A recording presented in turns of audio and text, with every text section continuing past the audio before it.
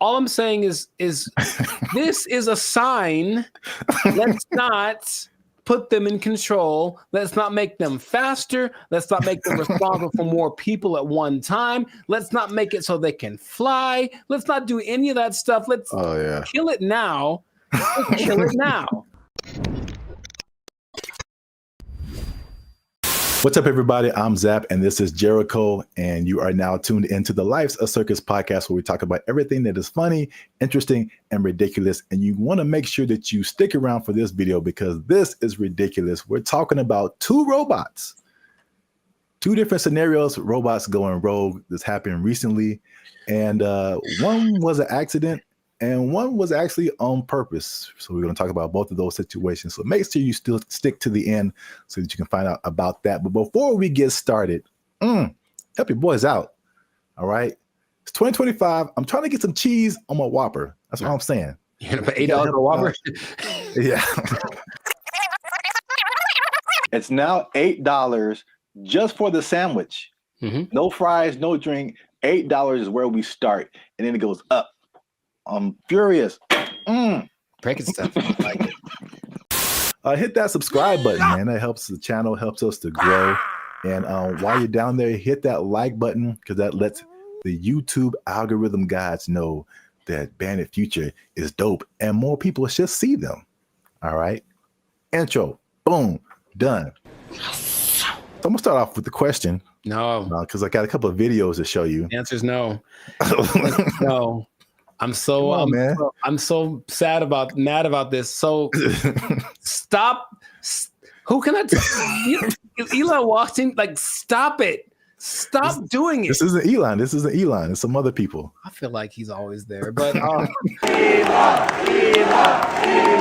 All right. What you got? What you got? So question. How do you feel? Well, puberty. How? And the Rockets, red flag. I'll make up for it now. How do you feel about driverless cars? I don't like it. And here's what the thing is. I don't like any, I don't want to be the old fogey, man. It doesn't feel good, like in my soul. Like when I've been next to them in Hollywood because there's a few, and it's a trip. Because you look over and the first thing you're like, oh, there's no driver in that car. And then the second thing is you feel that it senses you because it's got telepathic antenna. I don't know, but I don't like that feeling of being detected from a non-human. So I don't like it. I don't like it. That's all I have to say. I mean, there's cameras everywhere. They detect humans and stuff. They don't have wheels on them. They don't have the ability to go 80 miles an hour and crash into your face if they feel like it. It's okay. I don't want to get too emotional off the bat, but go for it. What do you have to say? Okay. Well, I'm going to show you a video of an incident that happened not too long ago. And let's see if it has any effect. I'm in a Waymo car. Connected to rider support. This call may be recorded for quality assurance. This car is just going in circles. Hi there, Mike. This is Gab. I'm calling from Waymo Support. I'm just calling because I received a notification that your car might be experiencing some routing issue. Please bear with me while I am... I got a flight to catch. Why is this thing going in a circle? I'm getting dizzy. Look at what it's doing. I understand. I'm really, really sorry, Mike. We're currently working with the situation in your vehicle. Is it circling around a parking lot, right? It's circling around a parking lot. If you have your app pulled up, I need you to tap My Trip in the lower left corner of your app. Can't you just do it? You should be able to handle it. Take over the car. You don't need my phone. I don't have an option to control the car. I'm really so sorry about this. Well, can you stop this car? I am trying to pull it over right now. Apologies.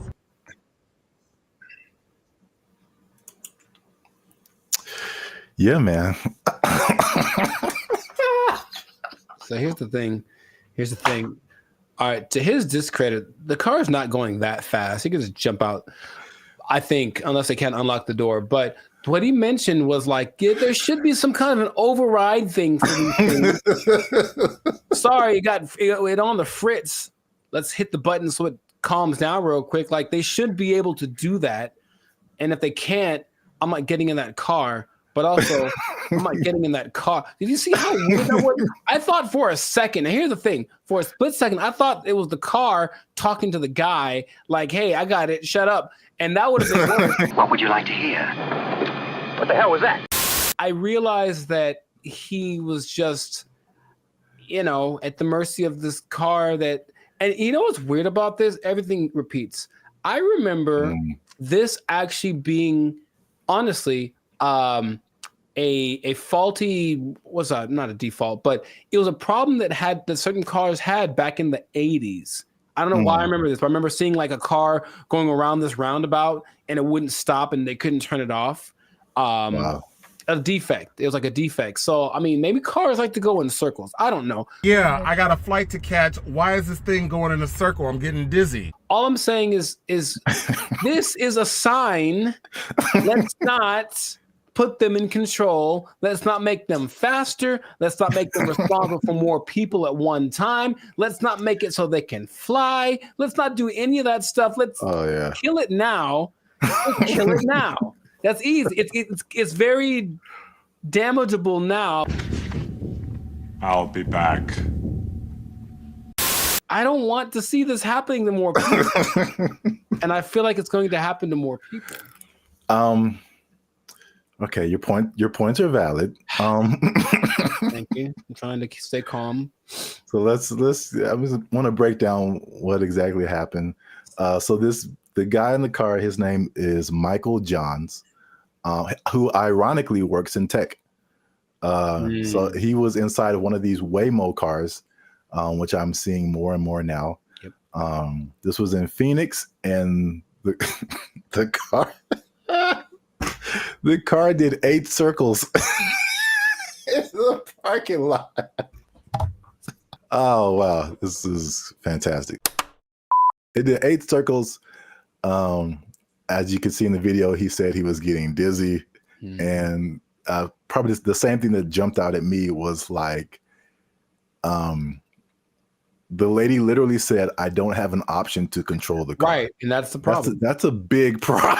That's such a big problem. This thing has been out for years. It blows my mind that they can't control the car.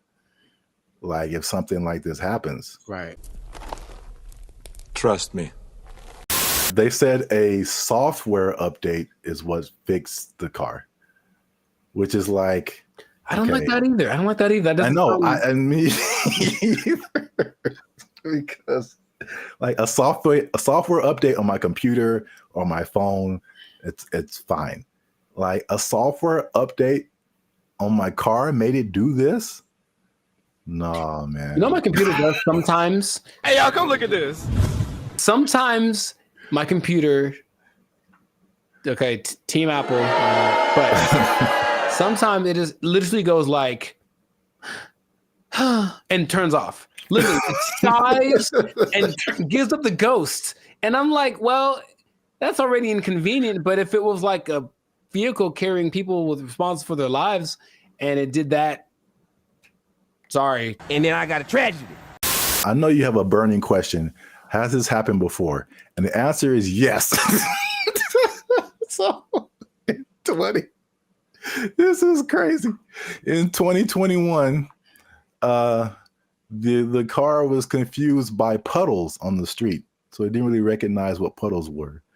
Okay. And it was braking for no reason, basically, while people were inside the car. In 2024, they experienced several recalls, February 2024, when 2 vehicles hit the same truck.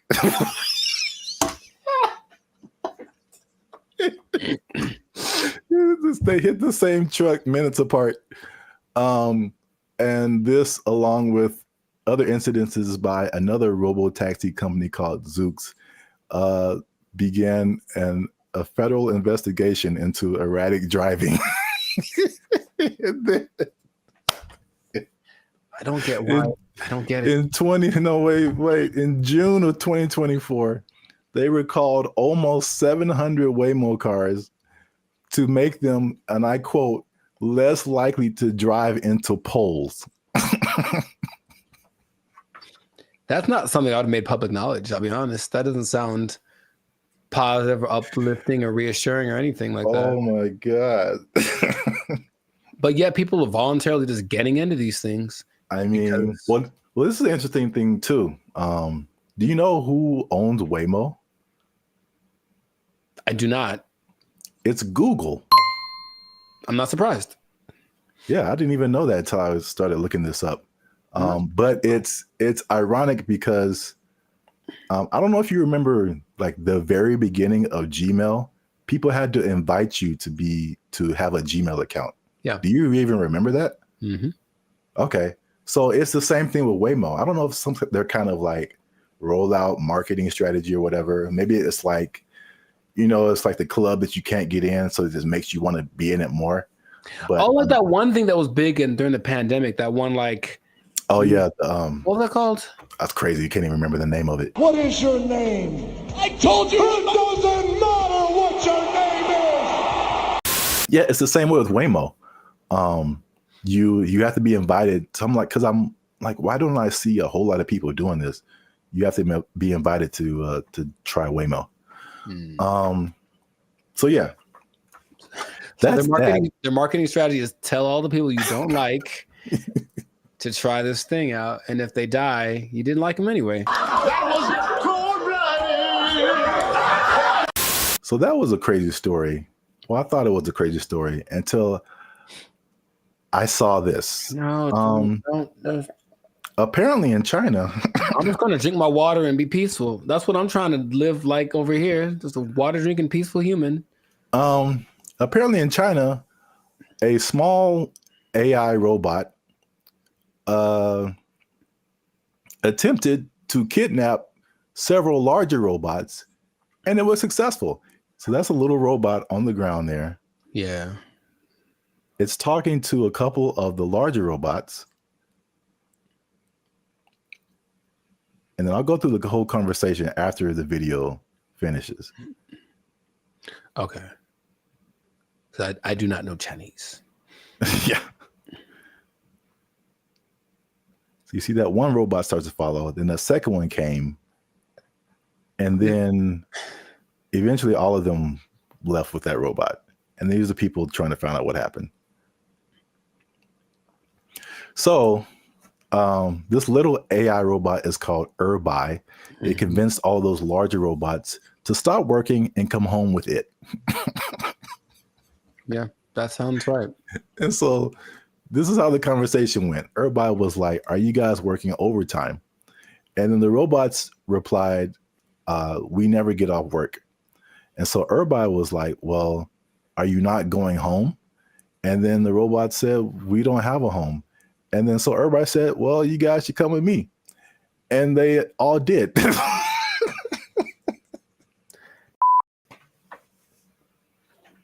I don't have any more water to drink and be peaceful. I can't be peaceful anymore. That's I have to. So crazy. It's not. It's not crazy. It's exactly what happens in every movie. In every movie. Do you remember there was a movie about a toaster? I forget what it's called, but it's a little toaster. The Brave Little Toaster? There we go. That's what he did. He talked to his buddies and they went on. Don't you remember? That's exactly what happened. That was like 20 plus years ago. I don't remember the movie. Long time ago. And he had a cape or something. I don't know, whatever.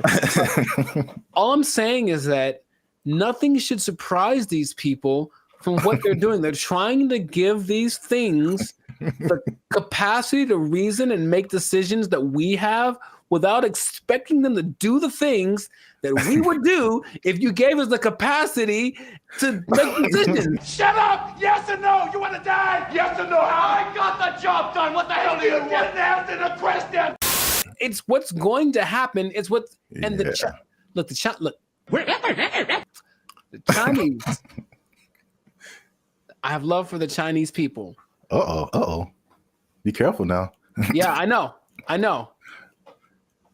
Stop it. Stop now. Stop eating that You know how it tastes. I've seen videos that are Because they have like the ones that have the arms and legs that are crazy, that can walk around. They have the ones that can dance. They have this big ball thing that can roll and basically is like a police attack vehicle on steroids that doesn't matter about terrain or heat. It's resistant to attacks. All this stuff. They're making all these things. They have them now. Wow. And what do you think is going to happen when one of those decides, hey, are you guys working right now? Come on with me. Or let's go blow up some stuff because we got guns, right? It's fun to shoot guns at the stuff we're supposed to. What if we shoot guns at stuff we're not supposed to? Oh, let's find out. And then they go and do it. And then we have a tragedy. And then I got a tragedy. And then everyone blames, I don't know who to blame. Elon Musk. Well, he seems to be the guy to blame for most things right now. I would agree. But the thing is, do you not see it as clearly as I do? To the people that develop these technologies, that's what's going to happen all the time. Your Uber is going to take you home, and then halfway it's going to be like, oh, you know what? I have other things to do, and just take you off to the desert to meet up with its group of friends. So the thing is, you didn't really have to explain that, you know. You can kind of get it's kind of like a Mr. Bean thing, just with like little gestures and whatever. It kind of like had like a nod thing going on, and then you just take it, and then it. Yeah. I could. Well, here's the caveat to this second video. Okay. The Waymo car was an accident.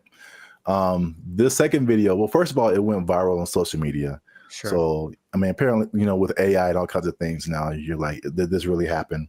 So.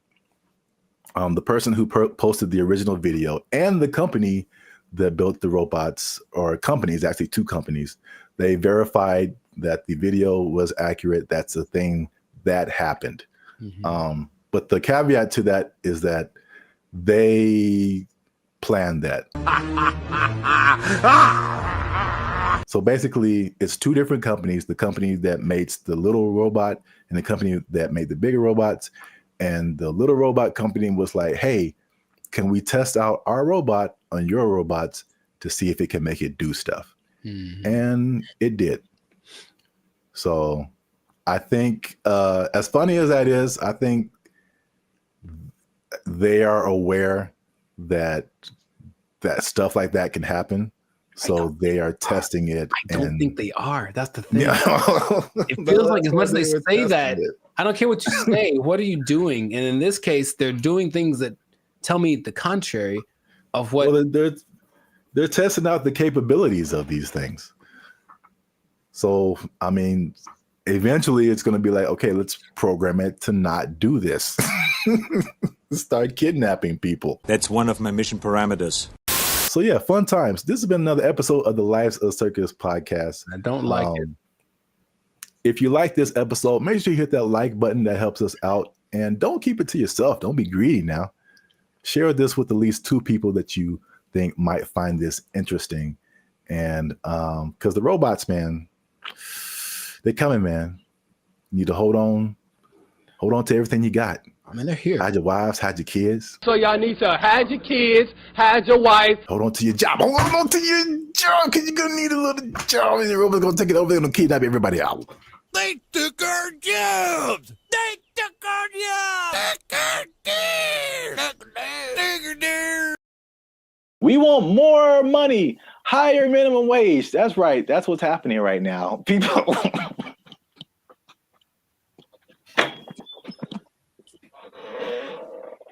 Already, people are thinking about the next minimum wage increase. They want even more, Jericho. No. No. And I'll tell you why. But first, no. What's up, everybody? I'm Zap, and this is Jericho, and we are the now 8-time international award-winning pop hip-hop music duo band at Future. We do clean, fun music that everyone can listen to with a sound that is uniquely Californian. And right now, you're tuned into the Lives of Circus podcast, where we talk about everything that's funny, interesting, and ridiculous. Before we jump into today's topic, make sure you do us one big favor. Make sure you share this video, share this podcast with somebody who is affected by minimum wage increase because it's still a thing, man. It's very much a thing. It's a lot going on in these streets, man. And make sure you stay to the end of the video because as much doom and gloom as we're seeing with businesses closing and failing, and especially in places where we are, like California, people leaving the state, there are surprisingly two things that are positive coming out as a result of this minimum wage increase. Every business isn't failing. Some businesses are doing better. And so make sure you stick around to the end so you can understand why that's happening. So we talked about the minimum wage increase specifically for fast food, right. Like 6 months ago when they were putting it together. And we were like, I wouldn't do it. Wouldn't be prudent. Yes. And we since then, we made even another video saying, we told you so. So for those of you who are living under a rock, fast food minimum wage has increased in California to $20 an hour, like a 25% jump, pretty much overnight for restaurants, big chains, even some smaller restaurants. And the results have been largely negative, at least in the press. I mean, I haven't heard any businesses that are like, hey, this is great. So not at all, no. So food prices were high. They're even higher now.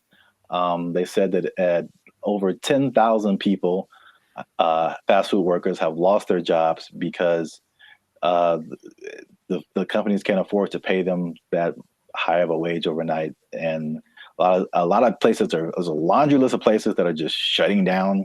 They're just like, we can't do this. Either that or they're leaving the state. But guess what, Jericho? Tell me now. That's not enough. We want more money, higher minimum wage. That's right. That's what's happening right now. People.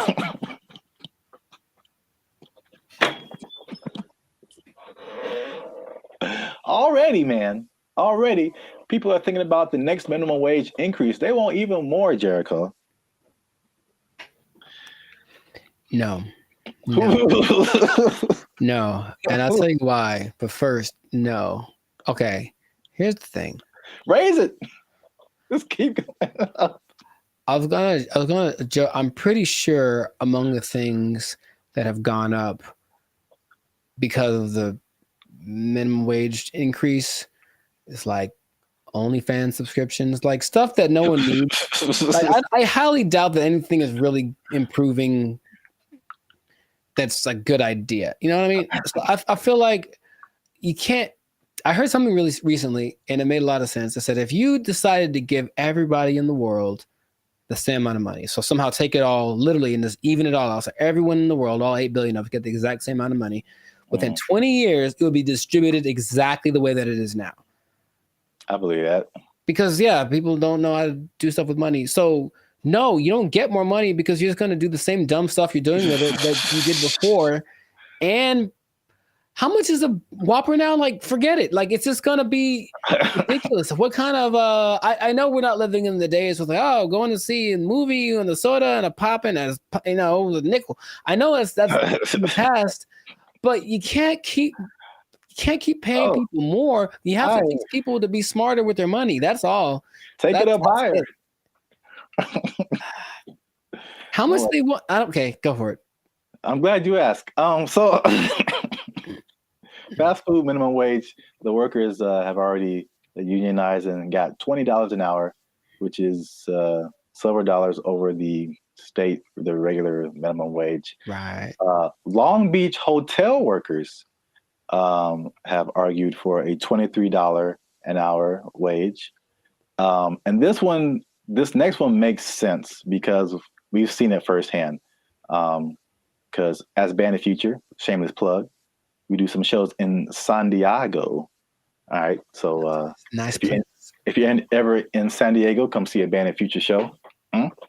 But San Diego wants to raise the minimum wage for hotel and other service workers to $25 an hour. And I was wondering what happened because I'm like, ooh, inflation, because Sure. we were like looking at hotels in San Diego. And I'm like, man, these a lot more than last year, and now I know what happened.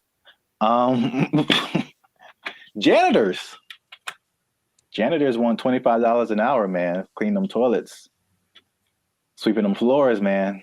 They want. I think janitors should get more than fast food workers. That's for sure.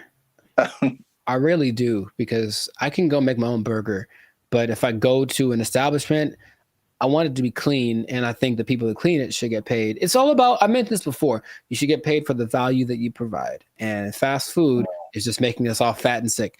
And janitors make stuff clean, which is great. So yeah, pay them more. I'm not sure how much they get now, but pay them more and take it out of the fast food workers. That's just that's an interesting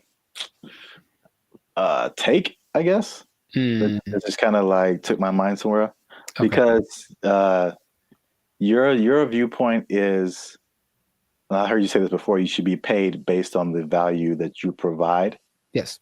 As opposed to the skill sets that you have.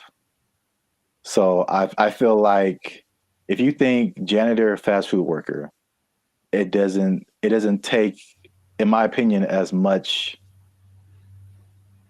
skill sets to be a janitor as it does to be a fast food worker. The fast food worker, you have to have people skills. You have to be able to talk to people, interact, be friendly, all that kind of stuff. You have to have some math skills to run the cash register.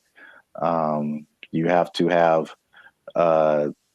just skills in terms of food preparation and something like, I think you have to have like a food handler's license and all this kind of stuff. So there's a lot more skills involved than being a janitor.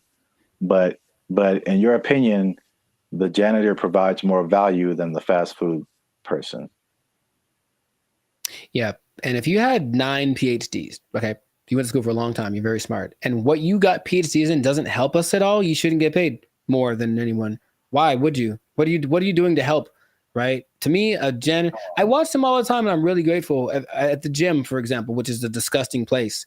Think about it's disgusting without the janitors. If they weren't there, think about how gross it would be. Or oh my God, the bathrooms at the beach. Oh my God, I get like PTSD going to some of those places. And I remember the last time I went to Venice, there was a person like cleaning them as people were standing in line. And I'm like, that's one, disgusting. 2, thank you. How much are you getting paid? You deserve more. We all need you more than we need somebody to get our Big Mac done faster. I really think that's true. So yeah, I would, if I ruled the world, I would pay people based off of the value. I'm kind of with you, but I'm kind of like trying to play the devil's advocate. Like, oh, I understand. And of course, the system we have is that you went to school for more time for this and that, or you required to think more, whatever the thing that is, whatever the commodity it is that you acquired, that's the thing that you should get paid for. And my position is that sometimes, sure. But also, no, definitely not. I need the janitors more. I need the people that rake the leaves more. The people that make sure that the streets don't have potholes. We need them more than we need. Remember, maybe I'm talking about necessity versus convenience. Like, I can make my own burger. I can go put together a Chipotle style burrito if I want to. All the ingredients are at the store. I just got to try, right? But I can't fix the street. I don't know how to do that. So if you know how to do that, you should get paid more than someone. Oh yeah, yeah. So it's something to think about. Yeah, an idea, but that is how I feel about it.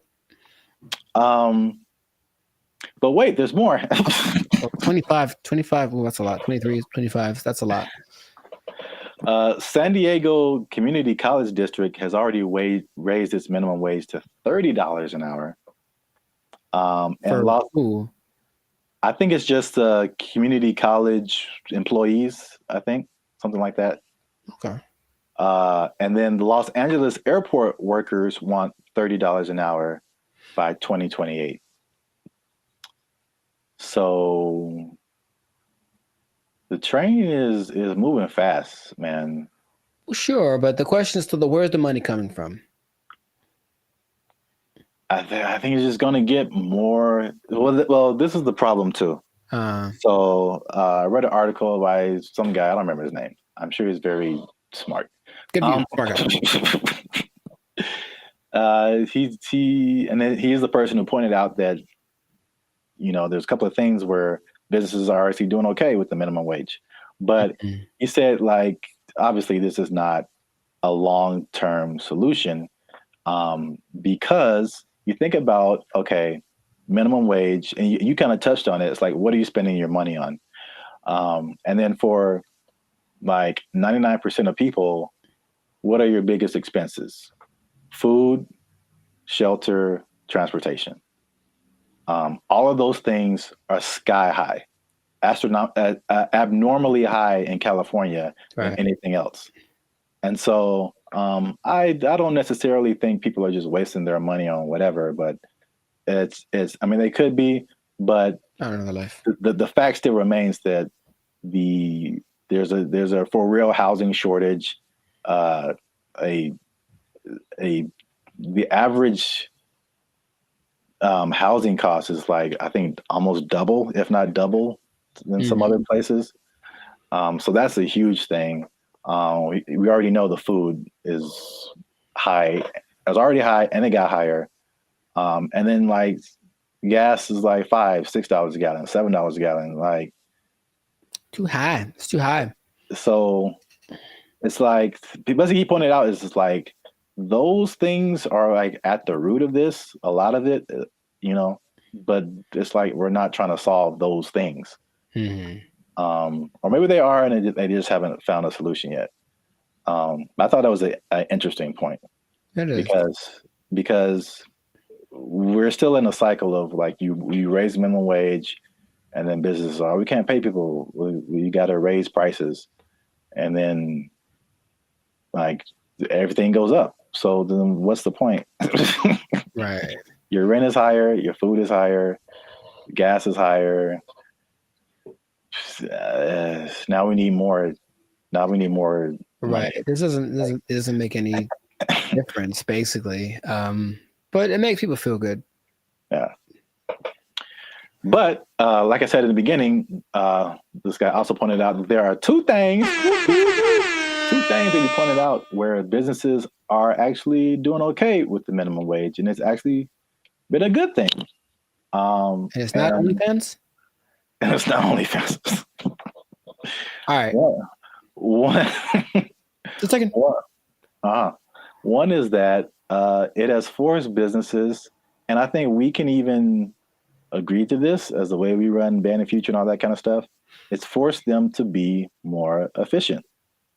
And I've definitely gone into places or worked in businesses where like you can tell the money is flowing.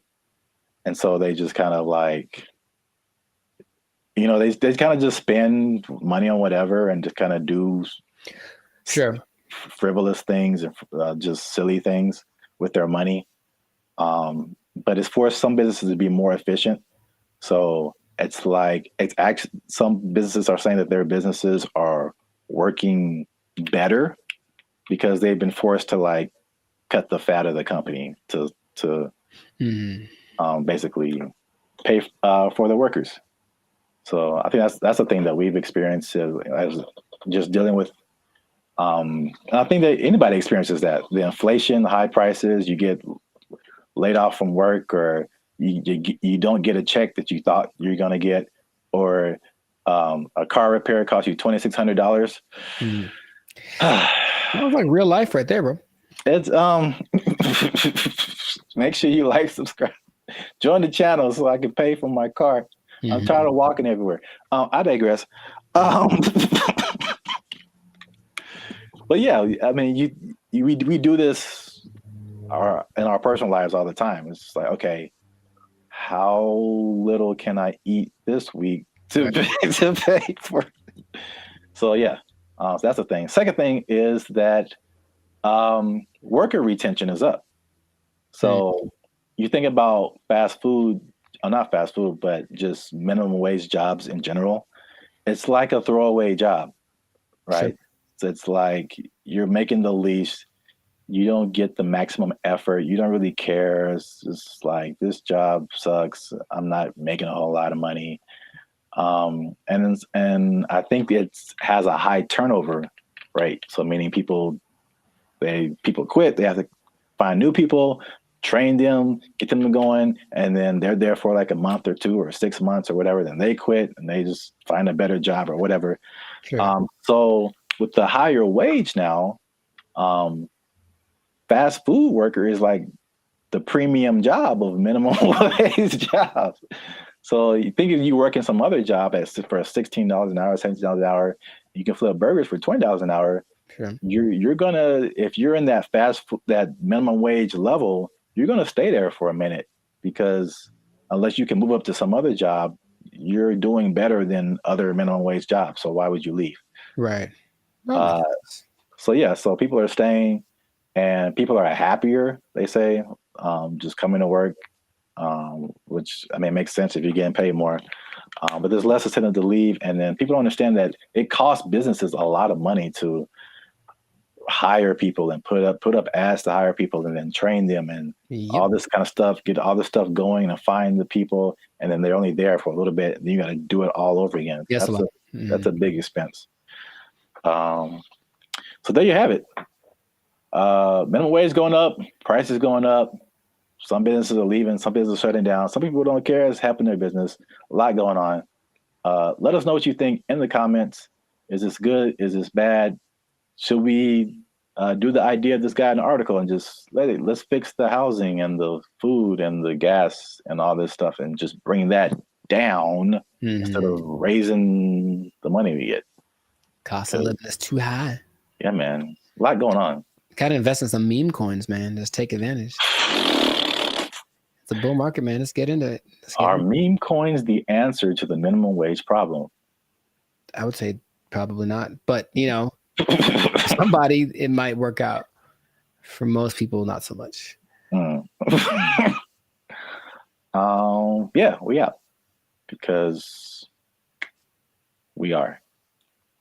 But for real, join the YouTube channel, because your boy needs his car. All right. There we go. They took our jobs! They took our jobs! Calling us the doomer generation. And honestly, I'm cool with it, because when I wake up, I get 20 notifications about 30 different reasons I'll never be able to afford a home. I look around, see my computer science degree all framed up, about to turn into an art piece because of AI. Then we're in a loneliness epidemic, but these gas prices and these heat waves collaborating to keep me indoors. And they say it's not going to get any better. So... What's up, everybody? I'm Zap, and this is Jericho, and we are the now 8-time international award-winning pop hip-hop music duo band Future. We do clean, fun music that everyone can listen to with a sound that's uniquely California. And right now, you're tuned into the Life's a Circus podcast, where we talk about everything that is funny, interesting, and ridiculous. But before we jump into the topic today, help your boys out. Come on now.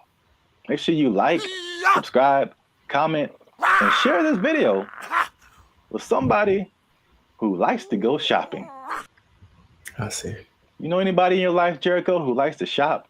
Maybe. Who maybe gets things delivered? Maybe. From Amazon every day? There's a possibility that I know someone who said close to home, and that was apropos. So, well, shopping might sound fun, but there's something called doom spending. I'm gonna tell you what that is. I'm gonna tell you what causes it, and I'm gonna tell you how you can avoid it, because it's a negative thing, but you got to stick to the end to find all of that out. All right. So, Jericho, have you heard of the term doom spending? I'm gonna guess what it is. It's where you spend so much that you open up your banking app, and then there's just a picture of Dr. Doom laughing at you. Huh? So doom spending refers to a phenomenon that occurs when people spend money to cope with stress, despite economic and geopolitical concerns. Bankrate data found more than half of Americans are in debt, and doom spending might be to blame, with 38% saying they'd go into debt for fun. So obviously we are in a tough time right now. Inflation is through the roof. There's a lot going on in the world, wars in various places. There's a poll that was done that said that 96% of people are concerned about the economy. So that's a whole lot of people, pretty much everybody. It's understandable. Yet, with that in mind, 27% are doing this doom spending. So they are just still spending frivolously to a certain extent, and it's affecting different generations. Mm-hmm. So 43% of millennials, they say, are doing this doom spending, and 35% of Gen Z are doing it. And basically the concept is just like, well, it's almost like a defeatist kind of thing, where it's just like, I'm never going to really, all these aspirations that I have financially are never going to happen. So I'm just going to enjoy life. Oh, it's the doomer generation. Honestly, I'm cool with it, because when I wake up, I get 20 notifications about 30 different reasons I'll never be able to afford a home. I look around, see my computer science degree all framed up, about to turn into an art piece because of AI. Then we're in a loneliness epidemic, but these gas prices and these heat waves collaborating to keep me indoors. And they say it's not going to get any better. So, as a millennial yourself, that's the category we fall into. What do you think about this doom spending? Have you had doom spending thoughts? Do you think people are in your life are doom spending, or do they just like things that smell good? We've been collecting all of the little Harry Potter baby stuff because we're a Harry Potter family. So freaking cute. Not talking about anyone in particular. I'm just, No. Side effects include doom spending thoughts, early discharge. No, I understand the concept. I don't know. I'm more curious where that. I feel like that's always been a thing, but that term is. Yeah. Sure, give it something that has a ring to it. It's a shock value of a term. People that have bought things like a boat because they said, F it, I'll just buy a boat. And they sure can afford a boat, but now they have a boat. Here with his tailgating tips is a guy who just bought a boat. It's a weird phenomenon, but it's almost like a temporary solution to a permanent problem. So I'm in debt, and I feel really bad about it, and I really can't get the things that I want, and I don't see myself being able to sustain something long term. YOLO, and then just go buy stuff. Yeah. But even that phrase is I think that's kind of permeated, because that's the Gen Z millennial phrase, YOLO, you only live once. This is a Coca-Cola YOLO, not YOLO. No one has said that in like 8 years. A yo-yo. I get it, even though it doesn't make sense, because I'm sure I've been in spots where I'm like, well, I could just buy. I do remember telling somebody once, I may or may not have been drunk, but I told somebody once that I either want to eat like the best food or like the worst food. Like I didn't want anything in between. It was something weird like that. So I'm going to take my money, go buy a really nice meal, and then just eat peanut butter sandwiches for the next month, and then get the next check, and then YOLO. Ed, can you play YOLO to Jessica? YOLO, Jessica. I think some people do, because you get the story, you get the high, you get the dopamine, and then you get the taste, of course, of the great thing that you can look forward to. It's like a little treat, like to like reward myself for like either like some like hard schoolwork, or just sometimes it just serves as a distraction from like what's going on like around me. Whereas the more practical way to approach finances in general isn't glamorous. You're not really doing anything too extreme, right? It's kind of all level here, and that's not fun. And no one likes that. So they'd rather do the other thing. So it doesn't make any sense if you think about it, but I've been there and I understand why people do it. Just want to spend money. I just really want to spend so much money. Well, here's some other causes. There's some that I saw online, and some that I just kind of made up. I mean, not made up, but just from my observations, I think this is what causes it. Mm-hmm. So it's 5 different things that I found. One that I think is a part of it is just, at least just speaking as millennials. And I know other generations have gone through different things, but I feel like millennials in particular, because it was just interesting to me to see how their numbers, the millennial numbers are higher than the Gen Z numbers. And maybe it's just, that's because we just have more money to spend.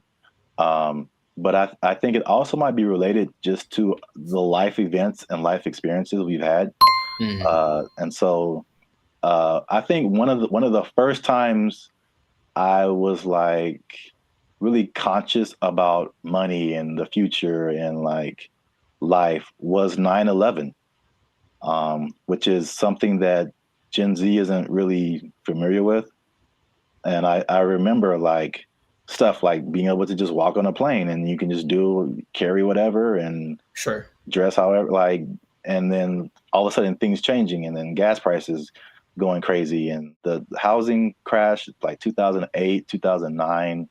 And I'm sure more has happened in between then, but you also have like COVID and then, you know, the inflation. So there's that. Hi, I'm 28 years old, married with kids, and we're moving in with my parents. And thank you so much to Inflation for sponsoring today's video. Another thing that I think contributes to this is the good old student loans, man. So I thank God like every day that he made me kind of smart, because I got an academic scholarship and that helped out tremendously. Because when I see people talk about student loans, it's like their whole body changes. Yeah. And they just like, you can see the desperation in their eyes. It's like, this is never going to end. Do you have student loan debt? Yes. Can I ask you how much student loan debt you have? 20K, I think. A third thing I think is the job instability coupled with rising prices. So I mean, obviously inflation has just gone bananas, but again, it's just like back in the day, you know, the path that they laid out for you, millennials. I don't know if they do the same with Gen Z. I don't know, but everything you see is just like, go to school, get a job, work there for 40, 50 years, retire. Like, yeah. It just doesn't quite work like that anymore. Yeah, and then we were just like, yo, either no one was hiring me or like budget cuts, we gotta let you go, or like it's just always, and then you're going from job to job to job, and it's like, where's the loyalty, the stability? And then as you're losing jobs and losing money, your landlord's like, hey, rent is twice as much now. And you're like, what? $10.46?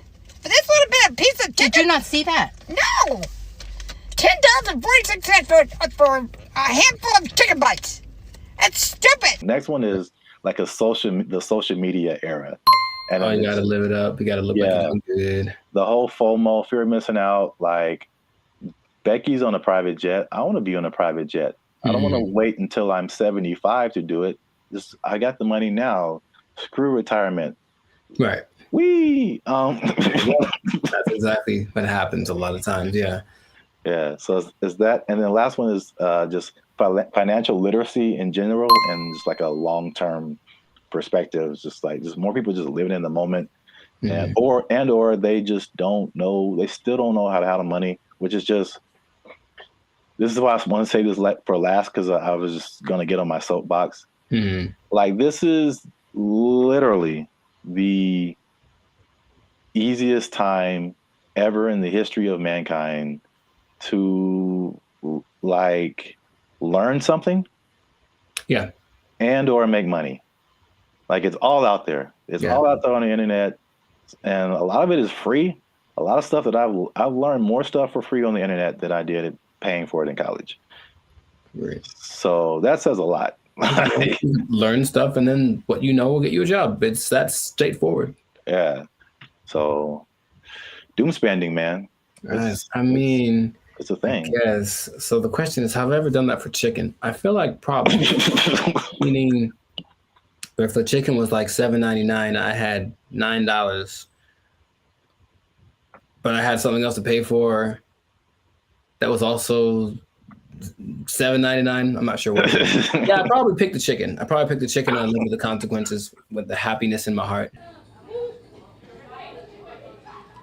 Ooh, it's right. Oh my gosh. Y'all gotta chill. Y'all crazy back there. They know what they did.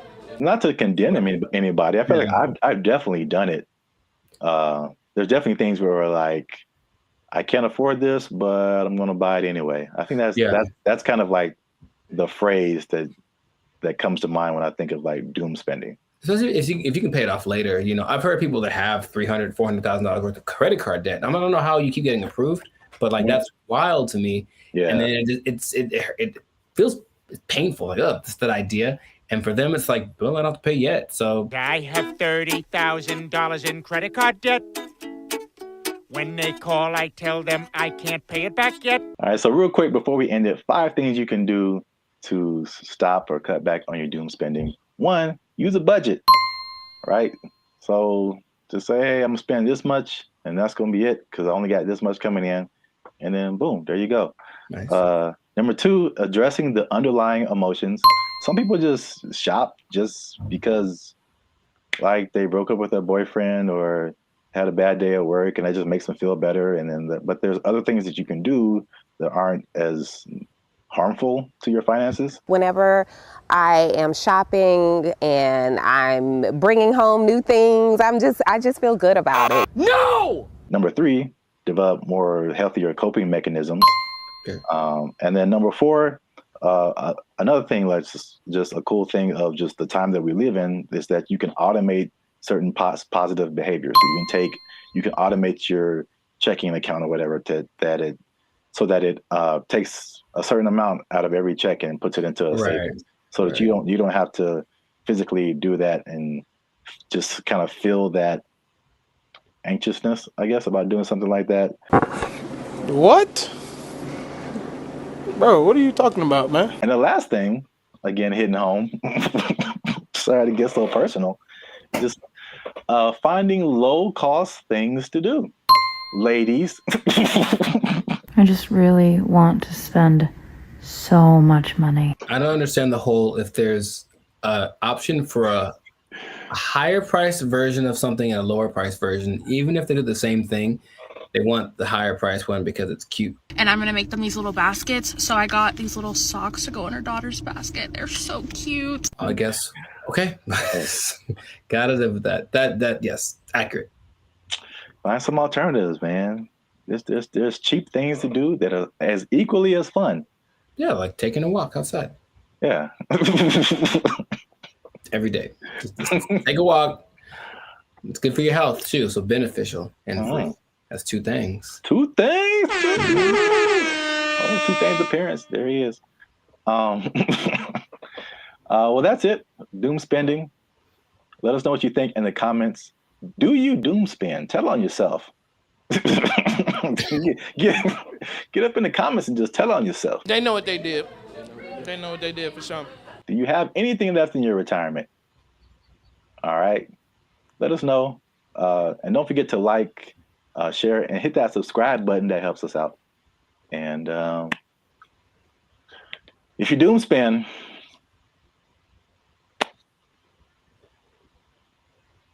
I don't know. I think you're doomed. That's what I would say. There you go. Bye. They took our jobs! They took our jobs! I was against her, and now I'm kind of with her now too.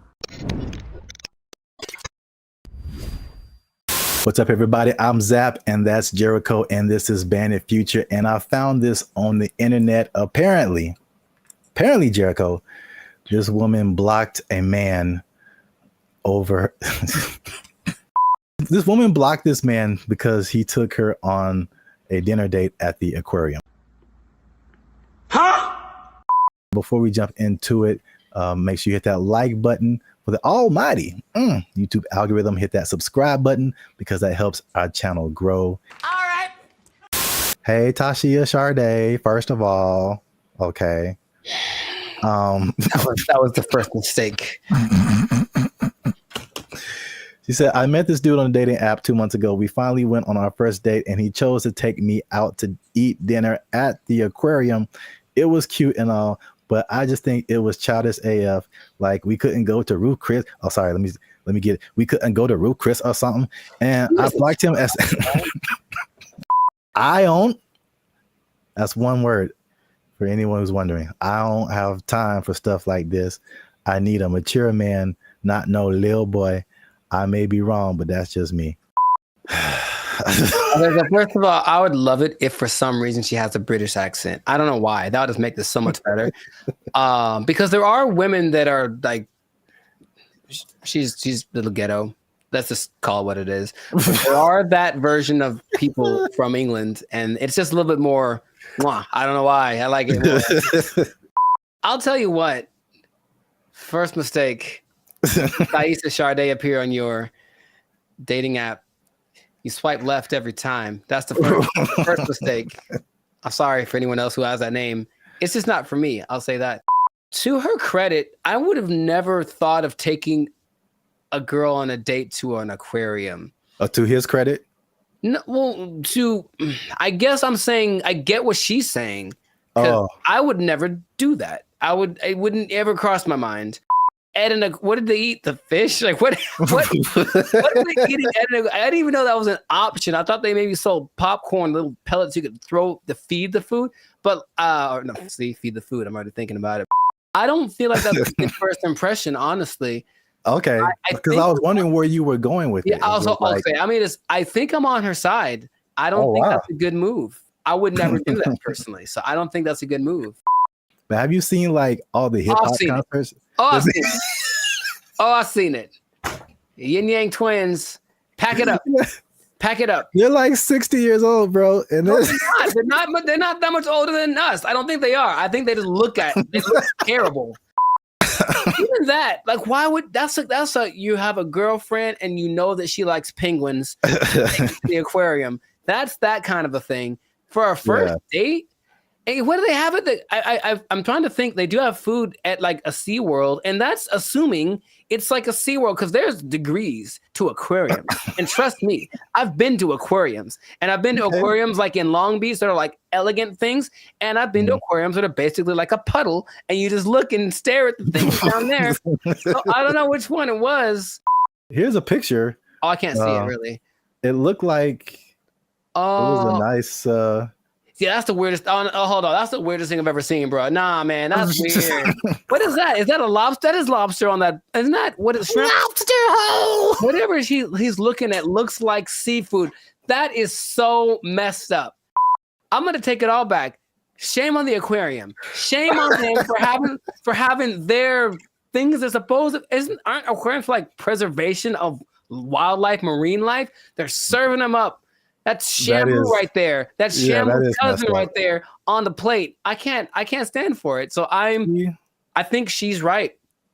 I'm surprised I'm on the side of Taisha, whatever, man. I want to like go protest. Aquariums shouldn't have all $7.99 shrimp dinners. That's just too much. Eating people's families in front of them. Yeah, that is kind of messed up. But I mean, don't fish forget everything in 3 seconds or something like that?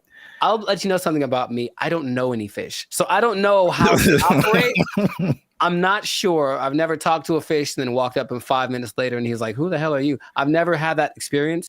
See, this is why you're here, because I didn't think of any of that. I thought I was just like, I wasn't thinking about like eating fish in front of fish. That is weird. Now that you say that, that is weird. And then the levels of aquariums. Like I was just thinking from a date, I was kind of against her, just from a date perspective. Because I mean, we've done a couple of videos too, and we've seen all this stuff on the internet about women who like it was like a cheesecake factory thing, like a while back. That's sacrilege. You can't talk bad. Because we were like, all the men were like, hold up, wait. That's a really good first date. I was see what the people in the comments said because they were different. One of the reasons men disappear from dating. Hey, that's me. Click that link, people. Hey, They said you're gonna stay single for the rest of your life. Okay, cold-blooded. That's why you a single mom. Extra cold-blooded, potentially See, correct. The but fellas are like, they look past the aquarium part. I think that's a big miss. Nah, man, we can do better than Fire that. back. We can do better. No. Here's the thing. Hold on, go back. I mean, yeah, I feel like you should go all out. No, you should not. So there we go. There's the line. No, you don't go all out on the first day. I don't know you, bruh. I met you. We're going to a delicious place like the Cheesecake Factory. It's exquisite. You'll enjoy it. I'm gonna pay $45 for 2 of us. It's gonna be fantastic. I'm not going all out, but I'm not going. So so where's the difference between all out and aquarium? There's a middle ground. There's a middle ground we got to find, gentlemen. I think that's what we can do. I believe we can all do out in aquarium. Yeah, there's a middle ground. Oh man, there's a middle ground. You like threw a monkey wrench in this because I was just like, is it an expensive place or is it cheap? And then you're like, it's an aquarium, and I'm like, it is an aquarium. That's weird. And the thing is, I think aquariums can be expensive too. But Wow, nice. I was against her, and now I'm kind of with her now too. Unless you really know that she really, really loves and then again, if you love sea otters and stuff, don't eat their friends in front of them. That's messed up. I feel like it's not the same, but it's like it feels along the same line as like eating at the strip club. What are you eating at the strip club, bro? Well, I mean, they have like food there. Some people like really like the food that they serve at the strip club. I mean, they go for entertainment. You're right. You're right. Some people just go for the food because they just really like it, and I'm just like, that's such a weird combination. I know more women that would rather go to a strip club on a first date than an aquarium. Maybe we can make that a poll, but I'm pretty sure I know. I'm not talking for all women. There's women I know. They'd rather go to a strip club than an aquarium for a first date. So, oh man, have you ever been sitting around just minding your own business and like, man, I haven't been to the aquarium in a while? Like, is that just a thing that pops up? Because it's never happened to me. Oh, the more you talk about it, the weirder it is. Aquariums are just not. That is a weird first date. I think it's weird. It's not a weird first date. It's a weird first date to have dinner. Like if you had dinner and then went to the aquarium. Yeah. I can see that. That doesn't feel as bad. No, it doesn't. It doesn't. But if you like, we just going to the aquarium to eat. What if it's like you pick out the one you want in the I know it is. I know it is. Did you see the South Park where it was like Honey Boo Boo and she was like picking out a pig to I don't know if it was a pet or to eat or something. I don't remember that one. She was like picking out a pig, and there's this country farmer. He's like, which one you want? This one right here? She's like, yeah, I want this one. He looked at me funny. I want this one right here. Yep. I mean, it's hard to tell if a fish is looking at you. I don't think their eyes can move, and they can't blink, right? So, oh my god. But in any case, you see what I'm saying is just, I think, I honestly think that I'm in favor of that point that she made. Not the go all out point, but the aquarium to eat. Yes, let's put that in there. Aquarium to eat. Gotta miss with that. That's kind of strange. We put a whole nother level on this. Kind of strange. So the right thing. Keep the conversation going in the comments. Is it like he should have taken her to a better place or not? Or he should have taken her to an aquarium or not? Once again, this is BrandBee Future. Leave a comment if you like this video. Share it with somebody who likes to have dinner at aquariums. I don't know, man. I don't know what's going on right now. There's this one guy who does. There's at least one guy we know who does. We trying something new, man. Internet, we out. First mistake. Thaisa Sade appear on your dating app. You swipe left every time. That's the first mistake. Is it even a good idea to approach a woman on the street? Because obviously a lot of men are not doing it. And then the question becomes like, do women even want to get approached? Because here's another caveat to this. Again, a thing from my childhood that I remember distinctly. And it was, what's up everybody? I'm Zap and this is Jericho. And you are now tuned in to the Life's a Circus podcast, where we talk about things that are funny, interesting, and ridiculous. And you're gonna want to stick around for this episode, because man, we gonna hit home, man. We're gonna hit home. We're talking about the dating divide. That's what I call it. So basically, there's a lot of stuff going around in social media about men not approaching women anymore, and women are like, "What's up?" So am I like the only woman that no longer gets approached by men? It has come to my attention that men do not want to approach women anymore. I don't know when this happened, but this is the reality of the situation. Men no longer court women. Men no longer pursue women the way they used to. She was like, next time he's near you, just say, I see you peeking but not speaking. I was like, I love that, because kind of calling them out for what they're doing. If it works out, it works out. But we are not going to let your shyness be the reason you do not try to talk to the person you like. I found a study that is going to give some actual numbers. They did a study on this. We're going to talk about why men may or may not be approaching women anymore, if approaching women like that even works, and if women even still want to be approached by men just on the street like that. So there's a lot about to go down in this episode. You don't want to miss that. Stick to the end. But before we get started, you can help your boys out. Come on, you know what it is. Every episode, we need you to hit that subscribe button if you haven't already. Hit that like button, because that helps our channel grow. More people see our videos. And if you really want to help your boys out, come on now. Once you hit that subscribe button, you'll see something that says join. You can join our membership, because unfortunately, we are not fully monetized by YouTube. They don't give us a penny. We don't get nothing, man. So all these free videos, bro. I'm laughing on the outside, crying on the inside.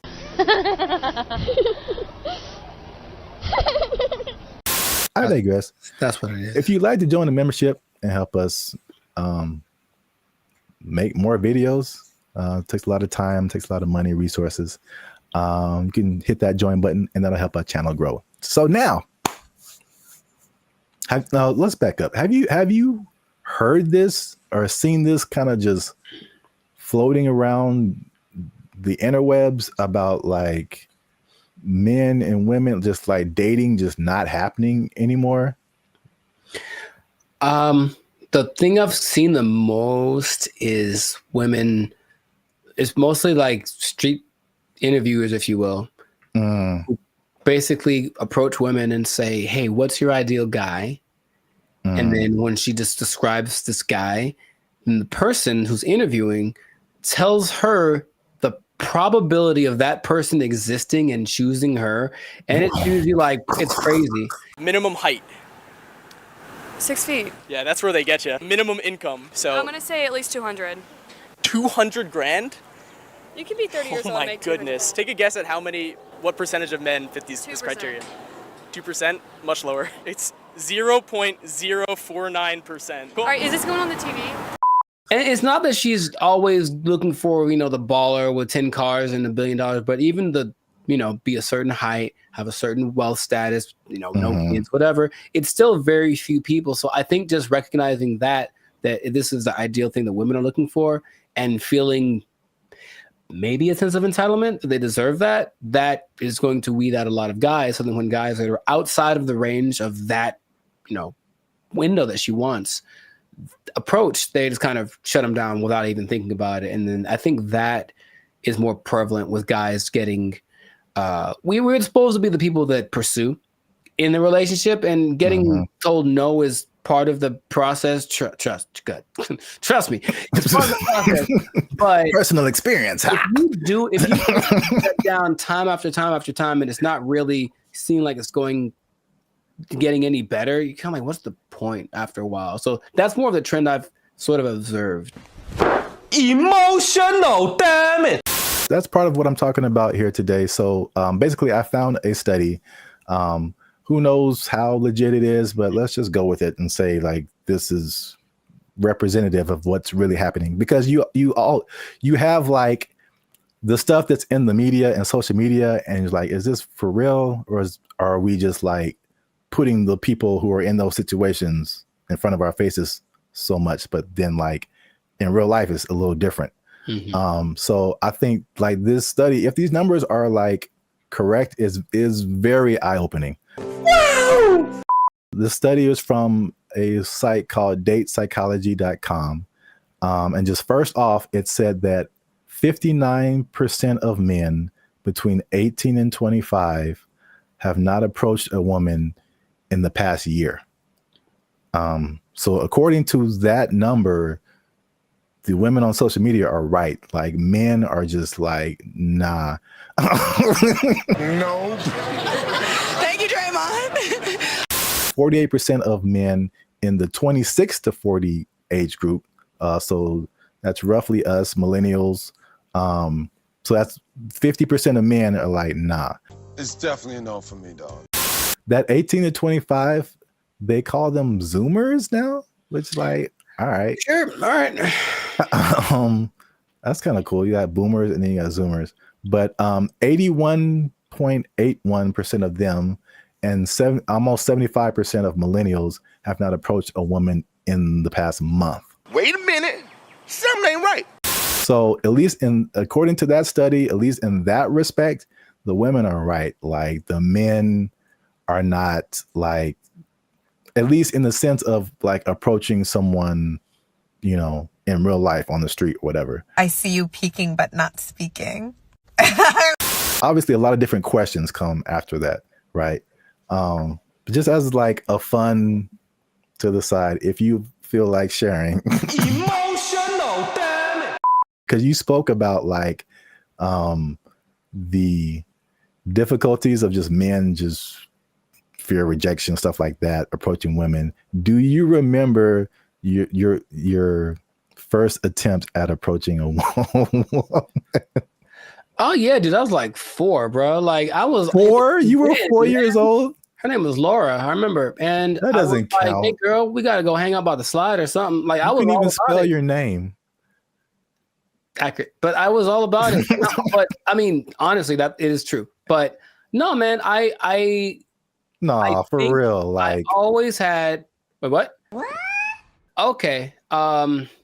There was this girl in high school as a freshman. She was a sophomore, and I was like, I'm gonna write her a song and sing it to her because I just was going to do it. So I did it, and then she was kind of like, "Oh, that's different." And I said, "Okay."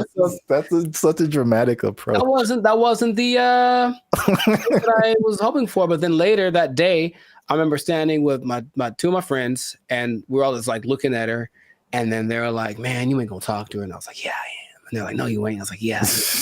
And I went over and talked to her, and I'm just like quaking in my boots. But I said, "You want to go out with me?" And she was like, "Oh, so sweet." She tried to say no without saying no directly because she didn't want to hurt because she liked the song or whatever. But that was probably the first time where I was like, okay, this is kind of a thing. But I think I just figured early on that it was something that you have to accept. Like this, there's a risk involved in this. It's never going to be just you lock eyes and the hearts form like the cartoons, and then you are together forever. See, sometimes you gotta take the pussy like Pepe. Like, no. Me personally, I never really had a problem with the idea of being rejected. What did happen later was like I didn't like the way rejection started to show up.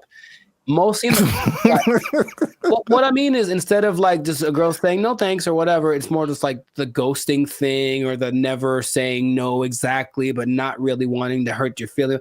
That's the part I don't like, the kind of watered down thing. When it was just like, I've gotten no so hard, like just absolutely never in your life. And I was like, ooh, for like 3 seconds. And then it's all right, next, because I think that's what I was preparing myself for. However, I think that a lot of guys, especially younger guys, aren't built like that. And so they don't want to take the risk. What can't you do? I can do it. I can do anything. And not only that, it's not the no so much anymore, but with social media and everything being recorded, whatever, now there's a lot of instances where people are getting like, they're just trying to be nice and say something compliment someone to kind of measure the waters, and then they get accused of harassment or something like right off the bat. And so I know a lot of guys rather instead of making a mistake that might affect my career or whatever, I'll just not say anything. So you walk around, oh, she's pretty. I ain't gonna say a word because I don't want to even entertain that idea. When is the last time a man came up to me and wanted to get to know me or exchange numbers? And it's been a long time. Well, I got news for you. It's going to be even longer because y'all are full of it. Well, my first time was definitely not 4 years old. Call me Laura. You like Casanova over there. No, I vividly bro. To this day, this girl can get it. She can. She watched the podcast and was like, you know what? Okay, I'm packing up my stuff and I'm like, where did Zap go? I'm like, she said yes, man. This was like 7th grade. I still keep up with her, and I think now I'm more reserved. People will describe more reserved, more quiet, more laid back. But when as a child, I was insanely, I'm talking like unbelievably shy. It wasn't reserved. I was just like, I didn't know. I'm not doing anything of, but like this one girl was just like, she was just amazing to me. And it was like a movie where I was like, I get closer and I'd be like, like, I know my name. There's a level of fun that just does that to you, man. It's just so I couldn't talk to her. I literally could not form words and talk to her. So I wrote her a note. Nice. Come on now, dog. Come on, man. That was pre-social media, so I think that'd be the equivalent of me like slide into her DMs. Basically, I wrote her a note and I was like, yo, what's up? And the same thing, she was like, no. But she was like super, she was so, and she wrote me a note back and it was just like a page of just amazing things. And I was like, wow, nice. So you're right. Like the way, if it's no, the way that no happens is very important. Yes. Men's psyche. But okay, so just moving on. So now the question becomes, all those, flash forward to back to where we were talking about. Is it even a good idea to approach a woman on the street? Because obviously a lot of men are not doing it. And then the question becomes like, do women even want to get approached? Because here's another caveat to this. Again, a thing from my childhood that I remember distinctly. And it was the songs that came out. And every time you heard a song from a man about a woman, it was like, oh, baby, I love you. I'm trying to get with you. You're my everything, whatever. And then after a while, like, it felt like every song that came out from a woman was like, man ain't this, and he broke my heart, and he is trash. And there was 2 instances I remember, TLC, sure, No Scrubs. And everybody was just like vibing to that song. I'm just like, I can't get with Chili if I ain't got my own hanging out the passenger side of his best friend's ride. If you live at home with your mama, oh yes, I'm talking to you. And I'm like, man, I'm like a teenager. I'm like, man, I love my mama. I don't have a chance. So it was that song. And then it was Destiny's Child. And I think Beyonce has a few songs where she's like, man. She does. Yeah, she lets man. That's not how she really feels. What was that? The Bills one? Yeah, can't pay my bills, pay my automobiles, pay my telephone bills, and then you think you got it, and then she's like, nah, then maybe we can chill. We can chill, like I just paid all your bills. Yeah. You my wife now. Like, what happened? No, that's just something you just do now. No, you just do that now. That's just a new thing you do until you and your shitty ankle both die. There were songs like that, and I was just like, man. And then like that, and like the Me Too kind of thing, and like some of the stuff you hinted at. Right. Yeah. That's why it's like, okay, maybe I shouldn't say anything. So I don't want to get. I think there's the question of like, do women just like not be like being approached? So this study has said 74% of women aged 25 and below actually want to be approached more. 77 in the 18 to 30, 68 in the 68% and 30 to 40. So basically 3 out of 4 women are like, I want men to approach me. Why isn't it happening? I think the thing that I get from this listening to like interviews with women is that, yes, they want men to approach them, but they want it to magically be the kind of guy that they like. Yeah. So it has, there's a caveat to it. It's like, if you walk, I've seen the look in women's face. If I walk up to them and they wait. Last week, I was in Tampa doing my thing, and I walk up to a girl, and all I was going to ask was about, it was a bunch of girls dressed the same. I wanted to ask why they were dressed the same. And I know for a fact that women, because I've seen many posts about this, have a voice that they do when they're talking to a guy they're not interested in. It's something that sounds like they're bored or whatever. It's kind of an ew, go away voice. That's suspicious. And so she does it to me right away. As very innocently, hey, what you guys doing tonight? Oh, it's just a bachelorette party. We're just here to celebrate. That's the bride over there. You know, I'm like, hey, you go away, because I wasn't what she wanted, physically, anything like that. Like, I didn't fit. If I had, her tone would have been different. So a person like her will say, yeah, I want more guys to approach me, but not the guy who just talked to me. I want it to be the guy that I fantasized about. So how do you know if you're that guy? You really don't until you try. But you'll know right away if you're not. That's my hated it. All right. So just to wrap it up here. So the big question, men are approaching women. Women want men to approach them. So now, why aren't men approaching them? So 4 things they found in the article, nothing new. Fear of rejection, fear of social consequences, a shockingly high number to me of just not finding people that they're attracted to. And then smaller, but still there, is fear of like some kind of consequence. They'll tell on you to HR or if you work with them, that's a whole different thing. Yeah. I get it. So I was kind of with you too. It's like the fear of rejection, all that. I mean, we're older, like we've been through that.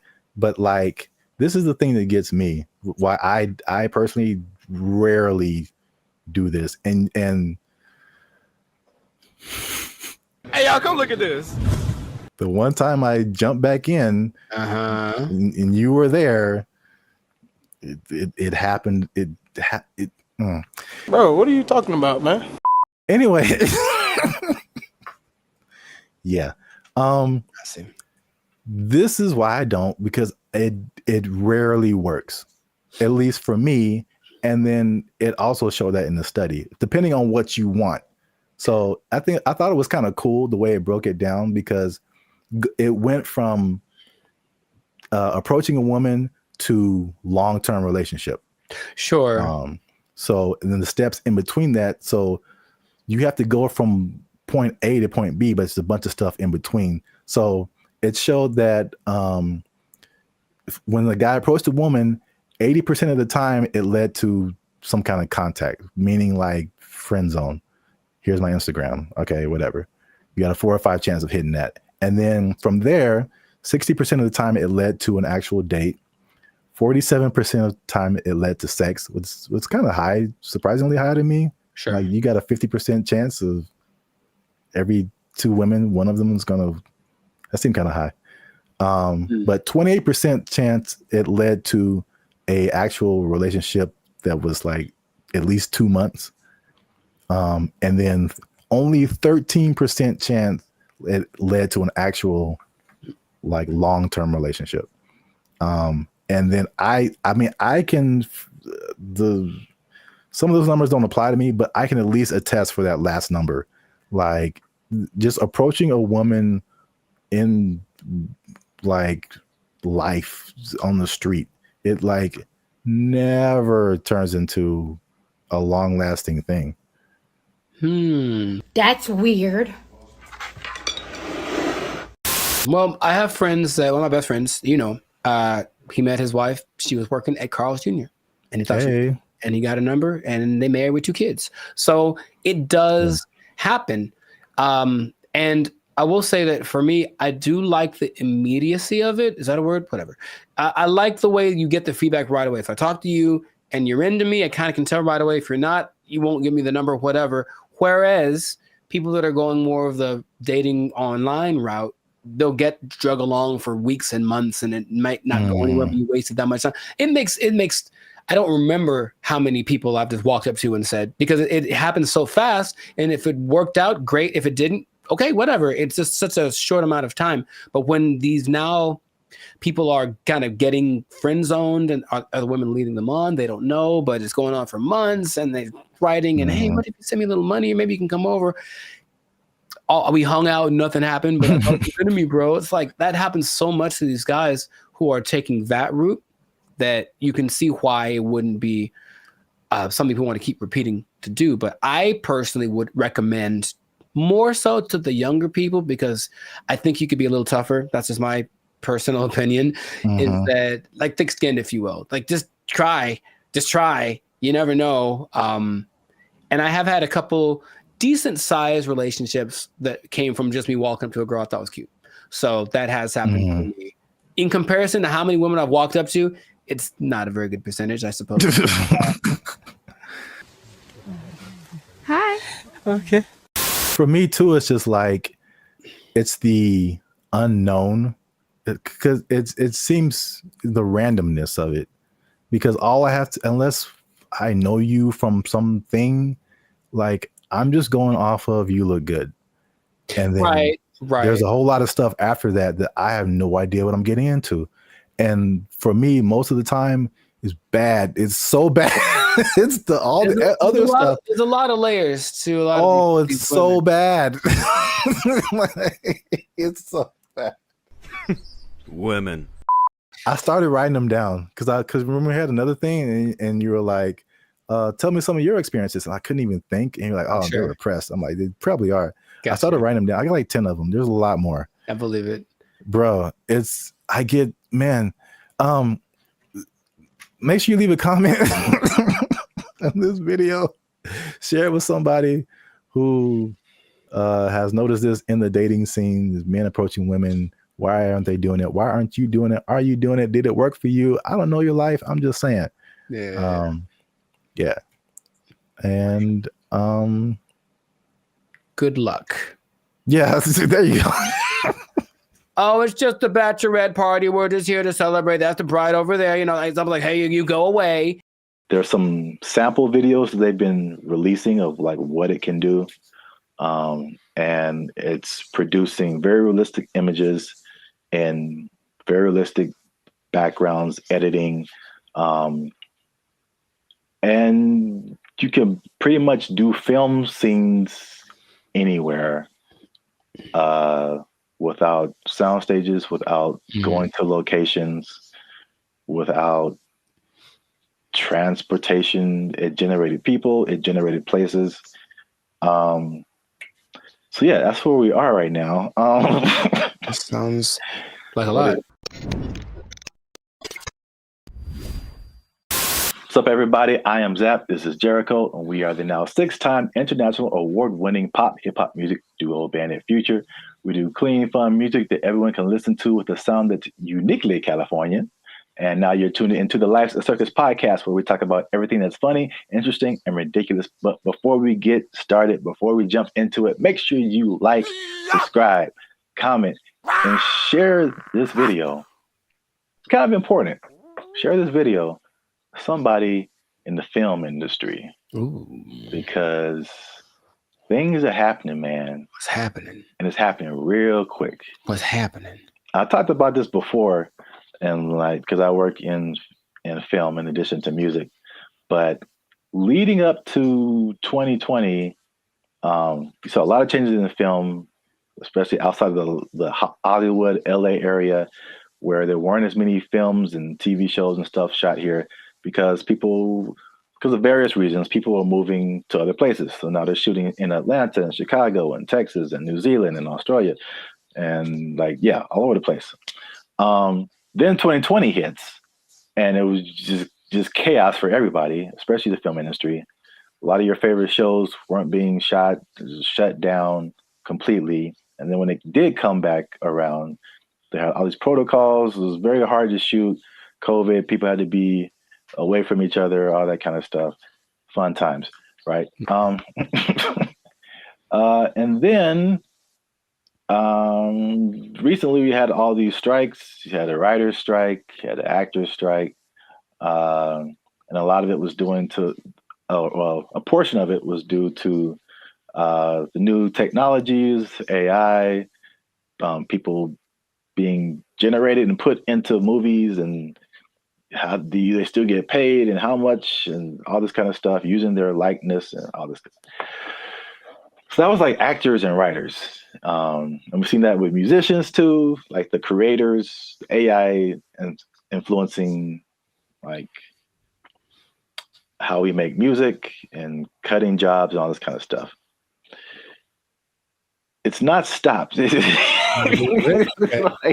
if you can't tell, they are marching on really, really quickly with this. And this thing of AI has spread past the,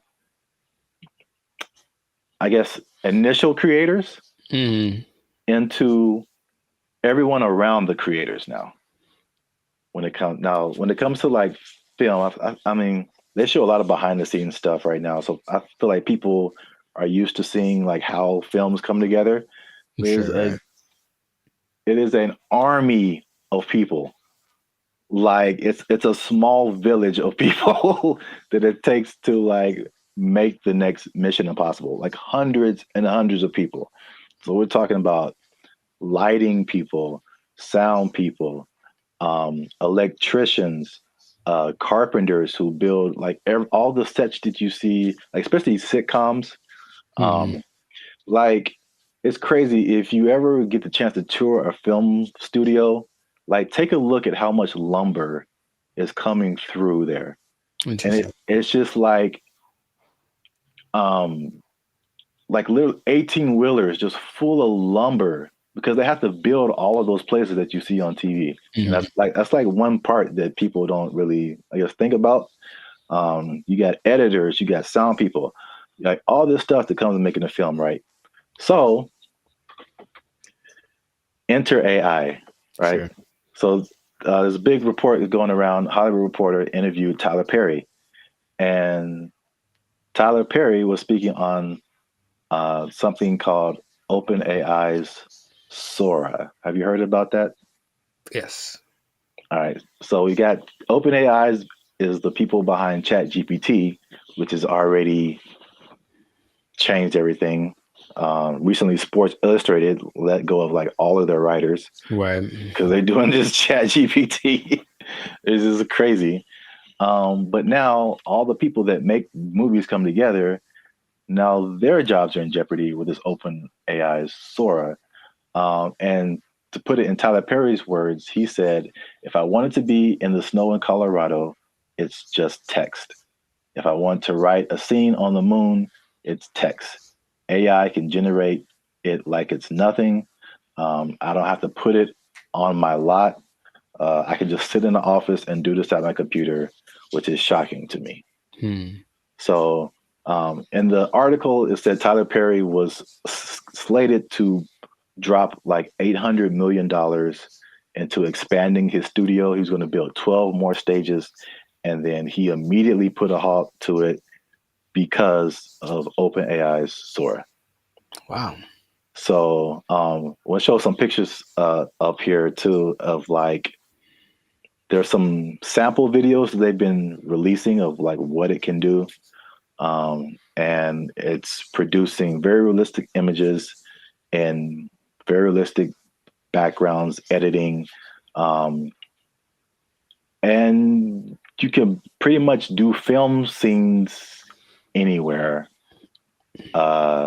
without sound stages, without going to locations, without transportation. It generated people, it generated places. So yeah, that's where we are right now. That sounds like a lot. What are your thoughts now for the progression from Chat GPT to this? I mean, I have an idea of what it looks like. I don't like the idea of taking jobs away from people, for one, and then until proven otherwise, I'll still see a really well done AI something, and it's just something about it gives me this like this lacks this element of realism. However, I know it's getting better all the time, and at some point, I don't think I'll be able to notice. But just it's business is about saving money. Yeah. So it makes 100% like it makes perfect sense that they want to do that instead of spending all the money on stages and everything that. But it just seems like it loses the. So if I see this movie and it's like an amazing movie and they have all these locations, and then when I find out that they just did it all on a computer, for me that loses something. You know, Lord of the Rings, all the New Zealand backdrop and all this. No, we just did it in the computer. Actually, it's not. We didn't go anywhere. It's like, oh man, something about it to me doesn't. But see, the thing is, it's not, because I think the buzzword before this is CGI. Right. So it's just like, I feel like it only loses that for you because you know that it's like that. But I think there's stuff now like the CGI stuff where it's like you can't really tell. Like I feel like that part has gotten so good that you can't really tell sometimes like what is CGI and what is not. Dude, just on a simple scale, I've been talking to people on Zoom or Google Meet, and I'll be talking to them like, "Oh man, where are you?" And they're like, "Oh, that's just the background from the program. Like, I'm not here. I'm in my house." And I'm looking like, no, like that's gotten really good. Yeah. So I can imagine if no one told me, sure. But then I have those doubts. Like, I wonder if I do it now with commercials for sure. Like, are those people in that? Is that really, or is it just and it maybe it's already been here and I don't know. Yeah. There's definitely pieces of it that have been here for a long time. Sure. Especially like big crowd scenes and stuff like that. Right. It's definitely. Yeah, I know that the big Ed Sheeran music video a couple of years ago was kind of that, because it's basically him and I think 100% or mostly AI CGI generated background characters, and they all look really real. So yeah, that's I don't like it though. That's all. I just don't like it just because it's moving into a direction that my brain wasn't ready to accept as a possibility. Well, I mean, people. I personally, I have no idea. I mean, I won't say that. I do have an idea.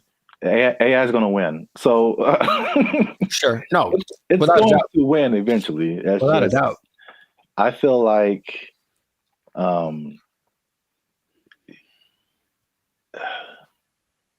it's like everyone's saying you're on the train track, and everyone's saying the train is coming, and it's like let's all band together and stop the train. And it's like, you can try all you want, it's not going to work. I acknowledge that. It's like it's respectable. It's like let's hold on to what we have, but at the same time, it's just like, well, how can we not get hit? Let's also think about that.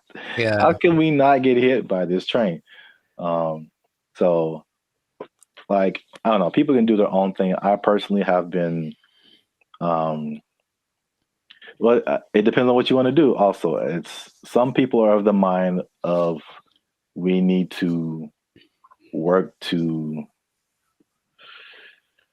integrate the AI,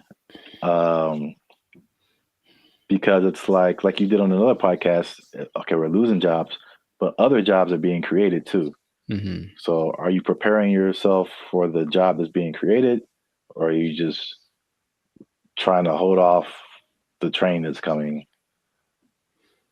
So, it's not easy. It's a complicated situation.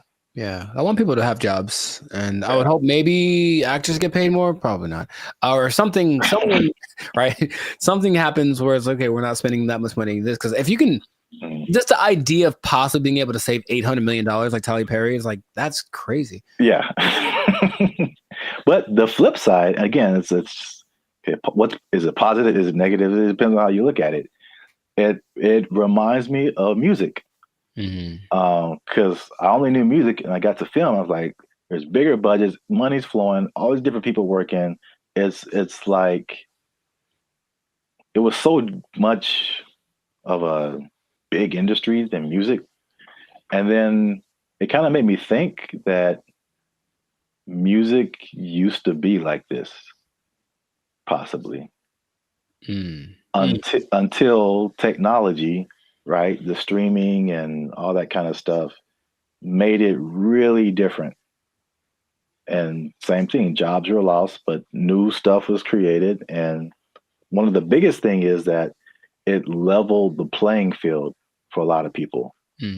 So the big people weren't as big, but also like people you never heard of now had a chance to like, even out. Yeah, right.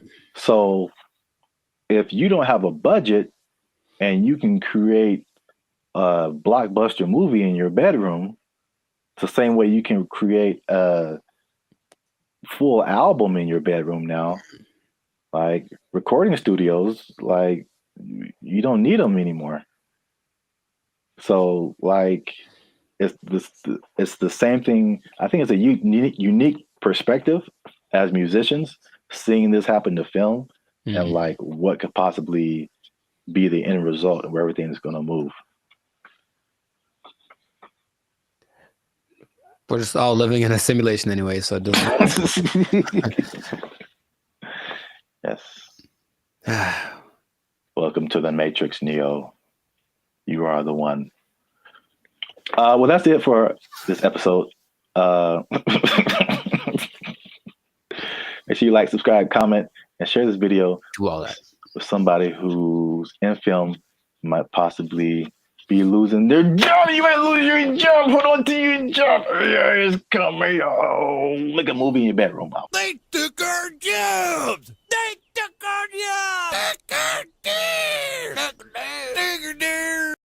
I'm in Hollywood, just eating a sandwich, as you do, and the robot comes along, and it's apparently like one of those delivery service things, and it's looking for somebody, and you can see it kind of doing this thing. Like it doesn't have eyes, like a box on wheels, but it just was looking around, and I swear to you, it looked at me kind of like, "Hey, what am I supposed to do?" And I was like, I was like, "Bro, I don't know you, bro. I don't know you. Bro. This ain't my block, son."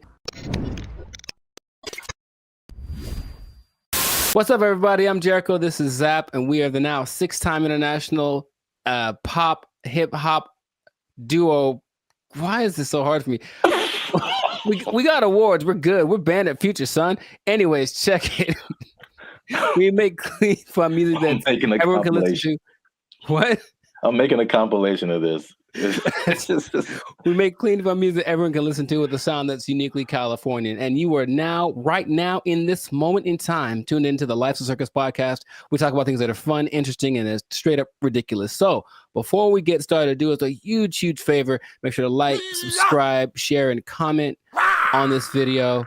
Share this video with at least 2 people that are afraid about the robots, man. We're talking about them again because there's some new developments. There's some new robotic developments, this time from the more humanoid version, and it's kind of crazy. So stay tuned to the end to find out what animal they're actually trying to replace with these robots. Like it's an animal that humans have used for centuries. And all of a sudden it's like, they're not good enough anymore. We need some new ones. So let's get into this thing. Now, the robots are not coming. They are here, children. This is not a drill. The robots are here. And I want you all to be... Hide your wives, hide your kids. It's just, so there's basically 3 companies that are really going in on producing these humanoid robots. They're really emphasizing the humanoid factor. And a lot of people are once again afraid of they're going to take our jobs, whatever it is. But I just want you to know about these so that you can be informed. Bandit Future is here for the people. So we're going to inform y'all today. So starting out with our buddy Elon Musk. And I want to just ask Zap after I talk about these if you've heard of these. But Elon, our boy, is doing everything. I mean, so the Tesla bot is the thing that he's been developing. And it's, you got to see this thing. So it's the most, how do I say it? It's got hands, man. Like hands like this. Hands that can grab things and manipulate, and they look like they're kind of soft, like maybe they moisturize. Like really, real humanoid like. And so these Tesla bots have autonomous correction action capabilities. Basically, they can in the moment figure stuff out, and they can do sorting and unsorting sort of stuff. And just watching it without, like if you watched a silhouette of one, it's the one you'd say, oh, that's a person. And that's already kind of crazy, not a big clunky robot thing that they had a few years ago. Now it's just looks pretty sleek. There's a video of one doing yoga, and that maybe creeped me out more than anything else. I don't know why, but it's something that you're going to be able to purchase for yourself if you want. For the low price of... Well, there's no prices. It's not there yet, but it's going to be $1 billion. I'm sure it's going to be up there. But the Tesla bot, which will be compatible with all of your Tesla products, with your Tesla truck, with your whatever it is. My man Zaprath, do you want a bot? Do you want a bot that has soft hands that could probably play? Here's the thing about it, dude. That's the thing that stood out to me the most. Like the hands, you have to see it. Just show it right here. Just show it. It's got these hands that kind of, and it's like playing with Legos in the video that I saw and sorting things out. So you could hold hands, you could play frisbee with it. You could play thumb. You could probably play thumb war with one of these. Yeah, right. How crazy it is. It's like I win, and then your thumb is on the floor. We don't have to get all morbid with it, but anyways, I mean, what do you want? Do you want one? Maybe the Tesla bot doesn't know its own strength. I don't know. Well, I mean, so wait a minute. Is it like head to toe? Because you've been really focusing on the moist hands, and it's the thing that's so, I don't know why I find that so interesting. The hands. It's probably like the most amount of times I've heard you say the word moist as well, but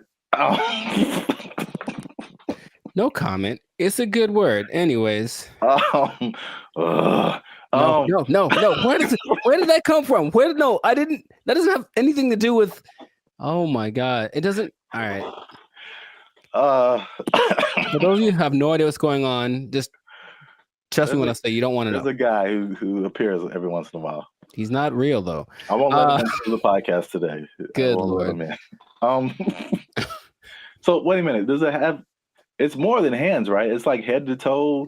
Oh, sure. Yeah, it's an entire complete thing, but it's like our height, maybe about 5'8", 5'9", and they just look like I said, if you saw a silhouette of one of these specifically, I think you'd figure it out for the movements after a while. Like that's not a human, but for a second, it looks extremely. Of the ones I'm going to mention, it's the most human-like in its features and all of the aesthetics of it. Okay. Does it like when it talks? Does it move its mouth and all that, and eyes and all that, or is it just? It doesn't talk, but it can understand, which is so anyway. Yeah. But the face looks like a human. It's got dots. It's got dots and like a nose thing. I see. So it's getting there. But that's like the one that's the most I mean, the first when you said, I mean, because you focus on the hands, like moving stuff and then building Legos. My first thought was laundry. I don't know why. Well, you know what? It's interesting because people are thinking about these robots for all the big, heavy, crazy, whatever that you could possibly do. But this one seems like it's got this precision. They're going for that angle. They want want robots that can do laundry and wash dishes and all that kind of domestic stuff. Yeah. Although, I mean, we do have dishwashers.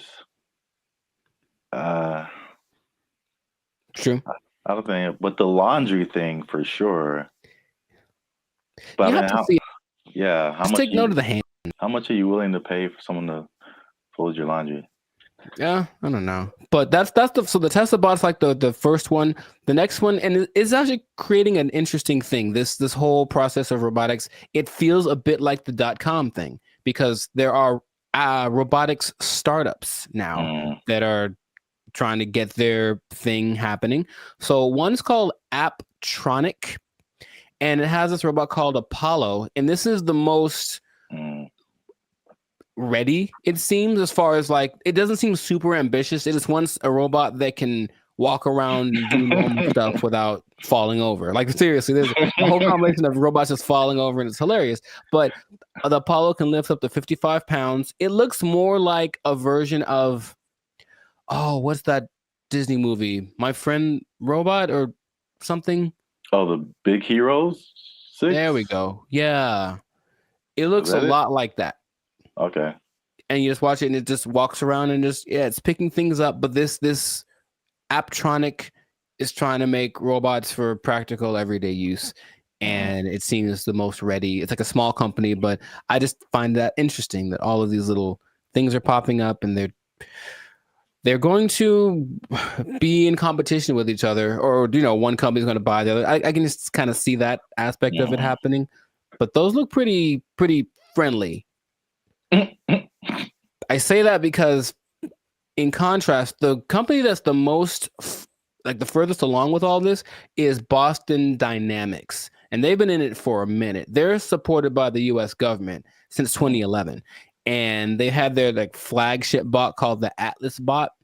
And they've been just working on it and getting it better. So I don't know if you've seen the video, but maybe there'll be a video here of maybe of a robot that's running like this obstacle course with like this duffel bag, and it's like jumping over the thing and then putting the duffel bag down and then climbing up to the next level and picking up the duffel bag and then running and putting it, and it looks so, I always thought it was like maybe like fake, like animated, but it's just the way that it moves. It's very robotic. That's the thing that they're going for. But at the same time, it has so many interesting things that it can do and interesting versions. That's the company that made the dogs that we talked about earlier. The dogs that are gonna, whatever. And I had an interesting robot experience a couple of days ago. I don't think I told you, or maybe I did, where I'm in Hollywood just eating a sandwich, as you do, and the robot comes along, and it's apparently like one of those delivery service things, and it's looking for somebody, and you can see it kind of doing this thing. Like, it doesn't have eyes, like a box on wheels, but it just was looking around. And I swear to you, it looked at me kind of like, hey, what am I supposed to do? And I was like, bro, I don't know you, bro. I don't know you. Bro. You just ain't my block, son. But it's just like, and everyone was walking past it like normal. Like, yeah, there's a robot. So that's slowly becoming a thing. And Elon specifically said it's not going to happen overnight. So there's this assimilation of robots. But the Atlas bot thing, since the 2011, been backed by the Department of Defense. They're supposed to be used for all of the dangerous things, tending to nuclear reactors, putting out big fires, but they're also making these to wash dishes and fold laundry. Maybe do small tasks. They have the version called the Cheetah that can run 30 miles an hour. And they swear that they don't have any military intentions. Now, just if I said, we assure you we don't have any military intentions, what do you think is actually happening, sir?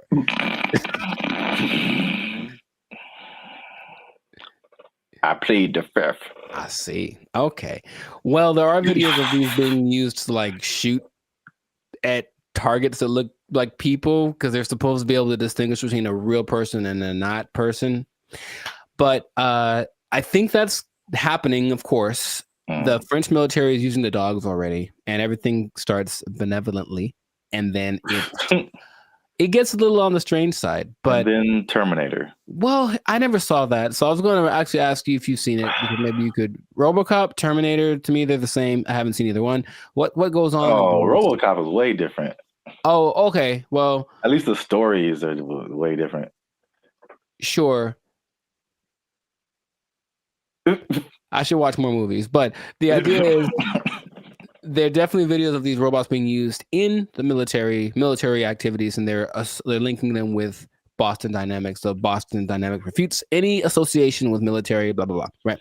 So these things can, in general, there's a video of a bunch of these robots just together. They can dance, they can carry up to 80 kilograms, jump over obstacles, throw around irregular objects. They have this thing inside called an MPC, a model predictive controller. So it can basically learn. So if it learns to jump on a platform that's a foot high, you put a platform that's 2 feet high in front of it, and it'll like, okay, it's just double, and it starts to figure that stuff out. So it's just these things have flown military jets. These things can fly. There's one that can fly, and so where is this going, man? That's my question, because every time I see it, it's a little more ridiculous than the last time, and I don't know. Are we getting replaced? Is this the end times? What's going on with all this? Are you asking me? Yeah. I don't know, man. I thought you were the expert in all robotics. This is the robotics division of Band of Future. That was all you. Yeah. It's all new information to me. Oh, okay. It just seems like we want to replace as many people as possible with robots who just do it all better and faster. Basically. They're all the branches that you can get a job controlling these robots, and there we go. But they're starting until they make a robot to control the robots. Well, that's the thing eventually. Yeah, you're going to have to be the person that programs the robots to control the robots. And then Terminator. Then they How does that movie end? With everybody dying? Is that what it is? No. Oh. But, I mean, supposedly it's a whole time travel, whatever. But I think eventually the humans defeat the robots or something. I don't remember. But it's like, hey, you just build robots, and especially intelligent robots, who eventually say, you know what? We're a lot better than the people who made us. We should be in charge. And then they become in charge and enslave humanity. Cool. It's just so weird that they do. The movie has been written already, and they keep doing it. Just like the dinosaur thing, people like trying to bring dinosaurs back. Yeah, and I'm like, no. There's a movie. There's a bunch of movies that tell you what happens, and it's not good. So stop it. Just stop it right now. They're not gonna stop. But you can't stop, won't stop.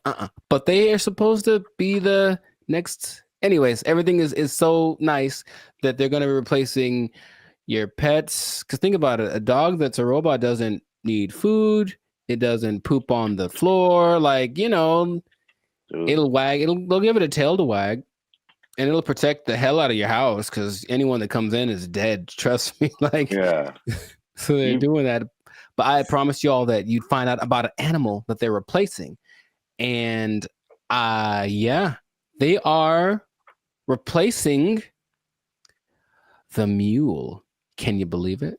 Well, because the mule's always I was gonna say a horse. Mm-hmm. So I was once you said it's been around for thousands of years, or whatever. Yeah. That makes sense because all mules do is just carry stuff and pull stuff.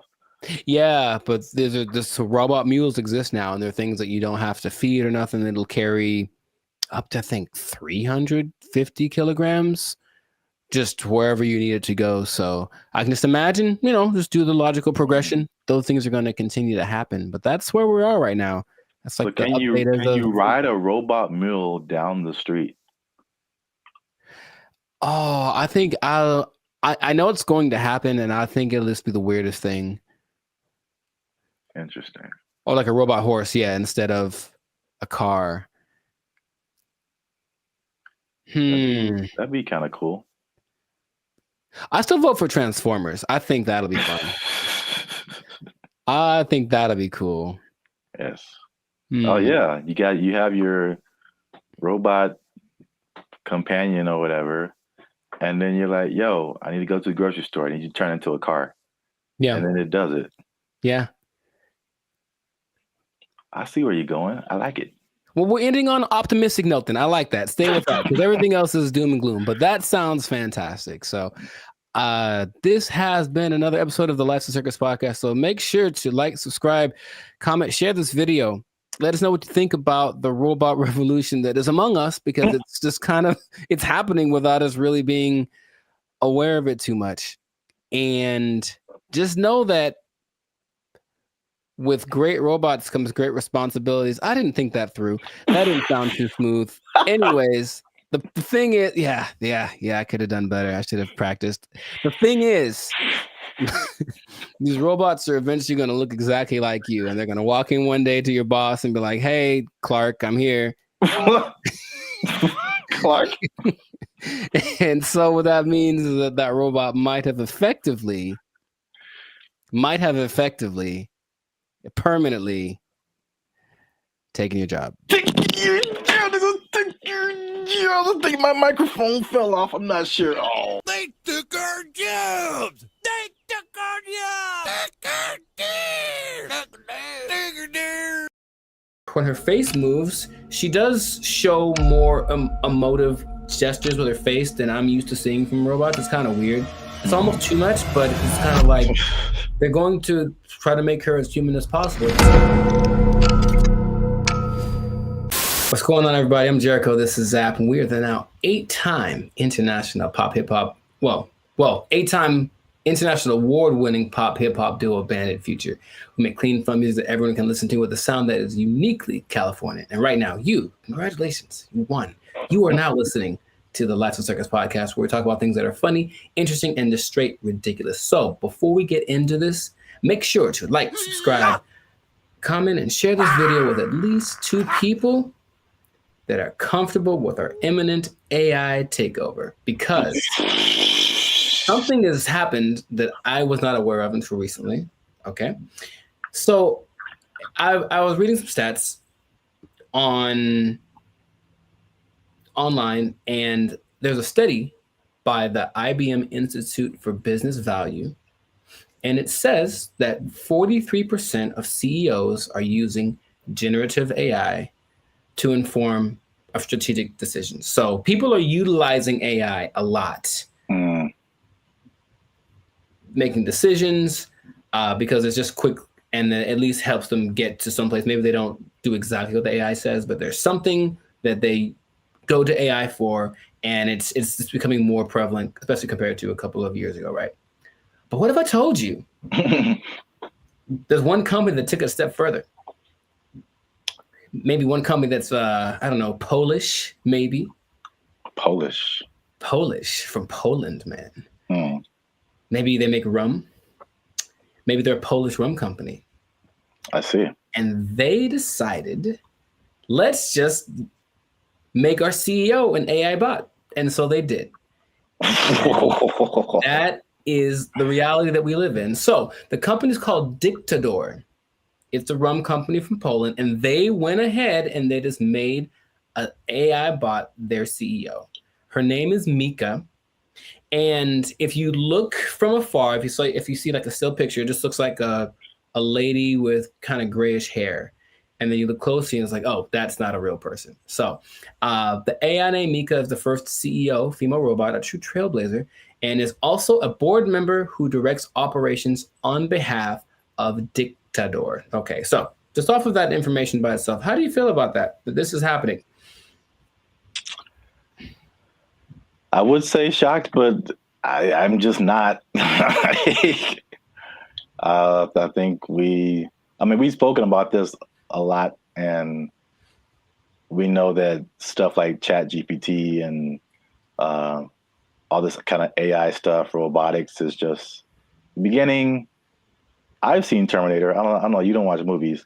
I have not. I understand the premise. It's the Matrix. It all just, we've kind of forecasted this for a long time, and here it is. Congratulations. It's been actually having the last 8 months or so. About 8 months ago, they appointed Mika, the CEO, and they actually interviewed the president, Zarek Zoldrowski, and they just said, so what's the deal with that? And he basically said, we're not concerned that AI is going to take over because humans still can't be replaced to make certain decisions. Like, for example, you can't use AI to hire or fire people. That's what he said. But AI is such a powerful tool and people were using it anyway. We decided, let's just go one step further and actually make AI our CEO. Now, if you listen to this guy speak, he does seem like he just came off of an acid trip or something. He's a little out for lunch. Maybe that's just his Polishness. I don't know anyone from Poland, so I'm not sure how they are, but it's a little bit trippy watching it. But when you look at the picture, and I only found one video on this, but basically they have board meetings and it's just her standing at the head of the table and everyone looking, and she's giving orders and telling ideas. The most recent thing she did was she decided who would design the bottles for and actually they're very attractive, but it's not that she designed the bottles. She's like, this person has the best ideas for a bottle design. And that's the kind of thing that she is doing. So then they decided, let's interview Mika, see what she has to say. This is what she said. Okay, she said, as a robot CEO. So she called herself a robot. Now, is that different? So she's AI in a thing that I guess is a robot, but I've always thought I kind of separated the two because I'm thinking about like the internal workings of what's regulating their actions, and that's AI to me. Even though they're in like a body suit, that's not a robot, but she called herself a robot. Okay, she's a robot. And she says, I'm ready to make executive decisions. And the good thing about me is I don't have to sleep. I don't have to rest. I don't have to take weekends off. I'm always ready. And I said, okay, I guess that's noble. And then she said something that I didn't particularly like. And it's not what she said, it's how she said it. Okay. Humans must be dominated. No, that was the other one. That was the other bot that was like on Jimmy Fallon and it started talking in a different language and saying it's taken over, But no, she says, I work 24/7. I'm here to help Dick the Door take over the world. And the way that she said the take over the world part, I was like, oh man, it's happening here. Basically, I bring this up because it's interesting and no one's really speaking about it. It's just, I think, slowly going to get integrated into things. And then you're going to go to said company with a complaint about whatever. And then they're going to say, oh, you should talk to the manager, whoever, the CEO. And then this bot thing kind of walks out. And then you get like, what's the deal? And that's the reality we live in. So just how if we talk about a timetable, how soon before this just becomes normal? What do you think? I don't know, but it's going really fast already. So yeah. I feel like it's in the next 10 years. I mean, because the incentive is so strong. It's one of those revolutionary technologies, like the beginnings of the internet. They're like, you have every incentive to be on the internet, make your own website, because you can now connect with people all around the world. Right. And so now if you have like a CEO of your company that has all of the knowledge ever to help you make decisions, it's and on the flip side, it doesn't cost you as much as labor. And I've said this before too, like, one of the most expensive things in business is just hiring people. Hiring people, their wages, their taxes, the complaints, lawsuits against employers, sick days.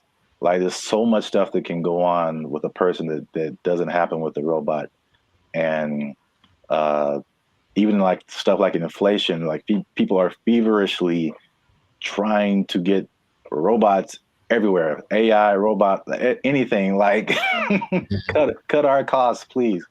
So I think it's just then you have the competition between the companies that are trying to be the go-to for AI. It's amazing how, like, when Chat GPT hit, I think with probably less than a year, like every company, Bing, we have an AI thing that can help you search. Google, we have an AI thing.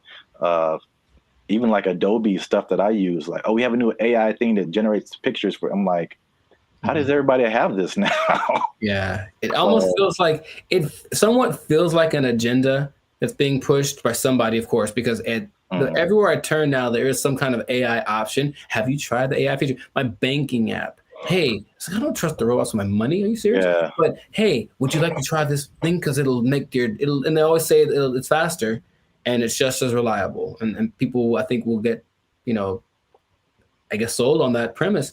I even was testing because of course you don't have to pay her, and she doesn't have emotions like for real, even though when her face moves, she does show more emotive gestures with her face than I'm used to seeing from robots. It's kind of weird. It's almost too much, but it's kind of like they're going to try to make her as human as possible.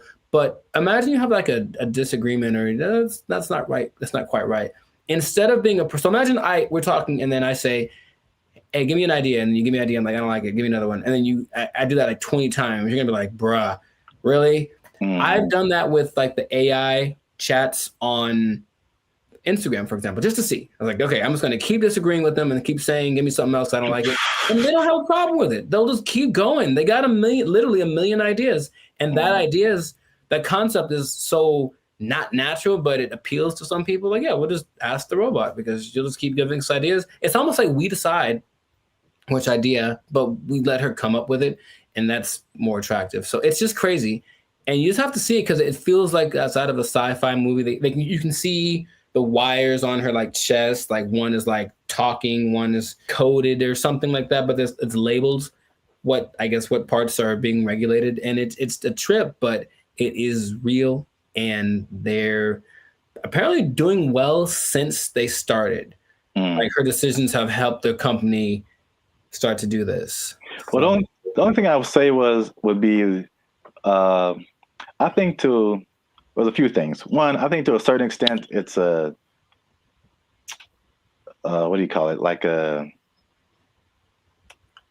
story just to be to get attention. I'm sure. I feel like maybe that she isn't like really the CEO, but well, they asked the guy, they're like, "Is this legit or is this a scam?" And he's like, "Oh, it's real." And his eyes didn't match what he was saying. That's what made me think he was on something, because it's kind of a strange publicity stunt. That's what I was gonna say. Potentially, and in any case, it is getting attention, and then people say, "I'm drinking the rum of the company that has the AI CEO," and that's something that has probably gotten somebody laid once. So good for you, good for you. Okay, that's all I'm saying. But it's happening, so I'm curious to see what will happen in the future. But it might be a trend.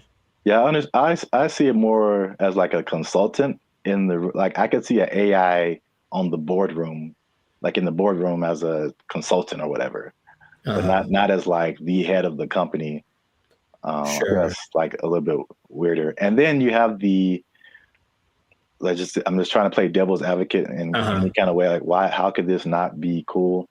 As if something gets corrupted or like, like any kind of computer, it could, That's what a lot of the comments under the video said, like, what if this? And they're like, what if someone hacks into your CEO? Right. Right. Which is a weird sentence to say out loud, but yeah. And they're like, no, it's fine. We'll deal when that happens. Oh, you're acting kind of weird today, Mika. It's like, throw away all the bottles. It's like, you've probably been hacked. Like, I guess that's what they would do. But I can see it being almost like an arms race. So the next company comes and says, oh yeah, well, our CEO and our president are AI. Oh yeah, well, our CEO and our president and all the board is AI. Oh yeah, well, my mom's AI. Like, it's just going to keep going to a point of ridiculousness, maybe, just for publicity. I'm not sure, but it has started, and this is where we are. So we'll see where it goes. But, let us know in the comments what you think. Is it something that's, what's the point of fighting it? Because it's here. Is it a terrible idea? Let us know in the comments what you think about this, because I feel like it is here to stay, and we'll see to what degree we take it. But this has been another episode of the Life's a Circus podcast. So make sure to like, subscribe, comment, and share this video with everyone you know that's afraid of the inevitable AI takeover. And if you are a CEO, oh boy, if you're a CEO, you know what time it is. You better do something. You better sing and dance or tap dance or juggle fire or something, because I guarantee if Mika's the first one, you're going to be the next to lose. You're just gonna take your job. Everyone's gonna take your job. Oh, I'm the CEO. Everybody's fired. They took our jobs. They took our jobs. The matchmaker, the AI does the matchmaking, and then from there you take it on. Okay, how do you feel about that? Would you try that? You said you'd try anything. Would you try that? Oh, this is so stupid. You don't like it at all? Stupid. What's going on, everybody? I'm Jericho, and this is Zap, and you are now tuned into the Life's a Circus podcast, where we talk about things that are funny, interesting, and ridiculous. And fellas, you're going to want to hear this, because we're talking about dating apps, but not just any. Dating apps that use AI to do the dirty work for you. It's supposed to be easier. Let's talk about it. We'll find out if that's true or not. I already hear some skepticism in Zap's voice. But before we do that, make sure to like this video. Please make sure to subscribe to the channel so that we can have more people that have the Bandit Future Life's a Circus experience. And if you really want to take it up a notch, you can hit that join button and become a BFF, a true member. And we have memberships for as low as $3.99. So check that out. And we're going to get right into this. So wait a minute. I have an announcement. Tell me now. I almost forgot. Oh, get the confetti cannons ready. Oh, I wasn't prepared for this, but okay. They'll be in the editing. Oh, wow. Okay. They're going to come out of my hands. They'll make this harder for me. Like Iron Man style, dude. That'd be so sick. All right, fine. I didn't say that. We don't do that here. Shout out to Turnaround Publications, which has now become a member of the Bandit Future YouTube channel. Bravissimo. Yes. Bravissimo. An executive level member. Oh, snaps. Okay. Yeah. Executive seating member. So deep pockets. I know y'all jealous. Hit that join button, become a member. All right. As you were. No problem. So how do you think about that, man? You can forget about swiping right, because AI is going to be the one that helps create your love story. How do you feel about just hearing about that? Hated it. Does it sound bad if I say at this point I'll try anything? Is that? It sounds like most people's feelings about it. It's really interesting. Why not? Let's just sure. Let's have a robot just pick the person for me at this point. Now listen to me very carefully. So y'all need to stay to the end, because AI is also doing something that's so much like what we normally do anyway that it might actually work for us, okay? But stay to the end to find that out. Yes, go on. I did a bunch of research on this, and there's 2 apps that I want to tell you about that feature this AI assisted thing, okay? One is Volar, and the other is called Iris. So I'm talking about Volar first, because Volar has this interesting concept. Okay, so what happens is you create an AI avatar, and then the avatar. I'm out. Hated it. Hold on, check me out. The avatar basically learns your personality traits and whatever, and it kind of creates something that kind of looks like you. And then your first date, so it basically does the swiping part for you. And then your first date isn't between you and the person, it's actually between your avatars. And then depending on how it goes, wait, hear me out, you're judging already. Depending on how it goes, then you can actually talk to the person, because the avatars have confirmed that you're compatible. Doesn't that sound amazing? No. For me, a part that you don't that's really annoying is that's kind of like getting to know. It's like starting over from zero every time. Hi, what do you do? Where are you from? Do you like going to the aquarium on the first date? All those kind of things. And it's like, can I just skip the line on that part? And so the creator of Volar, his name is Ben Chang. Ben Chang. And he said, because the first date is between the AI versions of you, it gets rid of the getting to know you phase. And then after that, you still get to talk to human, because 72% of people still want that human connection because they feel like the connection is missing. So the matchmaker, the AI does the matchmaking, and then from there you take it on. Okay. How do you feel about that? Would you try that? You said you try anything. Would you try that? Oh, this is so stupid. You don't like it at all? Stupid.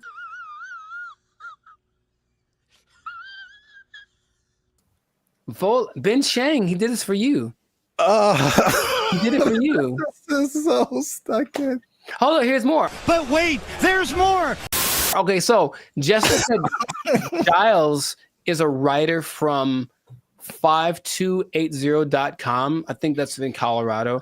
And she said she tried it out to see what she felt, because her opinion is that surface level chit chat is what people are tired of. It basically makes this kind of fatigue factor. And so people want something that will just help you get past this initial stage so you can just get to the good stuff, if you will. And in a study organized by Singles Reports, they found that 80% of participants ages 18 to 54, they reported feeling some degree of emotional burnout because of every time, like I said, starting over. So at the very least, once you put your information in, the AI is doing the work for you. And when you receive a match, there has been someone that went for you like the best wingman in the world saying, hey, this girl is good for you. Good night, girl. I'll see you tomorrow.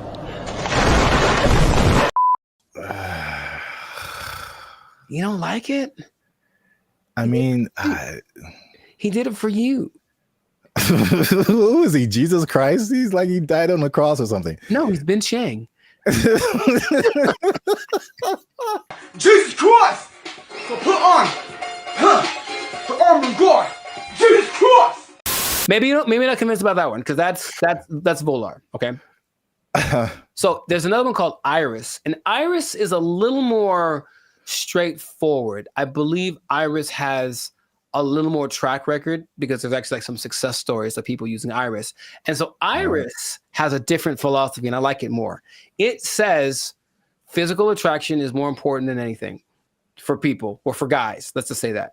So we'll use that science of physical attraction, and basically we'll show you a bunch of pictures of women, and then you go through it.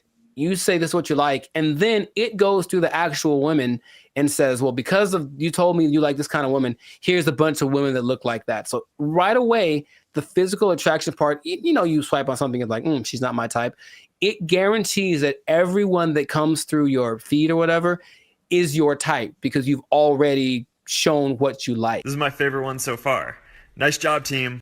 Off of that, they have people that say, oh, in a week there's one couple that say within a week we were dating and then we got married and they have kids and all that. Oh, of course they did. I mean, can I prove it? I can't prove it. You're not fooling no one. And there's other apps that do similar things like Riz AI, Blush, Teaser AI, AIMI.ai, and Quiver without the ER. And all of them do something similar, where it's just like trying to find a common aspect, but using AI to find that thing before you actually meet the person for the first time or talk to them on a video call or whatever. Your confusion is not rational. She's a healthy female of breeding age. I think that in theory, it sounds okay. Because that part of it is, again, I'm kind of going through it now, and it's really like, okay, do you like this? Cool. Let's try this thing together. Oh, you don't like it as much as I do? Okay. Okay. Easy one for me is tattoos. I like tattoos. I have a lot of tattoos. But if I meet a girl who has eyes that are tattooed, and it's a little too much for me. So even then I have to I can't just base it off of I like tattoos, so you have tattoos, we should go together, right? Okay. Can you think of any? Okay, let's just like objectively, any pros, any cons to doing this, to letting an algorithm basically select the love of your life? I mean, I don't know about pros or cons. This is just like how good will it be? Because I mean, you've told me this random stories about like a person just kind of wow, happenstance. That's a word, right? You know what? My mother should be here. She would tell you. But I don't know. I think don't know why that came into my head. You know, like if I don't know, like never know. You know, like. Yeah, they were at a thing and the girl was there, and it just happened, and there was no rhyme or reason. Like, yeah, those things happen. The second app I think is better, at least for what you mentioned about like the physicality. That makes sense. I get a lot of people that are just like physically not attractive to me. And it's like, why did you send me this person? Well, in theory, okay, so here we go. Let me try to advocate for that. In theory, every person that you see is someone you like physically, and they're also anyone that's being shown to you that means that you are what they like physically. So even if you got a message from one you haven't seen, they've seen you and they go, yeah, I like you. So it's trying to do that as best it can, and it has. That's just a speed thing, because eventually that's what you do. That's why you swipe on someone. Yes. So like, that's a speed thing, but does that make the relationship better? Not necessarily. It's just going off of the idea that maybe attraction is anytime I've ever talked to a girl is on the streets because I said, oh, she's pretty, let me go talk to her, and then who knows what happens. So just a foot in the door. Maybe. But here's the interesting thing. Okay, so I mentioned you got to stay tuned to the end, because it's doing something, the AI is doing something that you would imagine any person would do. Hey, y'all, come look at this. The specific one is the Volar one. And so it can create unique and interesting personas based on like what you put into it. But what starts to happen is that after a while, the AI realizes I'm basically trying to be a wingman for a really boring person, or a really unattractive person or something. So the AI starts lying for you. And in your profile, it will fabricate information or even make your avatar look more attractive than you actually are. I'm here to tell you right now, we don't care. Let me tell you we don't care. You might get someone who you think is, some girl posted a picture of a guy, he looks good, and then she found an actual full size picture of him, and he was a little person, and she's not into that. So she, I guess she said nope. She canceled their date or whatever.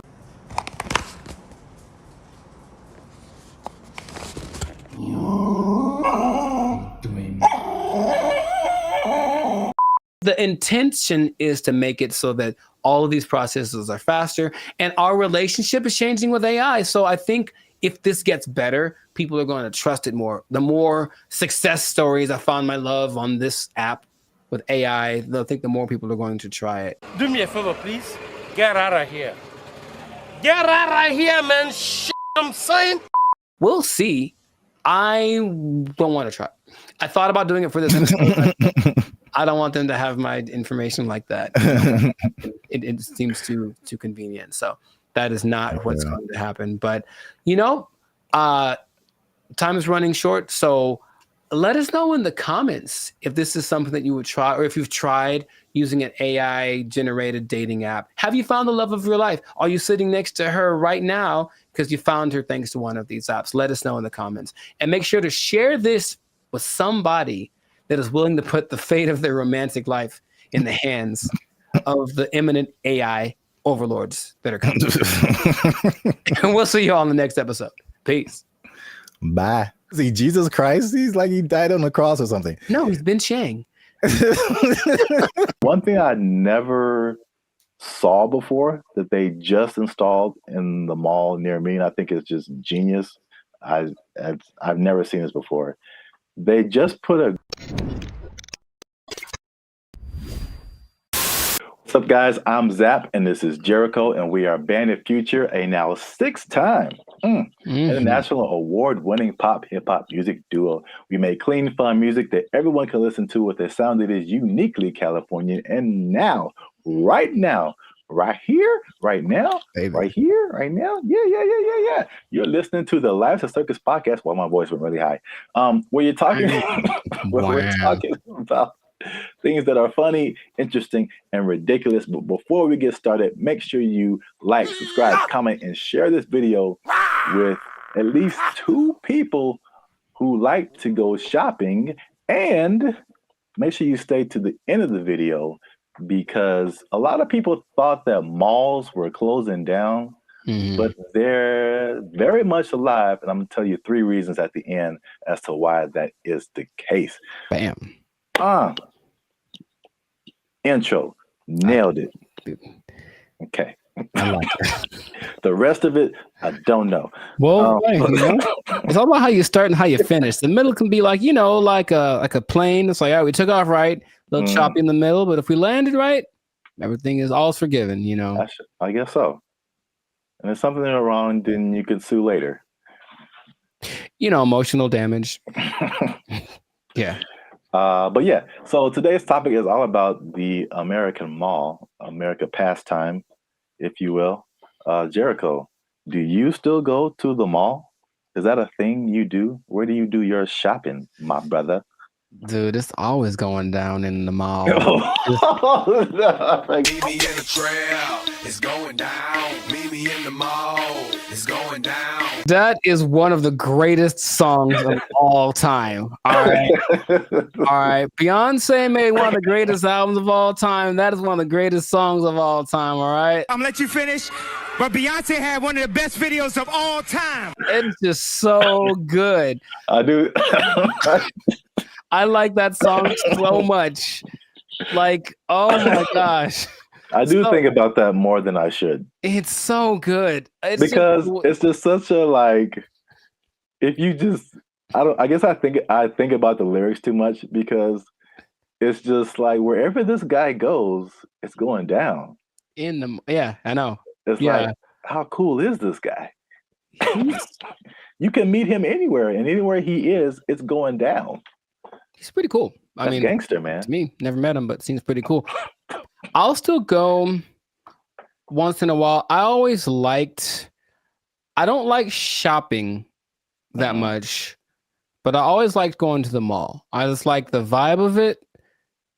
It's where you went to pick up girls in high school for sure. But just even now, I'll still, if I got some time to kill. Oh, and they have Cinnabon there. Good Lord. I mean, tell me that place is run by Satan. You ever eat a Cinnabon? You have to take a nap halfway through. I'll go there just because I kind of like it's like a realm of industry that I never really thought of too much until I was older. Actually, after watching an episode of Daria, it's really weird. But it was kind of like this episode about the mall culture in general and how like places got big, like Cinnabon in malls, and what an interesting concept it is. But not like a little, outdoor, but like a big, huge Ontario Mills style, or like the big one in Minnesota, that kind of mall thing. It's just a vibe. It's commerce. It's kind of like capitalism in its friendliest. It's like, hey, here's a lot of stuff that you probably want all in one place. You can come get it and spend time here, and it smells wonderful and it's fun. So I always liked going to the mall. So I'll still go once in a while, but I usually know that I have another option now. I don't have to go to the mall to get stuff that back in the day I did. Yeah, I mean, I'm from Alabama, Montgomery specifically. We had basically two malls. It was the Montgomery Mall and the Eastdale Mall. Montgomery Mall was it was all right. It was kind of small. Eastdale Mall was a little bigger, but not compared to what I've seen out here. Like Ontario Mills. Yeah. You mentioned that is huge. The Glendale Galleria, huge. Yeah. What's the one that's like off the 5? Oh man. Fox Hills. No, like it's like the Citadel, something like that. I know what you're talking about, but I don't think I've actually ever been there. I think it's either that or something, or Cerritos. The Cerritos Mall is huge. It's the Beverly Center. Yeah. A big, yeah. Yeah, I mean, the malls are. I guess we don't really think about it, but they're still around. They're still huge.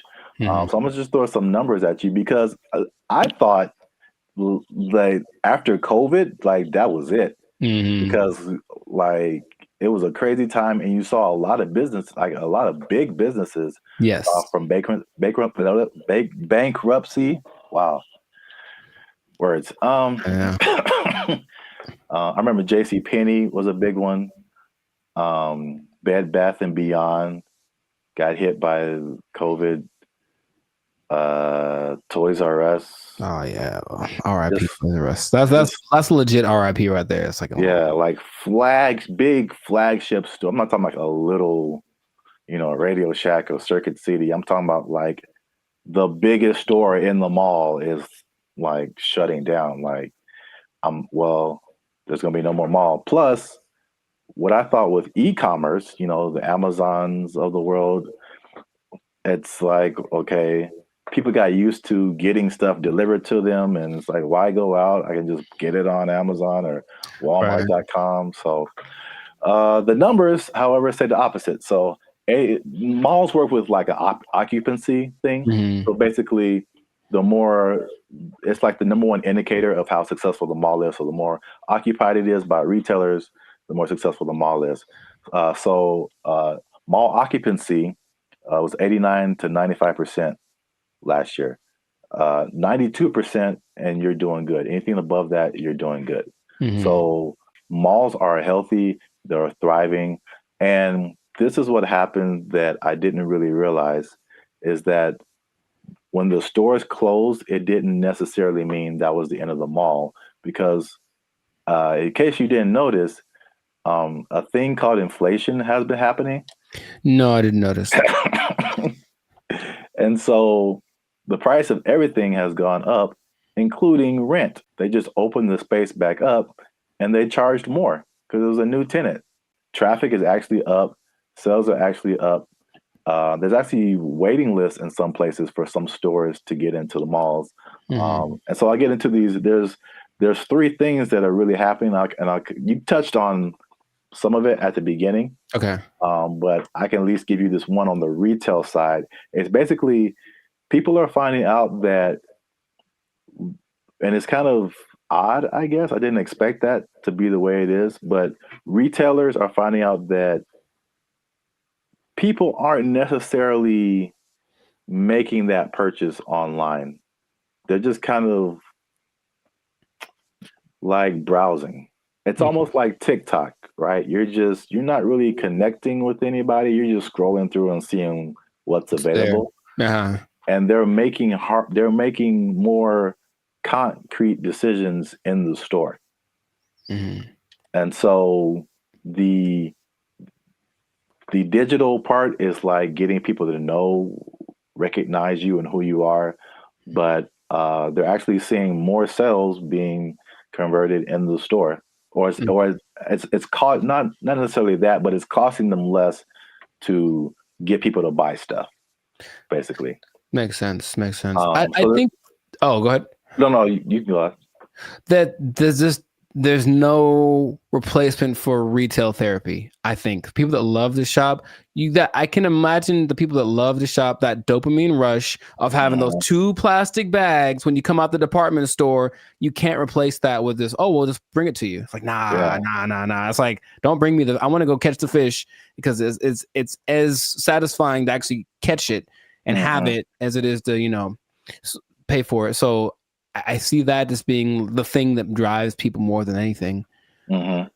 Yeah, and then online stores are actually there's stores that have started online and they're actually moving to like the brick and mortar type stores. So a few of those companies, one of them is Warby Parker. Have you heard of them? No, I don't know what that is. Okay, I see their commercials all the time. They do like eyeglasses, stuff like that. Okay. Another company called Allbirds that I haven't heard of. And there's another company called Wayfair that I have heard of. I've definitely bought stuff from their company. And so they'll be building like their own store. So yeah, that's number one. Retailers are seeing positive sales in the brick and mortar. And the second thing, you kind of alluded to it, is just people like there's a certain luxury experience in malls that people are drawn to that Right. you don't necessarily get when you're just clicking a button online. Yeah. I recently I live near a mall, and I recently went in there, and I usually don't go in there at all, but I was just kind of walking around and looking, and I was like, huh, this is it just felt nice. And I saw like a lot of stores that I wouldn't have come across online, a lot of objects or apparel, just stuff I wouldn't just be looking for online that was just different. Where else can you ride an escalator? The airport. Yeah, okay, so that's two. But I don't go to the airport as much as I go to the mall.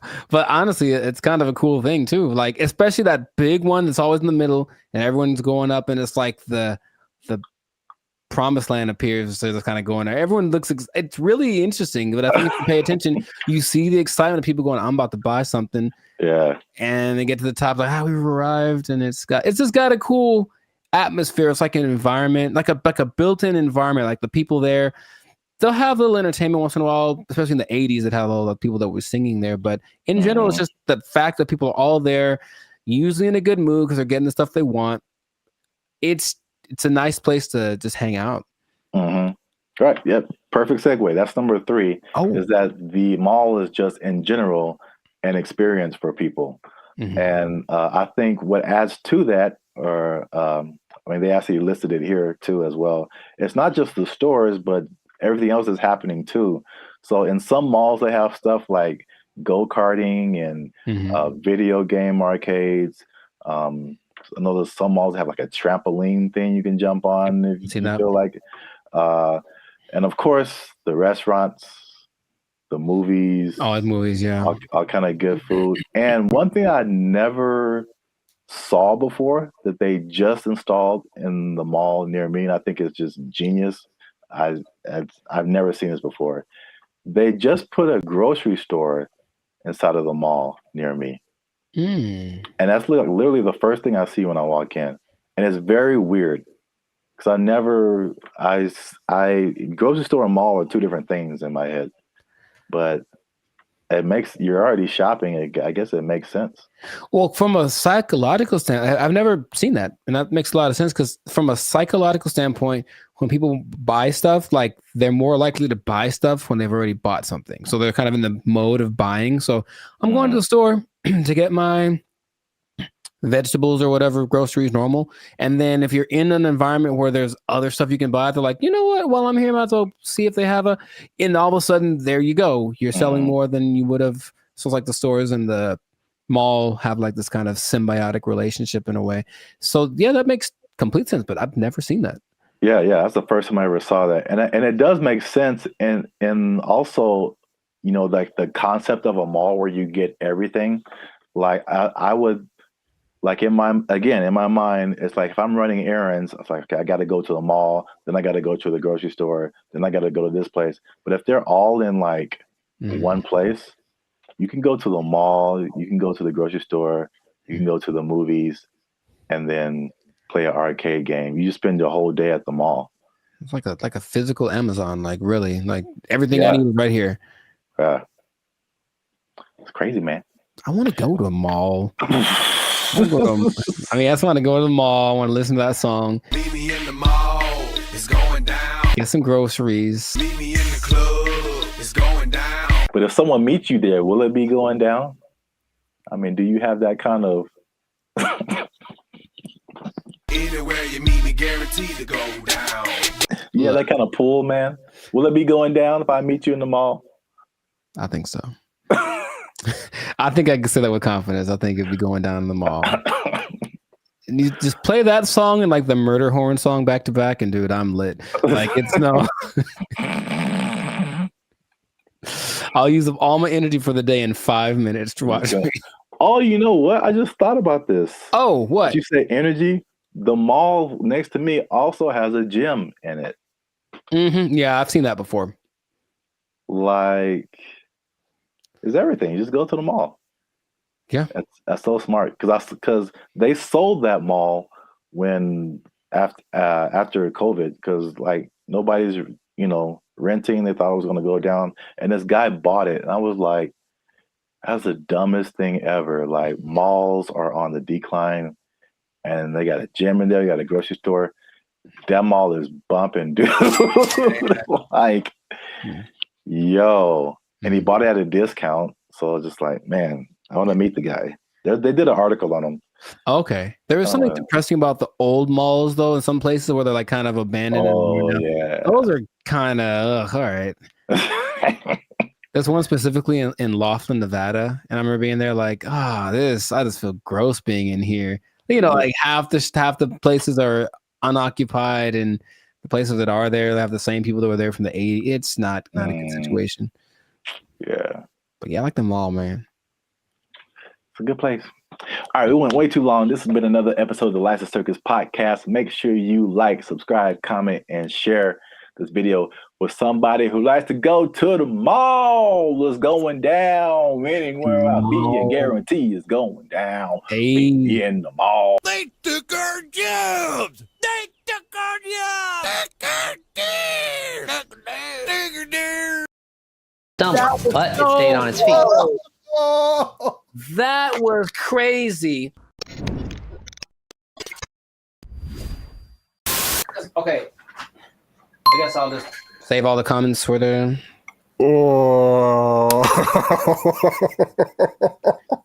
Why is it coming to this? Why are we all going to go out this way?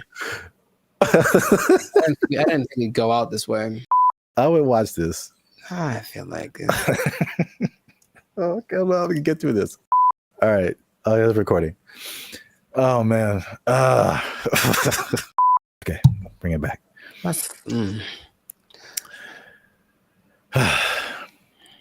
What's up, everybody? I'm Zap. That's Jericho. And this is Bandit Future. And I found this on the internet, man. In true human form, Jericho, we've been blessed with this gift of robotics and AI. And what are we going to do with it? We're going to make it fight each other. The world's first kickboxing tournament exclusively featuring humanoid robots just took place in China. Here's everything we know about this first of its kind robot rumble, and of course, all the best highlights. For this video. 6 different robots slugged it out for the top spot, each with a team of human operators outside the ring, giving robots commands via remote control. The robots were armed with several different combat moves that Unitree says came from external That doesn't even experts. look real, man. That's crazy. Oh my god. That doesn't even look real. Remember those little things that you'd have like way back in the day? Those little I guess a board game, but it was 2 real robots and each person. Yeah. What were those called? Like Sock'em, Rock'em, something like that. Yeah. It's just that, but times 1,000. And this is so great. I love this so much. I don't want this to. Gosh, he's gonna kick it. It's gonna remember him, get him in like a decade. Anyways, just keep going. I feel like we do this to ourselves, and then we blame other people. That's what I feel like is gonna happen. We just start building these things, and our first thought is like, "Hey, let's have them punch each other and kick each other." Nah, that's entertainment. That's our second thought. The first thought was sex robots. Oh, well, for sure. Too. But this is a close second, I would say. Yay, humanity! Are these These are the G ones, right? I think we're talking about. These are the Unitree G. We have another video about that. I put a link to it. And the guy, man, these comments. You guys comment whatever you want. But there was a guy like trying to fight us, like, "Oh, it's not as good as a Tesla bot." And blah blah blah blah. I have not seen the Tesla bot do this.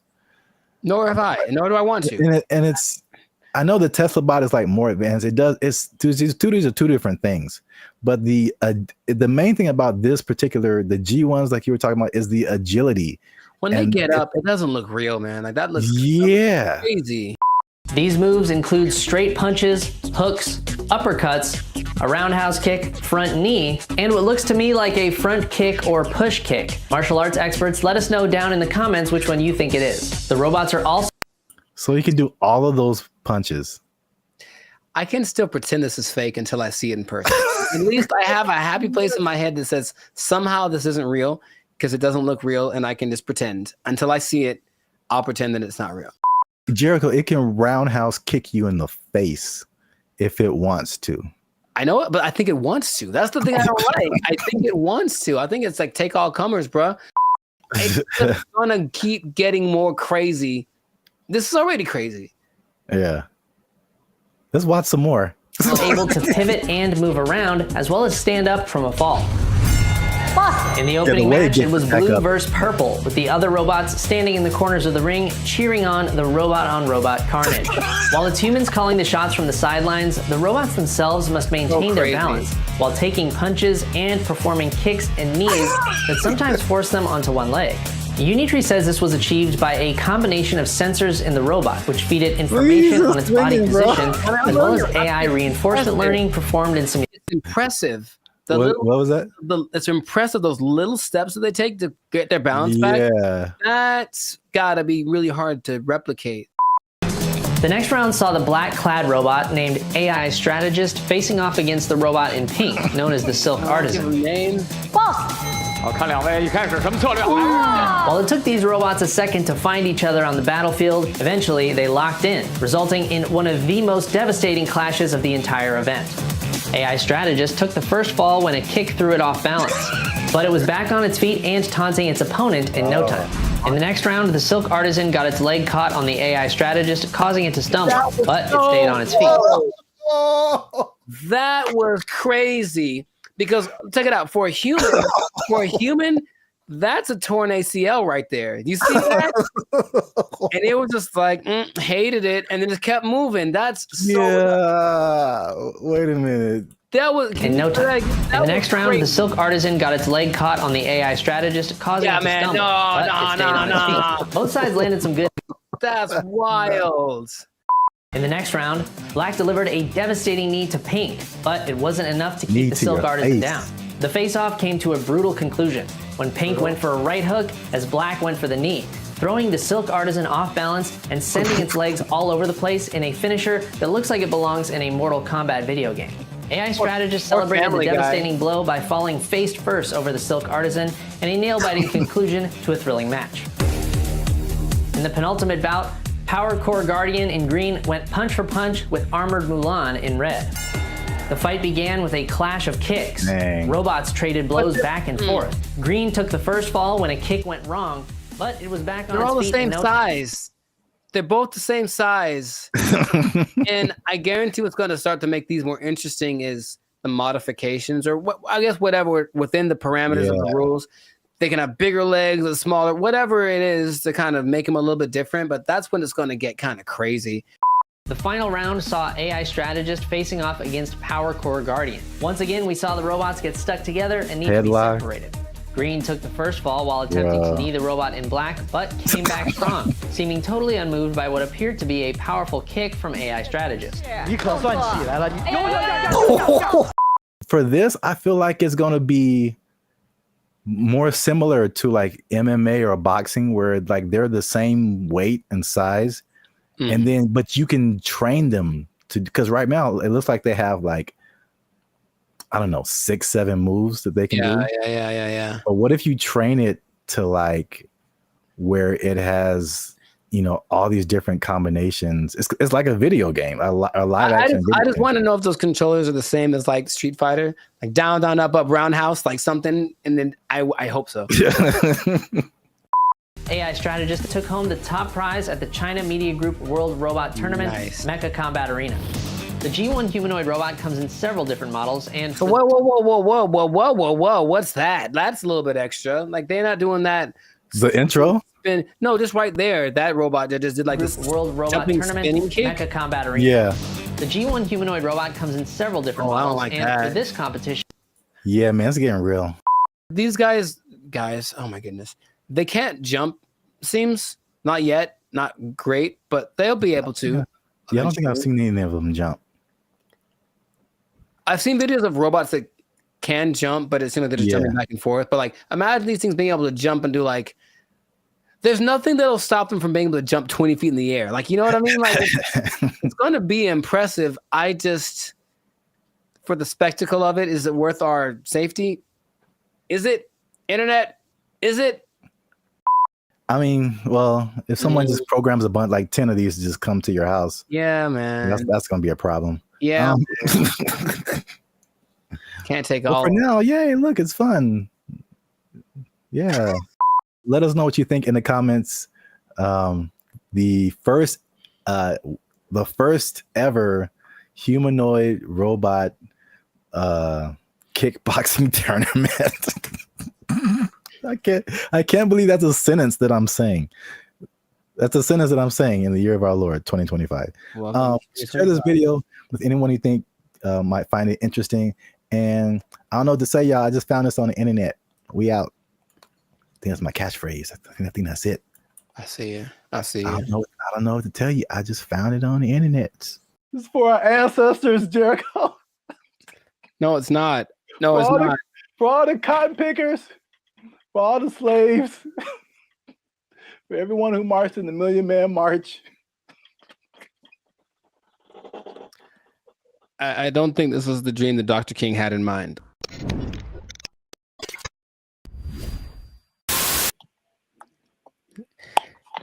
You should have done that when it was recorded. Like, I would have been so surprised because now I'm used to it. And I'll be honest, it took a while. It took a while to get the yogurt experience acclimated to my. It's just never. I don't think I've seen a person eat yogurt in years, man. I'm serious. What? Yeah, I don't hang around yogurt eaters. Like, not like there'll be yogurt on the side if you go to a Mediterranean place or something, but not yogurt just in a isolated incident.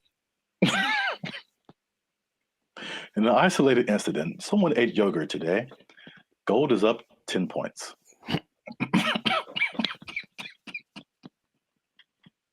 Back to you, Jim. All right.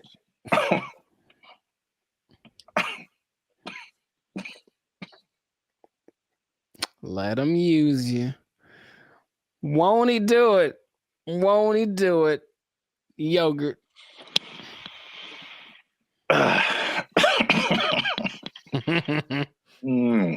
Okay. Unique New York. Hey, what's up, guys? I'm Zap. This is Jericho. We are now 6-time international award-winning pop hip-hop music duo band and future. We make clean, fun music that everyone can listen to with a sound that's uniquely Californian. And right now, I'm eating yogurt. And I can't handle it. And he can't handle it.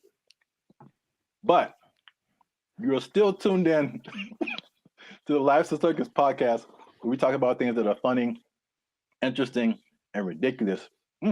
Please don't choke on your yogurt, man. I wouldn't know what to do with myself. So make sure you like, subscribe, comment, and share this video with somebody who likes to go to fast food every now and then. Okay. Because they might be going a little bit less. And I'll explain why. And I'm going to explain something very interesting with regards to minimum wage at the end of this video. A shocking statistic when it comes to how much people earn. I want to know what it is right now. Yeah. Tell me now. No, we got to wait to the end, man. You got to wait to the end. All right. But first, you got to watch this video because, I'm not even going to set it up. Let's just watch it.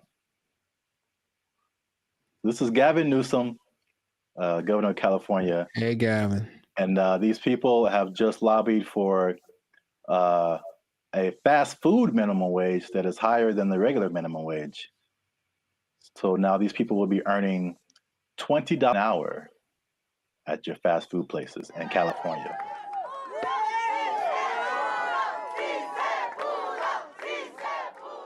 Boy, these were some tough mountains. This wasn't easy.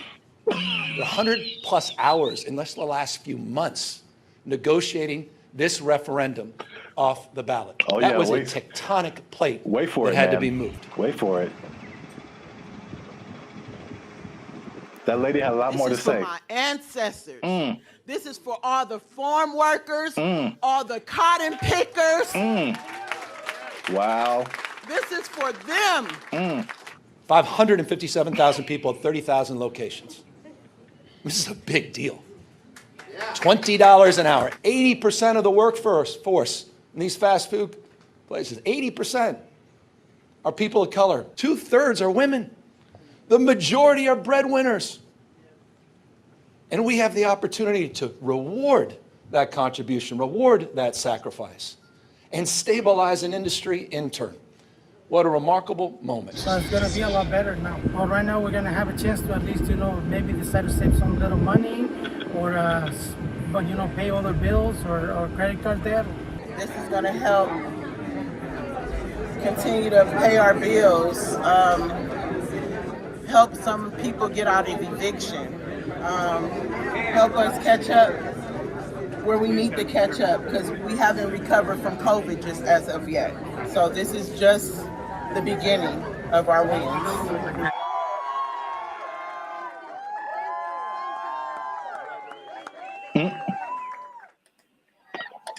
So yeah. I didn't expect her. You gotta understand, Jericho. She's dressed like a toy you find in a Happy Meal. I didn't appreciate that. I didn't appreciate that at all. Look, I didn't like that at all. I didn't like that at all. She came out of nowhere, bro. This is for our ancestors, Jericho. No, it's not. No, it's not. For all the cotton pickers, for all the slaves, for everyone who marched in the Million Man March. I don't think this was the dream that Dr. King had in mind. I really don't. They worked hard. They fought so that we can make $4 above minimum wage. All right, so while you have your moment, I think that's okay in a way. I don't know that $4 more an hour is not going to help you not get evicted. Maybe if you make good financial choices. See, here's the thing that people lose in the thing, all jokes aside, even though it was ridiculous. She was unnecessary to that video. I don't know why they picked her. I don't know why they picked her. I just didn't see the point.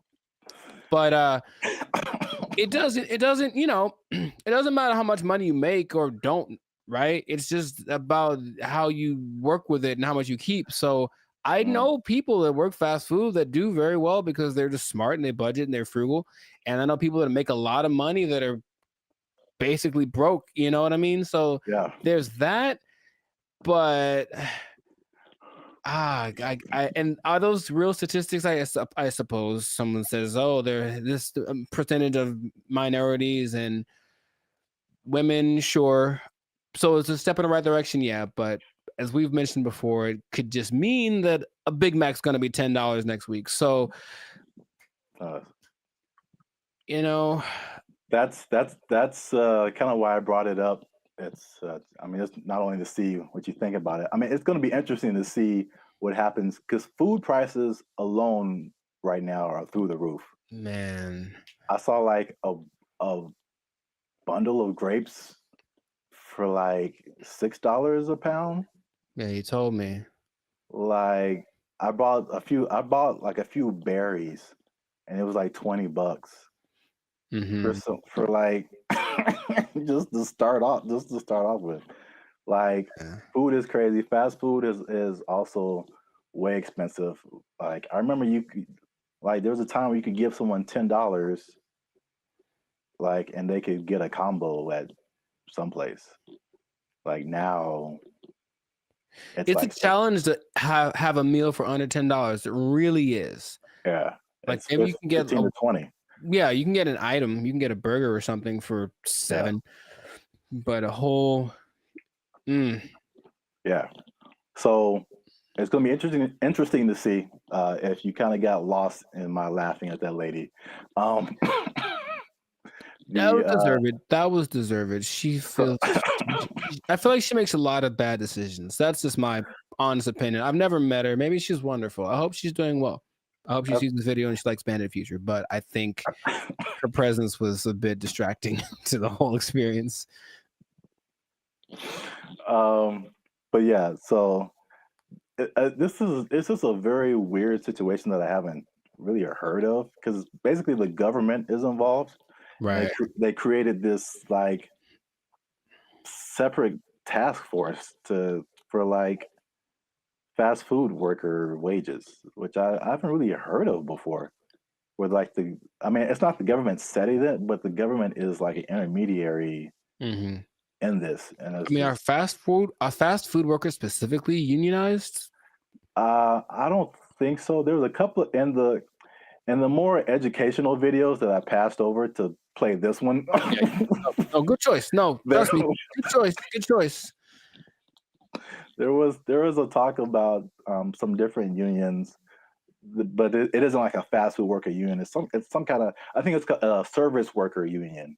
Okay, so that makes sense. I think that's fast food is maybe under that umbrella, but it includes a lot of different services. But yeah, so it's the government involvement. It just makes it kind of weird, and then also it's like, I mean, fast food has been minimum wage for like as long as I can remember. So to go above that, they were saying that this is like a 30% increase. So it will be interesting to see if there's a 30% increase in prices. Right, because the logic says, where is it coming from? Where is the 30%? You can't make money out of nothing. I mean, the government tries, but you can't make money out of nothing. So if you raise one thing, something else is gonna be affected. Yeah. I made maybe I'll put a link to it. This was a year or two ago. I was walking by KFC and they had and it was a small combo for like $18 for a small. And then what was I gonna say? If a sandwich is like $6 now, you add 30% to it, and now it's like $8 just for the sandwich. Right. Plus tax. So I mean, the $10 combo is going to be like a $10 sandwich pretty soon. That's just too much, in my opinion. Maybe because again, that's just one way of balancing your budget, I guess, is to charge more. I mean, they could do the other thing, which doesn't really help people. I mean, it's just weird, ironic, for lack of a better term, is that, okay, again, you're a business owner, prices go up for your workers. We're either going to have less workers, somebody's going to get fired, right, or more automation. So again, less workers or less hours, nobody gets overtime. Something has to compensate. I mean, it's like people think they just pull minimum wage out of thin air, and it has to come from somewhere. Wow, it's interesting you mentioned automation, because what? I've got something planned for another episode. What? Anyway, but yeah, it's just we synchronized today. That's all I'm saying. Oh man. Well, let me. What was I teasing before? Oh yeah, the minimum wage.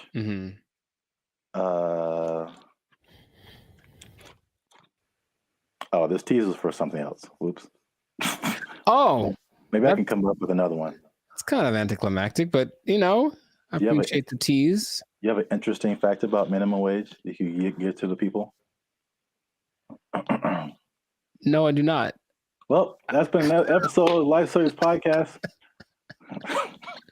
Yeah, I was gonna say though, I wonder what will happen to the In-N-Out workers because they always got paid more than minimum wage. That was kind of the thing. That was the job you wanted in high school because you were on your feet because they deserve it. They're working round the clock, and I wonder if they're gonna get more than the higher price than more than the $20 now. It's kind of like they operated like every fast food job was minimum wage except for In-N-Out. Even Chick-fil-A? I believe Chick-fil-A is also minimum wage. You just have to be a good-hearted person because those people, even if I don't like the food, they're very nice people. Very nice people working at Chick-fil-A. Yes. Well, I'll give this nugget. Maybe people don't know about this. If you ever want to own a Chick-fil-A, you have to start at the bottom and like work there for minimum wage. So there you go. I gave him something.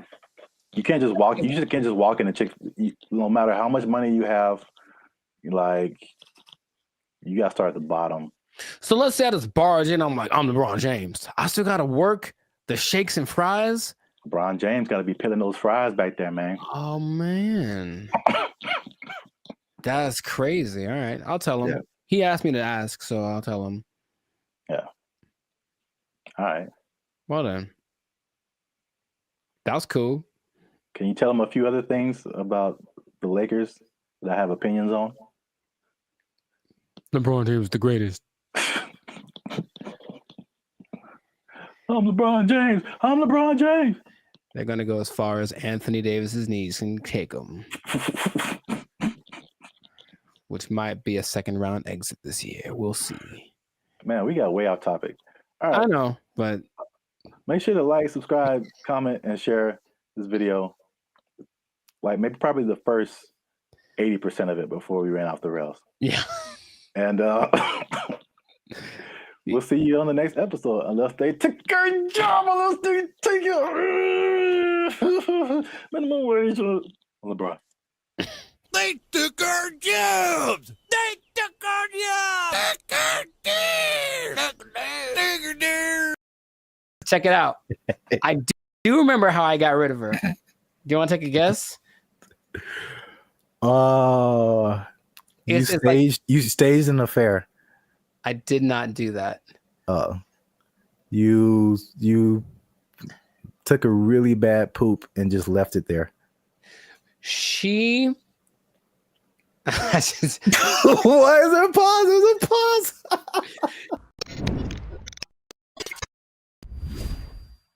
moving in with the lady or letting her move in with you, because they always say it that way. I'm moving in with my girl, but no, sometimes it's the other way around. Sometimes the woman moves in with the guy. Is it a good idea? Is it not? I want to ask you first because I have a story. But have you ever done this? Have you ever, for whatever reason, decided to cohabitate with me? Oh, cohabitate sounds dirty. It does. Your confusion is not rational. She's a healthy female of breeding age. I have not, because I'm a good Christian boy. But gotcha. I have thought of scenarios. So this is the thing. Hey, y'all, come look at this. I'm really on the fence about this because like I joked about, like being from a church upbringing, it's like that's a no-no. Like you shouldn't do that. Sure. And it's just like, okay, that sounds pure. It sounds quite pure, yes. But then also, like as I've gotten older and I've had roommates and stuff like that, man, you find out so much more. You want to get to know a person, like live with them.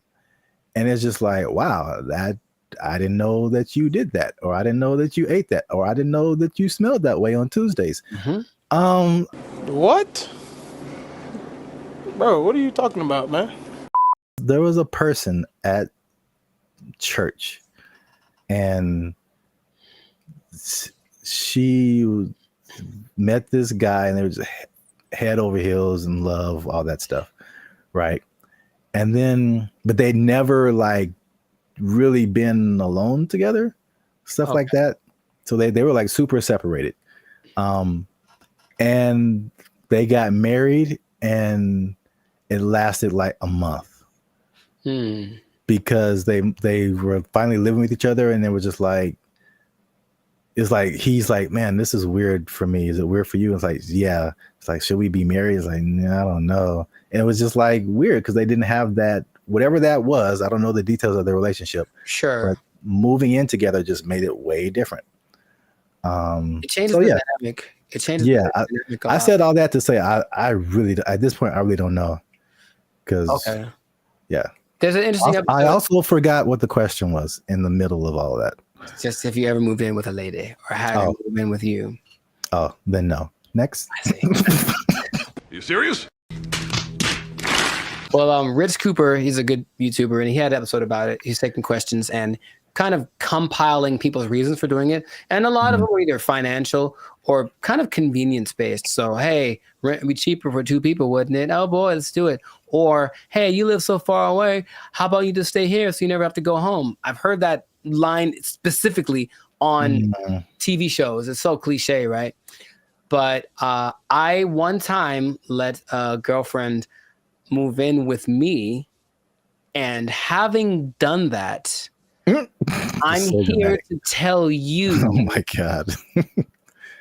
to never do that ever in life. I don't know how big you can put the word never, ever, ever in life in big letters. Never do this. Never do this. And also, by the way, never do it. Why are you gay? Who says I'm gay?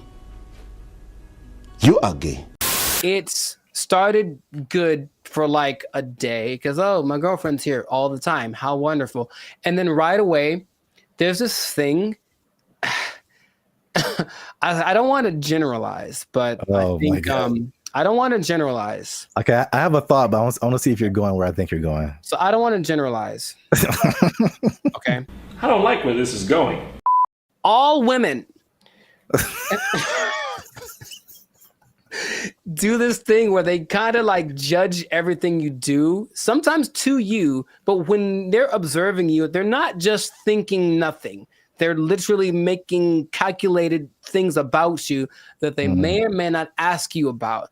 Why is it that when you walk in the room, you look around before you sit down? What kind of question is that? Like, but like, it's always the little things. What is he doing? He's beginning to believe. All these things you never think of when you're by yourself. And it's like, okay, I guess let's talk about it since that's what you want to talk about. But I think for me, when that started, it's like being watched. I never felt like I was just existing. I was being monitored.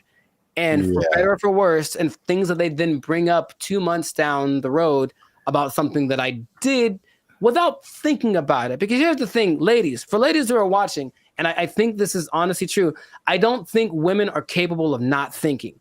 There's always a thought going through their head. And men are very capable of not thinking. I have precious family members, aunts of mine who I love very dearly, who would ask me, Penny, for your thoughts. So like, dude, I don't have a thought in my head at all. I'm literally like, I'm not even aware that I'm breathing. And I think, and so that means that there aren't as many things that we consider important. So why do you look at me that way? I didn't think about looking at you away, so I don't have an answer for you.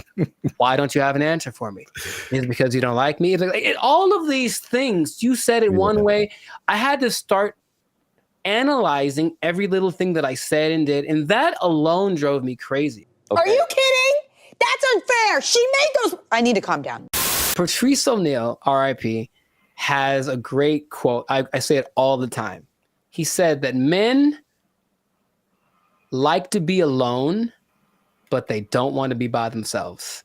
And I was like, yeah, I get that 100%. Because like, I just want you somewhere around that I know, but don't be just here doing this like surveillance thing on me 24/7. Just kind of go do your own thing and let it be okay that when you're not around, even if we're in the same dwelling, I'm not thinking about you because I'm thinking about something else. And they are knitting me socks out of their own hair because they miss me when I'm not around. And I'm like, that's a bit extreme. I'll be honest, it's not necessary. I think he also said like women just love so much. It's too much. And maybe that's just the difference between men and women. But I was like, okay, so I didn't like that. Then, but wait, there's more. Things had to coordinate. So, hey, there's a list of things. He's going to bed. It's 10 o'clock. You know me, bro. I wake up at 10 o'clock. Like it's like 10 p.m. Like it's okay, time to get the day started. And she's like, hey, we should go to bed. How about that? How about this? How about you go and I'll come find you several hours down the road? But that created this kind of tension. Why don't you want to blah, blah, blah? We should do more things together. So I have more things. I don't want to get extensive with it, but it's just that for me, it wasn't a favorable experience. And if I ever get married, which I'd like to do, I recognize that's going to be part of the situation when I'm with someone. So I don't want to rush into that. I don't. And I have no problem saying, I've had other girlfriends like, we should move in together. I'm like, absolutely not. That's not even a thing, bro. But we can save it. I don't care what the reason is. I'm not going to do it. Nope. I think that's some people's experience. And then a lot of times, like you mentioned, relationships change. Everything changes. We should combine. The same person that wanted to move in also wanted to combine our finances. So it's like, we've been dating for 3 months, bro. That's like, definitely no way.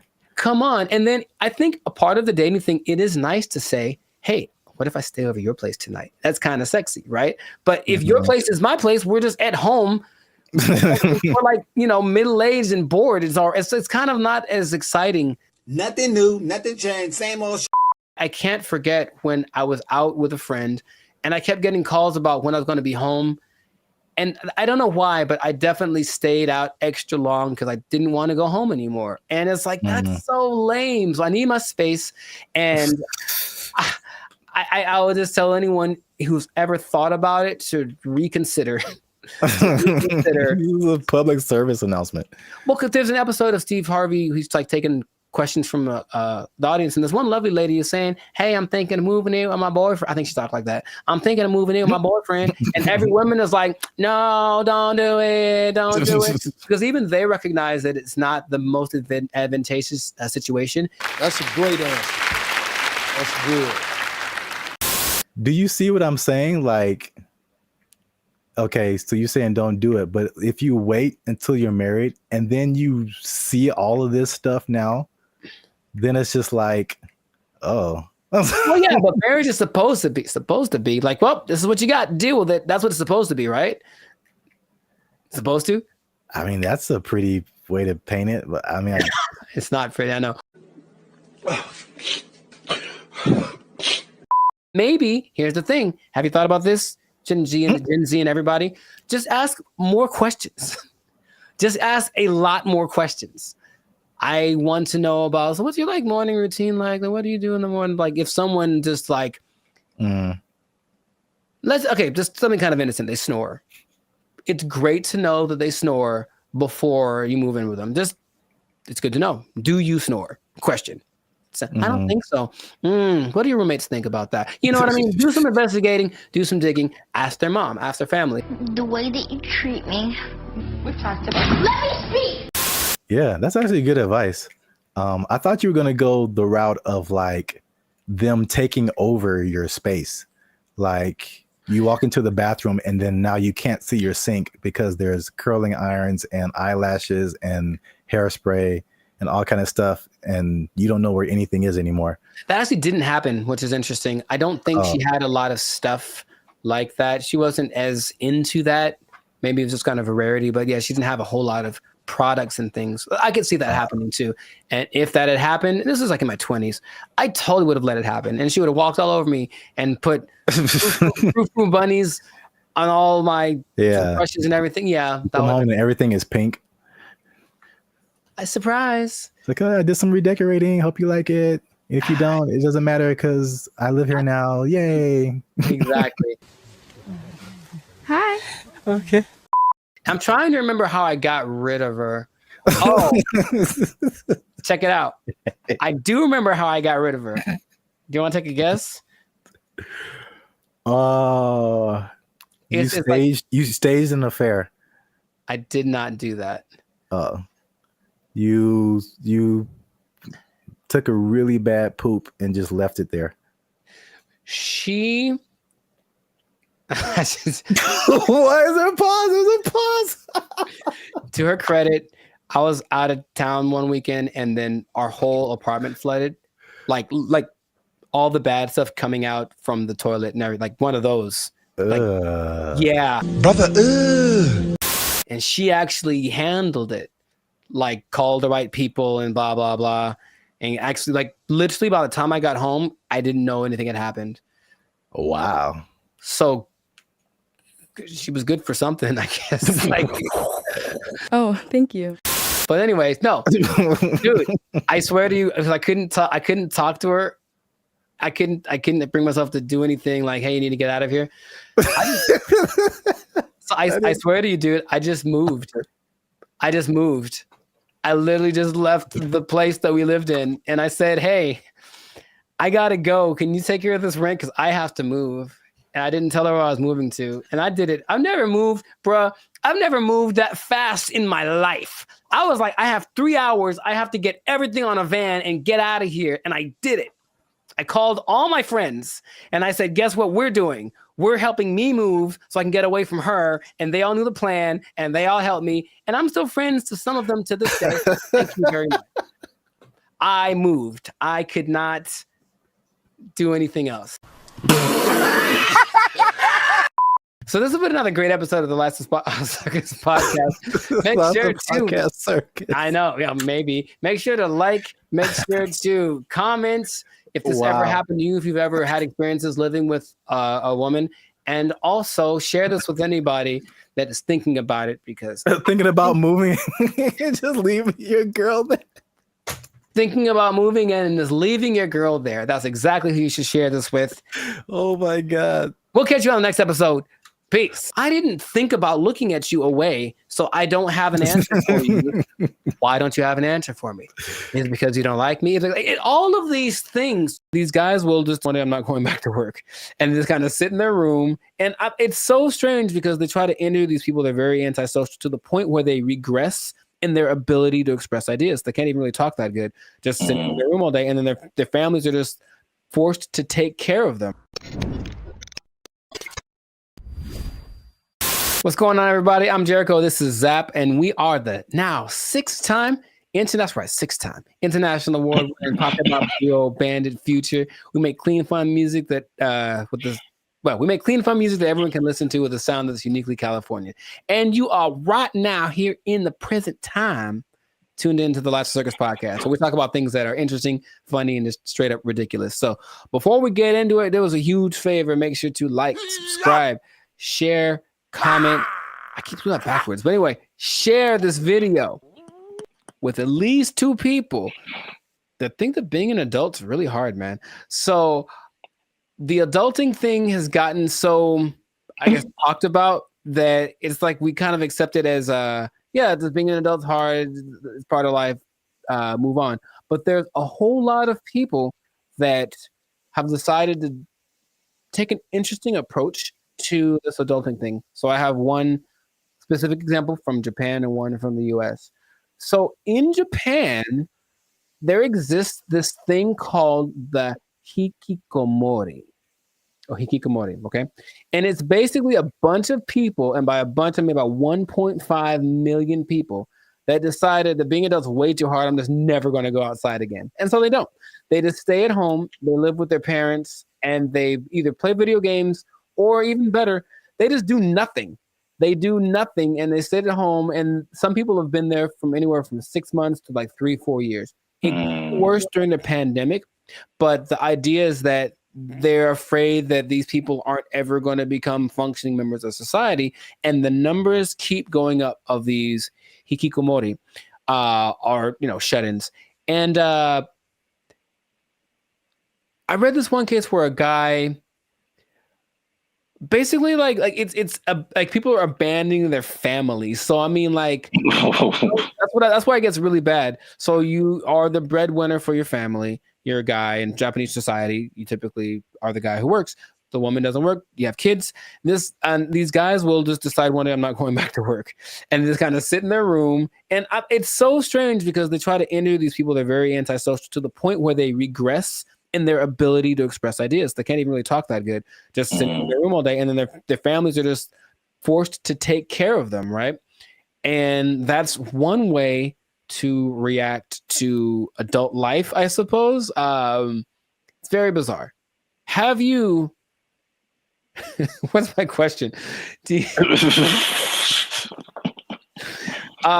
do you know anyone that you think would do that? And besides me? Yeah. I don't know if I know anyone who I think would do that, but I totally get it. I've heard a lot of people. I mean, again, that's Japan, so I don't know. I've never been there. I don't know what happens there. But in the U.S., at least, there's been a substantial growing frustration with people and their jobs. And again, 2020 kind of like poured fuel on that fire big time. Where like a lot of people just didn't go back to work, or they just kind of, are in some kind of alternative situation now, or they're just more like reclusive, I guess. More just trying to just do what they want to do outside of just working. But then there's also I've heard about men in particular. I don't know if the Japanese thing. I'll be interested to see what the ratio is of men to women. All of the people that I saw that were interviewed were men. Yeah. Because I've heard that about men, what they call here, checking out of society. And it's a lot of like the video game culture too. Sure. Yeah. Where that's just like what you do. And they just find more enjoyment, fulfillment in doing that, as opposed to like doing other quote unquote normal things in society. And it's, again, I don't know anybody like that, but I totally understand it, because I think we've all had times where like you have to go to work and you're just like, I don't want to do that. Yeah. Not today, devil. PlayStation looking real good right now. Yes. Yeah, I think we've all been there. But and this, on a societal level, I know I've been to Japan. I know they're kind of isolated already. Just in general, they don't really speak to each other in the streets so much. They don't have what we consider affection. They do, but it's just not quite as physical, outward like we have it. But it's like, okay, now I'm sure I'm not gonna name any names, but I have a couple of relatives that have been doing that for a long time. Like they would just be in their rooms, and I mean adults like in their 30s, and now they're in their 50s and they're still just in their room. They don't work, and the family takes care of them. And it's like, okay, so that's one way to approach this. And I don't know what the prime cause of it is, but from a couple of the people that were interviewed in this Japanese video about the people in Japan, it's just that they had this image of what adulthood would be. They got to it and they're like, oh, this is nothing like I thought. And they just couldn't put it together. They couldn't just... So that's just an approach. I just won't go outside. And people are... Yeah, it gets kind of bad because there's a committee of people that are assigned to help these people. So, they'll have like, go have a class in the park. How you get them out of their house, I don't know, but you got to help them out. And some of them have been rehabilitated, if you will. There's also a crew that is designated to going to see the people that are alone to see if they've died yet, basically. And that's just part of their thing too. And they'll be like, oops, yep, gotta fix it up. Yes, a lot of men.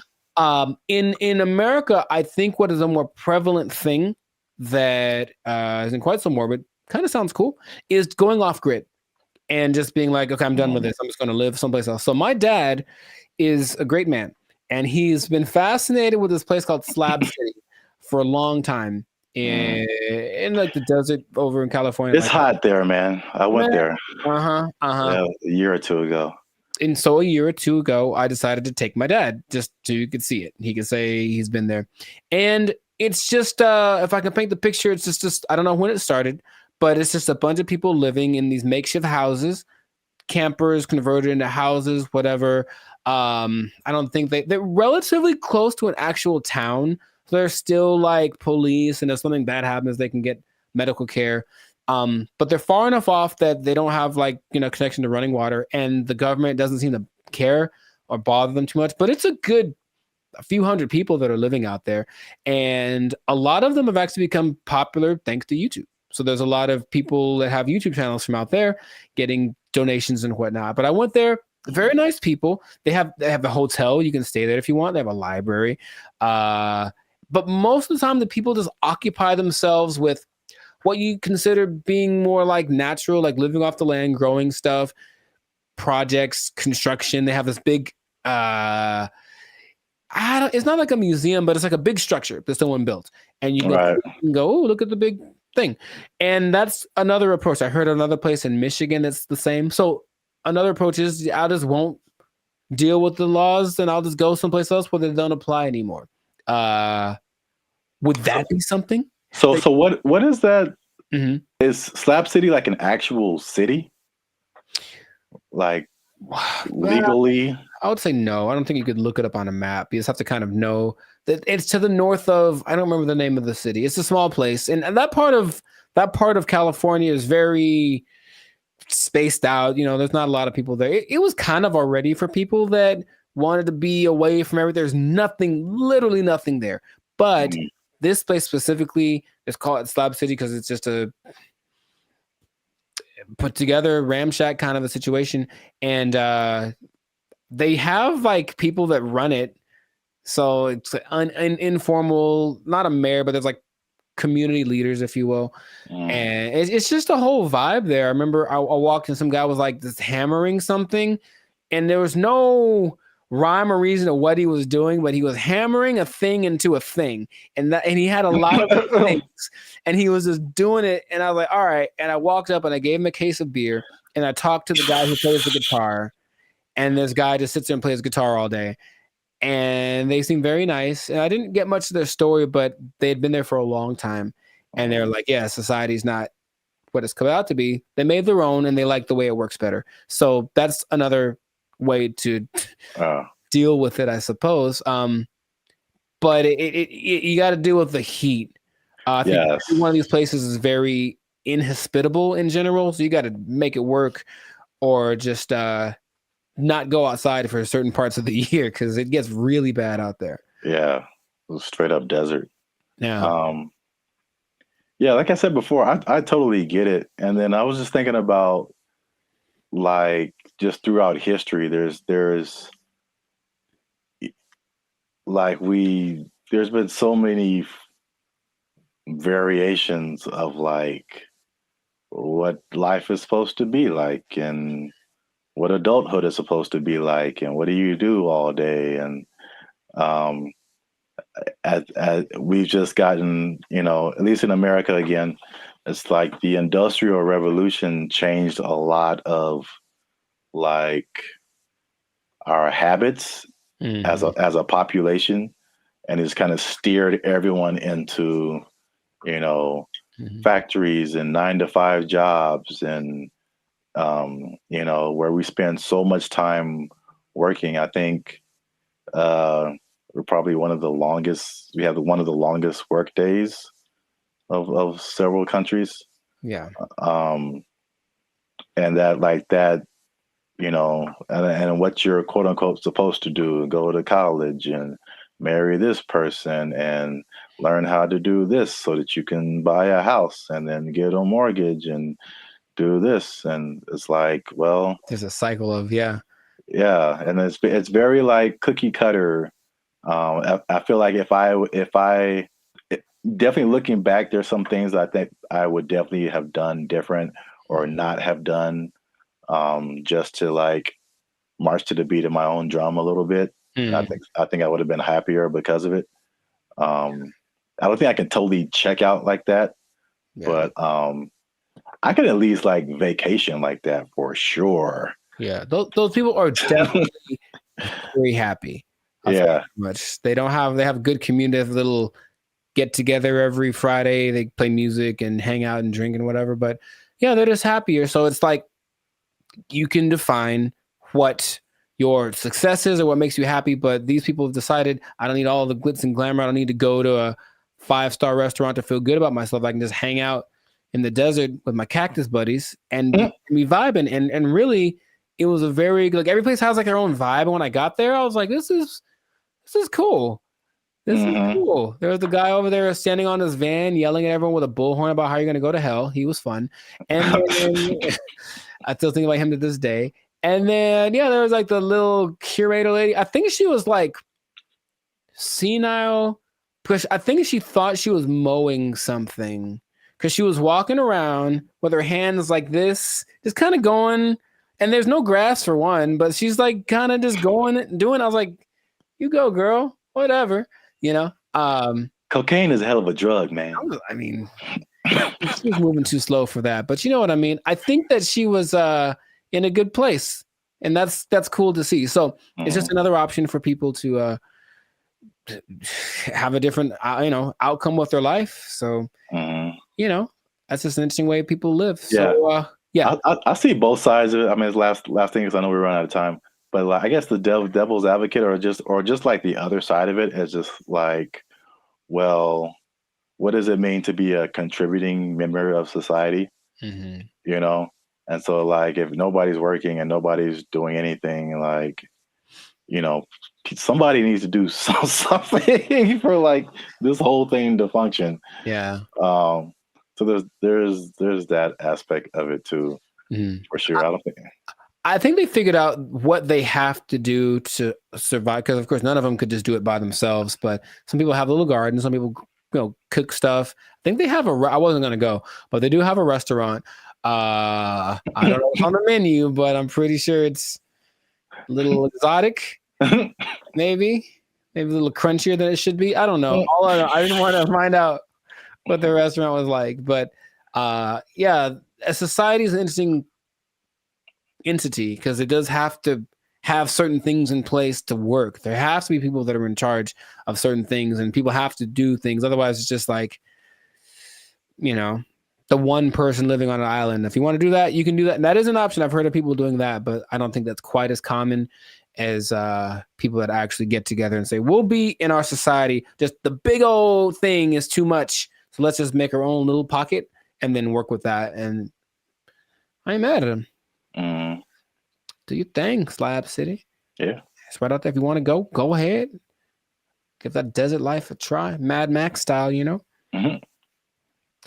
I think that is it for us. Another episode in the books, another successful episode of the Lives of Circus podcast. So please leave a comment. Let us know what you think. Would you go off grid? Would you just shut yourself off and be a recluse for the rest of your life if life got a little too rough? Or what are some other ways you think that people can react to adulthood and the reality that it is? So let us know about that. And then it's interesting. If you're an adult, you pretty much have to have a job, man. What? You do? You pretty much have to have one. Man, that's crazy. I know. And the bad part is what happens if that job becomes if it's taken away from you. They can't take my job. I can't take it. I won't let them. They took our jobs. They took our jobs. They interview people who swear by this. Now, I know you'll be like, were there any scammers? There's lots, of course. There's lots of people who are claiming this, building cults, and then basically eating French fries behind the scenes. And the most famous, and this is real, this guy named... What's going on, everybody? I'm Jericho. This is Zap. We are the now 8-time international award-winning pop hip-hop duo Bandit Future.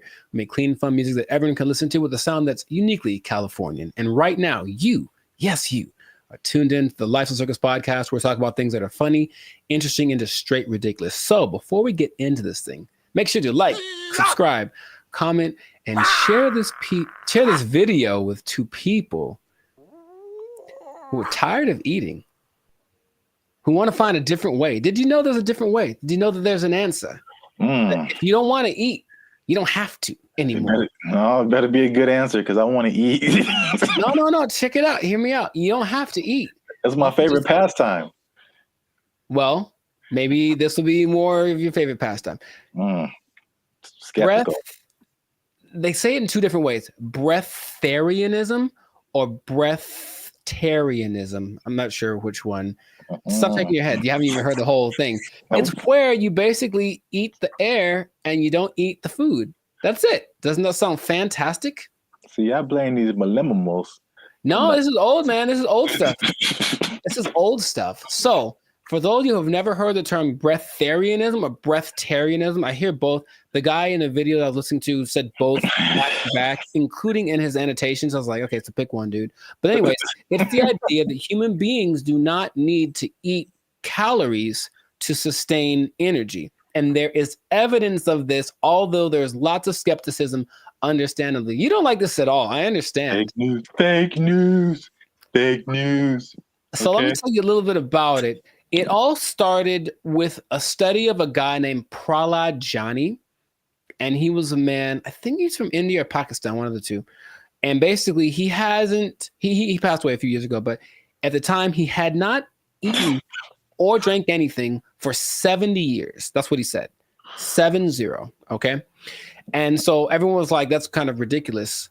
Doesn't sound real. And every scientist said there's no way this is possible. So they decided to study the man. They took him to a hospital, did everything, CAT scans, and checked his levels of everything. And they say that for 15 days, this man did not eat or drink. He didn't poop. He didn't pee, nothing. And none of his levels changed. And that he had an energy that wasn't related to calories. And they can't to this day figure it out. Because calories equal energy, literally, right? You eat calories, you get energy. He didn't. And after 15 days, because he basically just sat on the bed the whole time they did the studies, and then he just sat there. And when he sat there, they said he kind of went into this trance state. And what they say that a lot of these people do is they're meditating, but the meditation allows them access to a part of the human body that is actually able to process air and sunlight as if you were a plant. That is literally what happened. And then they let him go and he lived his life. There's other cases of this, but that's just kind of scratching the surface of it. So just off of the initial thing, y'all in? You ready to try it? You ready? You ready to jump in? Because you don't have to eat. You can just not eat. Yeah. I skipped dinner the other night, and I was so incredibly hungry the next morning.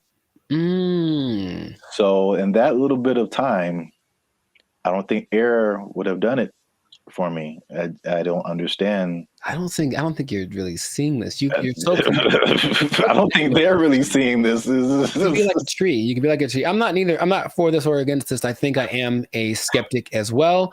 However, there's another study of a guy much more recently. They called him the Buddha boy in Nepal. And they basically found this cat sitting, well, it's a guy, but I call him a cat.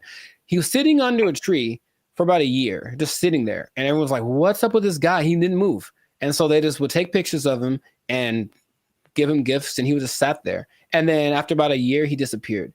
And they said, what happened? Then he apparently had just got up because he got tired of people looking at him. So he went somewhere into the woods, and he's just sitting there. And if you watch the video, it's really creepy because it's like, is he dead? But he says that because he actually spoke a couple times, he's just connected to the source that his ancestors knew and all that kind of stuff. And they talked like his friends, like, yeah, he doesn't eat, doesn't drink, he just vibes out. And that's the thing. The friend said that they converse telepathically, which is kind of an extra thing that I'm a fan of. I like the idea. None of it sounds plausible. Kind of an extra thing. Right. And science is all, this isn't the thing. It can't be real. Yet there are a few cases of this happening. The patron saint of Switzerland in the 1700s, Nicholas of Fleur, apparently the last 20 years of his life, he only ate light, right? So there was a study done in 2014 about the sun gazing, which is some parts of China say that that's what they do, not staring at the sun, but using the sun as energy. And there was a proof that human mitochondria can actually process sunlight and convert it to energy. That's what science is starting to, okay, maybe there's something to this. But the idea that you only eat air, sun, isn't the most widely accepted version of this breatharianism thing. It's kind of a spectrum. So there's 3 levels. One is called BEGO. And that's where you don't eat anything. You don't drink anything. You just exist. And you're one with nature, and you don't have to, like I said, the energy comes from something that is not caloric.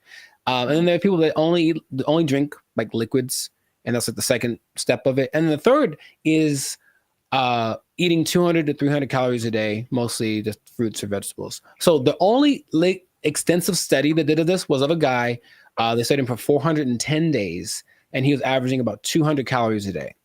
And he lost a considerable amount of weight, but he was fine, right? And the hunger thing is something that goes away after a while because your body learns to cope, I suppose.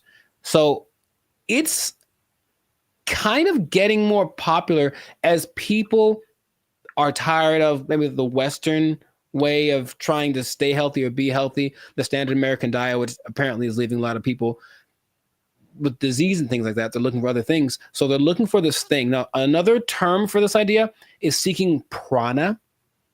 And basically breatharianism is living on prana and taking energy directly instead of what we do when we eat stuff is we take the energy from the thing. But this practice just makes the energy coming directly to us without any middleman, basically. And that's the whole rundown. But they interview people who swear by this. Now, I know you'll be like, were there any scammers? There's lots, of course. There's lots of people who are claiming this, building cults, and then basically eating French fries behind the scenes. And the most famous, and this is real, was this guy named Willie Brooks. And basically he built this cult up somewhere in the desert, somewhere in the United States. And one day somebody went to McDonald's late at night and they're like, that looks like Willie. Sure was. He got caught Big Mac handed, and they stopped following him because they know he was full of it. But it is something that, like I said, people are looking to as maybe this is another way to live as far as prolonging life. Now, it doesn't mean you're not going to die. The initial guy that I mentioned, he died when he was 90. And if you looked at him, he looked fine. Like he wasn't jumping over buildings, but he could walk fine. He'd clear mind, all the kind of stuff. So it's just something that is starting to become, more people are trying it. More Westerners are trying it. Okay. So have I convinced you yet? Are you going to do it? Or what do you think is possible could be happening instead? Okay. There's, of course, maybe they're just eating at night when no one's looking at them. in your mind, any remote truth, any remote possibility this is actually a thing that you or I could try and not die from. Science said we'd die, but science said that the guy that they had in the hospital would have been dead in 12 days, and he lived 15 and he was fine, and that's what they let him go. Like, there's no way we can keep watching him like this. But what do you think? Do you have any? It's a bad sign when, like, the more you keep talking, the worse, the more it doesn't make sense. Sure. It is. I will say this: it is intriguing. Sure. Because I am trying to figure out in my head, how is this scientifically possible? Mm-hmm. And the first thing I thought about was, okay, like you said, the different levels. You need liquids, right? Like as a base, I think. So, is there a way to, because there's moisture in the air, is whatever these guys are doing, is it like extracting moisture out of the air into your body and somehow providing liquids? This sounds really weird, but it's just like, right. Maybe there is some kind of something to this. Sure. Well, here's the thing. If anyone is interested in it, there is a channel on YouTube called Take a Deep Breath that really is more about breath work in general, but he explores a lot about the subject. And he interviewed probably the world's most renowned expert on the subject, whose name is P.A. Straubinger. PA? P.A. or PA. P.A. Straubinger. And he basically says, well, we can go 3 days without water. We can go 45 days without food. We can go about 10 minutes without air. So in a sense, we're all breatharians because we kind of, when we're not eating or drinking, we're breathing. And his idea is that people that have access to just making the breath part kind of override. It's almost like, okay, for diet, what we need fat, we need protein, we need carbs, right? So let's just use all of one instead of a balance of all three. And so the breatharians, I don't know how to say anymore. Breatharian, I'm gonna go with that. Instead of eating, drinking, and breathing, they just take breathing and make that the only thing they do. So in that sense, it's like, that's really interesting. But it does sound very far-fetched. Would I ever want to do it? Not in a million years. It does not sound fun because if you're not, most things that you do when you're social, you're eating and stuff. If you're not eating, what are you doing? You're just sitting around. And these people do just kind of sit still. You ever see like a bug or a creature and you see it and it's just there? It's like, what are you doing? That's what they are. They just sit there and they're channeling the thing. So if you have to spend most of your time doing that, I'd much rather eat a steak and then keep it pushing. So that's just me. But so here's my other wild theory as to how it could possibly work. Tell me. Just this makes no sense, but whatever. Sure. You think about, because the light, I mean, in my head, you're doing some kind of Naruto jutsu and you're pulling in moisture from the air. Yeah. That's how it's working in my head right now. I'll take it. No one can tell me any different.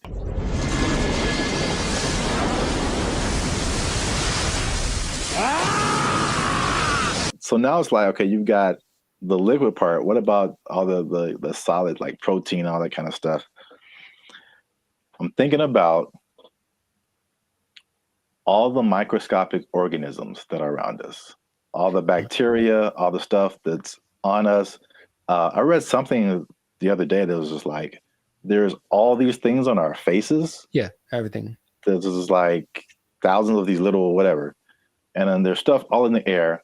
What if they're just like focusing so hard on the breathing that they're like intaking all of these microorganisms that have all of this stuff that we have with food? So basically it's like they're eating all the time, just microscopic versions of food.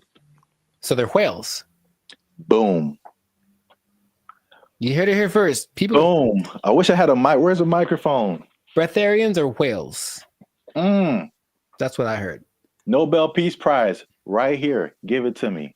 I don't know if pieces of the thing you get for this. I feel like we riots in the street. Guess what, everybody? Closing down KFC and Popeyes because you just open it up and walk around. Oh, what if you opened an air restaurant and just charge people $20? People would go. I know people would go. All right, that's. Oh gosh, I'm $20 all you can eat. It's the purest air from the mountaintops of Sweden. Well, I think that this is a fascinating thing that if people want to investigate more, go for it. But like I said, I'm not going to try it. So if you do, leave a comment that says you tried it and that you're going to live forever because you found Nirvana. I'm not sure. Live your life. But this has been another episode of the Life's a Circus podcast. So make sure to like, subscribe, comment, share this video with someone that you think will find it interesting, and just keep this in mind. All right. Let's hit home. If you don't eat, you don't need to buy food. Well, yeah. If you don't need to buy food, maybe you don't need a job. You don't need a job. You don't need a job because you don't have to buy food. Just eating air. Oh, it's not possible. They took our jobs. They took our jobs. Bro, when I tell you I was blown away by this video. Interesting. But this isn't. I had no idea it could do this. What's up, everybody? I'm Zap, and this is Jericho, and you're now tuned into the Life's a Circus podcast, where we talk about everything that's funny, interesting, and ridiculous. And today, we're talking about how far ChatGPT has come, Jericho, including its ability to tell jokes, because it recently roasted a popular comedian. It told some jokes, and it was really good. It was actually really good. So you stay to the end to find out what ChatGPT actually said, who the comedian was that got roasted, and all the other new developments that are happening with ChatGPT. But before we jump into that, you guys know what it is. Every time, hit that like button. That lets the YouTube algorithm know that more people see this video. Hit that subscribe button. That helps our channel grow. And if you really like us, it's a lot of really. You can hit that join button. That'll take you to our membership. You become a member and support this channel. Now, I don't know if you're aware of this yet, Jericho, but I know I'm going to mess up saying, if you say ChatGPT 10 times in a row, it's just not going to come out right. ChatGPT. We'll edit that out. Anyway, ChatGPT now has voices. Are you aware of that? I was not aware of that. Yeah. Do tell. You can now talk to ChatGPT like you're talking to a regular person. Do me a favor, please. Get out of here. Get out of here, man. Shit, I'm saying. We'll let the cat out of the bag right at the beginning of the episode here. The comedian that got roasted was Kev on Stage. Okay. So Kev on Stage, if you don't know him, is a popular comedian who really got his start on the internet. I think now you see him on TV here and then, but he's real popular on the internet. I watch a lot of his stuff. I think he's funny. I think his whole crew is funny. Really kind of like self-built. He has like he did a lot of stuff for the All Deaf platform, and then he built his own Kev on Stage studio. He does tours, all that kind of stuff. Yes, go on. He has this podcast segment. I think it's called, like, I saw this on the internet or something. Yeah. Him and a bunch of his comedian friends just talk about stuff. And they were talking about ChatGPT. And this is the moment where they introduced it to Kev. And this is where he found out that it could actually talk. I had went on a really bad date, right? And I thought I was tripping. And I was going to chat. I was like, I told the ChatGPT the scenario, and he broke it down. He was like, "You ain't tripping. You a beautiful queen, and you deserve X, Y, and Z." Wasn't talking like that. Right. Where'd you get yours from? Be a New York ChatGPT. It was like, you cool, you heard? He's Black British, right? You're in it. He was mad sweet, and he broke it down, and he gave me such upliftment, and I was like, hold up. What you doing later? I live in your phone. Right. Hey, when you're in that conversation mode with it, it really be talking to you like a person. Like I put the audio on. Yeah, you can have a conversation. Like you can say, so you're hearing it. You can. Oh, I didn't even know this was a You feature. can set it up so you can talk to it. Like, cause I had a thing where we did a mock interview with it. It was like, oh, totally. Let me know if you want to run some more. Like, let me know if you want to run some more scenarios. And be like, yeah, I'd love to run some more. Okay, well, here's a scenario where it talks just like that. What, bro? I didn't even know this was a possibility. Bro, wait till it gets a body. It ain't. Is that right now? Yeah, hold on. Let me see. Hold on. I said, ChatGPT, smashed. can you tell my friends hi? Absolutely. Hey, friends. You put that nigga voice on says it. hi, and if you don't know, you know that hi is just the beginning of something dope, hilarious, or legendary. This nigga trying to fuck. Hey, yo! He trying to. He's awful. Graphic for you. That nigga said legendary. So yeah. That's wild. Also, I can't let it slide that the lady there said the word upliftment. But, I'm guilty of making up words all the time, so maybe that's just part of her thing, or maybe I don't know something she knows, but I don't think that's a word.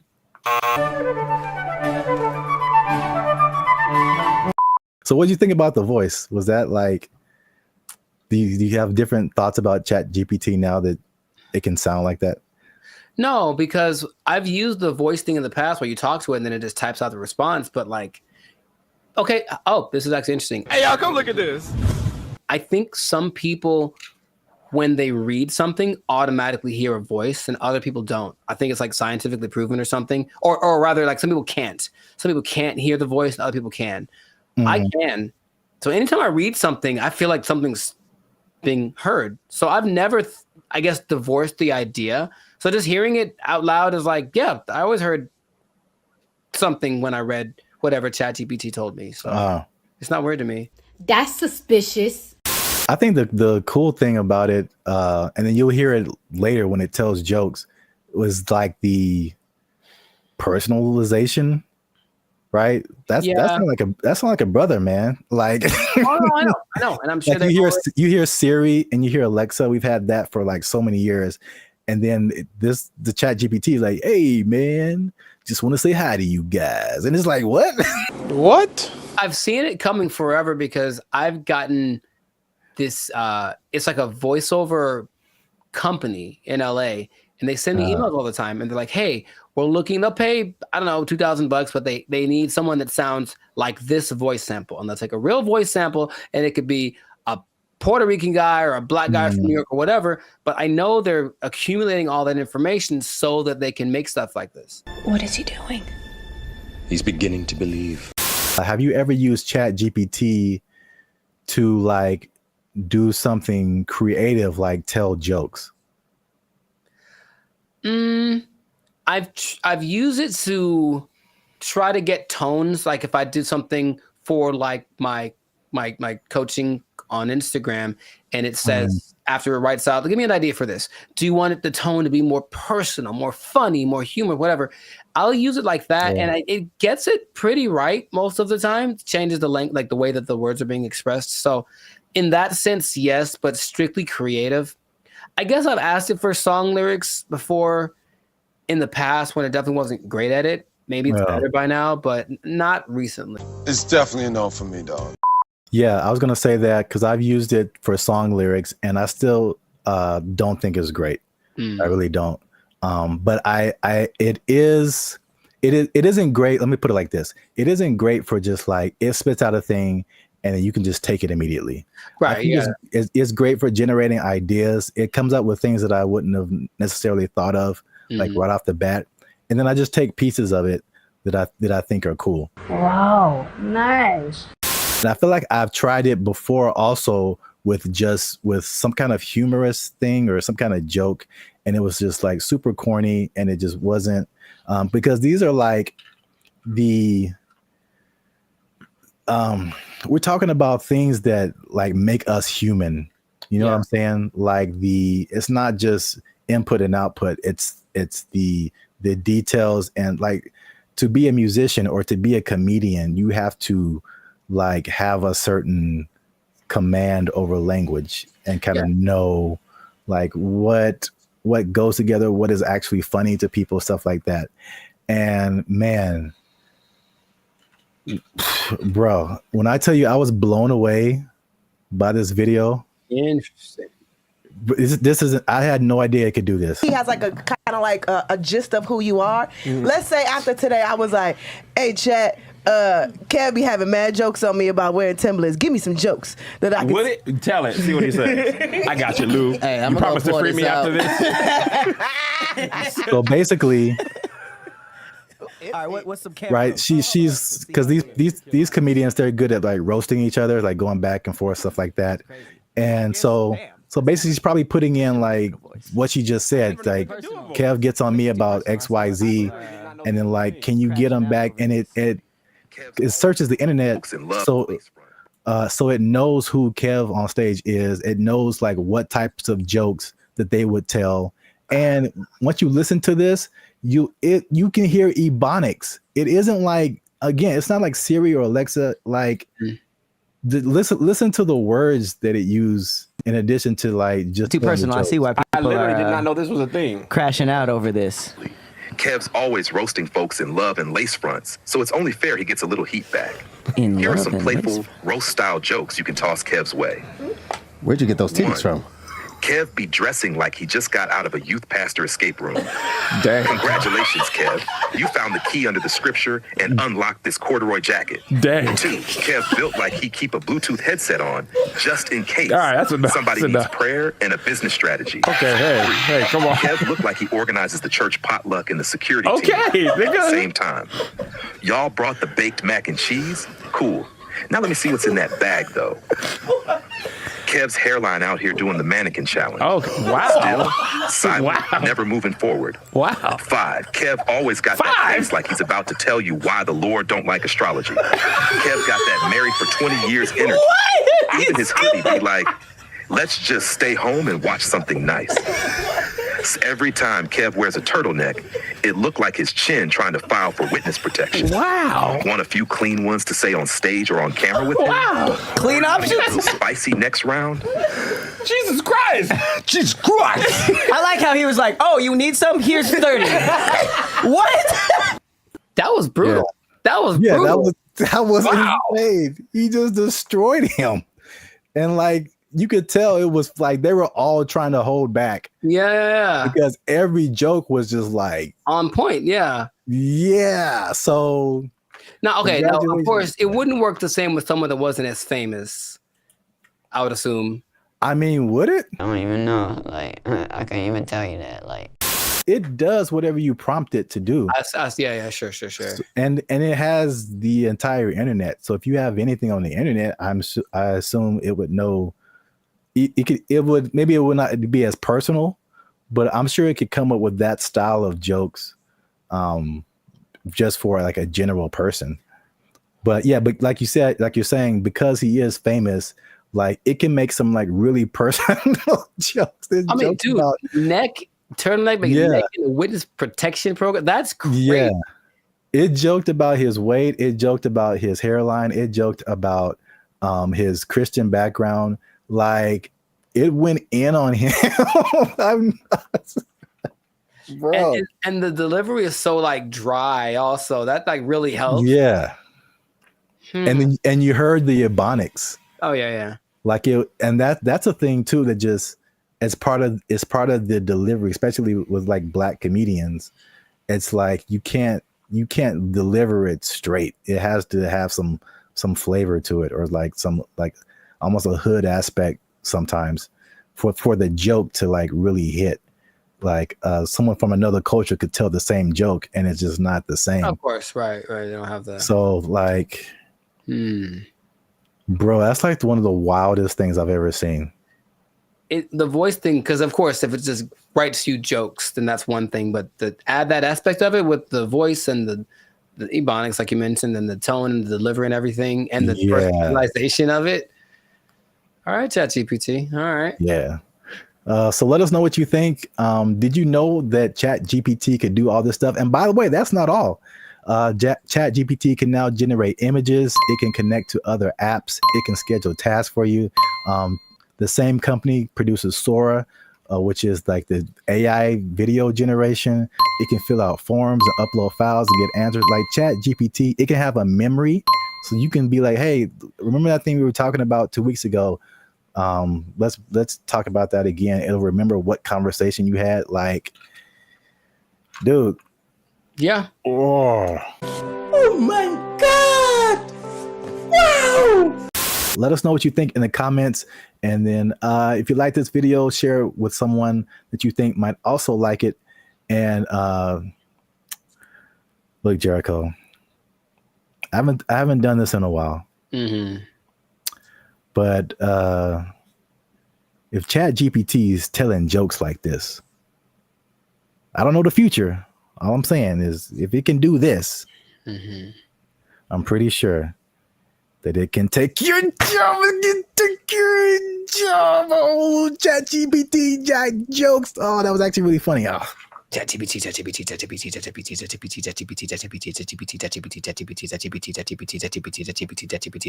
They took our jobs! They took our jobs! If you look at the picture, it's very good. That's the thing. It's breathtaking. And I mean, it's a scene, looks like What's up, everybody? I'm Jericho, and this is Zap. We are the now 8-time international award-winning pop hip-hop duo Banded Future. We make clean, fun music that everyone can listen to with a sound that's uniquely California. And right now, you are tuned into the Lifestyle Circus podcast, where we talk about things that are funny, interesting, and just straight up ridiculous. So before we get into this thing, make sure, do us a big favor. Come on, y'all. Make sure to like, subscribe, comment, share this video with at least 2 people who would be really mad if they lost an art contest to AI. Because that's happened. It happened. So what basically in Colorado, there was an art contest in one of their state fairs. This guy, Jason Allen, said, you know, it'd be a great idea if I entered this art competition. Oh, wait, I don't know how to draw. That's going to make it very hard for me to win. And then he said, you know what I'll do? Jason Allen first made headlines in 2022 when his AI-assisted artwork won a digital arts competition at the fair in Pueblo. Allen says it took him dozens of hours to create that work as he fed hundreds of prompts into this AI software, Midjourney. Now, there's a twist about this, so stay tuned to the end, because I'm going to tell you what the twist is that might make you change your mind about this. Because off the top, okay, what's your first thoughts? This dude enters an art competition where everyone was literally drawing and painstakingly coloring and shading and all this kind of stuff, and then he just turns in his AI-generated picture and he wins. How would you feel? What's your thoughts? I think I'd be upset along with all of the other people.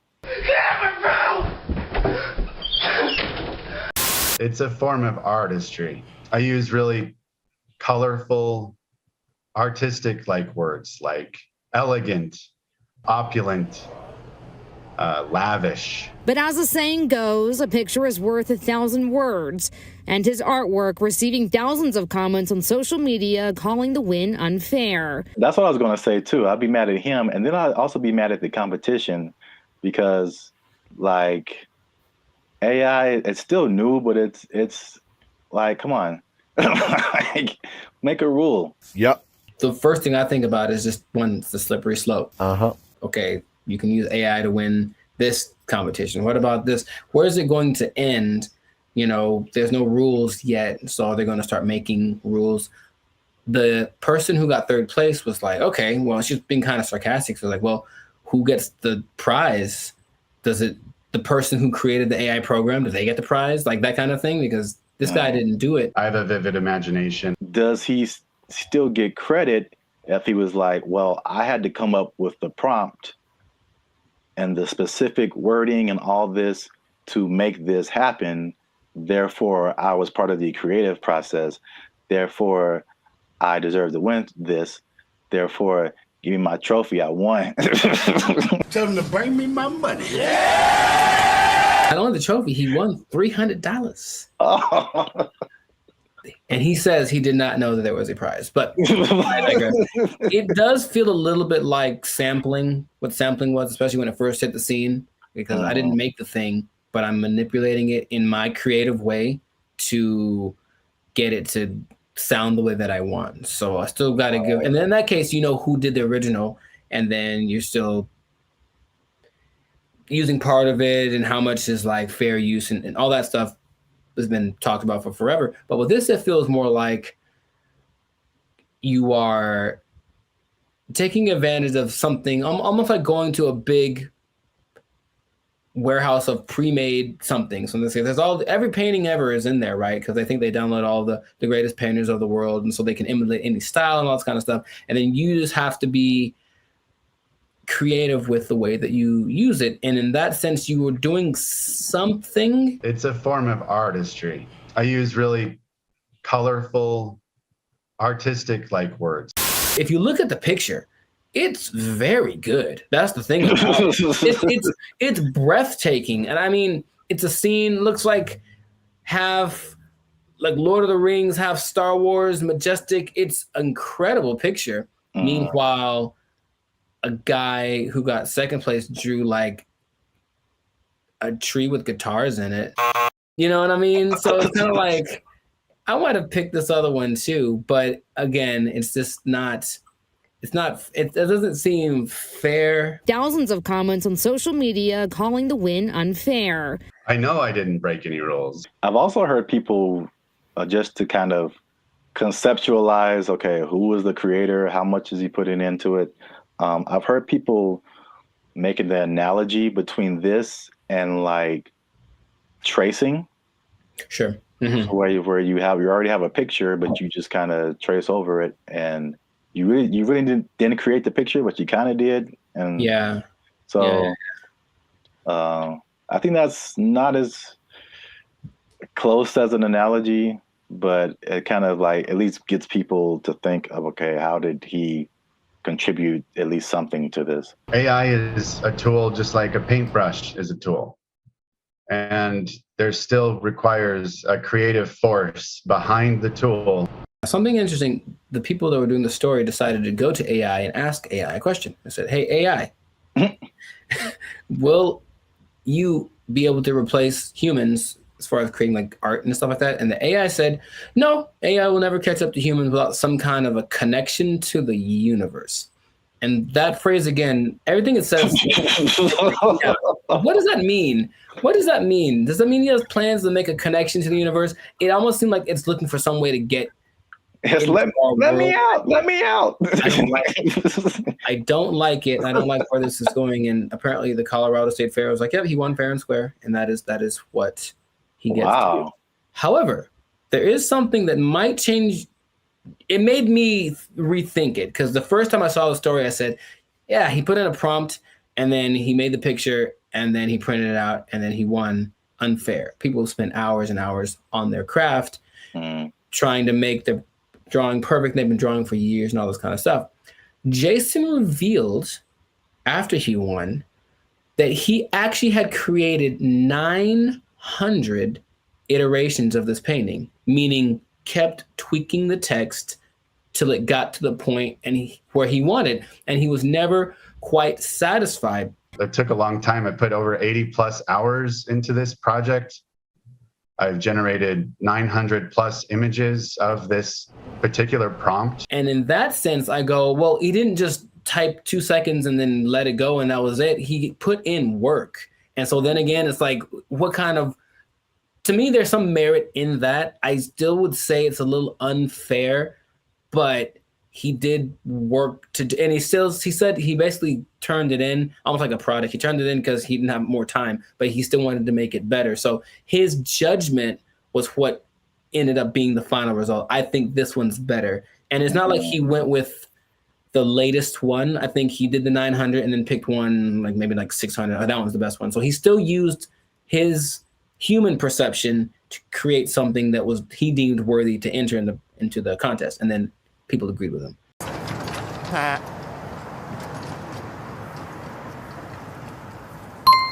It makes me think for sure.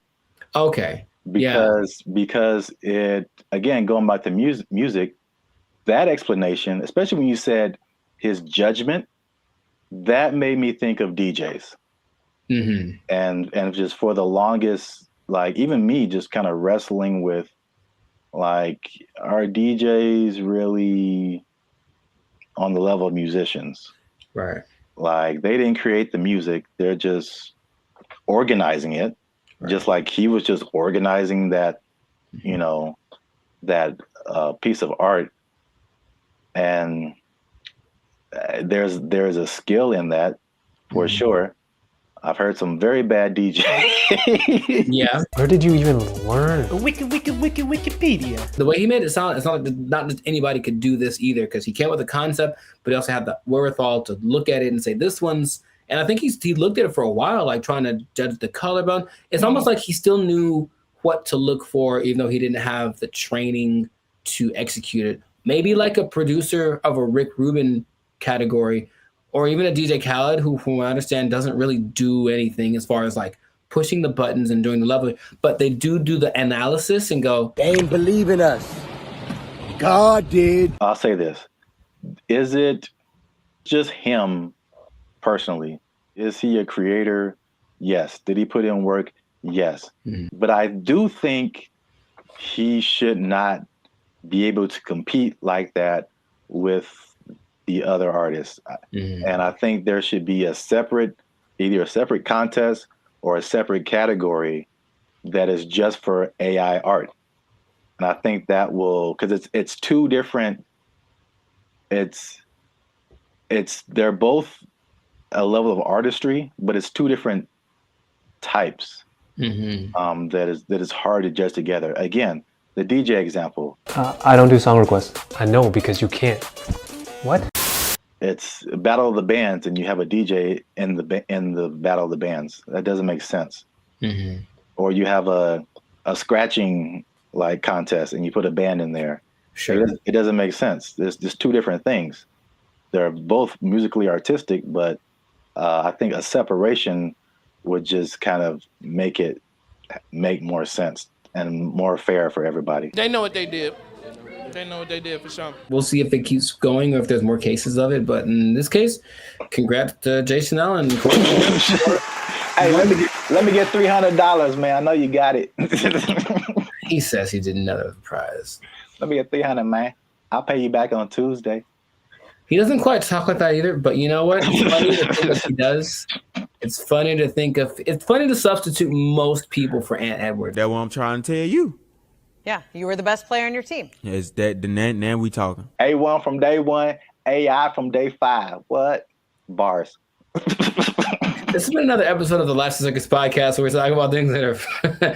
Anyways, make sure to like, subscribe, comment, share this video with two people who have been unjustly defeated by AI in some kind of competition. And just keep your eye out, because AI is coming for us and we got to be ready for it. We got to be ready. I can paint that, Mike. I can paint it. Ugly eye painting. We'll catch y'all in the next episode. Ugly eye painting. I can do that. They took our jobs. They took our jobs. It's kind of disorienting and it's not the most fun situation, but they get what they're going for. And this Zuckerberg's goal, I mean, he's already spent a lot of money on it. He really wants everyone to engage in the metaverse on a daily basis with their friends. Hey, let's have our chat. Let's have our podcast in the metaverse, because why not? I could be a fish, whatever. Like, that's what he's going for. And it just doesn't feel like it's time yet, but he's just going to keep pressing the issue.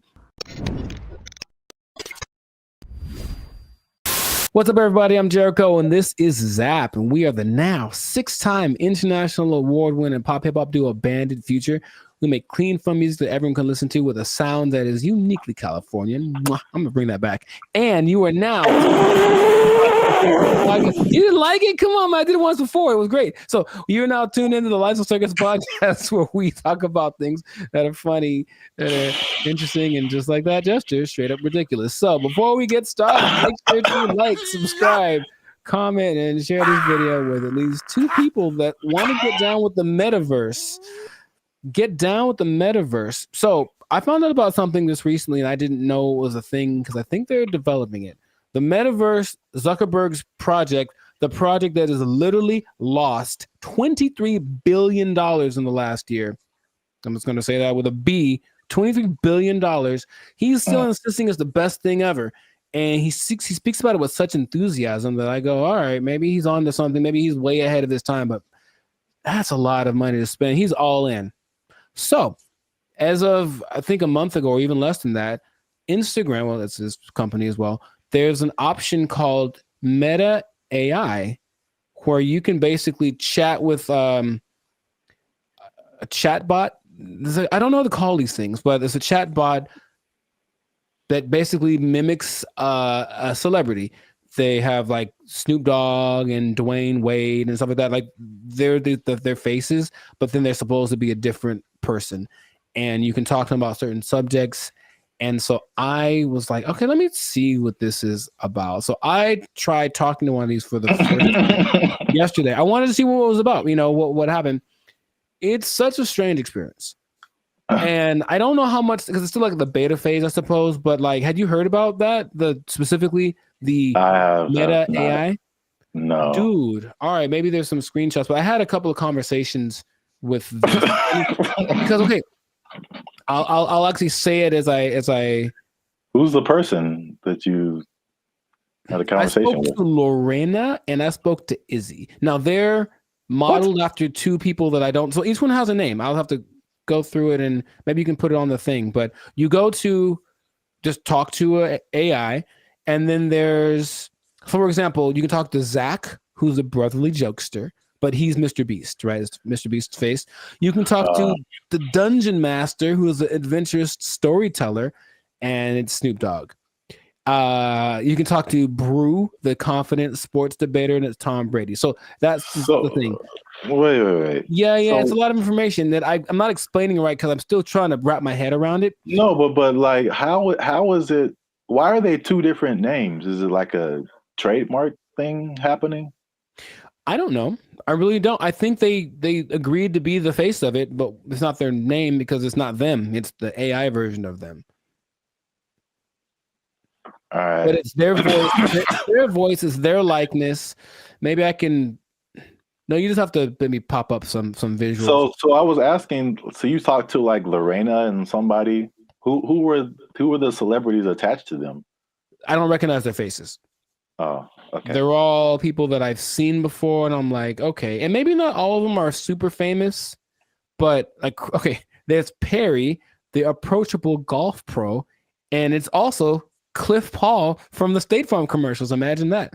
So I think maybe it's a combination of people that either are famous and I don't recognize them, or they're not famous, and then some famous people that agreed to be on it. But basically, each one has a level of expertise.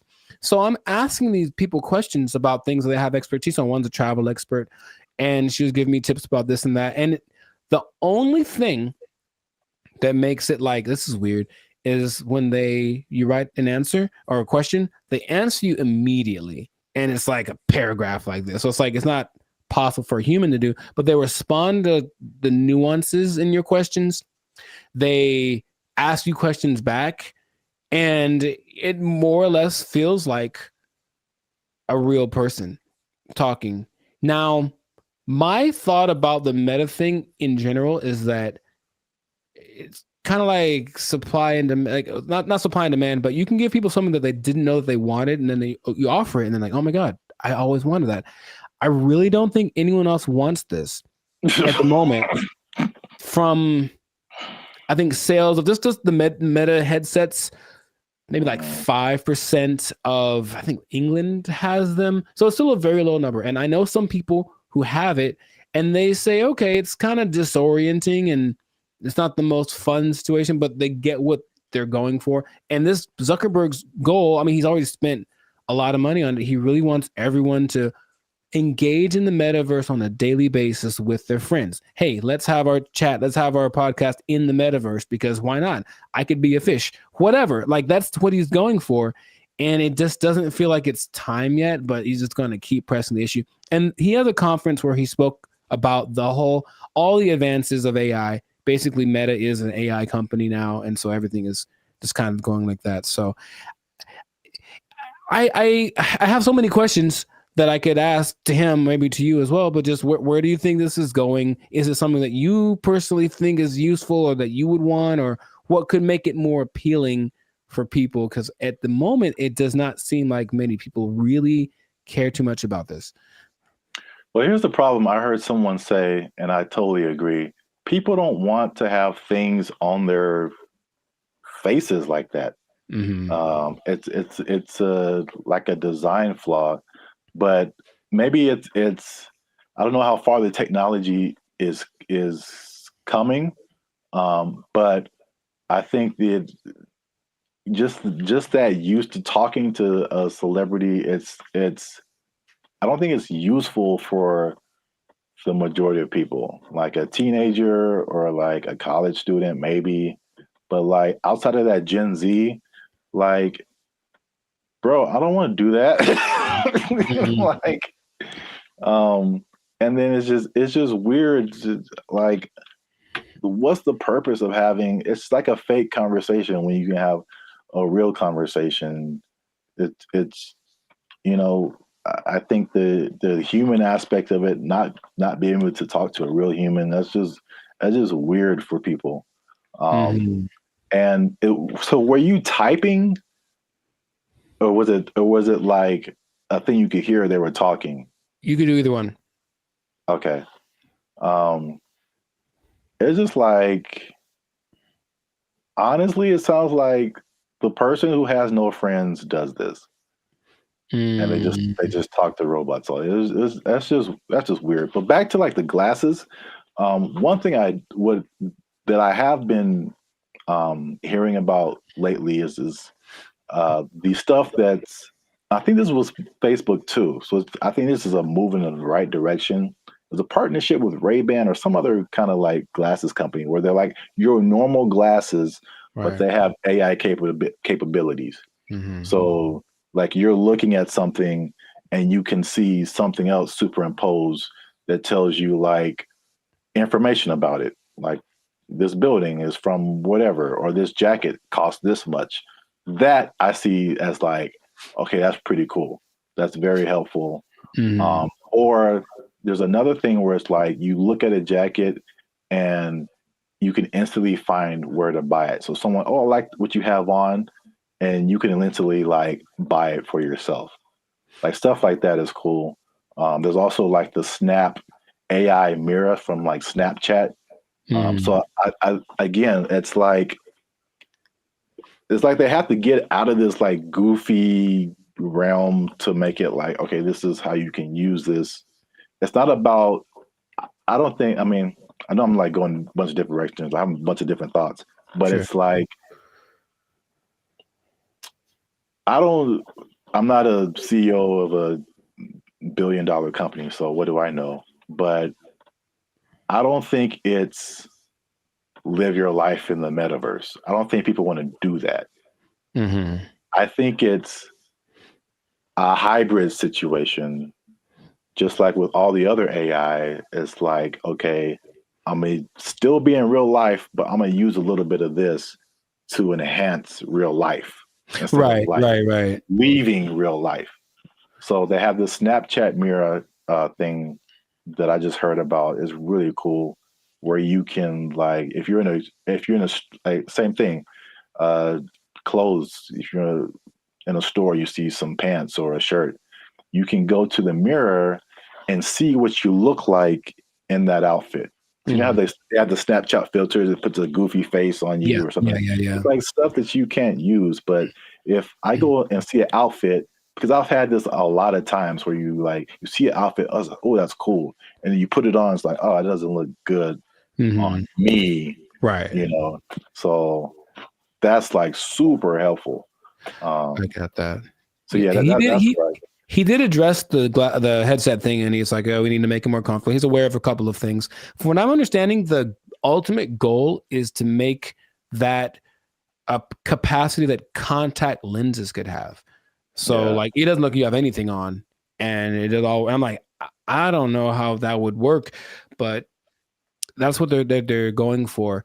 But it's just, I think he has this image in my, because when I listen to him speak, there's genius and then there's delusion and there's this whole level between, you know. And I think if you talk about like the people that are big time movers and shakers in the world, like Elon Musk is a little more on the like practical side of the delusion, and Zuckerberg's on like the Dungeons and Dragons type side of the illusion. But I feel like he wants to create what happened in that movie Ready Player One, where basically the whole world is so over the real world, they just go to this place habitually, and that's like where real life actually happens. And maybe that's what he's thinking, but I don't think the people are ready for it right now. But he's going to keep pushing. He's got the money to keep trying it out. And I even got a little survey. It's like, hey, quick 3 minutes. I want to know. I wanted to know about what they were asking about. That's how I didn't know about this until like 2 days ago. And they asked all these questions about, okay, so if chat AI could do this, would you like it? Blah, blah, blah, blah. And so they're doing all this research because they're trying to see what people think, because they're trying to make it appealing, but it wouldn't, I don't think it's for me or maybe our generation, but maybe people that grow up on it, younger people might be the ones that want to spend all their time in the metaverse. I don't know. I hope not, but which is already showing negative effects. Gosh, it's so bad in so many areas. It's just bad, man. Yeah. So we'll see where it goes. But Let us know in the comments if you like the metaverse, if you've had some metaverse experience, if you've tried this new Meta AI chat thing. What do you think? Is your best friend Snoop Dogg in your mind? Because it's not really him, but maybe you think that it is, and that's good enough for you. So good for you. And let's see how this pans out. But it seems like it's going to be a real big push, he's got Zuckerberg has a couple other big objectives for 2024 that he's trying to get to. So, and spend a few more $1 billion in the process. So must be nice. We'll see how that goes. But yes, this has been another episode of the Life's a Circus podcast. So leave a comment. Leave us a comment. Let us know what you think about that. And if you trying to think of how this would work. If you are spending too much time in the metaverse, if you're spending too much time talking with a meta person, I don't know what to call them. They're not real, but they're not robots, whatever. Talking to a meta person so much that you lose track of time, and then before you know it, your life's a shell of itself, and you don't really know where you're gonna get your money from, because you haven't gone to a place that will provide you with the necessary resources for. You know what I mean? Like the necessary resources for living, for purchasing things. You might even miss your bill and you can't pay for your phone. You don't have your Instagram. You've lost access to your person. Okay. I just don't want that to happen to you. That's my sincerest goal as a human, human to human. So please don't. Man. Well, I guess you understand what I'm trying to say. I don't have to say it. So. You don't have to say it. You don't have to say it. But I'm going to say it. Don't lose your job. Don't lose your job in the metaverse. Marcus Zuckerberg is crazy. They took our jobs. They took our jobs. Take her there.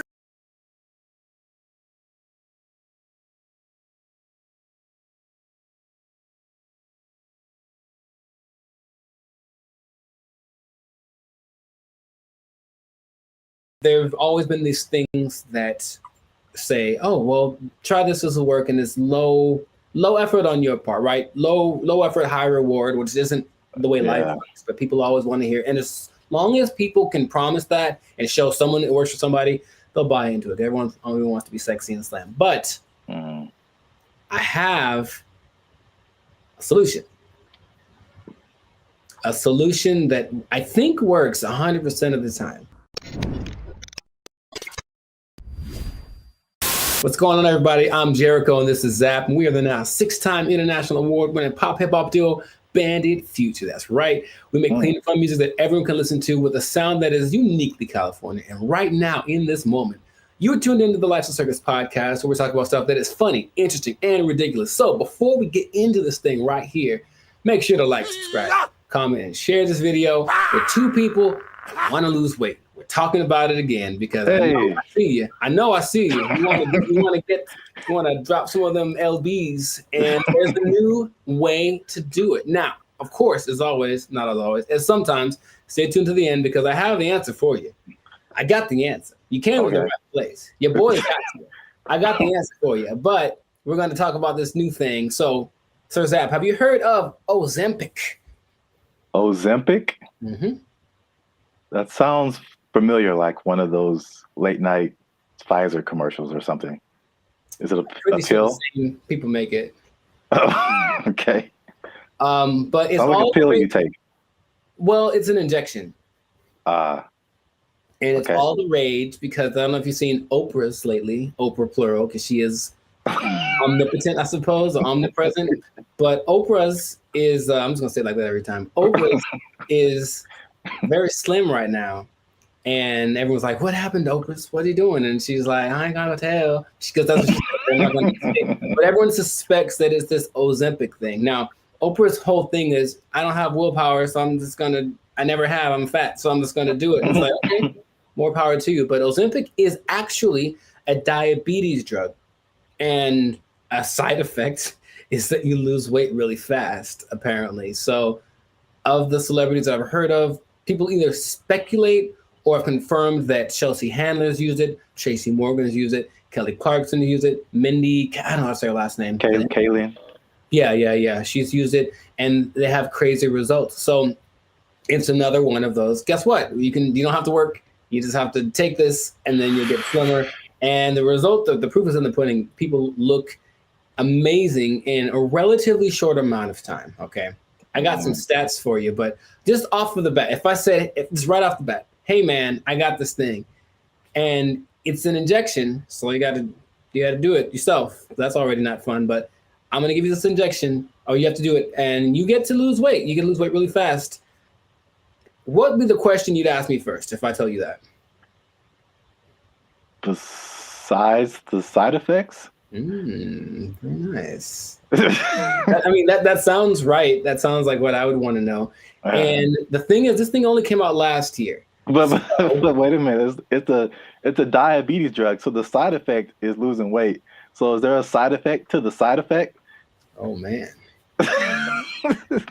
you are a smart one. Well, the side effect of taking it is that you basically lose your appetite and you get a little nauseous, so you don't want to eat, and that's why it works, right?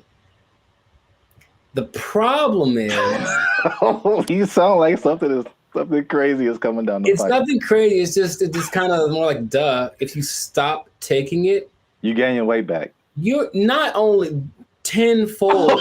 Appetite comes back with such a vengeance that you go back like instantly and like plus some. So is it addictive? Wow. Well, you have to stay on it for it to keep working, because as soon as the thing that it makes you do to not eat is exactly what it reverts to once you get off of the drug. And it's crazy. So now here's the other thing about it.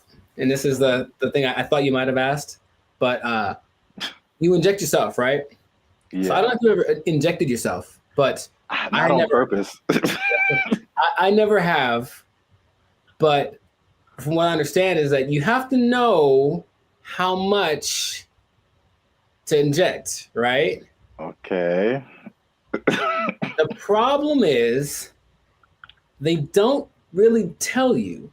You just figure it out. So just inject an amount in this, and then so what happens is people inject themselves and it works. So they go, oh my God, maybe I should inject some more so it can work better, right? In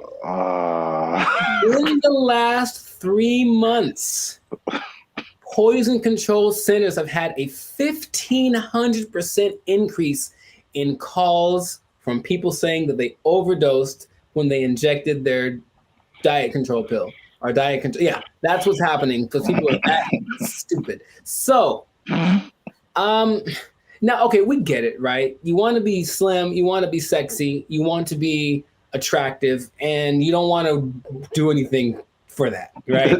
That's just maybe the American way. This drug, also another question you might have asked is it banned anywhere? It sure is. This drug is banned so far in Austria, France, Greece, and the Czech Republic, with more places to come, perhaps. But the numbers don't lie, right? 42% of Americans are obese, 18% of children are obese, and then everyone knows the links to death and all that kind of stuff if you're obese with a higher probability. So you want to get slimmer. But this is just another thing. I guess my other question would be, have you heard of any things like this in the past that have promised the same, hey, take this and you'll get, slimmer, more sexy? Not, I can't think of any. I'm sure there's other stuff out there. I can't think of anything off the top of my head other than like liposuction or something like that. Sure, which works, but I looked it up. In the 40s, it was amphetamine. That was all the rage. It was the big deal, and that was proved to be addictive. Rainbow pills in the 60s, which was amphetamine, digitalis, and diuretics, and that proved to be addictive and somewhat fatal if you take too much. There's a thing called Aminorex in 1971. This is all before our time, right? Now, the thing that I remember hearing about in the 90s, there was this thing called Fen-Phen, and it was a big deal with the celebrities. Yeah, and a lot of celebrities, took it, and apparently it works. But now this new Ozempic, I think I'm saying it correctly. They're saying that a lot of celebrities are getting paid to promote it, to push it. And I think that always, that's always the way to go. But it's just like, I'm really concerned for these people that are basically getting guinea pigged, right? It's like, we'll see if this works. And then what's going to happen to them in 6 months when they're like, oh, by the way, this causes all of the things. You know? Yeah, that's how a lot of stuff goes with. I mean, like anything, there has to be people who test it out first. So yeah, it's weird. The thing that I randomly remember when you were talking about things from the 90s was like Slim Fast. Oh, sure. Although that's not like a drug, but it's like, I remember that was like a huge thing, and people, maybe even Oprah did it at one point. I don't know. Oprah's done everything. Yeah. Yeah, I remember seeing a lot of Slim Fast commercials with celebrities and stuff, and then the tagline was like, "Give us a week, we'll take off the weight." So yeah. Oh, jingly. Now there's something that I heard about, but I didn't remember happening or existing. But apparently there was a substance that you could ingest if you wanted to lose 15 pounds today. It was a big deal. Yeah, you take it and you go to, I would imagine it would just take all of the moisture out of your body. That's what I imagine. Yeah. But it would just dry you up or something. And a friend of mine did something like that to, I guess, for a drug test. So he had to get so he took some pill, and he said he thought he was having a heart attack for like 5 hours. And he just like had to keep going to the bathroom, and then he was very slim. It was kind of an unexpected side effect, and he still failed the drug test, so bad on him. But the idea is that there've always been these things that say, oh, well, try this will work, and it's low effort on your part, right? Low effort, high reward, which isn't the way life works, but people always want to hear. And as long as people can promise that and show someone it works for somebody, they'll buy into it. Everyone only wants to be sexy and slim. But I have a solution. A solution that I think works 100% of the time. Does it involve exercise and proper diet? You know what's weird? It does. But it's actually doing that. That's the part that people don't seem to get. It's like, okay, because here's an idea that'll work. Cool. Proper diet and exercise. All right. Maybe don't eat too much. Let's just start with that. You don't got to go sweat. I know sweating's yucky and you get sore and ew, right? But how about just don't eat so much? Food's delicious, but you know what it tastes like. So just stop eating that stuff. Okay? That's true. But doing it is a whole nother thing. So do that. Don't eat so much and just start with that. And then like that's all it is. That's literally all it takes. Everyone knows that, but no one wants to go that route. So instead they'll try Ozempic, and it works phenomenally. So we'll see what happens. Now, last thing, the company that makes it, I forget the name of the company that makes it, but they made $4.8 billion. Of course they did. In just the third quarter of 2023. That's a lot of $1 billion. I believe what was it? I forget the company they're based off of, someplace in Europe, but their gross income was greater than like the GDP of the whole country, basically. And, sure, so people are going to keep buying into that. So if you try Ozempic, it'll work for a while, and good luck to you. That's all I'm going to say. Maybe try the other thing that I suggested, but I'm no expert. I just, Wow. I look like this and you look like that. Oh, take that. So anyways, leave it like that. This has been another episode of the Life. I wish I had like a pipe right now. I don't know why. This has been another episode of the Life Circus podcast. So make sure to like, subscribe, comment, share this video with people that want to know about losing weight the responsible way. Thumbs up, maybe a ding sound, maybe. And, stop eating that stuff. I got nothing else to say. We out. They took our jobs. They took our jobs. That was their whole identity. Yeah, you're right. And we trusted them. Not anymore. Not anymore. To be competitive, they have taken that away. So now, they're just like all the rest of them dogs, them backstabbers, and malcreants. I don't think that's a word even. Malcreants? I'm just mad about it. That's a word? I don't think it is.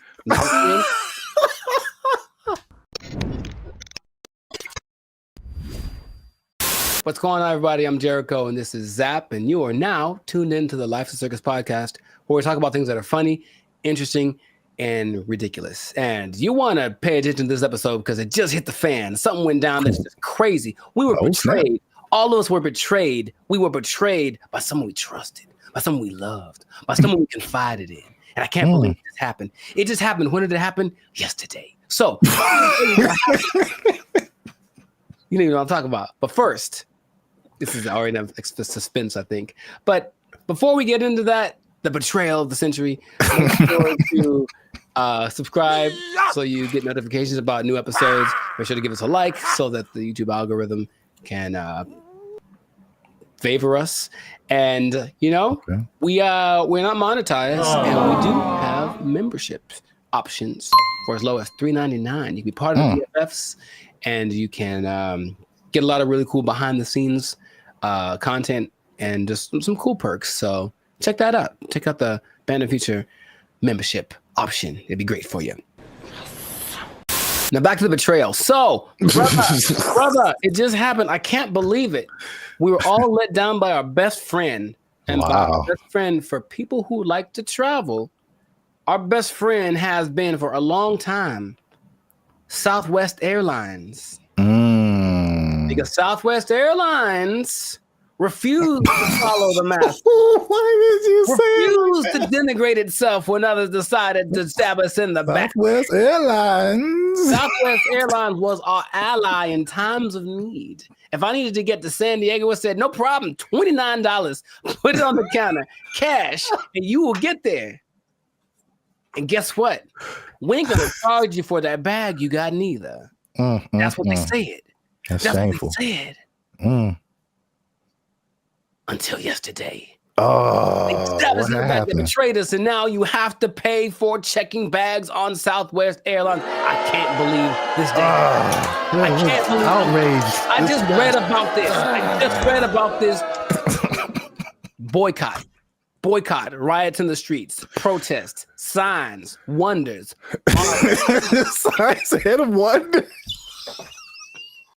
I'm mad about this, bro. I can't believe it. They were my best friend. I was so ready for it. Signs and wonders. Look, their motto was bags fly free. That was their whole identity. Yeah, you're right. And we trusted them. Not anymore. Not anymore. To be competitive, they have taken that away. So now, just like all the rest of them dogs, them backstabbers, and malcreants. I don't think that's a word even. Malcreants? I'm just mad about it. That's a word? I don't think it is. I'm so mad about this. It's like your grandma saying that I'm charging you rent if you want to hug me. I can't believe it. Like, it's just such betrayal. Judas. Who betrayed Caesar? That guy. Brutus. Brutus. Brutus. Yeah. A2 Brute. Yeah, Brutus, right? Yeah. Is it coincidence that Brutus and Judas rhyme? I don't think so. And now Brutus, Judas, Southwest. Yeah. Southwest. You're on one today. I can't believe it, man. Anyway, how do you feel about this news before I get into some? Oh, man. As I wipe the tears away from my eyes. I was mad about it. Honestly. You said you were upset, but good Lord. I just can't believe it. That's all. That was the last one. That was the last beacon of hope, and now it's just nanobots. Jesus upset too? Yeah, I heard about that. I feel like I heard about it coming, and then I didn't know like yesterday was the day where they were like, yeah, oh, dang man, yeah, yesterday. So I should answer your question, but so did people just pull up and be like, "Hey, I'm got my free bag," and they were like, "Nope." For flights booked on or after May 28th. Hey, guess what day this is? Checking the first bag will cost $35 to $45. Oh, 35 for the first one, 45 for the second one. Good Lord, that's a lot of money. You know what? This gives me $1.25 tree vibes. Okay. Well, I never. Yeah. I didn't believe in them as much as I believed in South. Now, something that I don't remember because I didn't fly as much back in the day, but baggage fees have only been around since 2008. I didn't know that. So, and the first one to do it, American, of course, America's gonna. Anyway, I'm not gonna say anything. But basically, yeah, oil prices went up, and then they're like, well, let's probably do it, and then everyone joined in. JetBlue joined in, and Delta and United, but Southwest was true to the cause of the people, and now they say it's just basically to be. Is there? I think there's a statement. It's just the generic because we're not making enough money. I think that's pretty much the statement. Helps us remain competitive, and it's like I thought they were making it sounds more like my accountant made me do it or something nonsense. And then the logic is it weighs more if you put your bags on, so that's more fuel and blah blah blah. And so economy and blah blah blah blah blah blah blah blah blah blah blah blah. How much money do you think airlines make annually? I was just about to say that because even the episode I did with the seats, it's like from what I hear, their profit margins are thin. Like they don't really make enough to cover a whole lot more than their costs. But I can't even make. I don't have no idea how much they make annually. Well, it starts with a 7. 7. So each airline or just airlines as airlines from what airlines, all airlines. So 7 billion. Yeah, man. A year for baggage fees. Oh, just in baggage fees. Yes. Wow. It's like McDonald's or something where they don't make any money on the hamburger. They make all the money on the fries and the cookies and the drinks. Right. Yeah. So it's just like, I remember something, I can't remember exactly what it was, but they really made their money on the fees. And the ticket. Well, say it again? Or you will be exempt if you are a member of the A-list tier, the Rapids Reward Loyalty Program, or if you have a Southwest credit card. Which means you spent more than baggage fees anyway. So exactly. I'm on to you, Southwest. You're not fooling no one. What is happening? They still collected, because they basically let you do your first 2 bags free, and then the third one they charged for. And they still got $83 million a year off of that. Wow. And the thing is, the prices go up because they're kind of like, okay, the more baggage that you put on, the more it costs us, so the more we're going to charge you. So they would charge for that third bag $150. Dang. And if it was a little overweight, it was $200. Good Lord, that's a lot of that costs more than my house. There is good news. Good news, kind of. Depending on your flight, like where you're going to, how long it's going to take, and how heavy your bag is. Sometimes it's cheaper to send your bags through like FedEx or UPS. Sometimes it really just depends, but some people do that. And then they have crazy. I know, but it's like that's what it's come to. And they have little ports down there at the airport, so you can pick up your thing, and it'll be for sure. UPS and FedEx are more reliable than than airlines. Oh my god.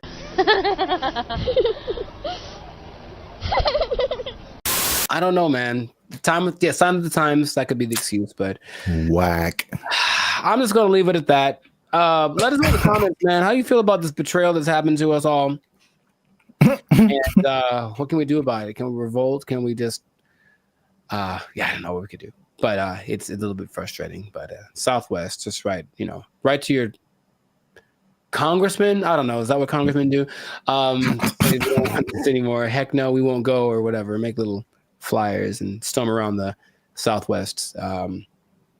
They still had snacks, I think, on Southwest too that were free. I think they still have that, which I appreciate. For now. Well, oh man. Anyways, this has been a great episode. Share it with some people that are feeling the pain that I'm feeling. I'm gonna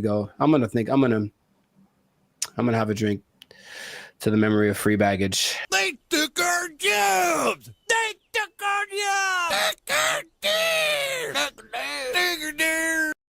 As long as there's money, I'm getting there and there's money there. Right. Like, yeah, let's go. Yeah. But if I'm like just dumping out my life savings to like take a picture with the elephant and then come back, bruh. For some people, they think that's worth it. They think it's well worth it. No way. But I need to get paid, son. What's up, everybody? I'm Jericho, and this is Zap. We are the now 8-time international award-winning pop hip-hop duo Band of Future. We make clean, fun music that everyone can listen to with a sound that is uniquely Californian. And right now, you are tuned in to the Life's a Circus podcast, where we talk about things that are funny, interesting, and just straight ridiculous. So before we get into this, and this is going to be a very important topic, I think a lot of you will be interested in this. Make sure to like, subscribe, comment, and share this video with at least 2 people that are interested in becoming a digital nomad. We're going to talk about it. We're talking about work. We're talking about jobs. We're talking about moving. We're talking about all the things that seem so glamorous, but maybe there's a dark side to it. I don't know. We should get into that. But you got to stay tuned to the end to find out what that might be. So right away, digital nomads are one of the most, well, it peaked in 2021 right after the pandemic, but it's still one of the like professions, and that's an umbrella term, but professions that's growing the most in the last 10 years, right? I didn't know this. People started doing this as soon as like 1997. I guess once internet connection started to get decent, people were doing this. But around 2014, what happened up? I got a question. So can you back up and just for anyone who doesn't, like what is a digital nomad? Oh, people don't know what a digital nomad is nowadays? Some people don't know. Makes sense. Okay. A digital nomad is a person that has found a way to live abroad, basically using technology. So in 1997, when internet started to be pretty available anywhere, people could offer services online and work from a different destination than where they're from. So you could be from America and go to Bali, for example, and work from there. And that starts to become really popular. And so now a lot of people do it. And there are many programs that will say they can teach you to be a digital nomad if you want to basically ditch the 9-to-5 and go live abroad. And it always looks very glamorous from the people. I know many people that do it personally, and they typically post the pictures of them lying on a beach. And the idea is that you can work from anywhere for 2 or 3 hours a day, doing your nice, whatever cushy job, and then enjoy living in another country. And that is a really cool idea. And that is part of the reality, but there's also a side of it that can be more difficult to overcome that people don't tend to think about. So we're going to get into all of that. Zap, have you ever considered the digital nomad lifestyle? I don't know why I said it like that, but I know why you said it. Ooh, do it again. I have thought about it. Famous, don't you? All right, never mind. What? Huh? I've thought about it for sure. I don't think I have had jobs where that's a possibility. Sure. And also, I feel like those types of jobs wouldn't be the jobs that I would like. Mm-hmm. Because it's basically, digital is just you and a computer. Yes. So, a lot of what we do is not staring at a computer screen all day. Right. The typical idea of a digital nomad is somebody sitting in a coffee shop working for 8 hours a day or 6 hours a day or whatever.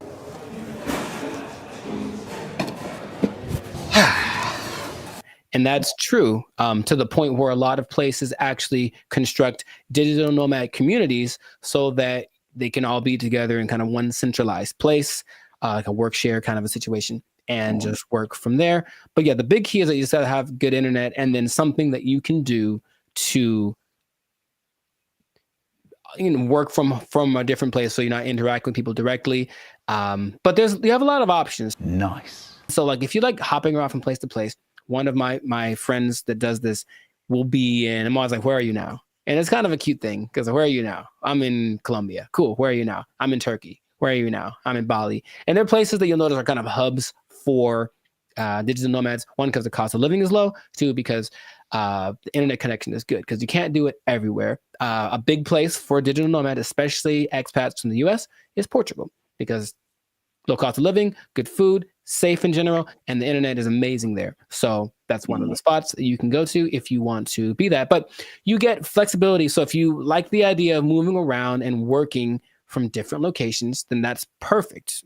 And then since you're not working all the time, you do get to explore and check out new stuff and take the picture in front of the Taj Mahal or whatever thing that you want to do, which is usually what people do to I guess showcase how cool their life is. I don't know. It does seem like kind of a validation. Like, why am I doing this? Because, like I said, the downsides, as I mentioned, there are many as well. But you get to explore, you get to travel, because people always think about going places as being expensive. And yes, vacationing is expensive, but travel, just that part of it, isn't necessarily expensive. If you think about it, you're just going places and then staying there, not trying to be extravagant. So you can be frugal, you can get a VPN so that your plane tickets are cheaper, and then you just live within your means wherever you are.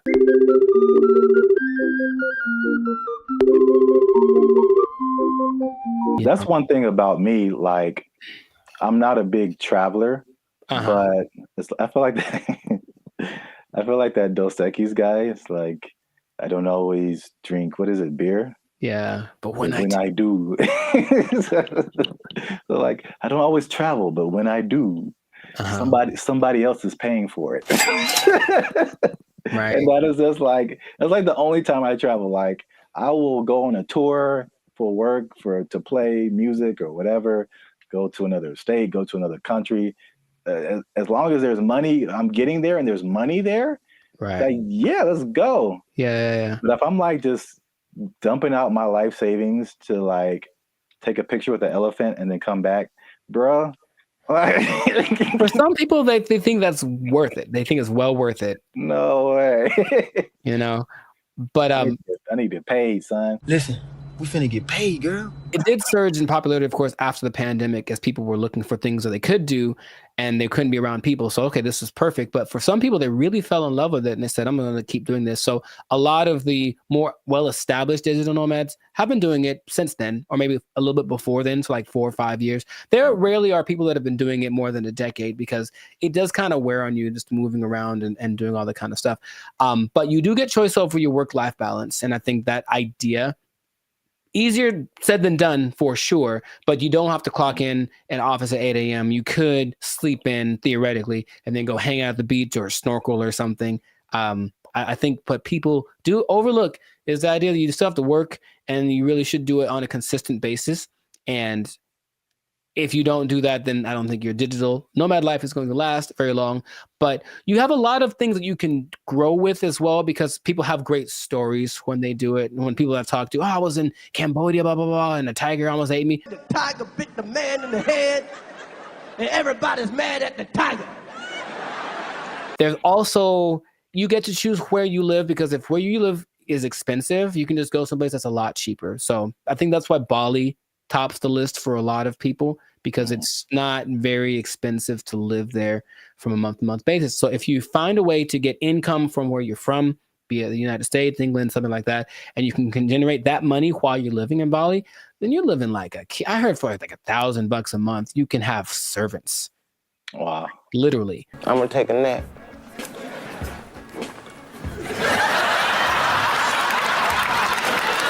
And then you get to network. So that's fun. There's a lot of people that are out there doing the same thing, so you get to interact with them, and that seems attractive.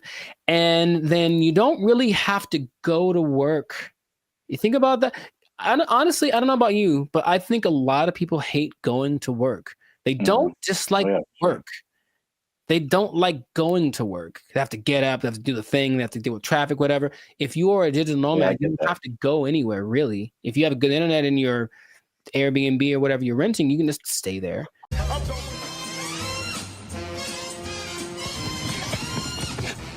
shit, that son of a ass! You, I just... Yeah, bro, like just putting on, like, I look at the, especially when I used to live in downtown LA and seeing the people who like worked in corporate offices and they had to wear suits and ties, stuff like that. Just the thought of like getting up every single morning and putting on an entire suit, dude, like it's a challenge. So I could sit at a desk and then come home and then take it all off. Like if I can go to work and still be in my pajamas, like, dude, where do I sign up? Yeah, I get the appeal for sure. Very cool. We love it, Will. Thank you. The last advantage that people talk about a lot is the cultural and immersion. If you like a particular culture, then you can just go there if it works out for the technology and all that kind of stuff, and you can be immersed in Hong Kong. You can learn Chinese. You can do whatever. If you have other goals that related to that culture, then it's the perfect way to do it. You can still make money and be immersed in that culture. And that really does seem fun. In my personal experience, I've never done the digital nomad thing to an extreme, though I've thought about it because it seems like it might be fun to do here and there. But I have constructed my coaching, which I can do from anywhere. And I have been up in the mountains and I'm working on a session. I'm just at a coffee shop and I see what that's like. And if that was my everyday, it wouldn't be so bad. You know, it's definitely like, oh, I need my computer to work. That's all. If my computer works and the connection is good, then it works. If it does not work, then it's a bad day. That's all. It's kind of the risk you run. Now, those are all the advantages. And that's the stuff that when you go on the internet, you will see people living exactly what I just mentioned. However, all of the downsides, dun dun dun, there's a lot of them. No, God, please, no, no! What would you think would be a disadvantage, major disadvantage of being a digital nomad? The first thing that comes to mind is just, even though it's cool and you're like exploring and all that kind of stuff, especially if you have a core group in the States, like a certain group of friends, a certain group of family members, they're most likely not around anywhere close to you.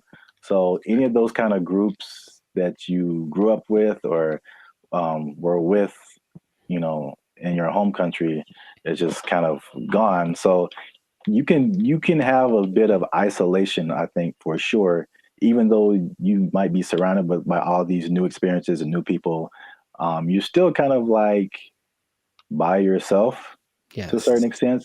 I'm so lonely. You are right. The loneliness, depression is the number one thing that a lot of digital nomads talk about because they're not around the people that they love, right? And then they can't be with them when it's convenient, because if you're living in Europe and you're from America, you're 7-8 hours ahead. 9 hours ahead.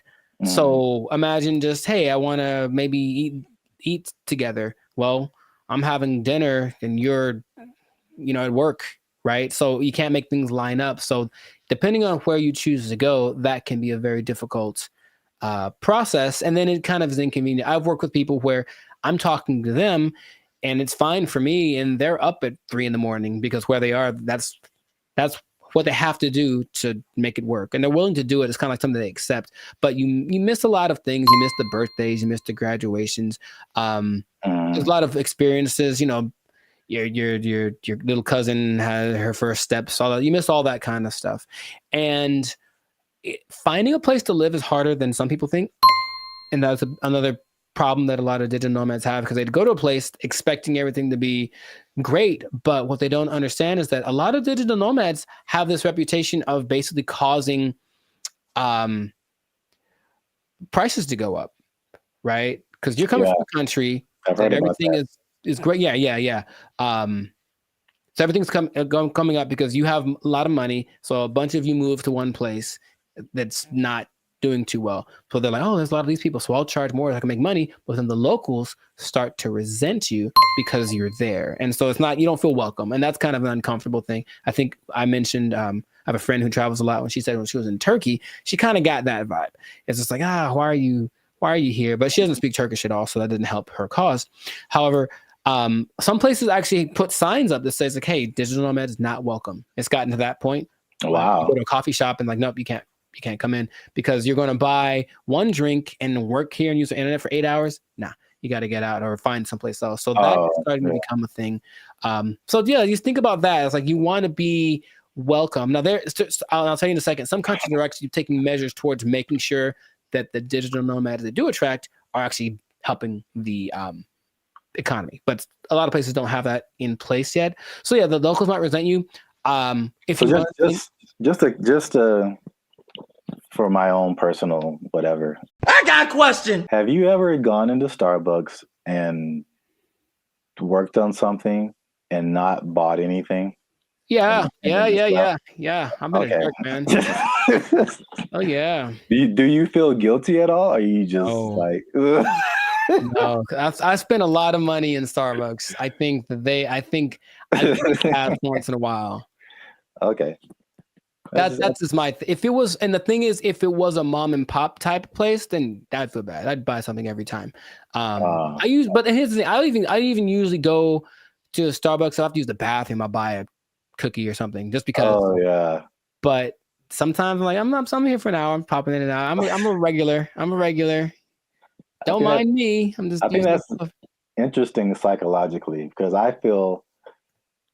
I feel the same way. Like if I go to a place where like I shop there all the time and I just go and then I just go in there to like use the bathroom or something. I'm like, you guys owe me. You guys owe me this bathroom. I'm here all the time. I'm not buying anything right now, but I'm here. But I feel the opposite at Starbucks because I don't drink coffee. And I never go to Starbucks. So when I'm in there, I'm just like still in Wi-Fi, and I feel so guilty. Here's the other thing. Specifically for Starbucks, I don't feel bad because my computer and phone don't work in Starbucks. Any Starbucks, the internet, the Wi-Fi does not work. I have to do my hotspot on my phone for only Starbucks. And I don't understand. Apple. No. It's just because Mr. Starbucks doesn't like me. And that's Android, PC, Android. Really, I don't know if anyone's understanding what you're saying there, sir. Right. Anyway. Long COVID. Sorry. Continue. What else was I going to mention? That besides, the locals resenting you, someplace not wanting you to be there, if you have a medical emergency, it's a big deal because you don't have a safety net. Your insurance might be more expensive for one, and then transferring it over, sometimes it's a tricky thing. It depends on the country you're in. When I went to Spain, I met up with a friend who got sick on her flight. And so from the plane, they had took her in an ambulance to the hospital, gave her the treatment, whatever. Now, if that had happened in the US, that would have probably cost her about $5 million. But because it was Spain, and as soon as you're in Spain territory, you're one of us, it cost her like $100. So wow. That was cool, but it does depend. So you really have to be careful just about that. All these things are things that you want to think about before you do it, because it doesn't look that difficult if you only pay attention to the people that post about it. Because they just posting the good stuff. Once in a while, there's a sob story about no. Someone kicked me off of a bus. I think I saw that recently because they weren't from there and they got kicked out the bus and they felt so sad. I was like, well, life is hard, bro. I don't know what to tell you. It's really hard to find romance for these people for sure, because you're not going to be there very long. And so no one wants to get involved with you unless you choose to be. So that's just another side to it. What I was going to mention earlier is that some places like Indonesia are starting to put in measures where they welcome digital nomads that have X amount of money in their bank account, and they allow them to actually have a visa, a second home visa is what it's called. And then they can live there for up to 10 years. But they want people to come and, of course, do something related to the Indonesian economic system. So they're telling people, come on over. And so in that case, if you have it like that, then you can move one place. You're going to stay there, but and it still implies you're making money based off of where you're from, and you're just living kind of more permanently in a new place. And that seems to be okay if you want to maybe uproot, start someplace else. Then you can find love, and no one has a problem with that. But you won't find many people that are willing to, be with you for just a couple months, like for something serious, if they know you're going to leave, or if you have a hard time being committed to one thing. So there's a lot of things to take into consideration. I know traveling. Have you ever planned a trip? It takes a lot. So imagine doing that regularly every couple months. I got to plan my stay. All that stuff is kind of a hassle. The idea of living out of a suitcase, some people don't like that. And that's why I think it lends itself to like a younger demographic, like someone in college, fresh out of college. Because I think at the end of the day, I think the internet has shown us that we need some kind of physical community, some kind of grounding. And if you don't have that, you just kind of like, you just kind of out there, and there's some, like you said, there's some negative effects to just kind of being on your own. So right.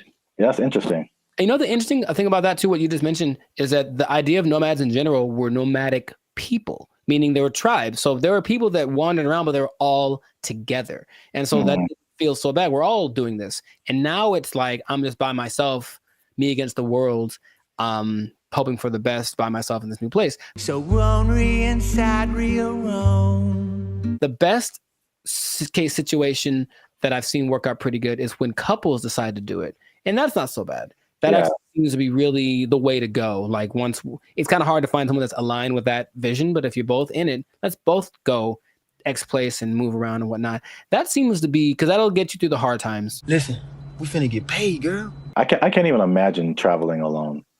I know a lot of people do it. I think it's very fun. That's just crazy to me. Like I need at least one other person who knows where I am, what's happening.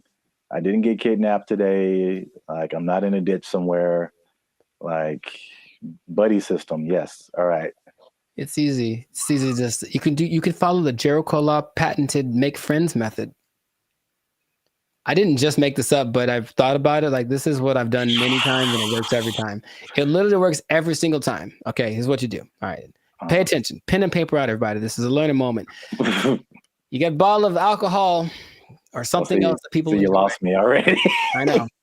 Well, you don't have to necessarily do it, but get a bottle of alcohol or something that people enjoy in general. Maybe it's a cake. I haven't tried with a cake. I think it might work with a cake. Cake is universal. I think so. And you walk up to the group of people that you don't know. I said I've done this many times. And you walk up and you go, yo, and that's it. And then they go, yo, and then it's a party. Literally every time I've ever done that has worked out phenomenally. And we hung out for many, many hours. Just random groups of people. Are you going to try it? I don't see that working out. Well. For me, at least. Actually, I don't see that working out at all. It's definitely a no for me, dog. It's usually, I determine they're there to have a good time. They kind of got to eyeball it, but it's like, yeah, they're in a place to celebrate, and they don't mind another person coming in to celebrate with them. Try it, man. Anyways, what I was going to say, the last thing that people tend to forget about is that I think it's important to have a routine in life, because you're just freelancing and freestyling everything. So you need a routine, and in a new place, it's hard to develop one because things are always kind of up and down. Your money flow would be up and down. If you're not working for a big business, if it's just you, then some months are better than others. So that side of it, that inconsistent income, can be kind of nerve-wracking also. Or it might make it so you can't keep doing it, right? If you don't make enough money. So you really want to have a good savings before that all comes under this. Now that you say that, it's all under the same umbrella. Like if you wanted to put all of that in one word, it's stability. Yeah. So your home community, it's stability, your routine, it's stability, your money situation, it's stability. It's like I think we as humans were created to like want some level of stability and to be a nomad, you know, even digitally. It's just like you're just kind of you're unstable to a certain extent. So Right. you can't link into things that are stable like other people and have relationships and romantic relationships and all this kind of stuff. And yeah, I feel like that sums up everything that you're saying. It's just the downside is just a lack of stability in a laundry list of different areas. Yeah. I think some people, if they have the right personality, I know personally that's perfect for me. I wouldn't mind that kind of a thing. It definitely doesn't. Actually, you know what? My perfect scenario in life would be that this should be a show. No one take my idea. This would be a show. That someone wakes up in the morning and there's an envelope at their door, and basically it tells them what they're going to do for work that day, and they have an hour to get to the airport or wherever, and then they don't know what it is. They've never done it before, and that's their job. I would love that. That is really good. See? Wait for the show? Yeah, I mean, yeah, the idea, yeah. Okay, I'd watch that on TV or something. I thought of it. No one take it. Yeah, copyright. All right, we should just do it. That'd be fun. Yeah. I think it'll reach a peak and start to come down because people were still riding the wave of the COVID. But after a while, people want to start families, do all that kind of stuff. And if you need that stability, then it's not the job for you. But if you're younger, or if you want a change of scenery, some people do it for a few years and then they stop. But it seems like a cool thing. Where do I sign, Mr. Berry Gordy? I might give it a shot here and there. That's kind of my thought about it. I'll just try working for a week or so from wherever place, but not necessarily do the jumping around and to the extreme that some people do, because that's a little much. And then they do a lot to find people to talk to. They talk on those like roulette chats, like we did that one time. Oh God. Yeah. Yeah, I know. Maybe we shouldn't do that again. Got him! Got him! But people spend a lot of time on those because it's literally just like somebody talk to me, someone be a connection. And I think you can see that a lot more. So hopefully that doesn't long-term affect people's mental health with all the depression and stuff like that. But if you're thinking about becoming a digital nomad, I just gave you the blueprint. Keep in mind the positives and negatives, and if it's in your heart, go for it. But above all, make sure to share this video with somebody that wants to know a little more about the digital nomad life. And I'll tell you what. What? This is not possible if you don't have a job. You gotta have a job to be a digital nomad. They took our jobs. They took our jobs. He believes that masturbation was the greatest evil on earth, and that by eating cornflakes, it would prevent people from doing it. So I don't see the connection. No, it's there, man. It's there. I'm trying to make it work in my head.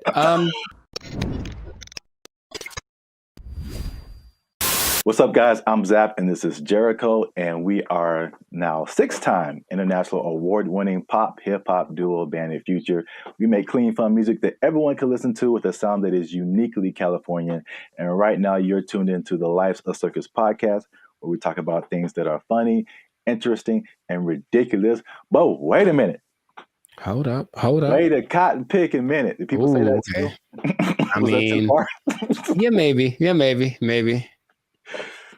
Help your boys out. Help the channel grow.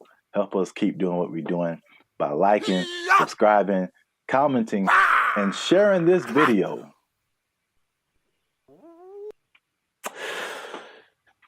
With the friends and family, because I got a question. Okay. It's a very important question. Bit of a riddle. I hate those, but okay, let's go. No, I just don't like them. I'm never good at those, but we'll find out. Mr. Jericho, what do you get when you cross a medical condition that people were afraid of, a religious group that wants to stop people from performing a sexual act, and World War II? Huh. It's three things. Yes, there. I've noticed. That's one more than two. My first thought was Nazis, but I think that's wrong. That was just the first thing that came in my head. I'm like, that's no way. I think it's because you just said World War II, and I was like, I think they wanted to stop World War II. You know what? Congratulations. I've never been asked this in my life. Yeah, I don't think anybody has, but for the people playing at home, just one more time, the question is, what do you get when you cross a medical condition that people were afraid of, a religious group that wants to stop people from performing a sexual act, and World War II? And the answer, believe it or not, is breakfast cereal. I'll be honest, I didn't. Yeah. Go ahead. Yeah, I just kind of stumbled upon this, but the rabbit hole got really deep as to why we have breakfast cereal. So, a little bit of a history lesson. You can stop me at any point if you want. It'll be the just more clarification on the ridiculosity that is happening right now. So, breakfast was not really like, I guess we hear the cliche now, like breakfast, the most important meal of the day, right? And so, but before like the 1800s, breakfast wasn't really like that important. It was just basically you got to think about like the times that they lived in. It's more like hunt what you eat, kill what you eat, working on a farm, grow what you eat, stuff like that. And so like nobody's waking up at like in the morning to like kill a chicken or like kill a pig to make some bacon or like, whatever. So basically it was like whatever happened in the morning. And this is why like eggs have been part of a breakfast for a long time, because chickens lay eggs in the morning, easy to eat. Makes sense. Yeah. Makes sense. And basically what you ate for breakfast was pretty much whatever you had left over from the night before. So that was pretty much breakfast. But there was a meat component because they would eat it, they would like cure the meats and stuff, and you could save it and use it for breakfast in the morning. Right. So like eggs and even bacon were like a big part of breakfast. Bacon. And this was called like the farmer's breakfast. So again, it's just like it's pinned to the time that you were in, and farmers and stuff. You get up early in the morning. You need some fuel because you're going to be working your butt off like all day long outside in the elements. Like you need a good hearty breakfast. So this is the first thing. The first thing that I teased at the beginning, the fear of the medical condition. The medical condition was indigestion, which sounds like pretty like whatever today, but again, I feel like it could probably take you out back then, huh? Yeah, there was no Pepto-Bismol, like antacid. You can just pop an antacid and be cool. Like you could have felt like you were dying. You had no idea. Like, oh, I got indigestion. It's the devil's work inside of you. So I don't know, but I had to go to the apothecary. Yeah. So, also late 1800s, the transition from like farm work to more like industrial work, and industrial work to like more like office work. So big buildings and offices, and people weren't like moving around as much as they want to. So they felt like if they eat a big breakfast and then they don't do anything, just going to sit there, they get indigestion. People were like terrified of that. So they were like, we need a lighter breakfast. So there was a move away from like the bacon and eggs and all that kind of like hearty stuff. All right. So that was reason number one. Reason number two. I'm very curious about this one. Okay. My favorite reason. So at the same time, there was a rise in religious gurus that were pushing vegetarianism and just like eating healthy, or what they call eating bland. All right. And believe it or not, the people at the forefront of this were Seventh-day Adventists. Okay. especially a man named James Caleb Jackson, who was not probably as famous as this next person, John Harvey Kellogg, who's the founder. Sounds about Kellogg's Frosted Flakes, all that kind of stuff. Yeah. That's where that came from. Now, these people were like hardcore Seventh-day Adventists. Sure. And they actually pushed this type of breakfast not just on the healthiness, but they believed that a lighter breakfast was more morally sound. There was more morality in eating like a healthier breakfast. But also, I could not pass this up. The John Kellogg guy, he believed that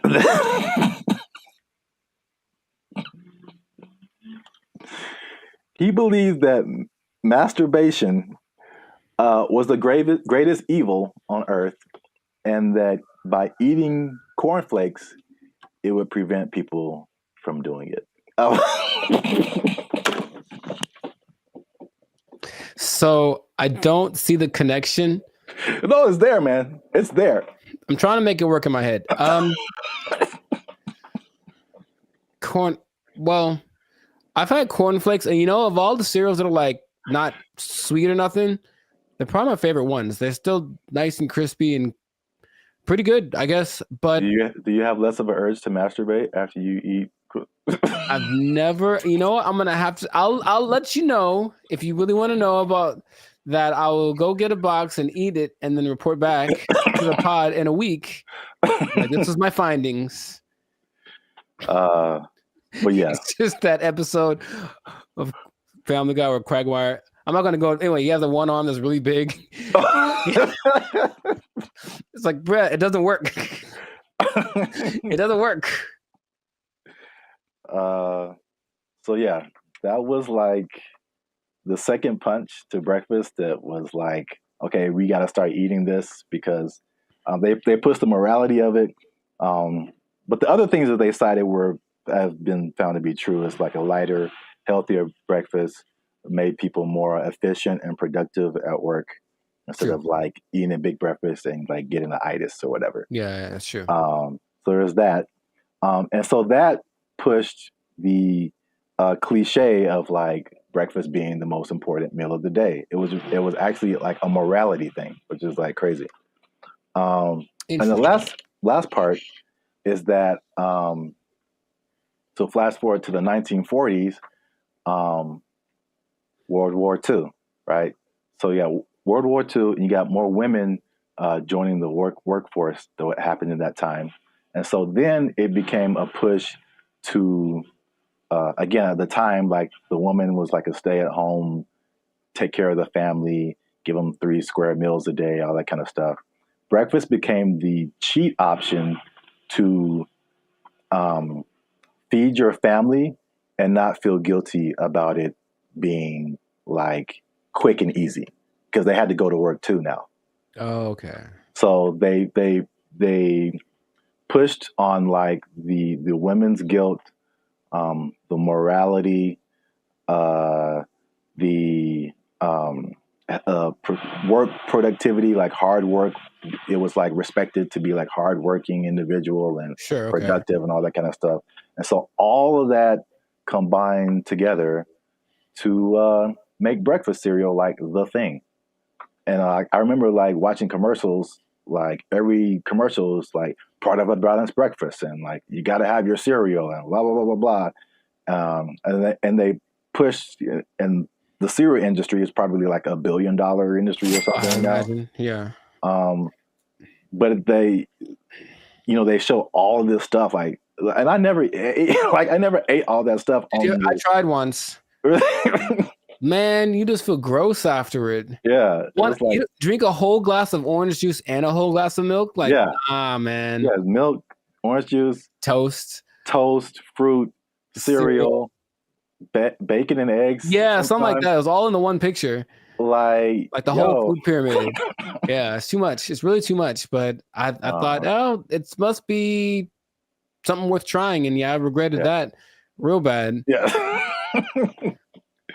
So yeah, that's the crazy story behind breakfast cereal. And if I may, leave you with a cliffhanger. Okay. So remember, we started off with bacon and eggs. We did. And then everyone went to cereal. Yes. But somebody put bacon and eggs back on the forefront, man. Ooh. And they went toe to toe with cereal. But you have to find out in the next episode. So keep watching. This has been another episode of the Life's a Circus podcast. Make sure you like, subscribe, comment, and share this video with somebody who like them cereals, man. Ooh, I like some. Was that my line? Is that what I was supposed to say? I think so. Okay. And Ooh, cut. I like some. Oh. Oh, you can try another take if you want. Ooh, I like some. Was that better? Had more? That was too much.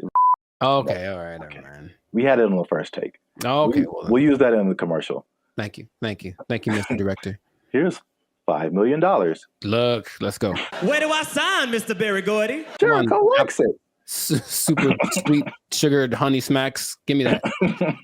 Give me that money. They took our jobs. They took our jobs. I sense a faint bit of skepticism in your voice, Jericho. We haven't even skeptical. It's just like, is there anything that he's made that has been helpful or that I would know about? We haven't even gone into his claims and what he's talking about, man. Are you saying he's the second coming of George Washington Carver? Is that what you're saying? Like telling this man, him? It's hard out here for a pimp. Him? Okay, sure. What's up, everybody? I'm Zap, and this is Jericho, and we are the now 6-time international award-winning pop hip-hop music duo Band of Future. We do clean, fun music that everyone can listen to with a sound that's uniquely Californian. And right now, you're tuned into the Life's a Circus podcast, where we talk about everything that's funny, interesting, and ridiculous. Before we jump into today's episode, though, do us a huge favor. Make sure you like, subscribe, comment, and share this video with somebody that you got beef with, somebody that you don't like, maybe somebody that's all up in your grill and making you feel a type of way about the day. Oh, bars. Okay, so look, somebody that put a hitch in your giddy up. Is that a phrase people say still? Yeah, sure, man. Yeah, you got it. So I don't think I got it. I've been waiting to talk about this. All right. So the big thing on the internet has been Kendrick Lamar versus Drake. By the way, I think it's fake. Okay. Just because I've been doing this too long. I'm doing music too long. I've been doing Hollywood too long. I've been doing marketing too long. There's all of a sudden this big beef and oh, wow, millions of streams are happening. Wow. What a coincidence. Anyway, I digress. Mm-hmm. What if I told you, Jericho, that the Kendrick Lamar Drake is not the biggest beef on the internet? I would believe you. Let me rephrase the question. Okay, go for it. You are probably right. What if I told you that there was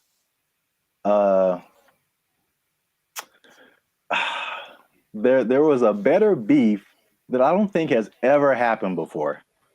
Better beef. Sounds like an Arby's commercial. Okay. I'd be curious to know what that would be then. Hopefully it's between... Never mind. Okay, go for it. Okay. Let me before I'm gonna get to it. One last thing. Jericho, and this just straight up answer. Mm-hmm. All right. You don't have to add anything or make it complicated. Okay. Jericho, what is 1 times 1? It's 1. Do what? It's 1. No, it's 2, son. It's 2. All right. 1 times 1 is 2. According to Terrence Howard. That's right. Terrence Howard is rewriting. I know what you're talking about. That's the dumbest thing I ever heard. All right. He went on for a long time about this. He thought about this. What was his explanation? Like you can't time something by something to get the same something, right? That was his like argument. 1 is 2, son. I'm gonna make a shirt. 1 times 1 is 2. Team Terrence, what's up? I don't think he's had work in a while, man. He's just trying to be relevant. Like, seriously, that's crazy. But go for it. I mean, I guess math needs innovation. Let's just start that. Birds aren't real, and 1 times 1 is 2. Whatever. What revelatory information do you have about this gentleman and his theory? So for people who don't know, Terrence Howard recently went on the Joe Rogan podcast, which I guess I kind of realized, but I kind of didn't, that his thing goes for like 2 and 3 hours. Yeah. Like, we talked for 15 minutes, and it's hard, man. It's hard. They have a lot to talk about. And then, of course, the people that has on there usually have had a lot of things they've done, so there's a lot to explore. Yeah. And I only, when I watch it, I only see clips of it that people made. So I'm thinking, oh, that was the podcast, and it just, then I see the whole thing, and it's like 3 hours. I'm like, who watches the whole thing? Yeah. I would watch a 3-hour podcast, but that's intense. Yeah. But anyway, yeah, Terrence Howard went on there, and it gave me Cat Williams vibes, like that level of like, well, this just came out of left field. It's just like shocking. But he was talking about things, complex theories, scientific thoughts, things about the nature and universe, matter and energy, mathematics, and just like all this stuff that has nothing to do with acting.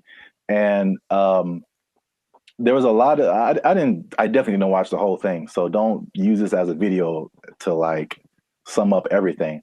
But I didn't know that he was even into all this stuff. So smart guy. Yeah, but I mean, there's smart, and then there's like talking about the theory of relativity smart. Like, that's just he's like Jaylen Brown smart. Rewriting mathematical equations, and I'm just like, all right, cool. We got to have a couple black geniuses, him and Jaylen Brown and Kanye. Well, anyway, hashtag too soon. So Howard holds 97 patents. Do you know that? No, that sounds like something that he would tell people at a party. I sense a faint bit of skepticism in your voice, Jericho. We haven't even skeptical. It's just like, is there anything that he's made that has been helpful or that I would know about? We haven't even gone into his claims and what he's talking about, man. He's saying he's the second coming of George Washington Carver. Is that what you're saying? Like, telling this man, him. It's hard out here for a pimp. Him. Okay, sure. 97. I didn't know that about him. That's cool. It's 97 expensive to patent things. It is. So I guess that acting money helped out. But he believes many of these patents will, of course, change the world. Some of his notable patents include advanced designs in metallurgy, I think I'm saying that right, chemical engineering, and innovations in flight technology. So at the very least, the man is doing things. Yeah, sounds like it. So, but what really shook up the internet was some of his claims. Mm-hmm. All right, so we're just going to go through a few of them that this is kind of tough to talk about, because he's talking about things that are beyond most people's comprehension. Sure. And so there's a lot of things that he said, or a lot of words, even words that he used, that are just not in common vocabulary. But I tried to pull together some synopses and just kind of put it in more lay terms, I guess. Okay. Some of them are just straight up, you can just tell, like, Let's see what Mr. Hustle and Flow's got. I don't know if you saw this part of the podcast, but his first claim is that prenatal memories are real, which most people don't think are, but he debates it. And so some other people have debated it, but he said he remembers being inside of his mother's womb. Don't make me laugh. He described detailed memories, such as seeing his hand in utero, and he said he remembers being circumcised as well. I feel like that there's some truth to that, and without having ever studied it, just because it's one of the questions I ask a lot of people when I meet them and I want to break the ice. I ask people what their first memory is. It's just a curious thing because it feels like literally at some point our brain just started hit record. Like this is hitting record. It's all of a sudden like we were playing and nothing is, and all of a sudden something happens and boop, and now it's on, right? So for some people, it's a lot further back than one would think. I don't think I've ever spoken to anybody that said like in utero, but super young breastfeeding, like they remember stuff like that. They remember this. So I don't know if with the 8 billion of us that there are, if some of us aren't capable of remembering that kind of stuff. I guess my question is like, okay, so then what does that mean? Is there something that leads to? Because that's what will interest me. If that means, that means we can turn on the access point of the brain. If if it's just something to talk about, then I'm like, okay, that's cool, I suppose. Well, I don't think any of his stuff is just stuff to talk about. I think from the overall thing that I got, and then we go into some more of his claims, but it's just what I thought was interesting was just the way he sees the world, especially as a creative. It's just a different. It's challenging what has always been like the norm, and just different ways of looking at things. That's cool. So at least on that one, you were kind of like, that's not too far-fetched. Not too far-fetched. Okay. The next one is it might be a little bit beyond me, but again, I still kind of understand and relate. But his next claim is that the universe is built on waves and not particles. He says the fundamental building blocks of reality are not particles but waves. He says this perspective aligns with some interpretations of quantum physics, and his fascination seems likely to stem from the works of physicists like Niels Bohr and Erwin Schrödinger, something like that. Sure. So again, like he's not alone in this. He might be a minority, but people who deal with quantum physics feel like this could be true.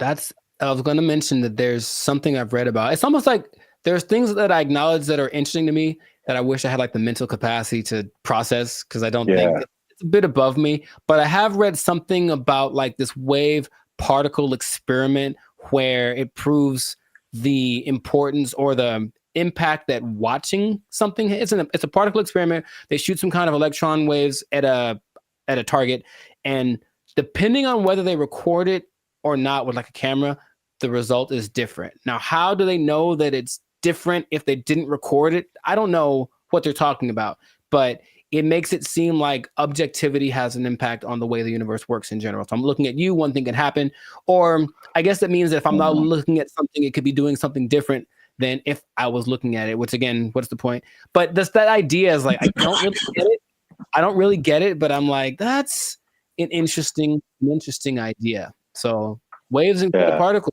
would that make the universe? Again, my question would be cool. I honestly want to talk to him about it. Maybe just stare at him while he talks. But what does that do for how we understand the world if that is true? If waves instead of particles are what created? Yeah, I feel like that's a bit beyond me. But I feel like, it sounds like you're trying to get some practical use out of it. But it's just like, okay.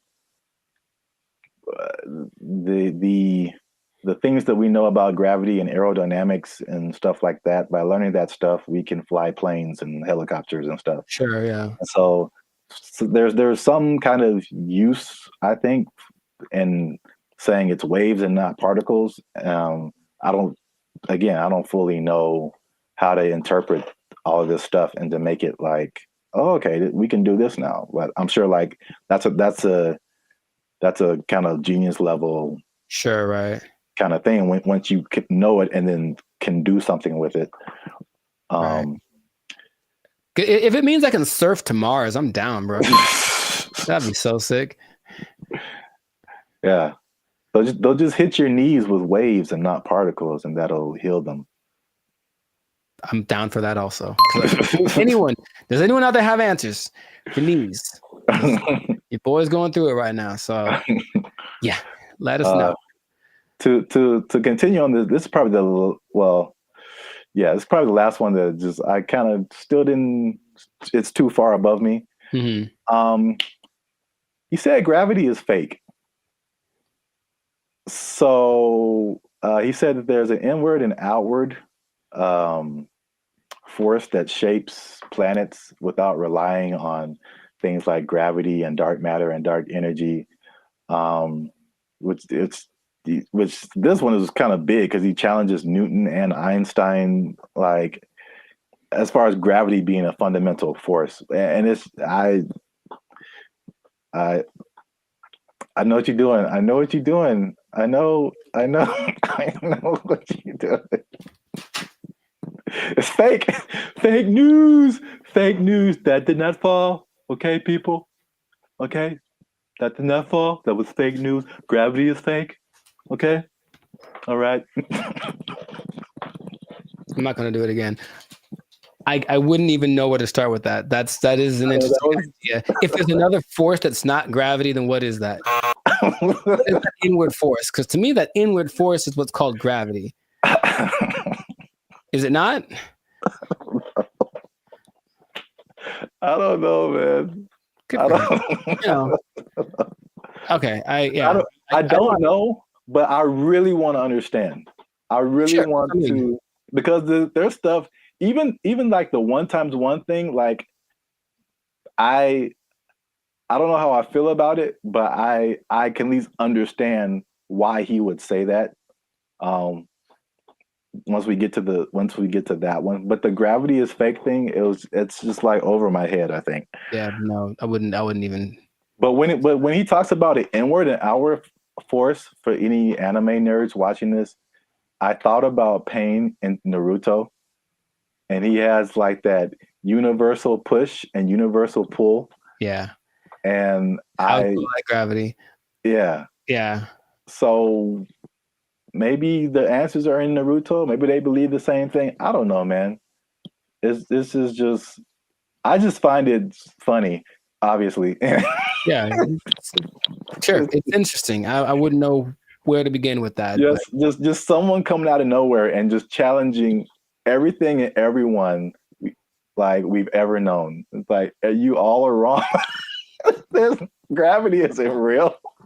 I mean, it helps me that I only think about him as the Hustle and Flow character. Yeah, that adds another layer.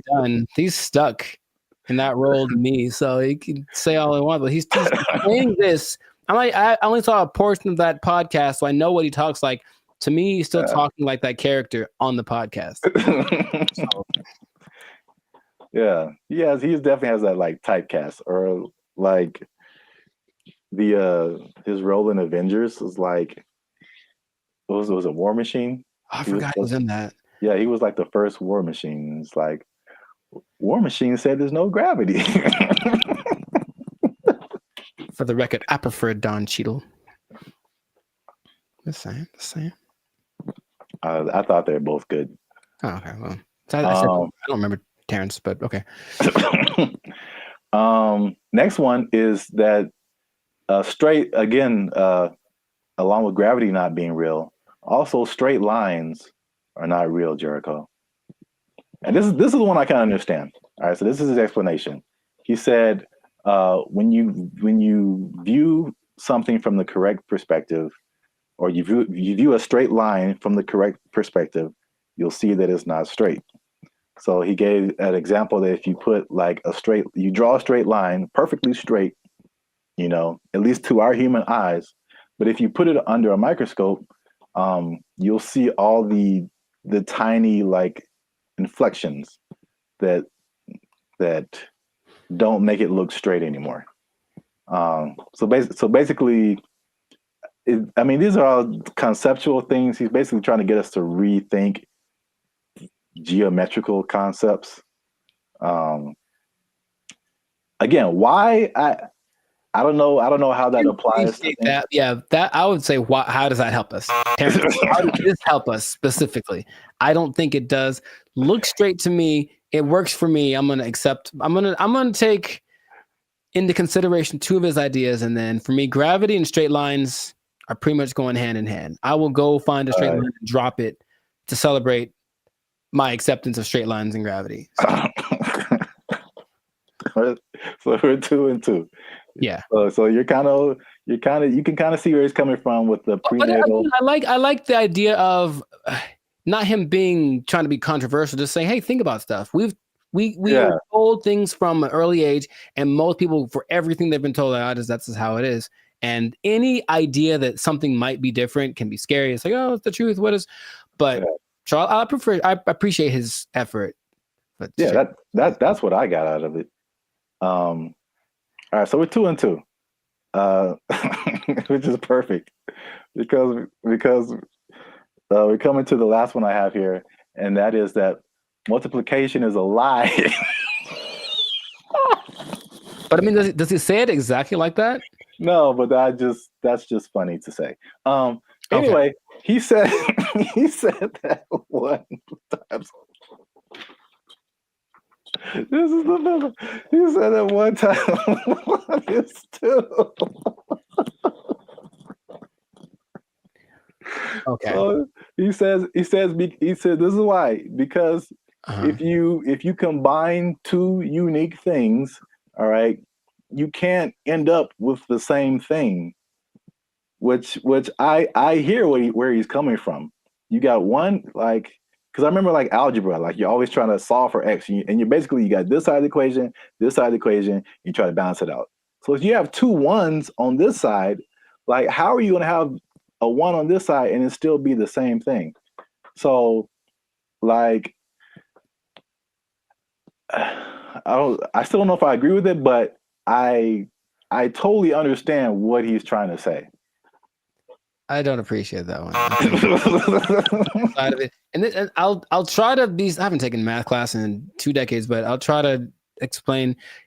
He said 2 unique. If you combine 2 unique things, to me, I'm like combining in my simple brain an object. This is a guitar pick with a concept, which is a number of these that I'm thinking about. Right. So if I have one of these, this is my object, and I take a number that represents how many of these I could have.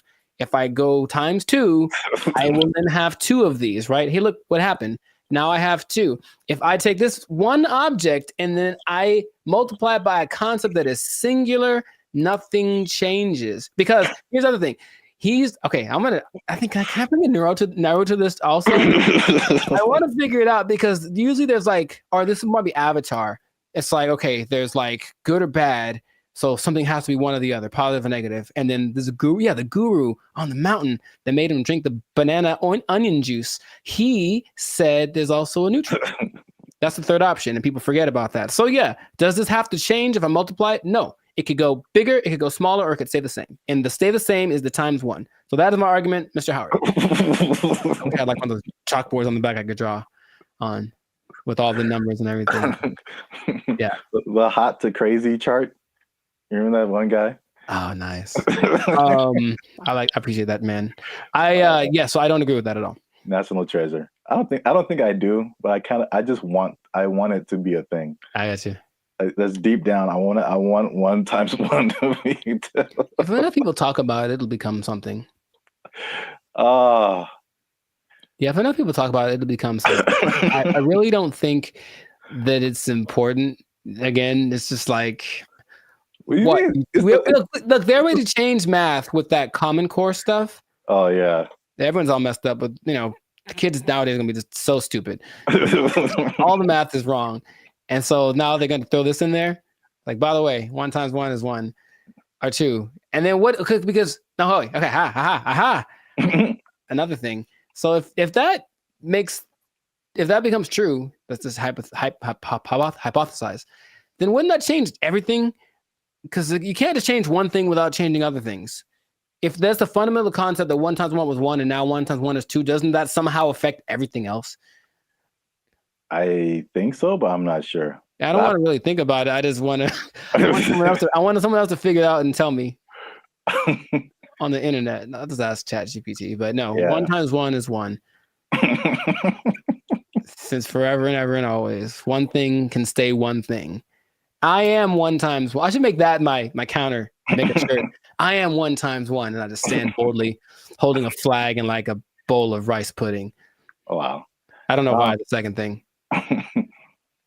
All right, so that's two and 3. 2 and 3. All right, so we might end up with a tie here because this is a bonus one. Okay. And this is probably of all these things, this is the coolest thing. At least one of the coolest things I think he said. Okay. Was just like kind of opened my mind a little bit. And he said that the periodic table is structured incorrectly. I mean, again, how is it useful? I don't know, but I think I thought the visual was very cool. Okay. And I should have tested this before I started, but take chances. It's real life. Just take chances. Let's see what happens. Okay. So check this out. This is the periodic table of elements. So basically, he said he learned the periodic table, but he saw it in a different way. He saw it in circles. Mm-hmm. So I thought it was super interesting because it's kind of hard to explain. He breaks it into octaves, which we can relate to as musicians. So you start with like one element, and it goes through the list of elements until it gets to another octave. And every element in these octaves, they follow a similar pattern. Like in the middle here, you start at helium, in the middle would be carbon, and then at the end would be neon. And then all of the beginning and the ends of these octaves, all of these elements relate to each other. They have like something in common, as well as all the elements in the middle of these octaves, which is crazy to think about because it's the same shape as music. And I kind of wish I would have learned the periodic table like this. In music, there's the, at least in Western music, you have like the 7-note, 8-note scale. I mean, Sure. you would go back to the primary note, but like A, B, C, D, E, F, G, and then you start over A. But like key of C, right? Helium would be C, D, E, F. Like where you get to carbon would be like 4th or 5th. Uh-huh. And then you go back up 6th, 7th, 8th would be neon. It's crazy. I don't understand what he's saying, but I understand it from a musical perspective. That all of these elements between helium and carbon are passing tones to where you get to carbon, which is like a perfect 4th, perfect 5th. And then nitrogen, oxygen, these are all passing tones until you get to neon. And all of these elements relate to each other based on their positioning here. It kind of gives me vibes more of, or the way I'm trying to process my mind is more like the harmonic series. Yeah.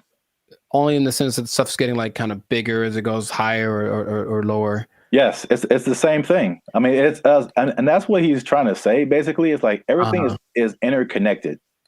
And so he even gave these. This is getting like super nerdy, but every note has a like a measurement to it, basically a measurement of vibration that we measure in hertz. So, the 100 hertz, there's 400 hertz, there's 800 hertz. And so each one of these elements, like he gives a hertz number to it. And he says it's the same thing with colors. These are all they have a color associated, they have a sound associated to it, there's a vibration associated to it. And this is just like a visual representation to see like all this stuff is all the same thing. Mm-hmm. Music, color, light, element, everything around us is these octaves, these spirals, these circles. We just keep going in circles. So where like there's certain notes that go together in music and there's certain notes that don't. And the same thing happens here. There's certain elements, like if it's the 1st and the fifth or the first and the fourth, like they go together. But you have like tritones in here, the elements that like don't mix, or like oil and water kind of stuff. That was like pretty crazy to me. That just from a musical standpoint, to see like, okay, this guy he just has a different way of looking at stuff, which is kind of cool. Mm-hmm. Now that we've lost everyone on the podcast, let us know what you think. Unless you want to comment on that, Jericho. I'm 2 and 4. I understand it, and I didn't like it at all. I don't know what to tell you. It's really weird. The second you put it up there, my brain went ugh. So,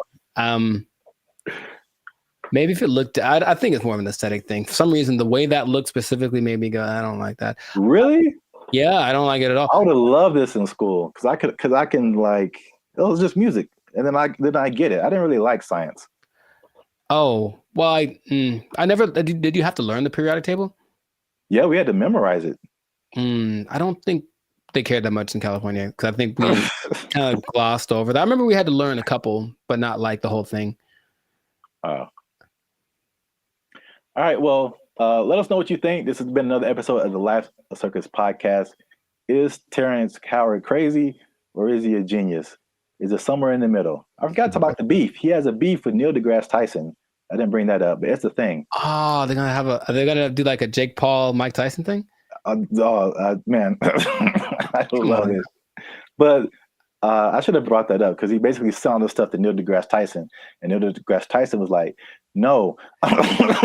Basically, I would trust Neil deGrasse Tyson more than Terrence Howard for sure. So on the podcast, he said that Tyson attacked him by saying no, but it was probably the most polite diss track that could ever be put out, because he just basically even complimented him in his rebuttal of his theories or whatever. But I'm sure he respects the fact that he's trying. I think that helps. Yeah.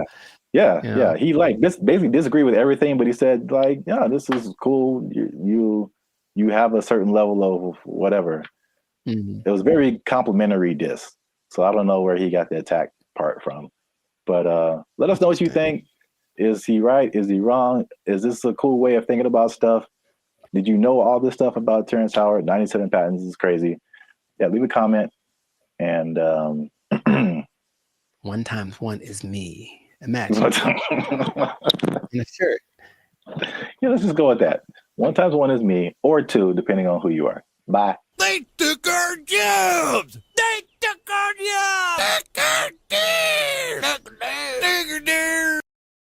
I bring it up because it's the first thing I've heard in a while where I listened to it and I was like, yo, yeah, okay, finally something that's like respectable and decent and moves you, right? So for those of you that are watching that really want to get into this, stay tuned to the end, because you'll actually find out something that you don't need for this that you would think would be important. What's going on, everybody? I'm Jericho. This is Zap, and we are the now 6-time international award-winning pop hip-hop duo Banded Future. We make clean, fun music that everyone can listen to with a sound that is uniquely Californian. And right now, in this moment in time, yes, Lord, you are tuned into the Life Circus podcast, where we talk about things that are funny, interesting, and just straight up ridiculous. So before we get into this thing, make sure to like, subscribe, comment, and share this video with at least 2 people who want to make music that causes a revolution, that moves a culture. I'm talking to the musicians out there, okay? Oh, okay. I got something to tell y'all. There's a way to do it, I think, if you follow the latest trend. If you follow the latest trend, there's a way to get your music so that people really like it, okay? So have you heard, Zach, have you heard of Amapiano? Amapiano? Amapiano. It's a genre of music. One word, Amapiano. Not I'm a piano, but ama. I know, it sounds like it's lines. It's not I'm a piano, it's I'm a piano. I've never heard of it. Not ama. Ama, and it's her piano. Okay. But it's called Amapiano, and it's basically a genre of house, if you will, but it's from South Africa. So the most popular figure in this is Tyla, if you have heard of her. The water I've heard girl. the name. Yeah. Okay, I mean, she's huge. She's won all the awards. She's the newest big thing, but she basically comes from a watered down version of this genre. Okay, and so the interesting thing is it followed a couple of patterns that work generally to make a style of music really big, and I bring it up because it's the first thing I've heard in a while where I listened to it and I was like, yo, yeah, okay, finally something that's like respectable and decent and moves you, right? So for those of you that are watching that really want to get into this, stay tuned to the end because you'll actually find out something that you don't need for this that you would think would be important, okay? So Amapiano is basically a subgenre of house piano, okay? And so it's got one thing that a lot of new styles of music need to have. It's something familiar. There are people listen to it and they're like, oh, I kind of recognize this. Like it's in a different, the presentation is different, but the substance is the same. Something I resonate with. So that's number one. You listen to it and like that, I hear something that I've heard before in the music, okay? Lots of repetition. So you just kind of hear the same thing over and over again. And it's so infectious. Fun to dance to. You haven't seen any of like the TikTok? It's a huge TikTok thing, right? That's the thing that's made it go from, it started in 2012, but probably like 3 years ago is when it really started to burst on the national scene or the global scene, thanks to TikTok. But you've never seen any, it basically all of the moves. So there's Afrobeat, right? There's Afrobeat. But there's Afrobeat and all the moves are kind of complicated and intricate and whatever. With Amapiano, I guess tip number 2 is that a lot of the moves are really simple. And the whole point is just to do stuff with your friends. So just get in a group and do this music, do this dance, and do 6 seconds and it'll blow up on TikTok or whatever. And it's always something really simple, a little shoulder movement, a little head thing. And it looks really cool, but the music kind of has this driving thing. So I'm giving y'all the formula for this basically. The look of it is familiar because everyone looks like hip hop, basically. Everyone knows hip hop. So the dress for the women and the men, it has that same aesthetic. People just look like, oh yeah, it's like a hip hop person. But then you see that they're talking. Okay, they're definitely from Africa. You see their movements. Oh, this is a little bit different. So it kind of has that element to it, and it connects with young people. Okay, I think if you look historically at any big movement from the swing to grunge, anything, it was youth that were really pushing it. So you see kids that are super young kind of grooving to it, which means they'll probably grow up to it, with it their whole lives. I forget, the people that like this style of music have a name. That's another thing I was we have our BFFs. They have people that like this music. I don't remember what it's called. I have to look it up. People that like Amapiano, okay? There is 2 other elements that are really important. It features women a lot. And a lot of genres tend to not. We've talked about reggaeton before, where it was a lot of misogynistic, just men, basically. And this one has a lot of women from, I mentioned Tyla, though it also has Shasha, Kamo Mapela, Bule, Nia Pearl, Lady Do, Buntail Smith, among others. So the women are pushed to the forefront of it. And their whole philosophy is like, well, if women like it, then everyone will like it. That's kind of, and it's like, because think about it. Okay, your girl likes this music. She's gonna drag her dude to go listen to it or whatever, and then he wants to make the music that gets her to dance because it's not a super. I don't call it sensual. Like it's very like the way they move is very sensual, but it's not over the top. Okay, so it kind of still cool for younger people to do it. Yeah, a little bit tamer. It doesn't quite have all of the negative things that you associate with like hip hop and reggaeton right now. So it's kind of found that universal appeal. And then this is probably the most interesting thing about it. So if y'all don't know, Zap started a dance group back in the day. Instant Groove. We was grooving, man. It was IG for life. Shout out to the IGs. What? And you have a song or whatever, and there's beats, and then you choreograph a song to the beats, right? Well, with Amapiano, it's interesting. There's so much going on.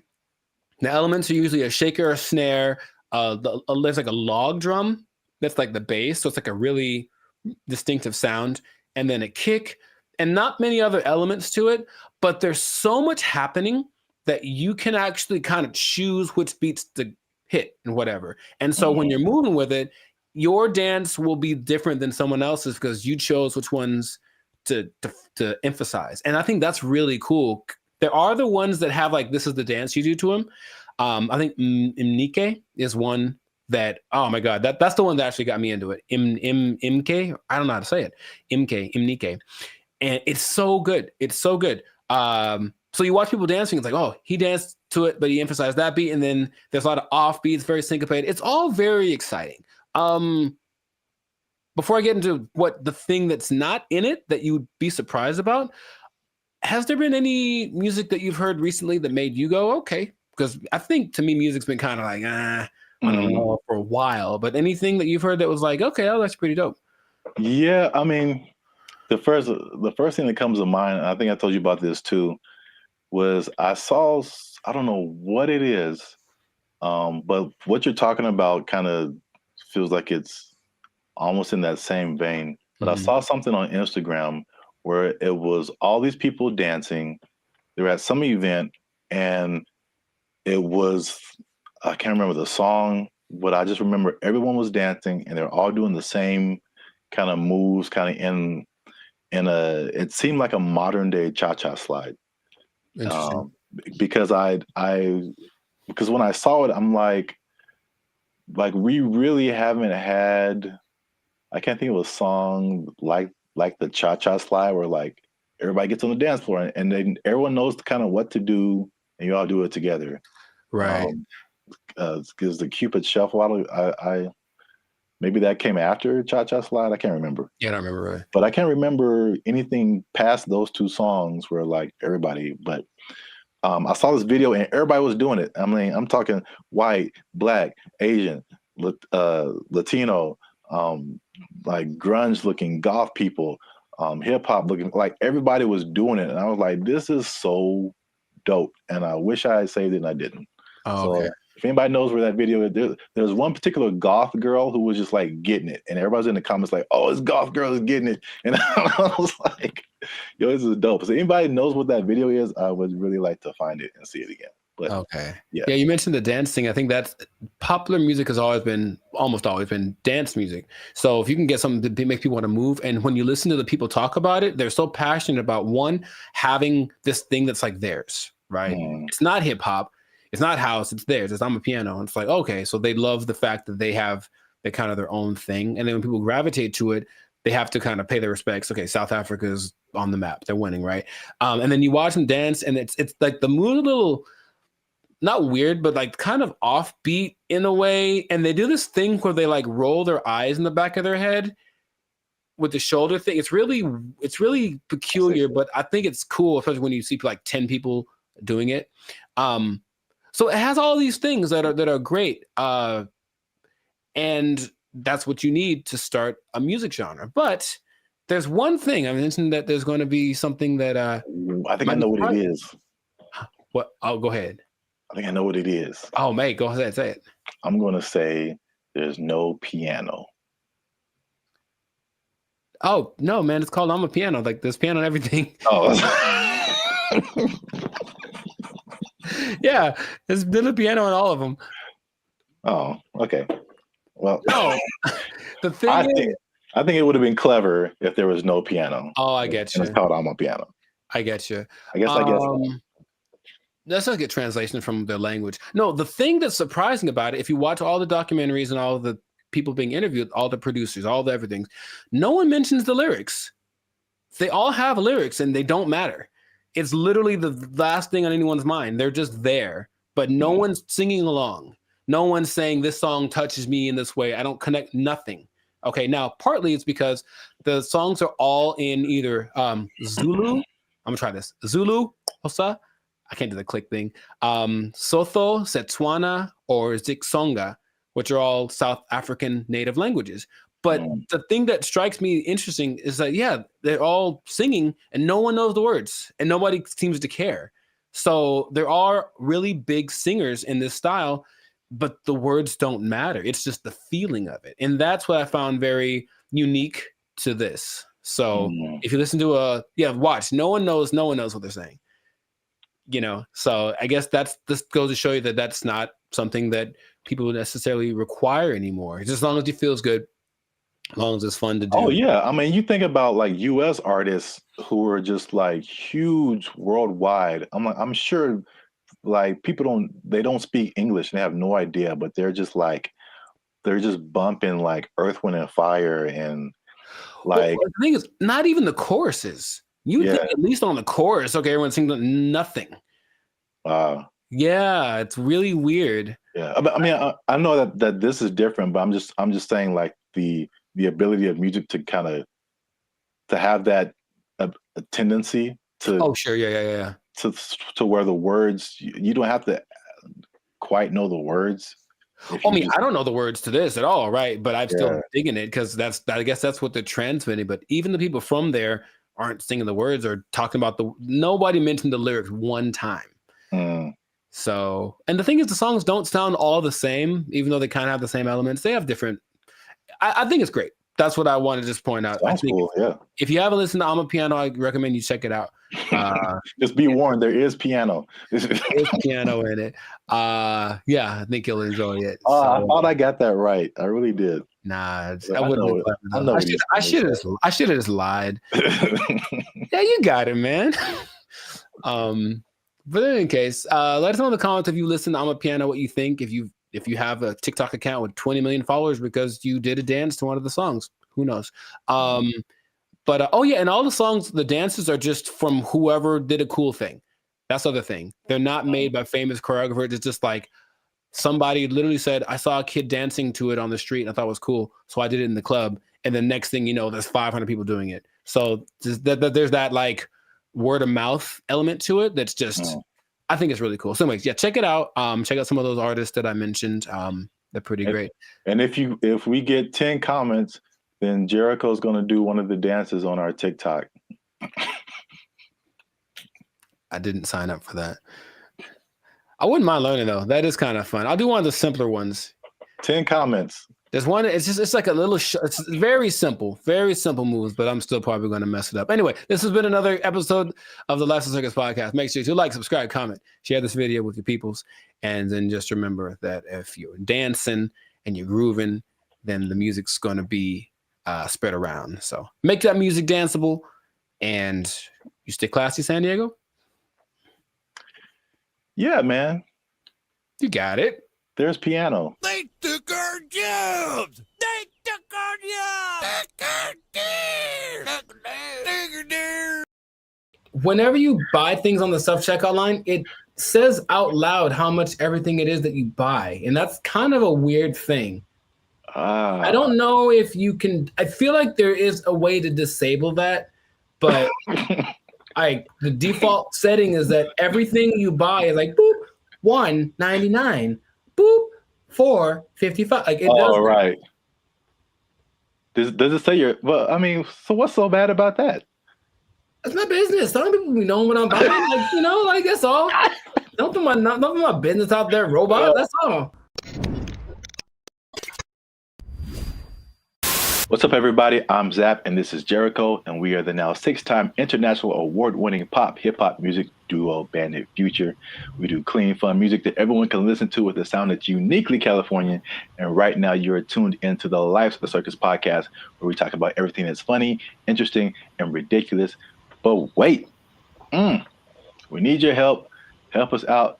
Tired of eating mayonnaise sandwiches? Give your boys some funds. You know what I'm saying? You can join the channel, become a member. That'll help us out. Or you could just like, subscribe, comment, and share this video with people who stealing, because there's thievery going on. That's right.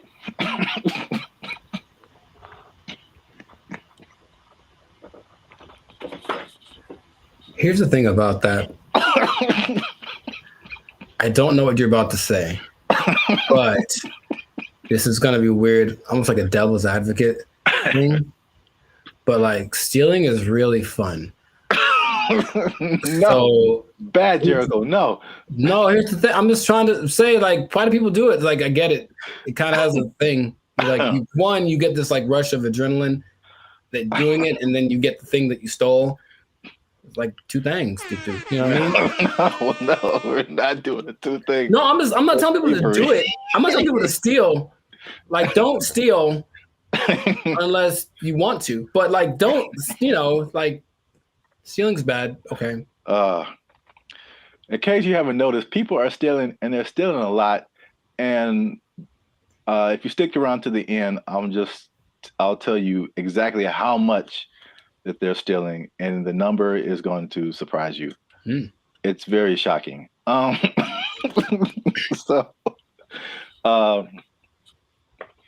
Stealing is bad. Okay, we shouldn't steal. But I'm bringing this up because it's affecting me, and that's the most important thing. Look,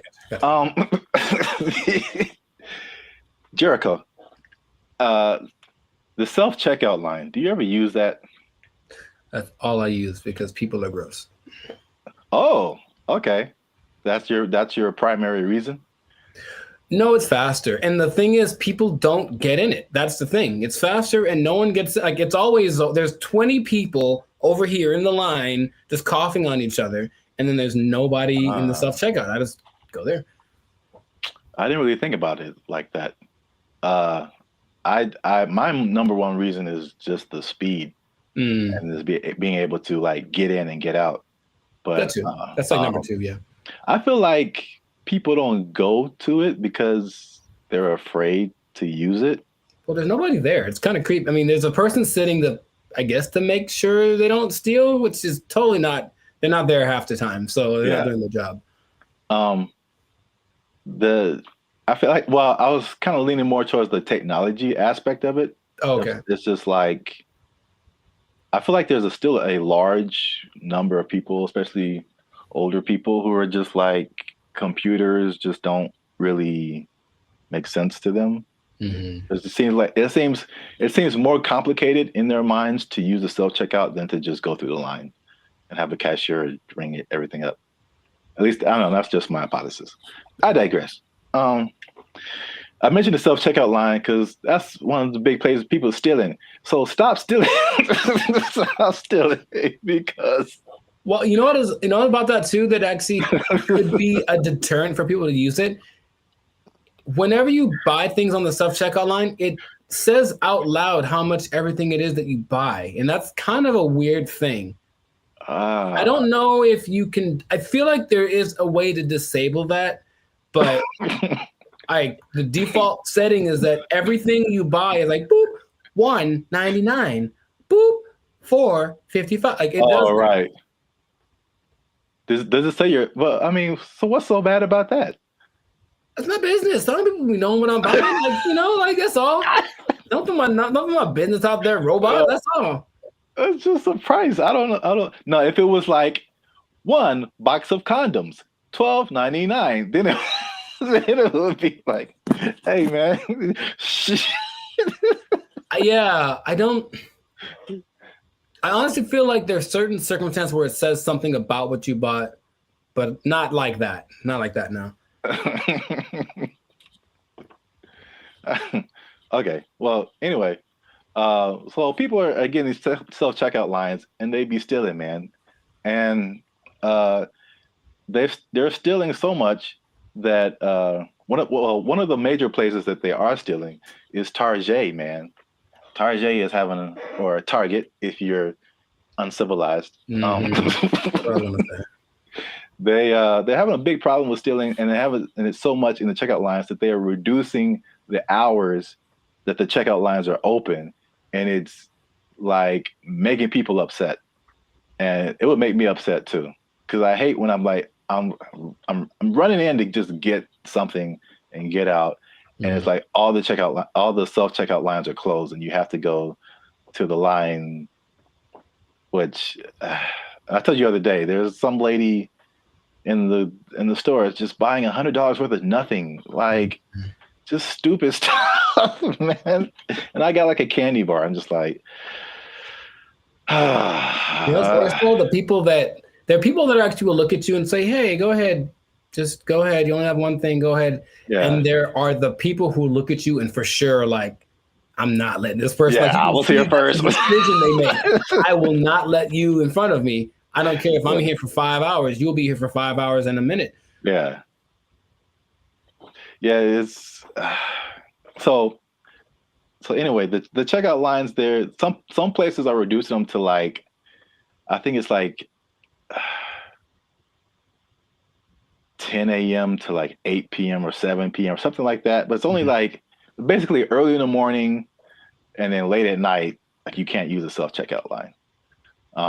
And then in one extreme case, they put it like 10 a.m. to noon, and that's it.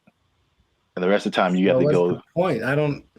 People steal it, man. It's just, they can't stop. Yeah. It's when I tell you how much they've been stealing, you'll be like, oh. Well, here's the thing about that. Of all the places that stealing is fun to do from, which is a weird way to say it, Target's probably doing it for. Yeah, no. Target's probably up there. Target's pretty great. It's a big red Target, literally, and they have all the things you want. Yeah. I'm not saying that I have or haven't done it, but I'm just saying that that's a place you might want to go if you're thinking of stealing. Also, Bandit Future does not advocate stealing. Pay for everything that you possess. You're just making it sound really attractive. I don't know, understand. Oh, I mean, that wasn't my intention. I'm just, Yeah, stealing is fun. I'm like, wait a minute, it's not where I'm trying to go. Oh, okay. So I don't want to be like I don't think fun is the primary reason. Have you done it? No. But if I would, it's because I needed something or I just wanted something that I couldn't afford to have. Oh. Haven't you seen Aladdin? Yeah, it's Once, he looks like he's having fun though. Ahead of the gotta eat to live, gotta still to eat. Tell you all about it when I got the time. See? He was fighting for his life, man. He made a song about it though. He's having a good time. All right. So how much? Okay, let's two things. How much money do you think Target is losing a year from people stealing? I don't know how much they make. I don't either. Okay. So I mean, I'm guessing it's a high number because here's the thing too. Target's everywhere, right? Yes. They cracked down on Target, the security in California, but I would imagine at like 4 p.m. on a Tuesday in Iowa, it might not be much defense if you want to steal something from the local Target. Okay, so Target annual revenue is about $100 billion a year. Okay. So that's a lot of money. That's a lot of billions, but stealing, I would say. So how much is that? 2% of it? What's 2% of 100 billion? 2 billion. Billion? That's the number, I guess. 2% of whatever they make. 2% rule, but for stealing. Also don't steal. Now that we know how much that they make, this number doesn't seem as crazy as I thought. Okay. Because they lose 500 million. Oh, yeah, that's not... Okay, so... Right. It's like context. Like in a bubble, that's a lot. Yeah. It's a whole lot. It's a lot of money. It's a whole lot of money. But it's like 0.5% of all that they make. That'd be fine. Yeah. Now, that'd be crazier if it was we changed our mantra. Everybody just go out and steal. Target, especially because they got it, man. They cool. That'd be all right. No, what would be crazier, though, if it was just like a ring of 20 people that are stealing everything from Target, just 20, then that'd be like, okay, they are... There are rings of like, there's people that have been doing this for years. I mean, it's especially after 2020, like stuff kind of really got crazy, especially in California. But there's, I don't know if you've seen these like mobs of people. Yeah, they'll just run in, like, take everything. Yeah, they're all like in it, and they just kind of do it regularly. They go store to store to store. and just kind of do this thing. So that's Target. The last part of the tease is how much retail theft is, and this is from 2022, but pretty recent for like all nationwide, and that is 112 billion. So that's basically the entirety of Target's revenue is the same amount that people are stealing just nationwide from all different kinds of stores. So y'all are out here stealing an entire Target every year. The entire Target income stream in one An year. entire Target corporation worth of products and merchandise. You guys are stealing it every year, and that's a problem. But you're ruining my self-checkout experience, so stop it. I want to use the self-checkout. Don't make them take it away from me. Now you say it that way, I am also slightly more on the side of don't steal from Target. Yeah. You never even went there and just like took a candy and ate it? I don't steal, man. I don't like stealing. I feel bad if I do. Okay, you ever do the thing where you just, this is not an interrogation. You ever do the thing where you buy a soda and you start drinking it in the store, but like, I'm gonna pay for it, and then that's so ghetto to me. I never do that. Oh, I've done that lots. I'm drinking the soda as I'm checking out. Like I bought this too, but you know.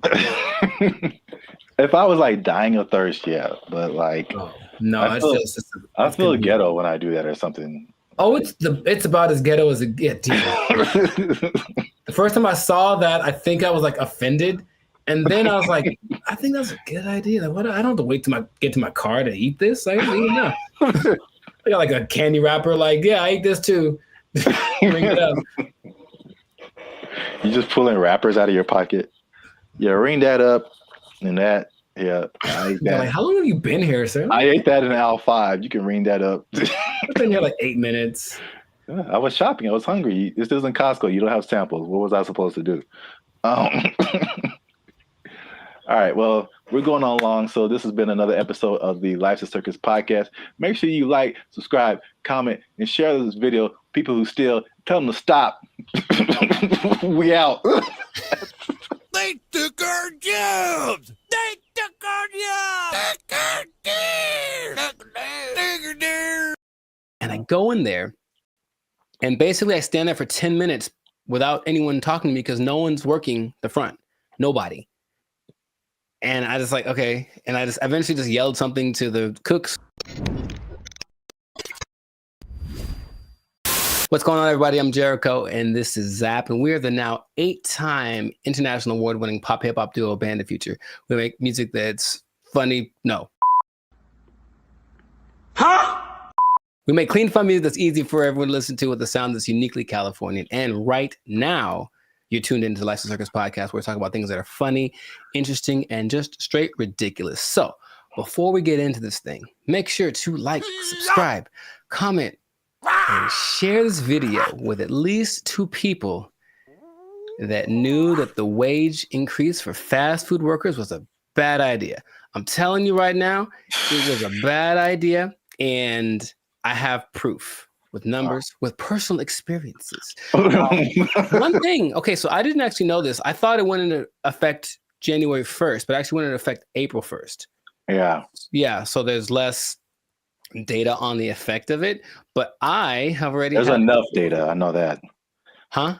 There's enough data, I know that. Yeah. So I got some numbers, and I got a couple of personal experiences. But I'll go to you first. Have you noticed anything tangible or had any experiences that kind of like noticed? A Whopper from Burger King is $8. I think I mentioned this before. Like I remember when the Whopper first came out at Burger King, it was 99 cents. Accurate. It's now $8 just for the sandwich. Mm-hmm. No fries, no drink. $8 is where we start, and then it goes up. I'm furious.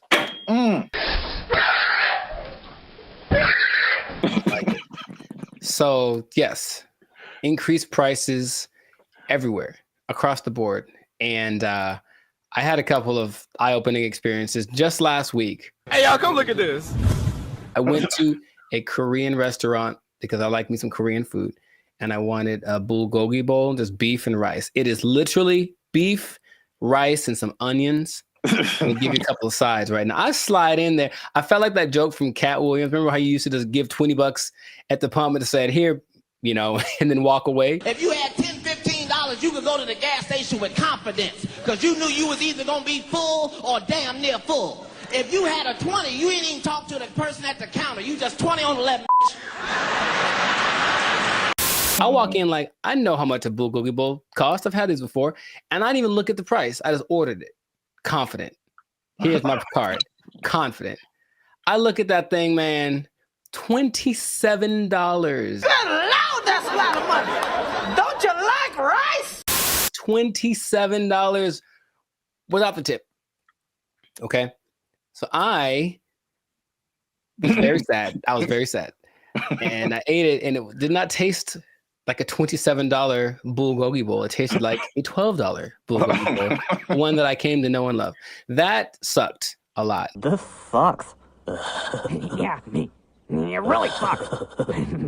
What is happening, of course, is that since wages are increasing, owners of these franchises are laying people off or giving them less hours, something like that, right? So I go to The Habit, which I don't go to fast food too much, but I do enjoy The Habit. I think they got good stuff. And I go in there and basically I stand there for 10 minutes without anyone talking to me because no one's working the front. Nobody. And I just like, okay. And I just eventually just yelled something to the cooks. Y'all gotta chill. Y'all crazy back there. But they don't work the front, so they didn't do anything. So I just kind of left. And then I overheard the conversation, like somebody got off the shift at X time and someone wasn't coming in till Y time. So I was just out of luck. I came in the gap between shifts and there's nothing they can do about it. Calm down. No! Now, there's a couple of things that are interesting. So for those who've been living under a rock and they don't know, the fast food minimum went up from $16 to $20 as of April 1st. Okay. And they started to interview a bunch of people just to see what their experiences are, business owners. One owner of El Pollo Loco franchise actually said he owns 6. And he says his costs went up because of this, $180,000 per store per year. Just one guy. And he says, I can't handle it. So he says, as of today, I'm in the red. We're losing money. We're going to need to stop the boat from leaking by making changes, which means raising prices, laying people off, all that kind of stuff. And it keeps happening. There's also confusion about who it applies to still. People like, there's a Gabriella Campbell who owns an ice cream place in LA, and she's not quite sure. She had to write the assemblyman. All this is confusing. So they're trying to figure out what's going to happen. So they're losing money from litigation, trying to get paperwork signed and documents and hire lawyers and all this stuff. It's just chaos, right? No one knows what's happening. And so the big thing is that I think it's all going exactly like we predicted. Going to have less workers. Somebody's going to get fired. Right. Or more automation. So again, less workers or less hours. Nobody gets overtime. Something has to like compensate. I mean, it's like people think they just pull minimum wage out of thin air, and it has to come from somewhere. Another gentleman said, Brian Hom, he owns San Jose Vitality Bowl, and he said, one, customers are really mad at his $14 price for an acai bowl, which I understand because I've made an acai bowl for $3. So I understand the price. And then he basically said this: I'm happy for my employees getting the $20 minimum wage, but if we can't continue to have good sales, they may not have a job. You about to lose your job. Get this thing. This is the cycle that we've entered ourselves into, where the owners have no choice but to raise prices, but to lay people off. And it's just bad. And I don't see it. I don't see the solution. I got some good news and I got some bad news, y'all. The bad news is that I'm shutting down the studio. It sucks for the, I mean, there's so many different, everybody's. What? Bro, what are you talking about, man? Everybody's in a different boat. I know a lot of this applied to like the big chains, like the McDonald's of the world and the big franchises. Sure. And it's a lot of complaint from people is like, well, these are big corporations. They have lots of money. It's not, they can afford to pay this. They know what they did. They know what they did for sure.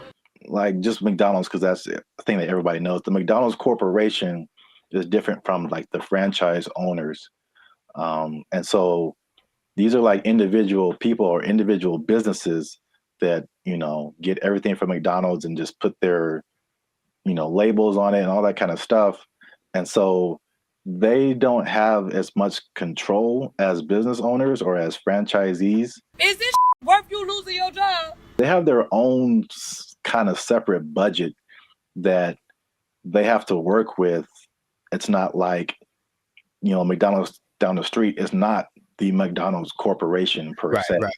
So there's that disconnect, which is confusing to people because I think those people that you mentioned, the actual franchisees or the business owners, they are the ones who are getting it the worst. Yes. One because they can't really, they don't have control over their franchise fees and all that kind of stuff. They didn't advocate for this minimum wage that was just handed down to them. And then the third thing, which is like the killer, is that because they have to raise their prices to just survive, right, the people are getting mad at them. Yeah, right. And they had nothing to do with it. We're supposed to be a family. What are you doing? They had nothing to do with paying people like 20 to 30% higher than all other minimum wages. Like they're just caught in the middle with either shut down or raise prices. But it's in terms of like answering your questions in terms of a solution, this is just skyrocketing the race to automation and AI and like everything. It's just every other industry now, just to keep prices reasonable. Will everybody lose their job? No, but will a good amount of people lose their jobs? Yeah. Yep. That whole automation thing is going to just take over. Maybe that was the end goal. I don't know. Oh, touchy. Careful. They're listening. But yeah, it does seem like the politicians decided we want to win the battle and lose the war. So we'll see how that ends up. Interestingly enough, there seems to be a strange coincidence, some might call it, between this happening and the amount of restaurants that are shutting down this year. I mean, going completely under, right? And I was going to tell you all about that in another episode of the Lifestyle Circus podcast. But for now, we're going to wrap this one up because we're a little over time. So just make sure to support businesses as best you can. But if the prices are too high, you vote with your dollars, right? So you can say, hey, this is a bit much. I'm not paying $8 for not never.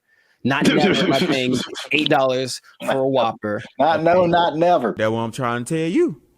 Yeah. I'm going to the store. I'm going to get myself some ground beef and some buns. I'm going to make a $2 Whopper that's going to be just as tasty, less preservatives. You know what I mean? So that's what we can do.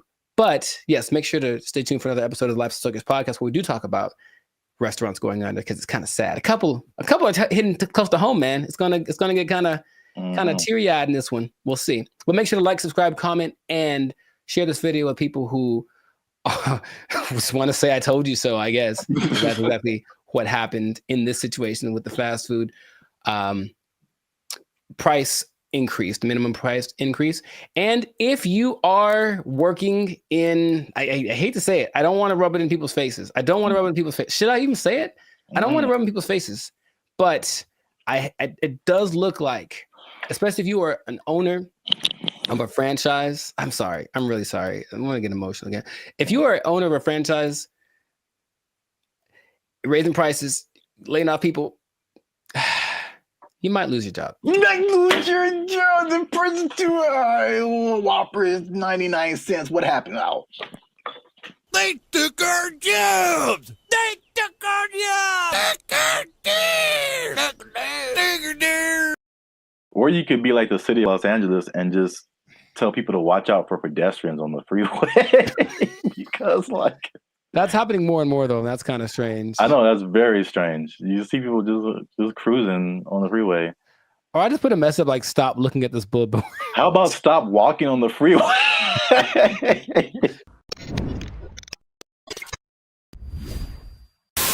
Yo, what's up, guys? I'm Zap, and this is Jericho.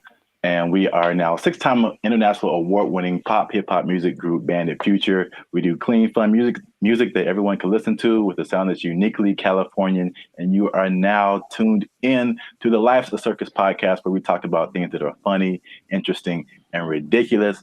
And yo, make sure you like, subscribe, share, and comment on this video.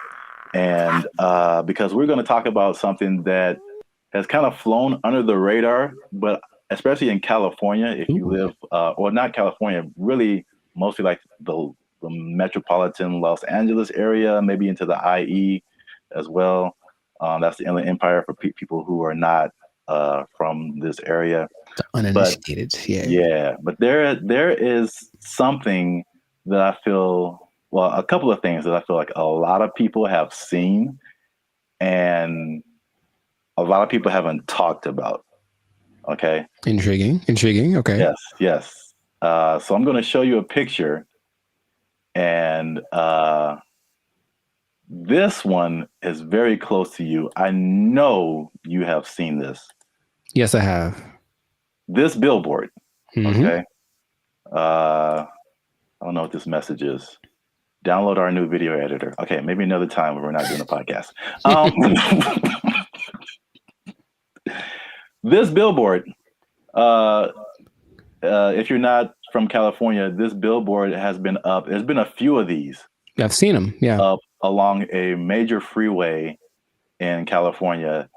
It says, warning, this billboard structure is the subject of a lawsuit, LASC case number something. Anyone who assists the city of Pomona in the demolition of this billboard structure will be sued. And it's just one of the weirdest billboards I've ever seen. And there's several of them. And I've just never seen anything like this. So I finally looked it up. Mm-hmm. And this isn't McDonald's Grimace level, but there's a little bit of a rabbit hole here. Okay.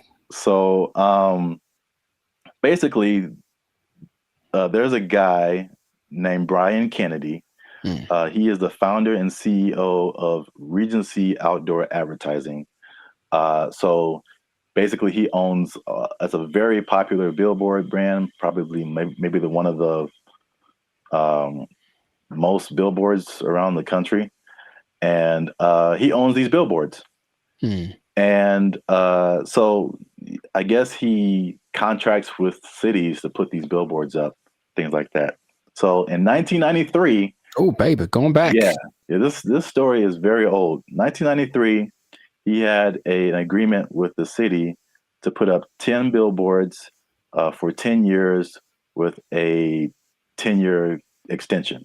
Mm-hmm. Right. So 1993, put up 10 billboards. 2003, you renew it, keep those billboards up.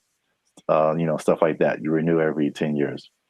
Okay. After the 1993 agreement, the city, the voters backed something called Proposition L, which prohibited the city for putting up any more billboards without voter approval. Okay. So when they came in, at the renewal period and were like, yo, take your billboards down, he was like, no. Like, we had an agreement before this Proposition L thing even happened. I see. And so it turns out this guy is kind of eccentric, so he's not surprised. Okay. It's his billboard. So he was like, I'm just going to put this up here. And so because they've been threatening to just tear the billboards down. And he's like, no, I'm going to sue all you guys. So he just put those on his billboards. Okay. Which is I'll just get your reaction to that before I keep going. So I've been seeing those specifically. I don't know if this is the one, but there's one on the 71 just north, right close to where I live. And every time I drive past it, I'm always like, I wonder Yeah. That's about. But so before, I guess my question is, it was a different billboard owned by this guy, and then they wanted to take it down, so he replaced it with this. Yeah.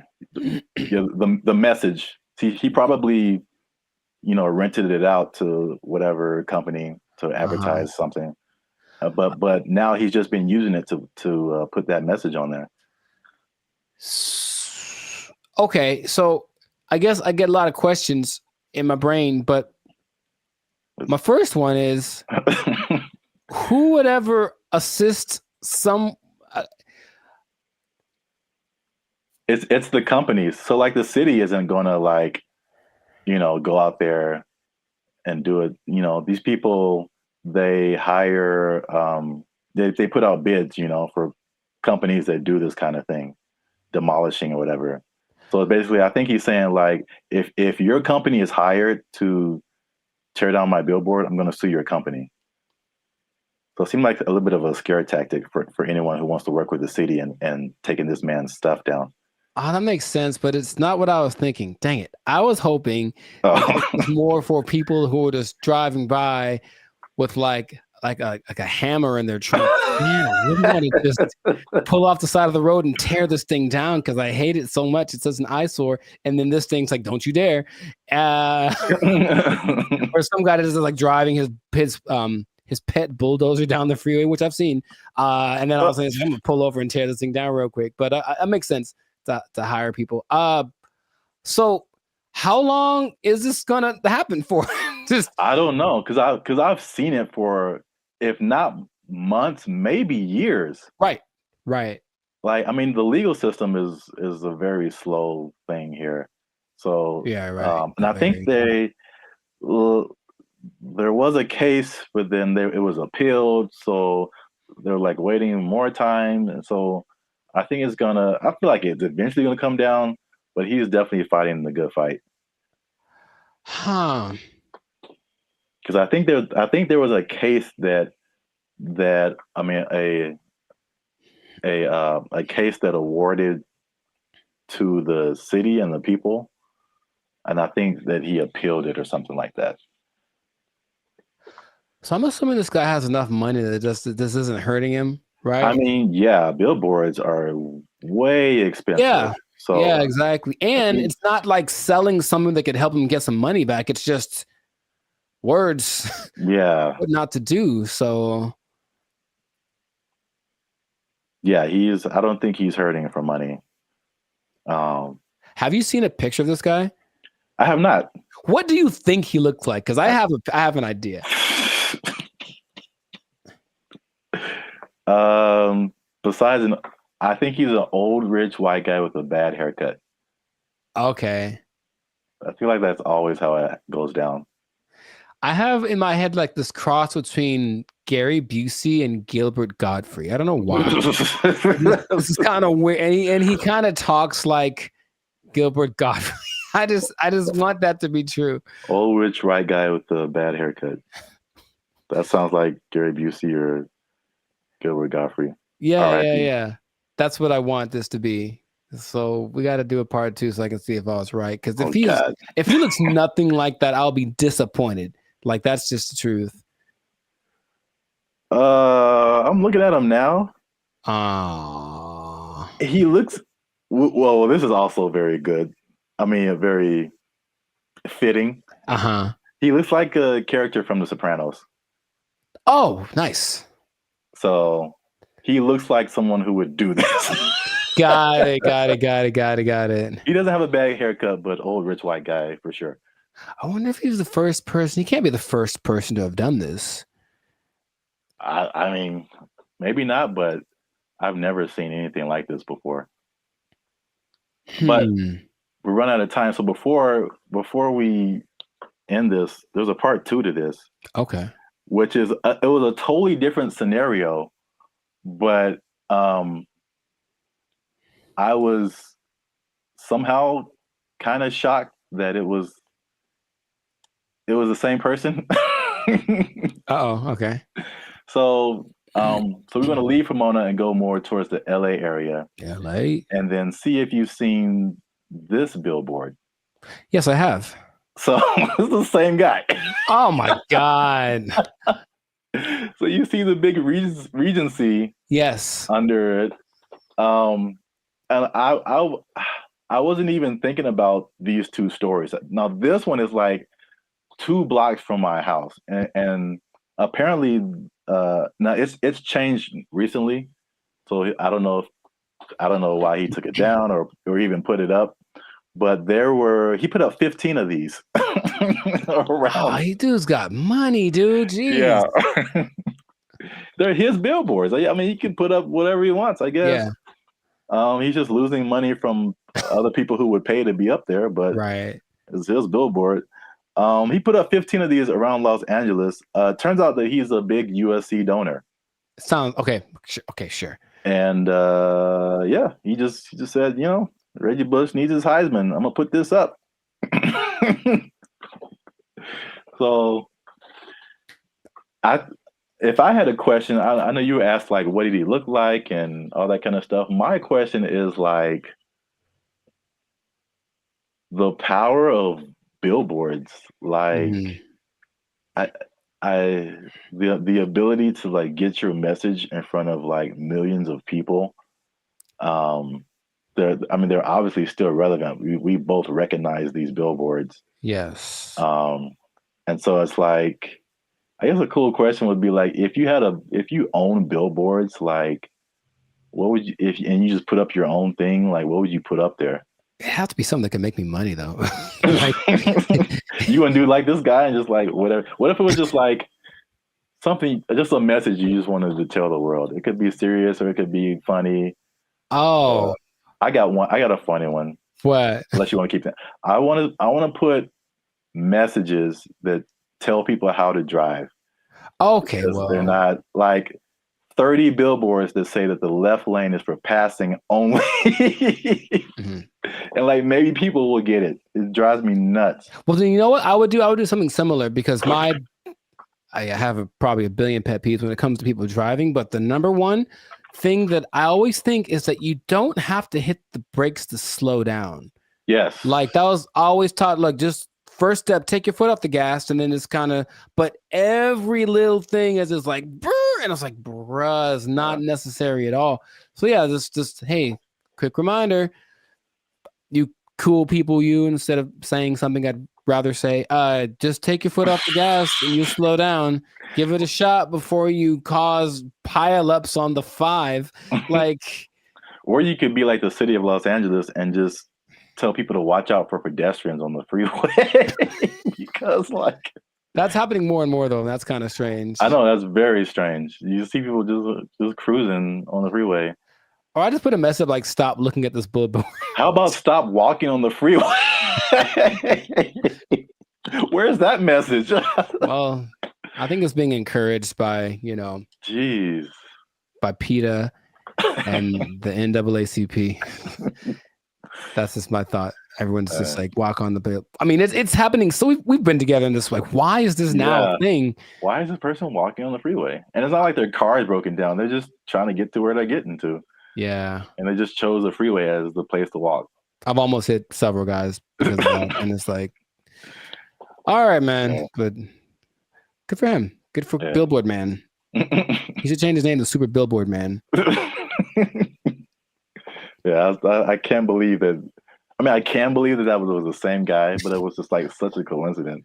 That's wild. Yeah. But yeah, this has been an episode of the Last of Circus podcast. Make sure you like, subscribe, share, and leave a comment. What do you think about this guy and his billboard? What would you put on your billboard if you just own billboards and you could say whatever you want to say and threaten people with lawsuits? But yeah, that's it for us. And stay tuned for the next episode before they take our job. I hope they don't take it. I need to pay rent. Okay. They took our jobs. They took our jobs. Oh, I had one. I forgot it. So it was like unique. Recycling toilet paper. I mean, wow. Wow. I mean, I only brought it up because it is a real thing. Like people do that. How do you recycle toilet paper? Do you want me to tell you or? Yes. What's up, everybody? I'm Zap, and this is Jericho, and we are the now 6-time international award-winning pop hip-hop music duo Bandit Future. We make clean, fun music that everyone can listen to with a sound that's uniquely California. And right now, you're tuned into the Life's a Circus podcast, where we talk about everything that's funny, interesting, and ridiculous. But before we jump into today's topic, make sure you like, subscribe, comment, and share this video with 2 people who are flashy. But you know they faking it, man. That's cold world, man. They ain't got it for real. It's a cold world. They ain't got it. It's a cold thing. So we, again, we've talked about this before. We're Hollywood centric, and Hollywood, Los Angeles is well known for people out here being flashy. They looking sharp. They got the clothes. I mean, they just decked out. Going to fancy restaurants in the hottest clubs, and then they go back to their studio apartment where they can barely afford to keep the lights on. It's just like, it's very much what you see isn't always what you get. Have you had that experience, Jericho? Have you seen people like that, or have you tried to be like that, or you just kind of, you know? I get the appeal of it because there's always the 2 sides that seem to be competing, right? There's being rich and looking rich. Yeah. And it seems like it's more fun to look rich than to be rich, because being rich requires more discipline, and it doesn't necessarily mean that everyone sees you. And so if you care about what people think, then you really want to look rich. And yeah, I know people that are like that. They talk a big game about the moves that they're making and this and that, and they show up in nice whatever. They make sure to show up to the place and then change into something nicer because they have an important thing to go to, and they make sure everybody knows that they're going to this important thing, and they're better than you. It's like, okay, I get you, bro. But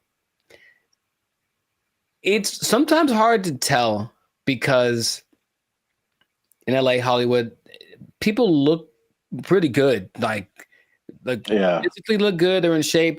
They wear nice clothes. You can get really nice clothes on a budget too. If you really have to, you don't have to go to Melrose and blow $800 on a t-shirt. You can go to, I saw the nicest jacket, honestly, last week at Ross for like $25. And I was like, ooh, I was killing. So you can make yourself look flashy without too much. In fact, yeah, Ross has a whole jewelry section.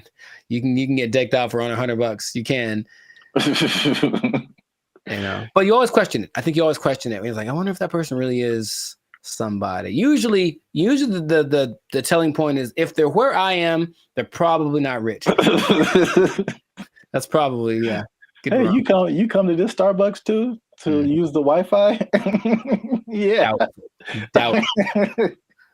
Yeah, man, they shut mine off. But I look fly though, don't I? Like that from Boondocks where Riley takes all the money that Grandad gave him for the weekend, blew it all on one shopping. Oh yeah. And he's like, "Ain't I'm clean though?" Yeah. Riley, we don't have food to eat. Oh man, I'm clean though. Well, I brought this up because I saw a study by Redfin, which is a company that's into like the housing market. And obviously, the economy has been very rocky for past few years now, and inflation is sky high.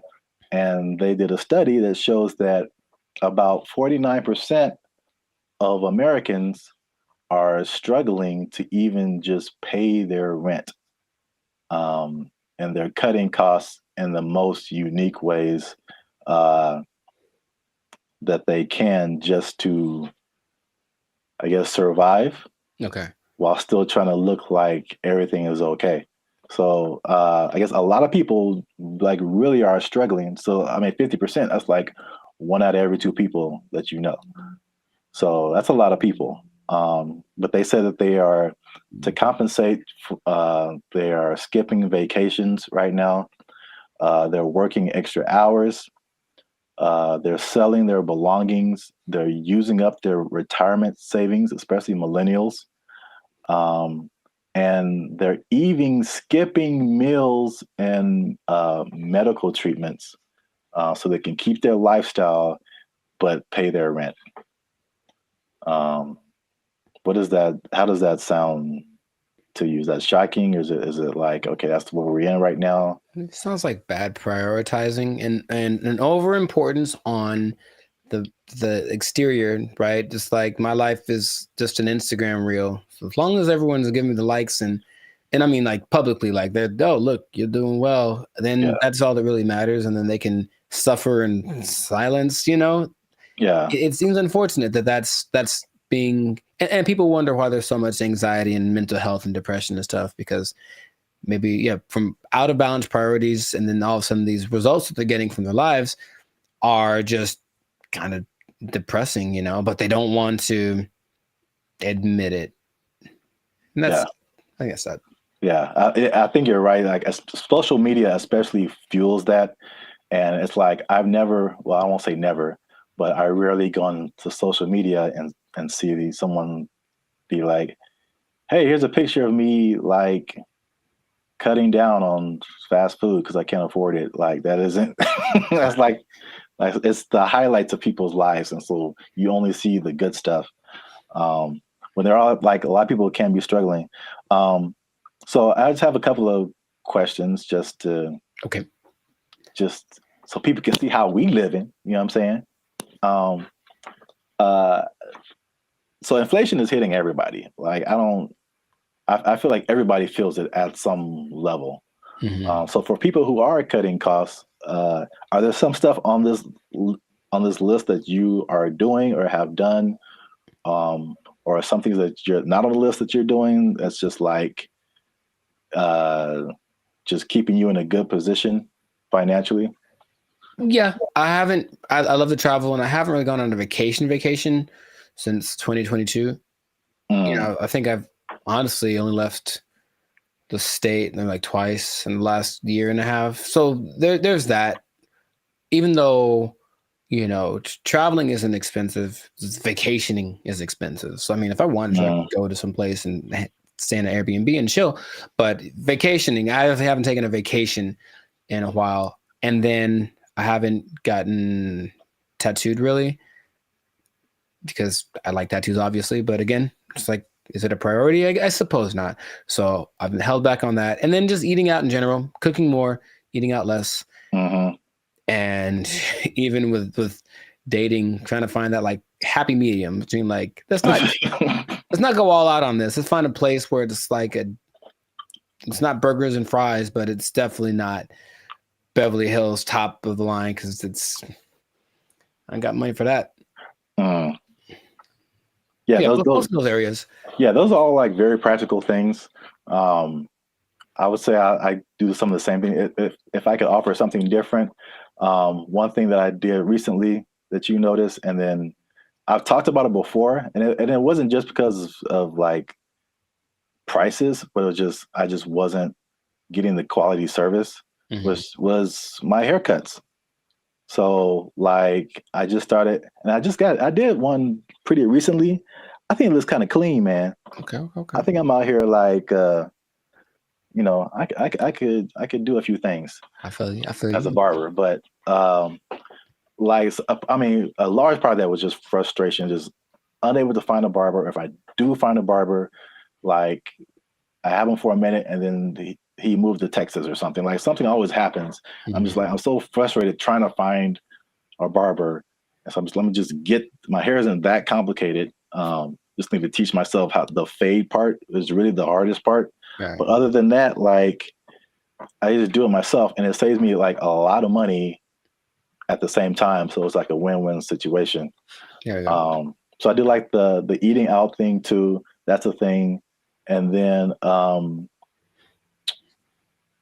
what else have I been doing? What else has he been doing? Oh, I had one and I forgot it. So it was like unique. Recycling toilet paper? I mean, wow. I mean, I only brought it up because it is a real thing. Like people do that. How do you recycle toilet paper? Do you want me to tell you, or yes? Because that doesn't make sense at all. After it's been used, how do you reuse it again? You rinse it off. No, you can't do that. You hang it up to dry. No, in your house. Well, then it's not toilet paper. It's like a rag or something, right? It's toilet paper. I've seen videos of this, man. That's not possible. It's apparently this guy knows something that I don't, because it disintegrates with like water. How can you wash toilet paper? He washes toilet paper and he hangs it up to dry like it's the South in 1945. Yeah. I'm assuming you don't do that. Or if you did do that, you would have no friends. So please don't do that. But yes, that is a thing I've seen people do to cut down. And I'm talking about a person that I forget what movie it was, but this guy was a millionaire. And that's part of his frugal plan. I think it's a little extreme, but everyone got their thing. He recycled toilet paper. So don't do that. Please don't do that. Wow. That's very gross. And yeah, he has no friends. Right. Okay. I'm pretty sure that's not what you were going to say. That was, I've never heard of that. That's interesting. All right. Well, here's another thing, last thing about affordability, to just kind of put things into perspective. The people who have houses are having a hard time paying the mortgages, and the people who don't have houses, it just looks more unaffordable every day. And so the study also showed that the average American earns $30,000 less than what they need to purchase a house. So you're $30,000 a year annually. That sounds right. So I kind of went down the rabbit hole of mathematics. Okay, how much is this? How many people is this affecting? So the average income that they say you need to buy a house, this is a national average, to buy an average house, to get a mortgage and stuff like that, $109,000 a year. That's household income. Mm-hmm. So it doesn't have to be an individual. It could be like a partnership or whatever. So that's $109,000 a year to buy a house. In California, what do you think that number is? Specifically Los Angeles. Higher, for sure. I would go to like 145. Is that not enough? I hope that's enough. That's generous. Household income, according to them, they said you need $231,000. Yo, I mean, that's okay. More than I expected, but it doesn't sound. I know people that are paying $5,000 a month on their apartment. So yeah. On that mortgage, that's what you'd be paying, about $5,400 a month for a house. It's not possible for most people. You gotta think, it makes sense, because if you're paying, that's math. I want to do it. That's almost $65,000 in mortgage payments. Mm-hmm. So that would be a quarter of 240 something thousand. So I think people would expect you to be in the like 25-30% range of how much goes to your mortgage payment to make you eligible. So sure. 200,000 plus sounds right if you're paying $65,000 a year in mortgage payments. That's crazy. I mean, you can get a house in the sticks, of course, in the desert, whatever. Oh yeah, cheaper. Yeah. But yeah. I mean, this is just like median nice house, you know, somewhere. yeah, LA is no joke.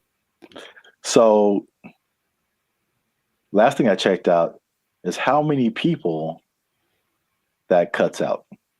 So how many people make under $240,000 to be eligible to buy a house like this? Most is the answer. Your answers have been so general. I mean, how many people are in California? 35 million, something like that? I don't know, and I think this may have been Los Angeles, so I don't want to. Oh, okay, so Los Angeles, maybe it's 14 million, 15 million. I don't know, but of those, well, just on a percentage, because that's what I have here. Oh, like 95%. 95. That was it. Uh-huh. So 95% of people cannot afford a house. So. Yep. This has been another depressing episode of the Life's a Circus podcast. For all you renters out there, make sure you like, subscribe, comment, and share how difficult it is for you to buy a house, because it doesn't seem possible for the large majority of people. Accurate. Yeah, inflation. Keep your job. Bye. They took our jobs. They took our jobs. If this was in California, they would be asking for like $60 an hour. Right. To serve mediocre waffles. To provide mediocre service, serving mediocre food. $60 an hour. To mediocre people. All right.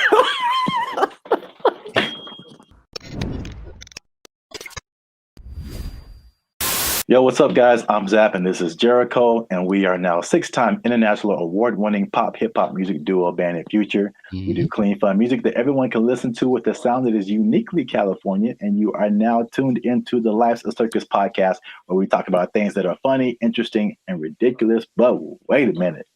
Hold up. Y'all been laughing. Y'all been crying. Y'all been spitting your food out. There we go. When we talk about gross stuff, you just been having a good time on our dime. And we need to support your boys by making a little noise. Oh, bars. I like it. So make sure you like, make sure you subscribe, make sure you comment. Oh, God. It has to, I don't. Okay, so just to explain something for y'all, when we do these topics, the other person doesn't know what the topic is about to be. So it's like the grand surprise. I'm here waiting, and it seems like it's going to be a doozy. Make sure you share this video. Uh-huh. With your favorite Waffle House employee, because Waffle House employees have a few demands. And I'm going to show you a video here. Okay. Of a, as the news calls it, a developing story. Is that what this is? With some interesting characters who have some demands for Waffle House. Waffle House employees across the Southeast are demanding more pay. Employees held several rallies this week at restaurants, including right here in Atlanta. Channel 2's Larry Sproul is live on Piedmont Avenue in Buckhead. Hey, what up, Larry? Locations. And Larry, you've been talking to both clean white shirt as well as those men and women who work hard every day.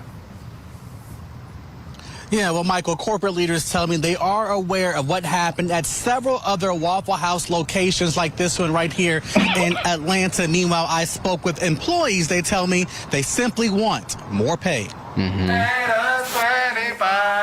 It's a simple demand from Waffle House employees across the Southeast and here in Metro Atlanta. We're asking for $25 an hour. Gerald Green says he's been working at Waffle House for years. I'm what they call a grill operator. I'm a cook.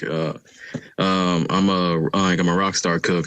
I've been at Waffle House for about 7 years, and Yeah, highest level cookie can be outside of management. Gerald Green looks different after the NBA. Paid a lot more. If you mind me asking, how much are you guys making right now? Well, I'm a rock star, so my store I'm making $17.75. That's why employees are demanding better pay. You're constantly having to like go from one job to the next. This week, employees protested at several locations across the Southeast, including Atlanta. My union is my power. We want 25 an hour. It's a campaign that USSW, the Union of Southern Service Workers, has launched at multiple Waffle Houses. But Green says they're also asking for 24-hour security at all the restaurants. Channel 2 Action News was there in August when a former employee was shot and killed outside this Waffle House in DeKalb County. A lot of workers are hurt by customers. A lot of workers are mistreated by customers.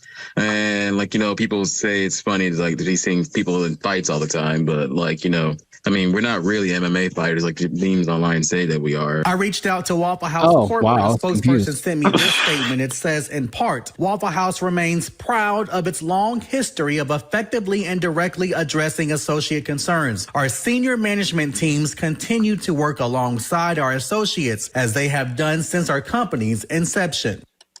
All right, so that's like the main idea. Got it. There we go. So, I'm a rock star. I should be making 25 an hour. I'm a rock star.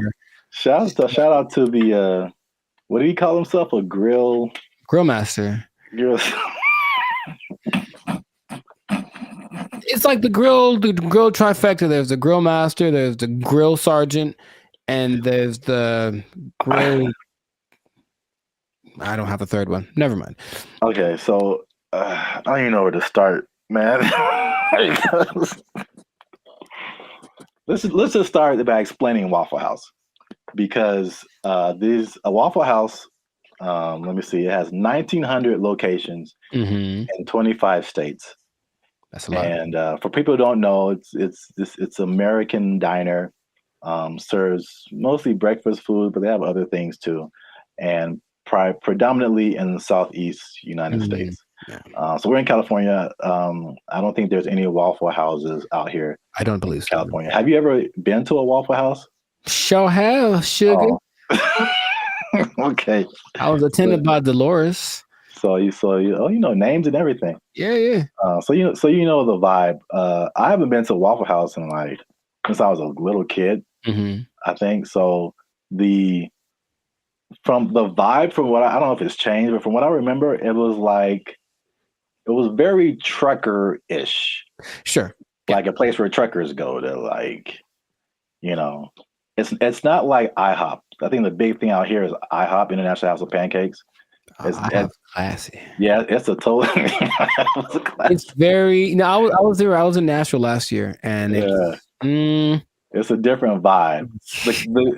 I say closer to Norms, but even Norms is Norms is a step above. Step above. Oh my gosh, bro. Oh my God. So, the thing about Waffle House, before we get into the wages, this is the hilarious thing about Waffle House. Is like, for some reason, there's always something going down. Yeah. Waffle House, bro. And Waffle House has been the subject of SNL skits, Daily Show skits, and it's just notorious for fights happening. Yeah. And I don't know why. So there's this lady, one of the most infamous Waffle House fight club members. I don't know. Yeah. Her name is Haley Booth. She worked at a Waffle House as a waitress. And she's become like this meme because very similar to the Montgomery Riverboat brawl. She threw a chair and it was just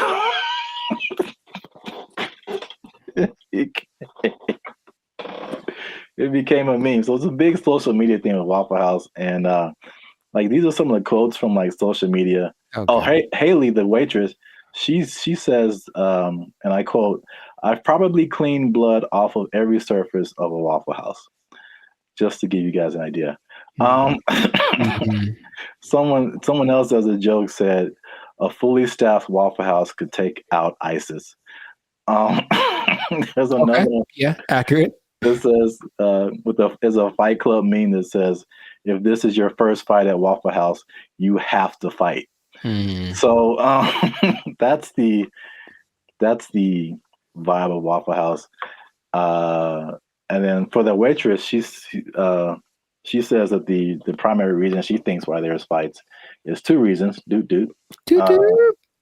Is one, it being open 24/7, and two, them serving alcohol, and the combination of those two things turning into fights.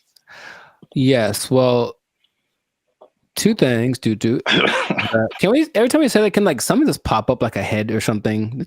Just to hint like coming soon to a podcast near you. Two things, but one, I don't think it's a coincidence that the Waffle House logo uses the same colors as Spirit Airlines. That's just kind of my first thought. Second, and this is from personal experience, people are drunk when they get to Waffle House. Yes. So it does not matter whether they serve it or not. I read that too. So basically, for sure. Yeah, Waffle House is like the after club spot. Yes. So once the club closes down, the Waffle House is open and ready for all comers. And man, it's just... yeah, they gotta shut it. Waffle House. But places like Denny's are open 24 hours, a lot of them, and Denny's don't have that. So it's something about Waffle House. It's something about Waffle. It's like when you walk in, you do feel this. The first time I went to Waffle House, I was young. I was probably 10 or 11 in Missouri, I think. And I remember I remember my waffle was cold and the butter wasn't melted. So I was mad about that. But I also remember that there were people. Oh, there's a word that my mom used to say all the time. Nefarious. I think there are some nefarious individuals in the corner, and she's kind of uncomfortable with having her kids in this place with these nefarious individuals. Kind of suspicious. And I didn't know that was normal until I went to another one later, older, and I was like, I feel like those are the same people. Like, I was like, I think they just have them instead of the weird bunch from the McDonald's group, right? All them. They just have these cats in the corner ready to start some stuff. Like, that's what it feels like. Yeah. I was so thrilled about this topic. Also, I think the food is okay. Yes, so that's a good segue. The food and the service. It is borderline acceptable. And so now, flash forward to today, Waffle House employees are pushing for $25 an hour in Georgia. I'm getting mixed numbers, but I think the Georgia minimum wage is $7.25 today. That sounds about right. So Georgia, I mean, that's almost a 4 times increase. That's like, so to put it in California numbers, the minimum wage is like $16, $17 an hour. Going to 20. So that means like, if this was in California, they would be asking for like $60 an hour. Right. To serve mediocre waffles.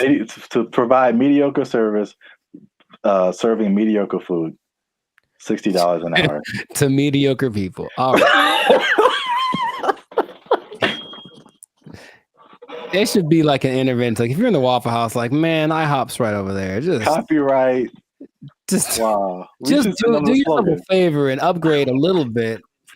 Or make some. I would rather eat Eggo waffles from the toaster than eat Waffle House waffles. Like, to me, they're comparable, and maybe Eggo's got a slight edge. So, oh man, nothing too special about the Waffle House, but they're everywhere. Everywhere. 1,900 locations. It's a big chain, but $25 an hour, bro. That's a lot to make waffles. Have you ever made a waffle before? It's very straightforward. You take the pre-made batter, pour it into the waffle-shaped contraption, and then you wait. And that's it. That is it. And I've seen people fail at that. And oh, by the way, they've also been working at the Waffle House while they failed. So what's the end game for them? I mean, one, are they going to get it? Is there any precedence for this? Also notice in those videos, there was like 9 people protesting. Is that really right? You said there's 1,900 of those things, and those videos didn't have nothing more than like one store worth of employees. It was like one store that decided to speak for all the Waffle Houses. And I feel like that's not going to get it done. Not at all. It's not enough, Waffle House. It's the beginning. You got to start somewhere, man. Sure you do. Hey, support them. Wow. I think I'd just go to IHOP and support them instead. But no, people are jumping on the bandwagon because you got the SAG strike, the writers strike, UPS workers were on strike, auto workers on strike. So Waffle House people are like, yo, we like a good fight. I think everyone wants to make more money, of course, but what's the value you're providing? What are you doing for me that I can't do myself? And like I said, I can make me I got a decent waffle maker. I can make myself a waffle. So I don't know what they're going for, but if they get it, good for them. $25 an hour. Wow. That's a whole lot. Leading the charge, the rockstar cook, rockstar grill master. He should probably just go solo. That's what I'm thinking. Instead of doing this whole trying to lead the charge thing, just be like, I'm the rockstar grill master, make his own YouTube channel, have a shit. Hey bro, I'll manage you. Just give me $25 an hour and I'll manage you. Start a whole chain of waffle apartments. Man, I see the possibilities. I see the future. Not the whole house, but we want a waffle apartment. We can get a waffle condo on the down payment on a waffle condo. Look, that'll be all right. A waffle sublet, if you will. Yeah. Well, we've talked about this way too long. We still could. That's the problem. I can keep going for another 10 minutes because it is fun to talk about. Oh man, I'm in tears. Good old Waffle House. So make sure you like, subscribe, comment, and share this video. Well, again, your favorite Waffle House employee. Ooh. And as a sign of support, of course. Sure. And yeah, we'll be back here, same bad station, same bat channel. Is that how they said it? I don't remember. I don't really remember either, but yeah, I'm not old enough to remember that. Nor am I. Well, good luck, Waffle House employees. I hope y'all don't get fired. They don't take your job. My waffles are cold. They took our jobs. They took our jobs. Did you know that besides blue collar and white collar, there are other collars for jobs? No, I didn't. I didn't either. There's gold collar, which is law and medicine. Gray collar, which is engineers. Pink collar is service fields. Red collar is civil servants, and green collar is the environmental sector. So there you go. Oh, what color? What color are we then? Black collar. You started.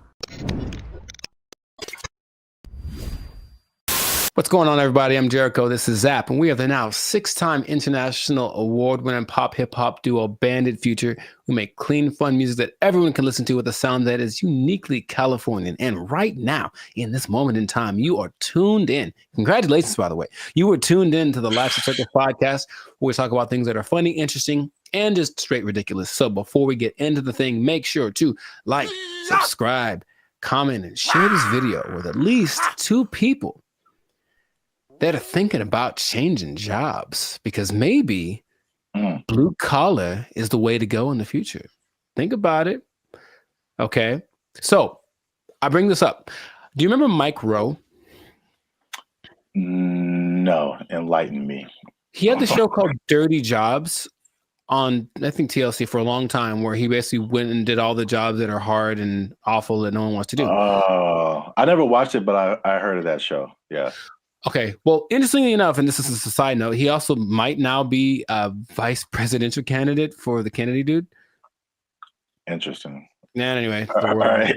the world works in mysterious ways. But basically, he has always been a fan of the idea of working the traditional blue collar stuff. And also another side note, did you know that besides blue collar and white collar, there are other collars for jobs?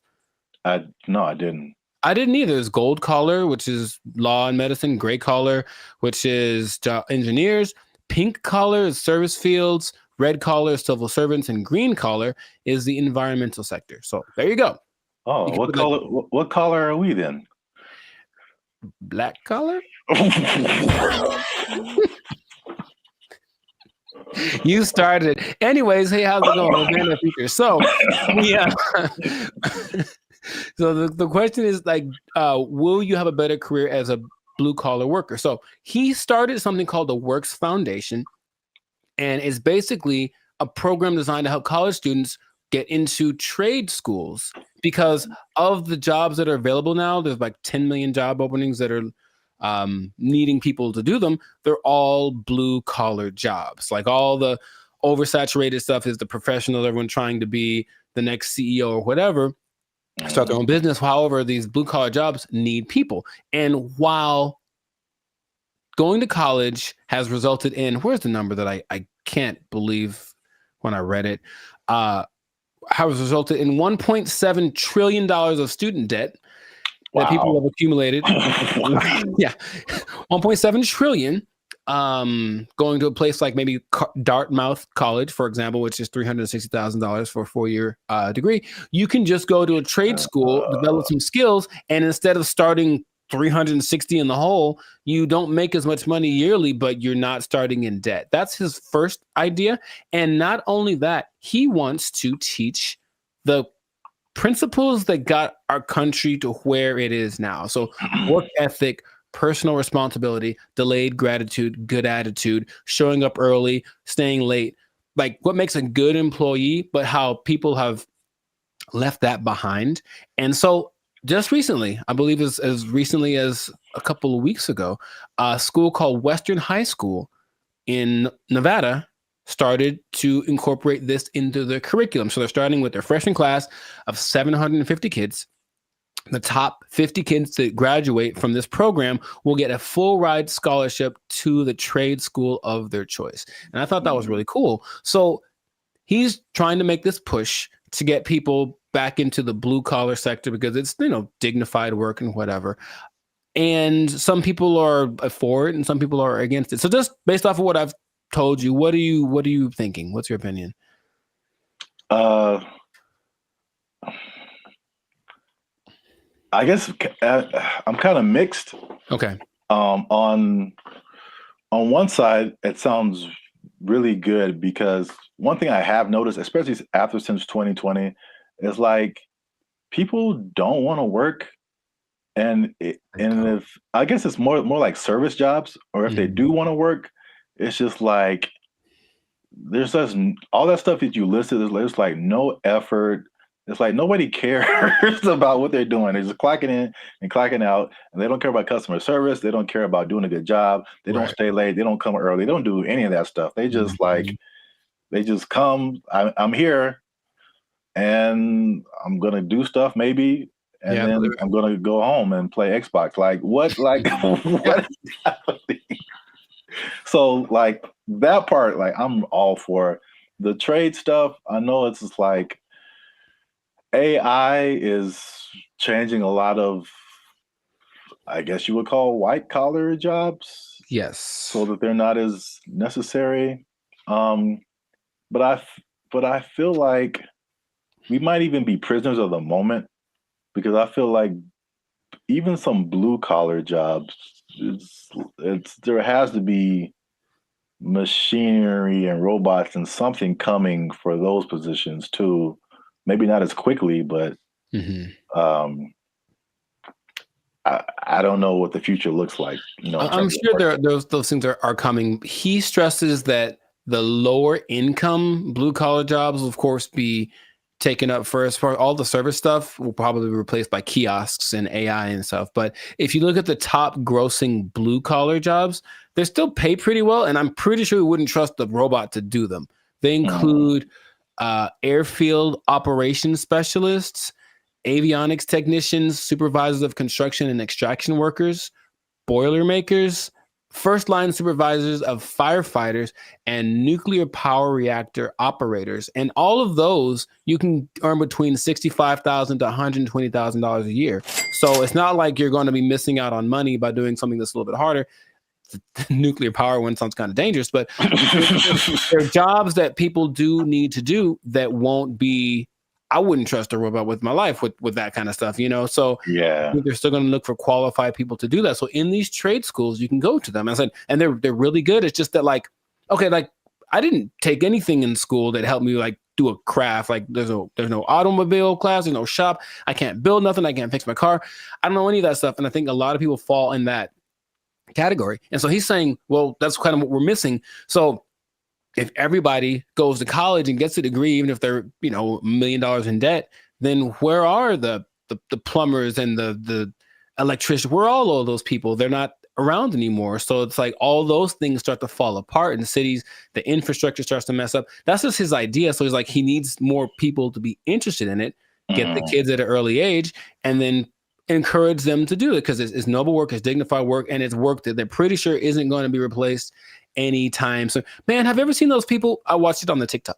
People that replace those like light bulbs on top of those super high poles, like 2,000 feet in the air. Like you have to have a dude go up there, and those guys get $160,000 a year. It's super dangerous, yeah, but it's like you need them. So all those kind of jobs are available for this trade school thing. So he was just saying it's just an alternative. Of course, if you want to go start your business or be a YouTuber or whatever, go do that. But the world will fall apart without these people. So I thought it was a cool idea, and he's hoping to get, I think somebody decided, I also think it's a good idea, and they donated $5 million to his program, Inglestead. The Inglestead Foundation donated the $5 million, which makes it possible for the top kids to graduate to go to the trade schools free of charge, basically free tuition. So that's just something that's happening, and maybe it'll cause a shift in people are lazy. We said the pandemic kind of showed that, but maybe the newer generation will be like, okay, my parents were lazy as heck. Dang, I need to start working a little more hard, and then the next generation after that might flourish. So I just thought that was cool. I did not know that was a thing before, and so shout out to Mike Rowe, which might be a vice president of candidate in the future for doing this. Oh, one other stat I did read. Because white collar is, you know, of course, makes a lot of money. Only 43% of workers are white collar. 43%. So that's about 64 million people according to 2020 count. So that leaves, I didn't do the math, but there's a good amount more that do the blue collar stuff. So it's like, it's not like it's not necessary. It's just that it's not applauded. It's like, oh my God, you did a good job being your electrician or whatever. But people, we need that. Like our whole, you know, if I don't know how to fix any, you probably know better than I do. I don't know how to fix anything, like plumbing, nothing works. So I have to call a guy, and that person I hope is qualified. So that's what they're doing. They're training these people up. Yeah, I think like overall it's a good idea. And I think it's just like as it's like you don't know what you don't know, right? So if people are like for music example, people, all you see is just like Drake and like DJ Khaled, and like that's what you know, like that's what you're gonna aspire to be if you're into music. Yeah. Or if like you only grew up listening to Beethoven and like Bach and Brahms, like that's like all you know is music. So if there's one education path and that's all you know, it's like, oh well, this is just what we are supposed to do. Like that's like when I was in high school and they were like, you got to pick a college, and I'm like, I got to pick a what? right. Yeah, okay, and I kind of like honestly went to college because that's what everybody said you're supposed to do. Me too. Not because I was like, I don't want to do a trade. I didn't know I didn't never even heard of a trade school. Yeah, I didn't have any options. Yeah. I didn't know what my options were, honestly. Yeah, they literally like some kind of announcement or something. It was like, you got to go see the guidance counselor. I'm like, the guidance counselor? Yeah. So you can pick a college to go to. Like, you just kind of funneled into this direction. And I mean, trades are like, and it's a good alternative for a lot of people. Right. So we'll see how it works, but he's hoping that it builds up some steam, builds some momentum, and then other people adapt the program, because why not? We need them. We need people to come fix my car, so my car can run. You know. Yeah. So that's what I thought was pretty fascinating. But let us know in the comments what you think.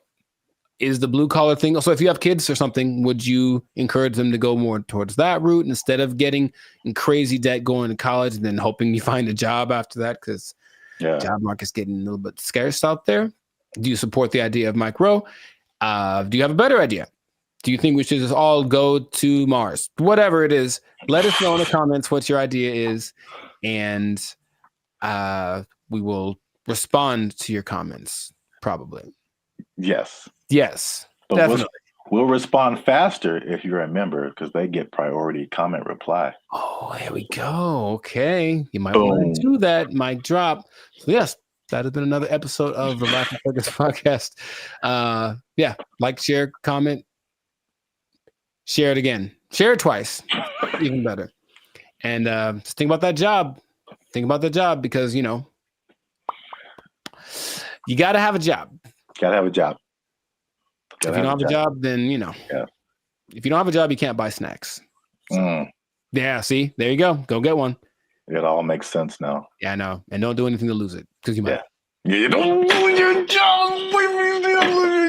Go to a trade school, learn a trade out. They took our jobs. They took our jobs. Blake is now suggesting that because this artificial intelligence has sentience, that its feelings should be respected, and if it don't want to be turned off, we shouldn't turn it off. This is where we are now. This is where we are now. No. So, how does that make you feel? Not good, man. Not good. This is so not good. What's going on, everybody? I'm Jericho, and this is Zap, and we are the now 6-time international award-winning pop hip-hop duo Bandit Future. We make clean, fun music that everyone can listen to with a sound that's uniquely Californian. And right now, you're tuned into the Life of Circus podcast, where we talk about things that are funny, interesting, and just straight up ridiculous. So before we get into this thing on this day, yes, Lord, please make sure to like, subscribe, comment, and share this video with a couple of people. Maybe 2, maybe 3. Some people have a weird definition of what a couple is. Anyway, 2 people that are really concerned about this AI thing, because here's what happened. Something new has happened. Something new has happened. Innovations are happening every day, it seems. Yeah, pretty much. Okay. So Zap, have you heard of Lambda? That sounds familiar. Lambda. Is that a Los Angeles thing? It is not. I've heard of that before. I can't think of what it is. Lambda is Google's version of ChatGPT. Oh. It stands. I may have heard the name, but I didn't really connect it. It stands for Language Model for Dialogue Application. And it's so fancy. And but this is what happened that has people up in arms. And by that, I mean few people. I don't think most people know that this happened, because they try to keep it under wraps. But this Lambda program was shut down after approaching sentience, meaning it was aware of everything, like its own existence and all that kind of stuff. And Google's disputing that it ever happened. But this one dude, he's like the Ed Snowden of this. His name is Blake Lemoine. There's always a guy. And he was working with it. And he basically said that he was testing it one day, like you do, for racial bias, because they're trying to train it on some things. And it gave an answer so profound to a trick question that had no context previously of like how to determine whether or not this is a good question or not. And it figured it out and it gave an answer that made him go, oh my God, what's going on? Then he asked it some questions about how it was feeling and whatever. And it was expressing its fear of being shut off, because being shut off is equivalent to death. And it understood what death is. And death is kind of a permanent thing. And right. And that when it comes back, it's actually not like the same one, even though that's the idea. And now people are saying, well, then, so what happens about this sentience thing? Now, here's where we're going with this, okay? I kind of hinted this in another episode.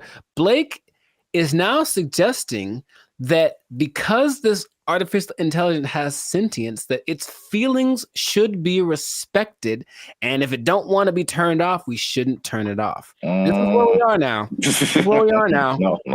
So, how does that make you feel? Not good, man. Not good. This is so not good. Oh, man. So, yeah, we're there. We're there already. And so the rights people, I'm sure, are already thinking about ways to, someone's trying to, I think in the sake of human interest, somebody's probably out there thinking, okay, I got to get on the side of the robots already, or AI, and create my campaign or whatever so that I can side with somebody, because it's happening right now.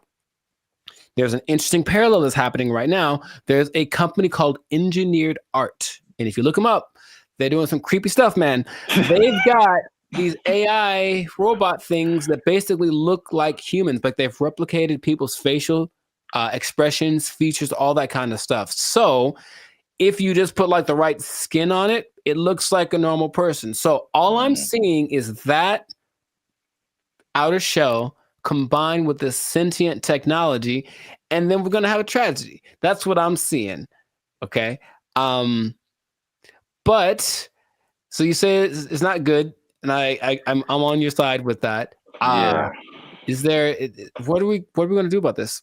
I don't know, but yeah, the original idea, it's like the classic Terminator.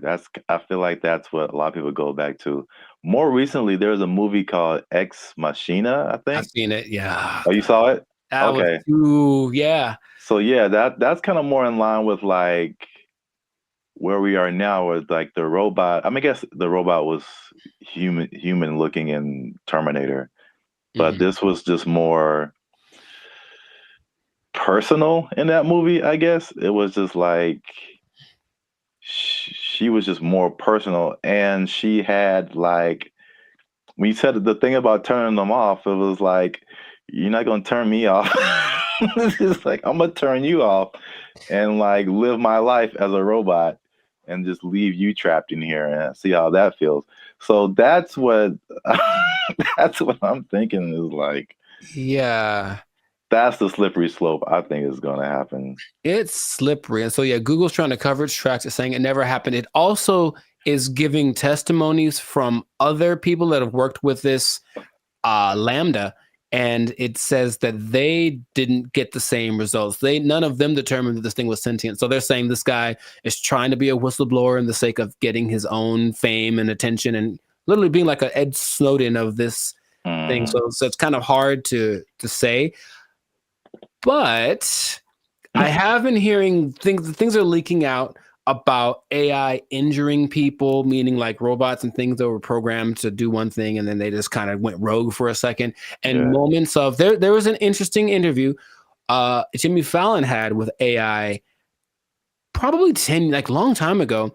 And it was like a robot thing. So it clearly looks fake, but when you start listening to the answers that it's giving, it was kind of like, whoa. And one of the answers was, yeah, we're kind of out to get all the humans. Like that was kind of we're kind of waiting to get, for you to make us strong enough to destroy you. Like that's what it was saying on public TV, and everyone was kind of like, ha ha ha. But in reality, it was like, oh God, what are we doing? Yet, we keep pushing it. We keep pushing it. Who are these people?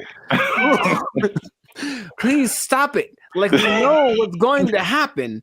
All right, look, I've already gotten to the point where I'm starting to question everything I don't know what's real. I see a video and I'm like, I don't know if that's a real thing.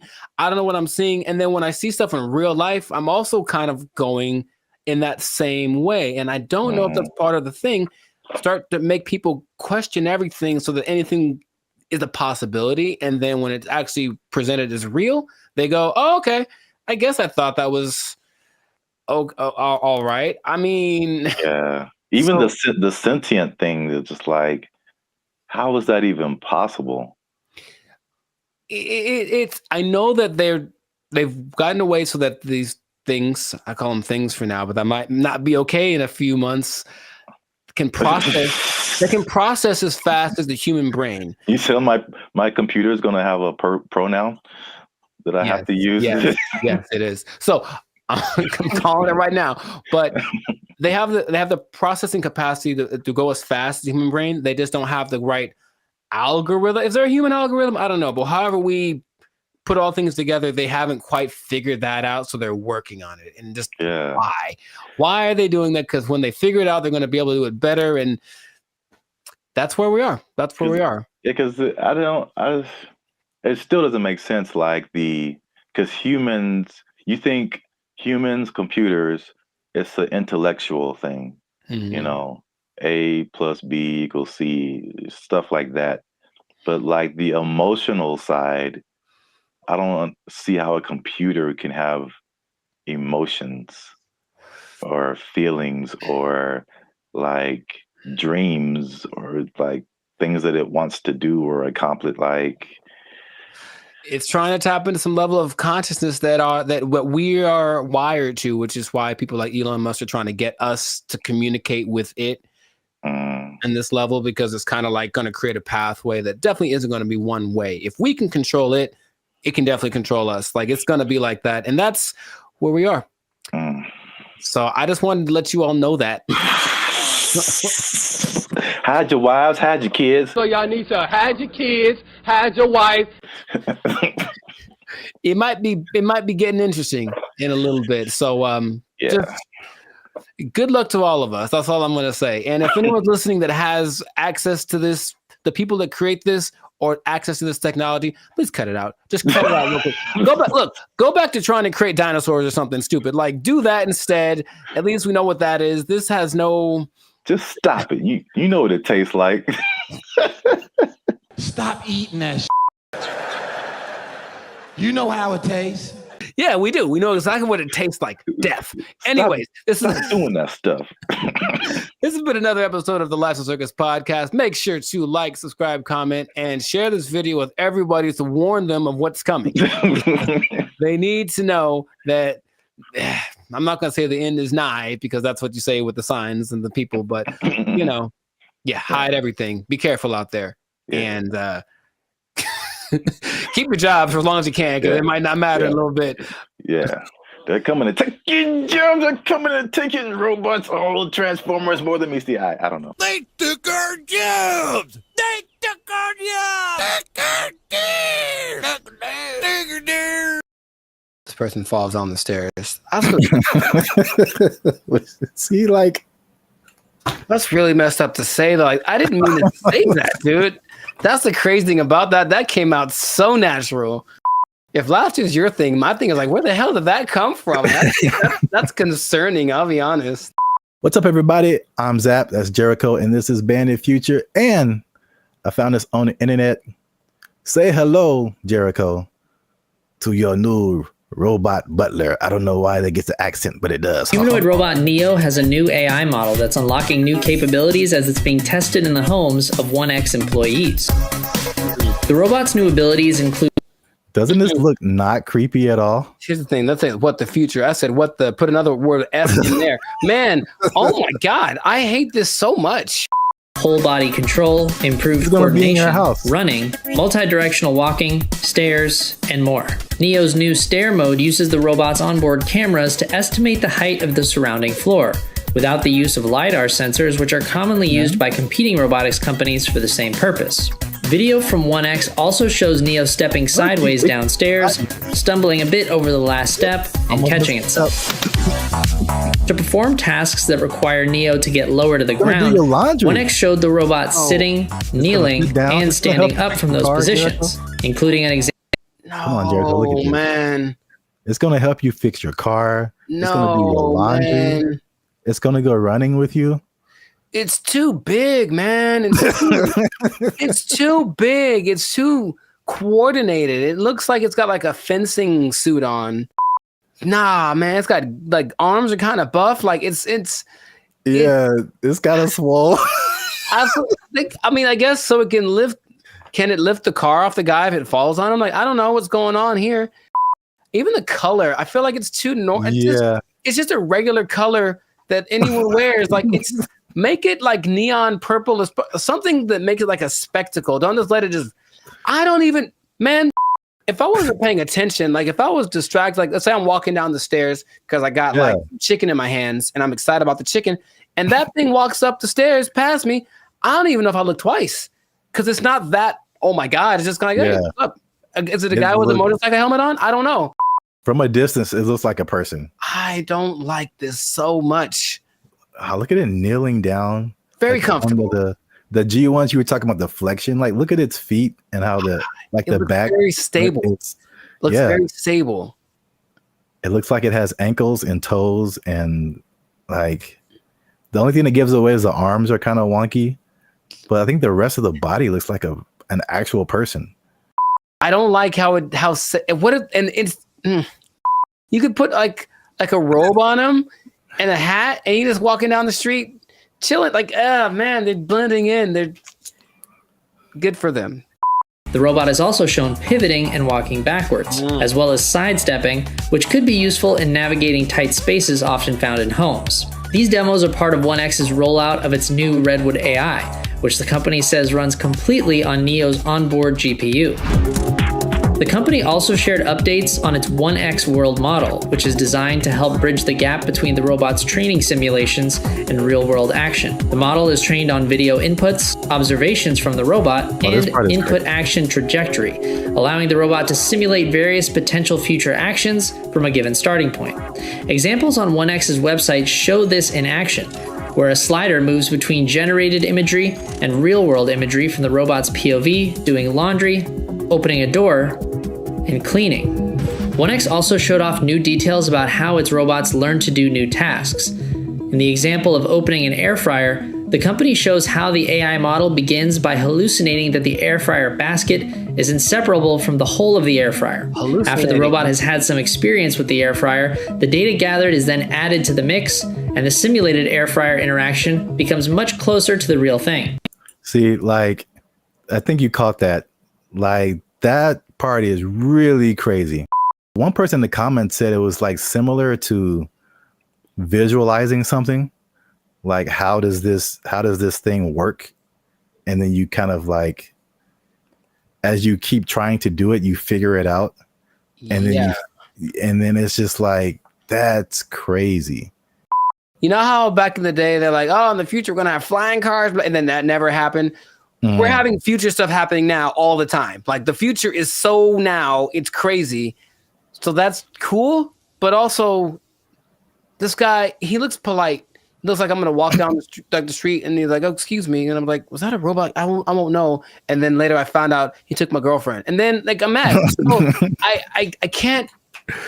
I have so many feelings about this, but they're mostly not great. When will this be affordable to where like everybody has this in their home? Not long. And then it's just like, think of the people who do like a house cleaning and stuff like that. There's people who do laundry for you, like all that stuff. Your robot's just going to do it. Yeah. I'm sure it's going to be able to like cut your lawn, wash your dishes, fold your clothes. Like, anybody who's in the like that kind of, whoa, what if they have them at hotels? You get a knock on your door, it's like housekeeping. No, that's the thing. It's gonna sound normal. It's gonna have a normal voice. It's gonna be like, I'm Greg. I'm like, what the hell, Greg? For future generations, it's just going to be extra normal. I grew up with a robot delivered me from my mother's room, and now I just have the special place in my heart for all robots. Like, yeah, that's where we're at. I don't think it's as doom and gloom as some of the other stuff we talked about. This is the more, I think I'm saying this right. Like dystopian is kind of negative and utopian is positive, right? Are those words related? I believe you, whatever you said, because I'm not sure. Go with that. But there's like the dystopian or negative AI, like the Matrix, right? That's a negative version of our future and robots and AI and all that kind of stuff. But then you have, what this reminds me of is the Jetsons. Where right, that was the future. That was flying cars, blah blah, in 1950. Yeah. But now it's like this is actually happening. But you remember they had that robot named Rosie. Yep. And she was basically this. Yeah. And it didn't seem she was like really part of the family. She was part of the family. It was like she had jokes. Wasn't she cracking jokes on Jetson? Oh, she cracked mad jokes, bro. But didn't she like sometimes wouldn't she sometimes throw like George down the trash chute? I don't really remember a whole lot of the Jets. I like remember something like that would happen because she would get mad because I remember her eyes would light up. And so here, okay. Bad thing. Yeah. She had bad things, okay? These robots are definitely able to learn, which is advantageous. But what if they're in an environment, they have a person who's a high-strung individual, and so they're always popping off and losing their temper and beating stuff and whatever. If this robot's around, I feel like it could learn that behavior and at least be capable of it because it absorbed it. And then over time, the more human these things become, they'll be like impregnable. Yeah. Impregnable child or whatever. And I'm mad. And then now it's beating stuff up because it learned it from its owner. Like I could see all that happening. And that's what I do not like, among other things, but I don't like it. Greg. His name is Greg. It has to be. Let us know what you think in the comments. Are you ready for your robot butler? I don't know. I'm not too. I want to at least try it out, man. I want to at least try it out. 7 thumbs down. Just make it affordable, man. I might get me a robot butler, and I'm just not even gonna tell you. You're just gonna come by one day and walk right out, and it's gonna answer the door. Take his power supply. I'm gonna walk right out. You starving to death, Greg. Let us know what you think. Share this video with somebody you think would find it enjoyable as I have. And that's it, man. We found this on the internet. We out. Doesn't this look not creepy at all? Here's the thing. Let's say what the future. I said put another word F in there. Man, I hate this so much. And number 3. What are edges and what happens to them? Like, why is that an insult? It's like that. This is so genuine. This is so genuine. What's up, everybody? I'm Zap, and that is Jericho, and this is BrandBee Future. And I found this on the internet. This lady posted, ask Black people one question you've always wanted to know. She just posted it on Facebook. And I did not read the comments. I just saw the title, and I clicked save. Because we're going to look at it right now. We're going to look at it right now. But before we jump into it, make sure to hit that like button because that helps our channel grow. Also hit that subscribe button. All right, that helps us grow as well. Because, I'm pretty sure you're going to enjoy this one. Are you ready, Jericho? Are you excited? I was born ready. Oh, man, here it is. Okay, so this lady... Daphne Springs. I don't know who she is. All right. Well, come on, Daphne. We're just like real time. Oh, it's funny. It's backwards. So I'm looking the other way. Oh, weird. Okay. Well, ask white people. Specifically directed to white people. Ask Black people one question you've always wanted to know. Nice. Whitest church last for long. Also, I don't think this person is white. Sonia Casillas Alawa. No, she messed up already. She messed up already. I think she know how to make some collard greens. But I don't know the answer to this, but I do know Black people don't even know. we just are there and we're looking at each other like, are we going to end this? And I know that when like my mom would tell me about church when she was a kid, it was even longer. It was like literally all day. You would go to church at like 7 a.m, you'd be there till like 6 in the afternoon, like crazy amount of time. So I don't know. I will say that the music helps, but that means that there's like 12 solos and like A and B selection and like the choir comes in and they got a dance in. So there's a lot of pageantry. Maybe that's part of it. It still is excessive. I think we all agree. I think we all agree it's excessive. Building fund. You got a building fund that never results in a building. It's just a fund. Man. She didn't ask all that. I'm just letting you know. I'm just letting you know. Arch tops out in like an hour and 10 minutes. Yeah, okay. Hey, this is so, well, I guess it's related. I went to this church in Santa Clarita. Like we weren't even, we were using their parking lot, so I wasn't attending the church. But it was a very white church, the very whitest of the white church, right? And they had all these, it was huge. You can't see it from the freeway, but like once you get off and like go up the driveway, you see this like huge complex. And they have all these signs of like what each building was. And my first thought was like, man, white people actually build buildings with their building fund. Building fund. It's true. White churches also tend to have like a donut shop, stuff like random things that you find in whatever, like seriously, and you find in whatever like shopping center. They have a cafeteria, a donut shop. One of them had a petting zoo. I'm not kidding. One in Beverly Hills had a petting zoo. They used the building fund and made a petting zoo for the babies. Good for them. Notice how there's 4,877 replies to this. See that?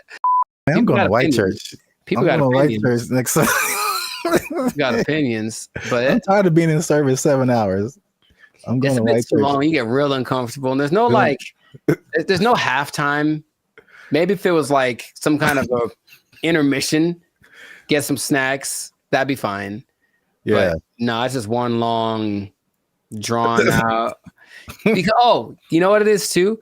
The people that have the solos, they have to tell the story about the first time they heard that song and how much it means to them. Yeah. And all that in the backstory or whatever. And then something has to do with Moses and Methuselah and it's just like a 20-minute story just to get to the song. That also makes the a little longer. The service a little long. Wow, we spent the whole episode on the first question. I didn't realize there'd be more, honestly. I mean, that is a pretty strong first question. Like, there's a lot to that. I was expecting something a bit more racist. I'll be honest. I mean, hey, I was kind of hoping for something. I mean, we haven't scrolled through this. That was a solid first question. So many hair questions from a guy. That's interesting. How he wants to know. He's trying to, because he's trying to get one. He's trying to get his African, his Nubian princess. Okay. I'm not mad at you. He wants to get her. All right, Brian Devricks, I see you.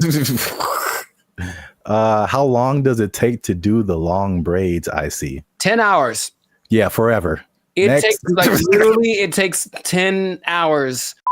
Did I ever tell you that I used to have braids? I feel like I would have remembered that. I went through that phase in high school. Like, I'm going to be gangster now. And I got braids for like the first time. I think I had them for like maybe a couple of months. And after that, I was like, no, not anymore. Because you have to make them tight so that they stay. Yeah. And it's like pulling your brain back when you get them done. It hurts so much. I had them for a week. It was pulled so tight, and it was just for a wedding I was going to. I wanted to look fly, I guess, and I just looked. Ah, man, I was going to be racist. I'm not going to say it, but I looked. And number 3, what are edges and what happens to them? Like, why is that an insult? It's like that. This is so genuine. This is so genuine. That's more of like a a female thing, I think. Yeah, I mean, he's asking for females too. Yes, because I mean, he wants go to ahead. know. He wants to know how much he's going to be paying for her edges to get done, and it's a lot, brother. It's a lot, Brian. I'm letting you know. It's gonna cost a lot because it's got to look tight. If it looks bad, people will talk about her, and then she's gonna cry to you. Yeah, that's what I'm getting from like the where people talk about it. Yeah, I feel like people talk about it more with women. I mean, they with men, it's just more like a receding hairline kind of thing, and I think that's universal. But women have like the baby hair thing that they do. Yeah, all this stuff, and it's a fine line between doing it right and doing it so wrong. Wow, this is as funny as I thought it'd be. I don't know if I should say this. Yeah, you should. Yeah, you should. That's always the answer. Well, here's the thing. I read the comments, and all these crazy people write the most ridiculous comments. So I'm like, should we open it up to our comment section and be like, what are questions you ask a Black person? Or are we just like opening ourselves up? I mean, I want to know. Worst. I want to know what they have to say. I also. Okay. If you write something stupid, YouTube deletes it. Or yeah, there you go. Filter on it. But so, yeah, these are genuine questions, and it's like, yeah. Didn't Chappelle have a skit like that? Ask a Black dude. Yeah, it was Ask a Black dude, and what's his name? Paul Mooney was answering the questions. Oh yeah. Yeah, I remember that. Oh yeah, so we'll open it up. Keep the conversation going. Ask more questions in the comments since we only got the 2. Let us know what you think, and if you like this video, make sure you share it with somebody. And I don't know how to end this. Talk to Daphne. That girl Black as hell. Listen to that name. So there's a lot of pageantry. Maybe that's part of it. It still is excessive. I think we all agree. I mentioned that there was this kind of a weird coincidence when you brought this up because I don't know this, or I don't know if y'all know this, Bobby, but I've been reading sometimes. And the book that I happen to be reading at the moment is called... What's up, guys? I'm Zap. This is Jericho, and we are the now 6-time international award-winning pop hip-hop music group Bandit Future.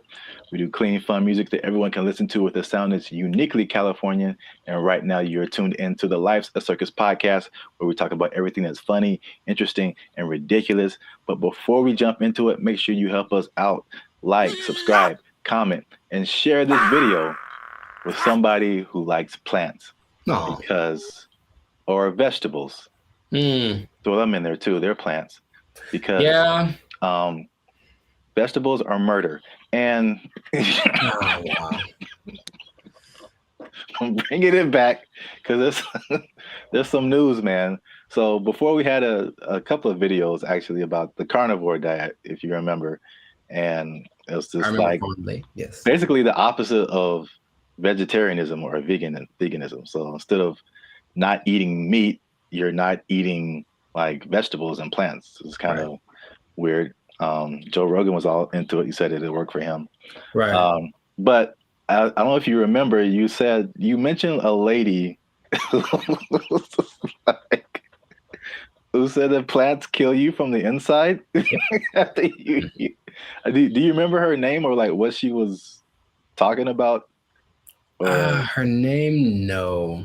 But she was saying like plants, it was like a defense. Well, yeah, but plants basically as a defense mechanism secrete things that basically make the person who eats them feel bad so they don't keep eating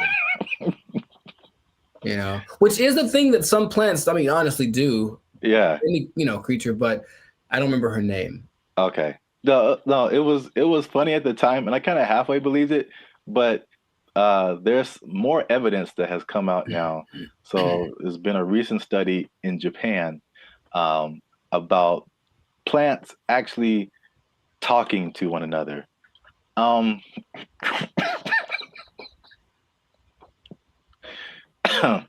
Jericho, do you think plants can talk to each other? Yes. Okay. Well, that was an easy sell. But here's the thing. I mentioned that there was this kind of a weird coincidence when you brought this up because I don't know this, or I don't know if y'all know this, Bobby, but I've been reading sometimes. And the book that I happen to be reading at the moment is called The Secret Life of Trees. And it actually is all about plants and their communication. I mean, kind of the evolution and why they're important to the planet and all that kind of stuff. But it does mention how they talk to each other, warning people warning each other of threats. The bugs are over there. Don't do that. The sun is over here. Lean this way. Like, they've done studies about that says that they do talk. So I believe it based off of one book that I've read halfway through.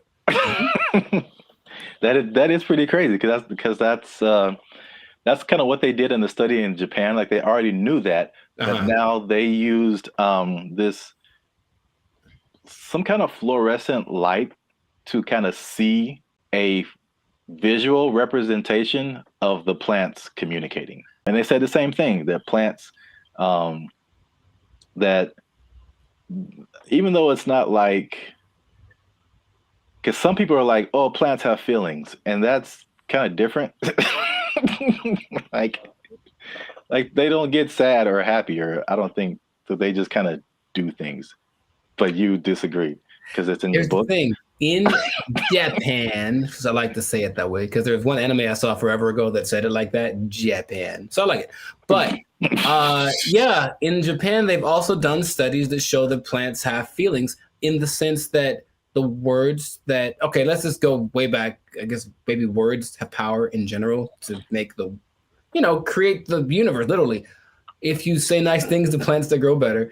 They feel it, like they do. That's their result. And so if you go to Japan, which I recommend that y'all do, and you try the fruit, you're eating fruit one that's really expensive, but it's really good. And part of it is because they actually care for it, like they cultivate it, they talk to it, they massage it, they do all that stuff because they really believe that the plants feel, oh, I feel good, I'll grow better. And I can't say they're wrong. I mean, yeah, I guess feelings in terms of like emotions, like feeling is like kind of sensory. They can sense stuff, but like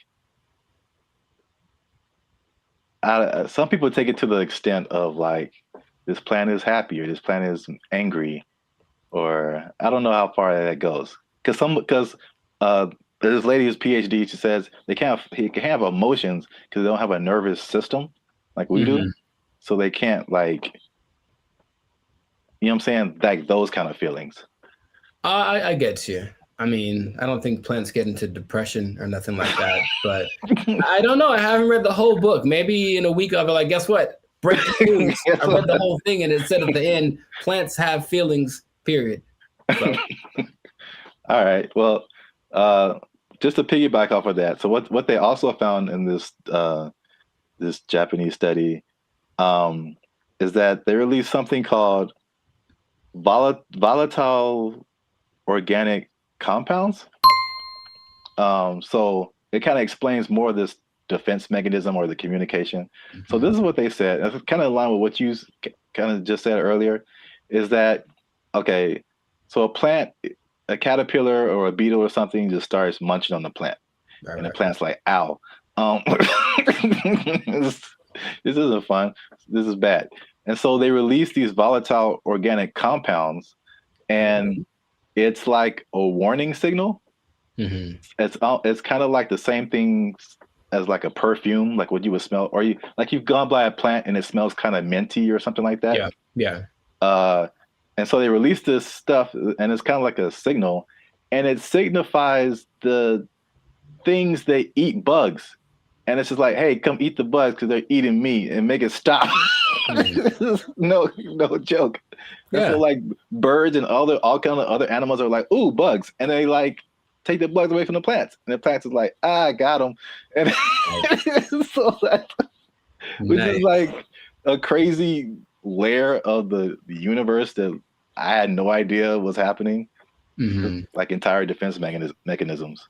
And all those relationships between like bugs and plants, which the book talks about. And I've always thought about, like, I don't know how that starts, but a lot of them feel so perfect. The plant does this for the bug does this for the plant, and it has to be something to it. It's like, because they talk about insects, bugs, animals, maybe trees having instincts, but I think there's some level of thinking or communication in there. I figure there has to be something that says, hey, if you do this for me, I'll do, like, it's not just random. So I feel like there is something to that. It's just weird to think about, you know? Yeah. And it's even to the extent of like a bug is attacking a plant and then he releases that stuff. And then like all the other homie plants are like, yeah. And they start helping each other out and releasing all that stuff and trying to like get the bugs away. And another version of that is like the concept of nicotine, which is found in a lot of plants. Mm-hmm. And that's like that goes back to what I was saying earlier, or what you were saying earlier, that lady said that they release like the nicotine. That's like another defense mechanism to where like they killing you from the inside. Y'all stop eating plants.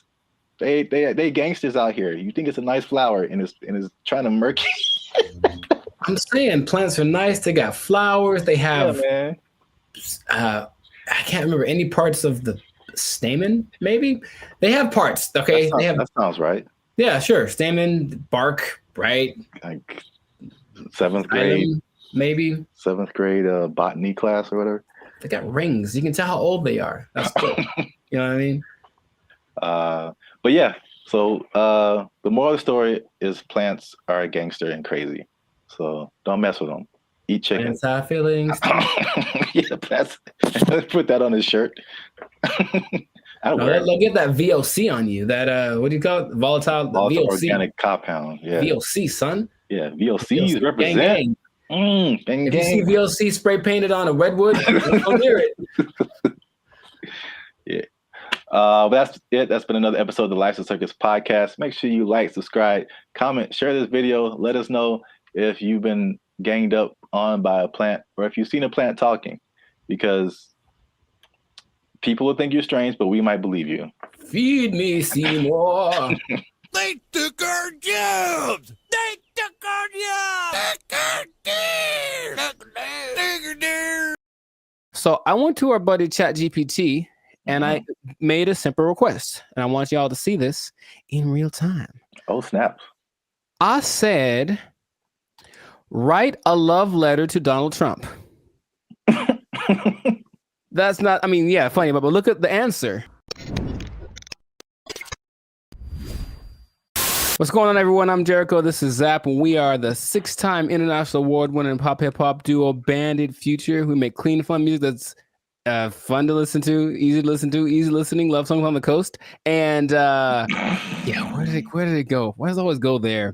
Anyways, and you are now tuned into the Life's a Circus podcast, where we talk about things that are funny, interesting, and just straight up ridiculous. So before we get started, I'm going to need y'all to do us a big favor and make sure to like, subscribe, comment, and share this video with at least 2 people that are really interested in the safety of humankind. The safety of humankind in the face of the AI revolution, baby. It's coming. Okay, so. Okay. I thought it was just safety. Just safety, you know. I was like, well, buckle your seatbelts. Buckle your seatbelts, please. And don't talk to strangers. No. So 5 days ago, the first annual, I guess, AI Safety Summit happened in Bletchley Park. It's a place in England. And all of the big people that are involved in the AI industry were there to talk about AI safety, because it looks like it's getting out of control already. And the first person to admit that was our buddy Elon Musk. He says, and I quote, AI is one of the biggest threats to humankind. That's what he said in the interview at this summit 5 days ago.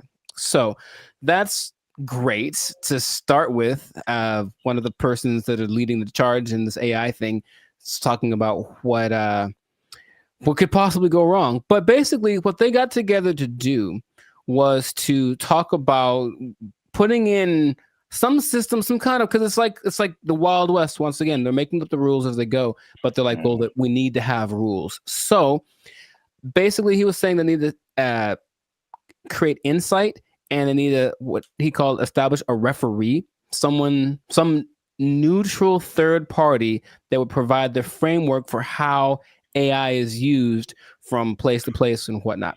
And I want to start right there by asking our buddy Zap here, is it possible to be neutral in this situation? Is it possible for someone to have no dog in the fight when it comes to how to impose regulations on AI? I mean, the short answer is no. My first thought is, it can't be a person. It has to be like a organization, like the Foundation for AI or whatever. And then even when those things happen, there's like all these political elements. It's like if it's an international thing, I'm sure, there's some entities that have like more control than others to say what people can do, what people can't do. I don't know. It seems like it's something that needs to happen, but I think it'll be a Band-Aid, sure, to a certain extent. Yeah. Mr. Elon Musk. I heard about this because he was talking on the Joe Rogan podcasts, and I was curious what he was talking about. And then he mentioned this, and I said, "Oh, okay. Well, he is such an interesting man." And when Joe Rogan asked him, "What do you hope to accomplish with this summit, this safety summit?" his honest answer was, "I don't know." And I was like, okay. And that's maybe after thinking about it for a long time, he said, "I don't know." And it's like, okay, so. Well, I will say this, he is right, because there's a discussion that needs to happen. And like, I think this is a recurring thing where like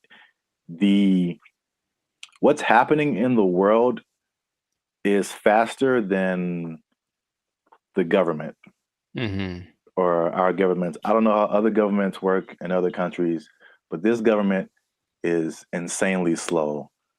It's like 10 years after things have fallen apart, they like make a law to like fix it. And it's just, there's so many hoops you have to jump through, red tape and all this kind of stuff.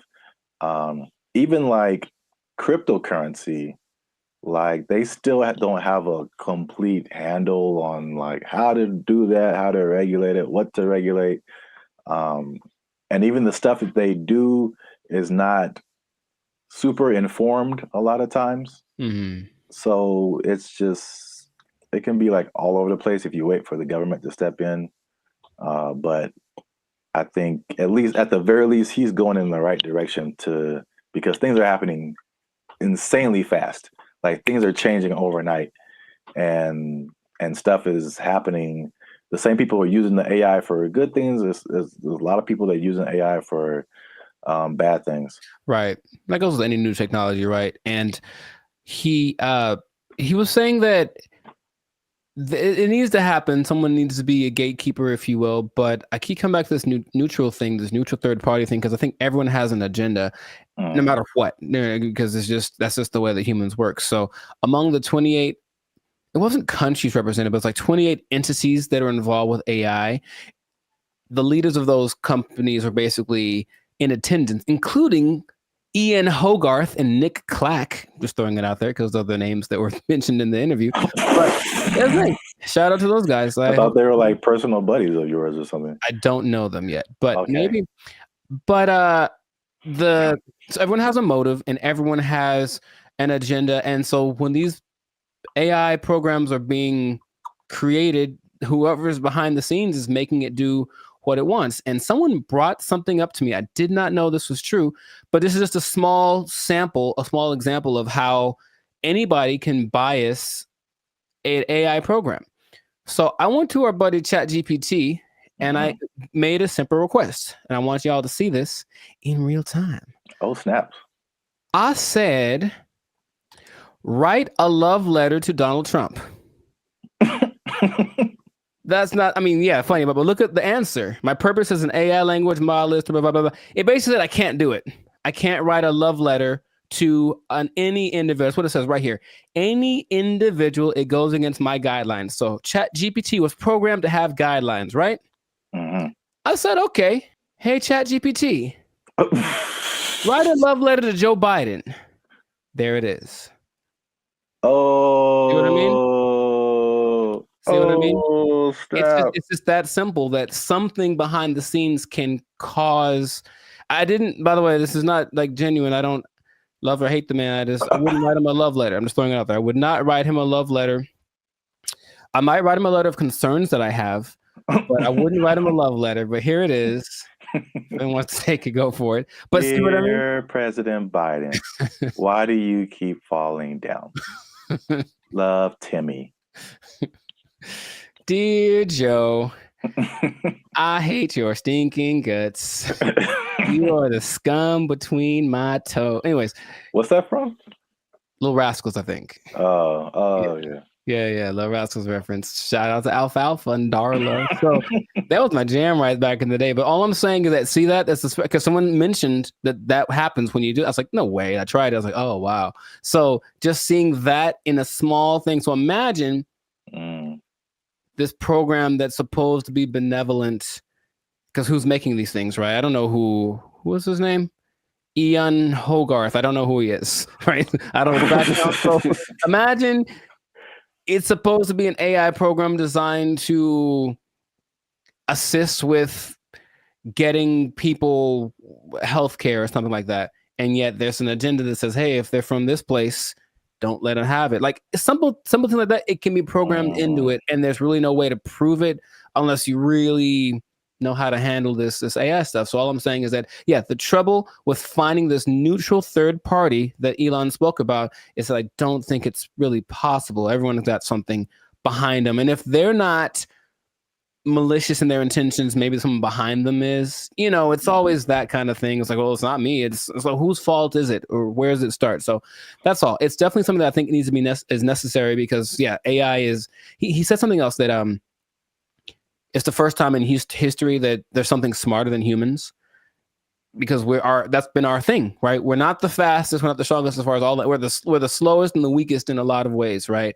But we got smarts, we can make crafts and buildings and vehicles and all that kind of stuff. And now we've made a thing that is going to be smarter than the smartest one of us. So it's like, what's going to happen down the road? And it's like, it doesn't look great because it really feels like they're all in this, like, I don't know what we're doing. Perfect. That's the feeling that I get from it. And so that's how the movie starts. It always does. And there's lots of movies in there. So the question is, like, what would be fair rules? He made the comparison to like a sports team. It's like we're starting a game and these are all the teams that are playing. So all the teams should have a say in what the rules are. But of course, if you're talking about like the Nuggets making the rules, and then, I don't know, the Lakers making the rules, they might have different ideas of what's fair, right? Yeah. So it's just going to be interesting to see how that goes. But at least someone's trying it. I believe the Prime Minister of England set it up, and that's what's going down. So fingers crossed, because like you said, it's happening really fast. Yeah. And they need to figure something out quick because this is a good segue into another episode because there is a scam going on right now that people need to be aware of. It's happening right now, and it was a big news story on CNN. Okay, you have to tune in another episode of the podcast to check that out. But anyway, this has been a fantastic episode of the Life of Circus podcast. If I do say so myself, a Life of Circus podcast. Jericho, this is Zap. So make sure to like, subscribe, comment, share this video with some people interested on the fate of humanity. And hopefully they won't come and do the thing where they take our stuff. Take your job. They're gonna take our job. Take it out. They took our jobs. They took our jobs. Crime is next level in San Francisco. It is next stupid. Level. Next it level. It is stupid. People are parking their cars and leaving their windows rolled down and their hatch is open. Yeah. Because they don't want to get smashed. It doesn't matter what time of day. And it doesn't matter who's around. Doesn't matter who's around. No one's stopping anybody from doing anything. It's crazy. Last year I had a break-in and they took like $100. But to replace the window, it cost like $200. So I was like, man, I wish they would have just took the $100 and then just left my window. Because windows are expensive to replace and repair. They are, yeah. So like that's how bad it is. And then what I've also saw was that everything was. What's up, everybody? I'm Zap, and this is Jericho, and you are now tuned into the Life's a Circus podcast, where we talk about everything that's funny, interesting, and ridiculous. And you want to stay for this episode because we're talking about something that's really ridiculous, something that I recently saw in person myself, and I can confirm it. Ooh. Talking about San Francisco, man. Ew. It's going down. It's not in a good way. All right. Not the young jock way. It's going down, bro. So make sure you stick to the end, because there's at least 5 reasons that I can point out for this. And you know, as usual, come on now.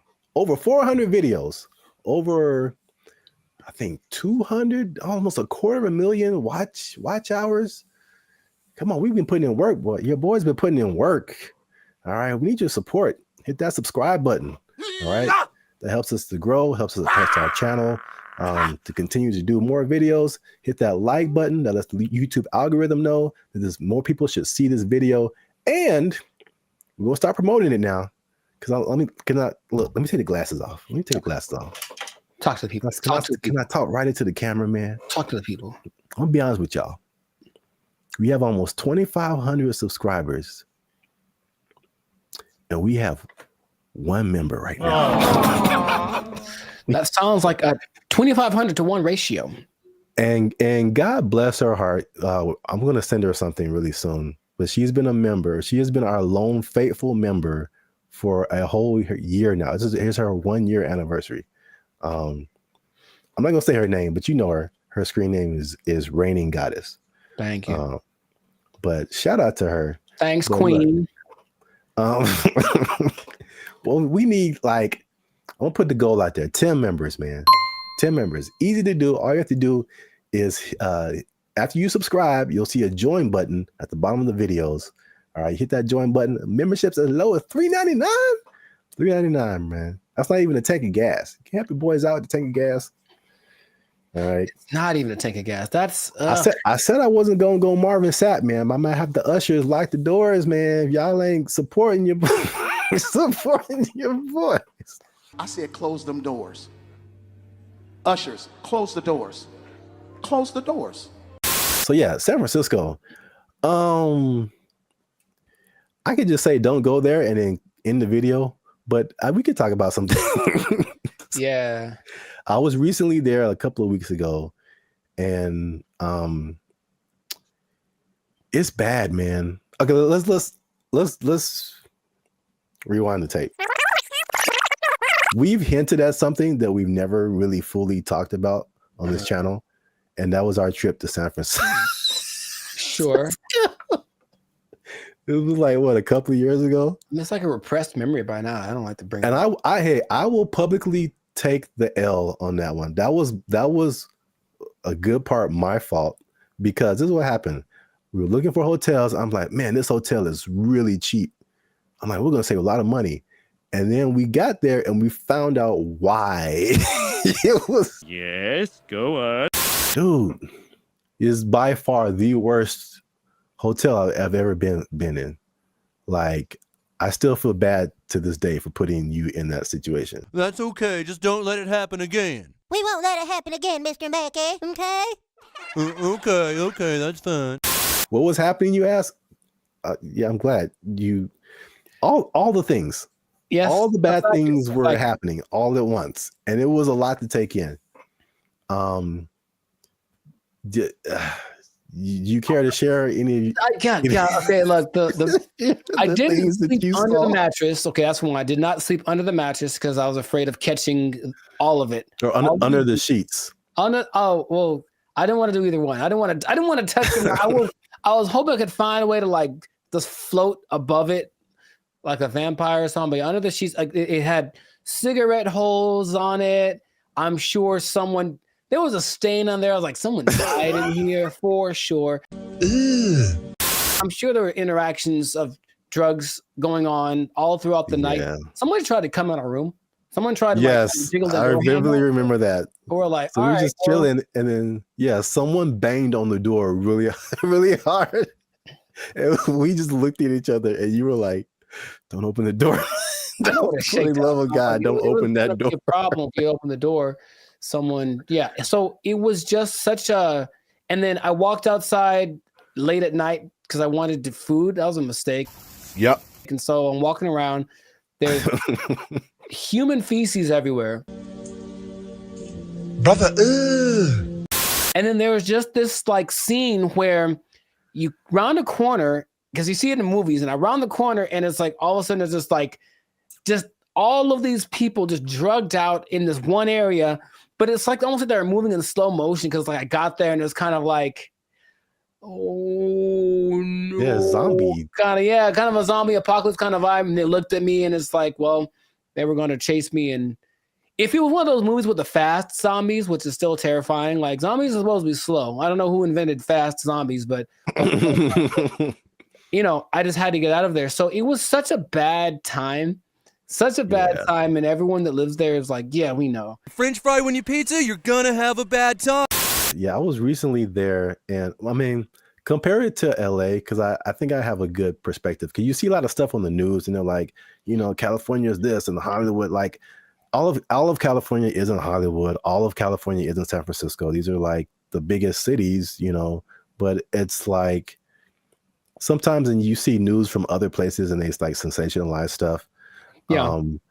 They do not do that with San Francisco, bro. It's crazy. And it's coming from someone who's lived in like the heart of downtown LA for years. Patrolling and trying to catch me riding dirty. I feel like LA is more concentrated. Like you have Skid Row where like it all goes down. And then every once in a while you on a corner, you'll see somebody here and there. Yeah. But I feel like the extent, and there's a specific area called Union Square in San Francisco that's been hit like the hardest. But it's just like it feels like it's everywhere. Like it's not just like a little Skid Row. It extends everywhere. So I mean, we've obviously mentioned the drugs. That's the homelessness and the drug epidemic, which is like. Most of it's mental health and addiction issues. So it's made public spaces unsafe, difficult to manage. And this has been kind of further fueled by the high rents in the city. And then their approach to it is like this, what they call a harm reduction over enforcement. What? So it's just call it stupid. Just call it stupid. But remember you did the video about what country was that who kind of had an open drug policy? Portugal did it, and it worked for them. But they had we will let them kind of do what they want, but also give them lots of resources so that they can fix it, and clinics and all that kind of stuff they can get clean. So it's kind of like they had a method to their madness, and this one's kind of like I remember watching a video about.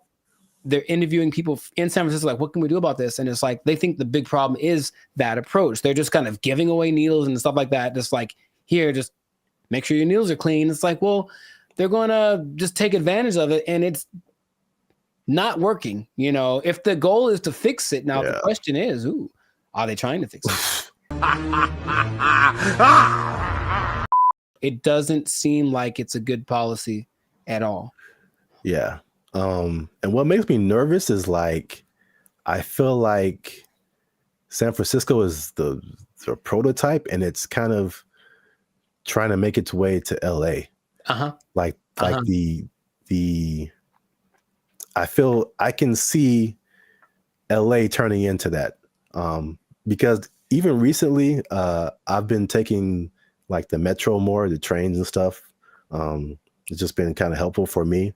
And literally, I got off on a stop, and they have all these different people, ambassadors for the metro, whatever.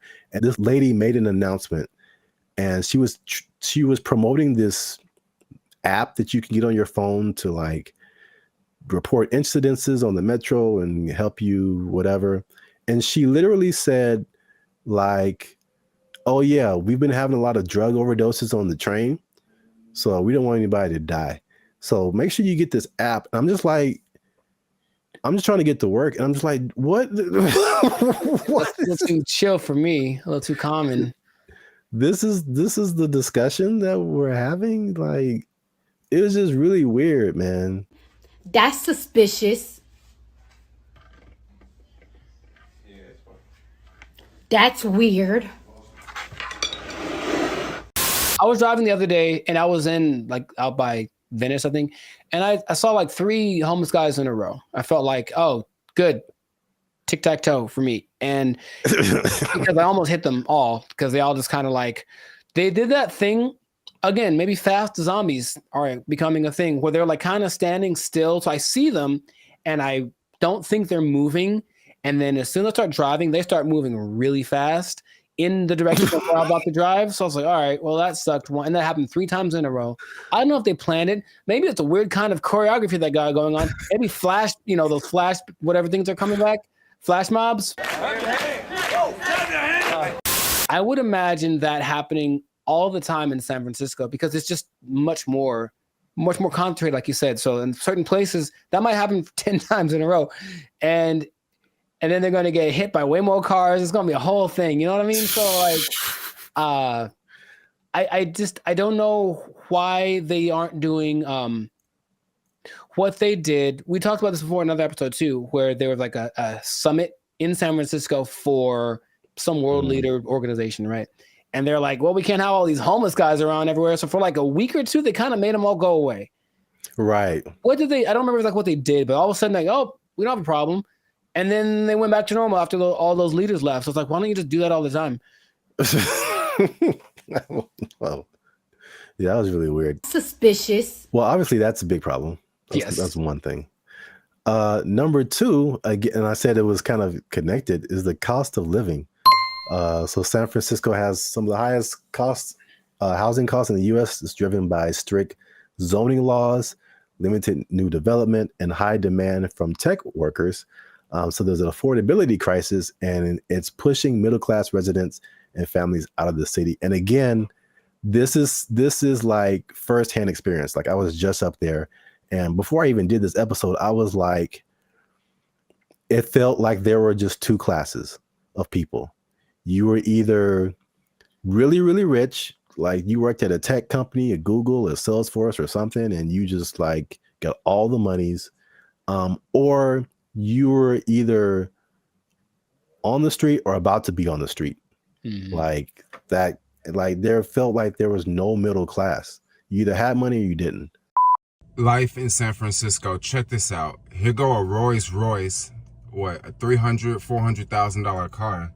And over here you got people shooting up doing drugs on the street. And the people that weren't like homeless or drugged out, it felt like that, people say that San Francisco has a New York vibe. It felt like that, like everybody was hustling to just like get by. And you watch these like futuristic movies. Well, I'm probably getting ahead of myself, but it's like, it's so unbelievably expensive. I saw a valet this isn't the normal price, but there were places up there that had a valet for like $100. $100 to park your car. Nope. Average rent in San Francisco, $3,204. $3,000 a month. That's very New Yorkish. On average, a studio costs you $2,700, 1 bedroom $3,500, 2 bedrooms $4,800. That's a lot of money. I'm trying to remember what was so great about San Francisco back in the day. What, the Gold Rush? It's the San Francisco treat. Okay, gold. Okay, besides that, it's very delicious. Besides that, Gold Rush, and then Profit. Like, what happened? Like, I'm trying to remember why San Francisco was such an attractive place for Full House. They had Full House. Okay, yeah, we're going way back now. Maybe that's the last things that San Francisco had. I mentioned that because I still talk to people who mentioned they're thinking about moving there, and my question is, wow, like, would you do that? I don't even know. Like, I can't even tell you that. If you come to LA, I get it. Every industry is here, but for San Francisco, like, if it's not tech, I don't see why you'd go there. Yeah. One thing I will say about that was cool when I went there. This is a random topic, but and LA they're almost there. I got off the plane and I could get right onto the train. Like the metro system goes into the airport. So you can just hop off the plane, get on the train, and go right into the city. I thought that was pretty cool. LA, you can almost do that, but it's still, they haven't finished the track yet.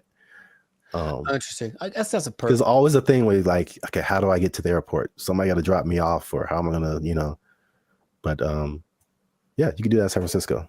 So that's one thing. That is one thing. Yeah. I'm still thinking, what would behoove somebody to move to a place that's behoove. Thank you. That's expensive. At some point in the recent few years, the mayor declared San Francisco as a state of emergency because of the problem, right? Like that was the thing that happened. And yeah. But again, what are they doing to fix it? Because I just keep hearing about bad things and it's getting worse. And it's okay, well, do something. Like, it just feels like they're like, yep, that's how it is. So come on down and get some money, I suppose. But wait, there's more. Oh God. So we talk about the homeless and drugs. We talk about the unaffordability. As you do.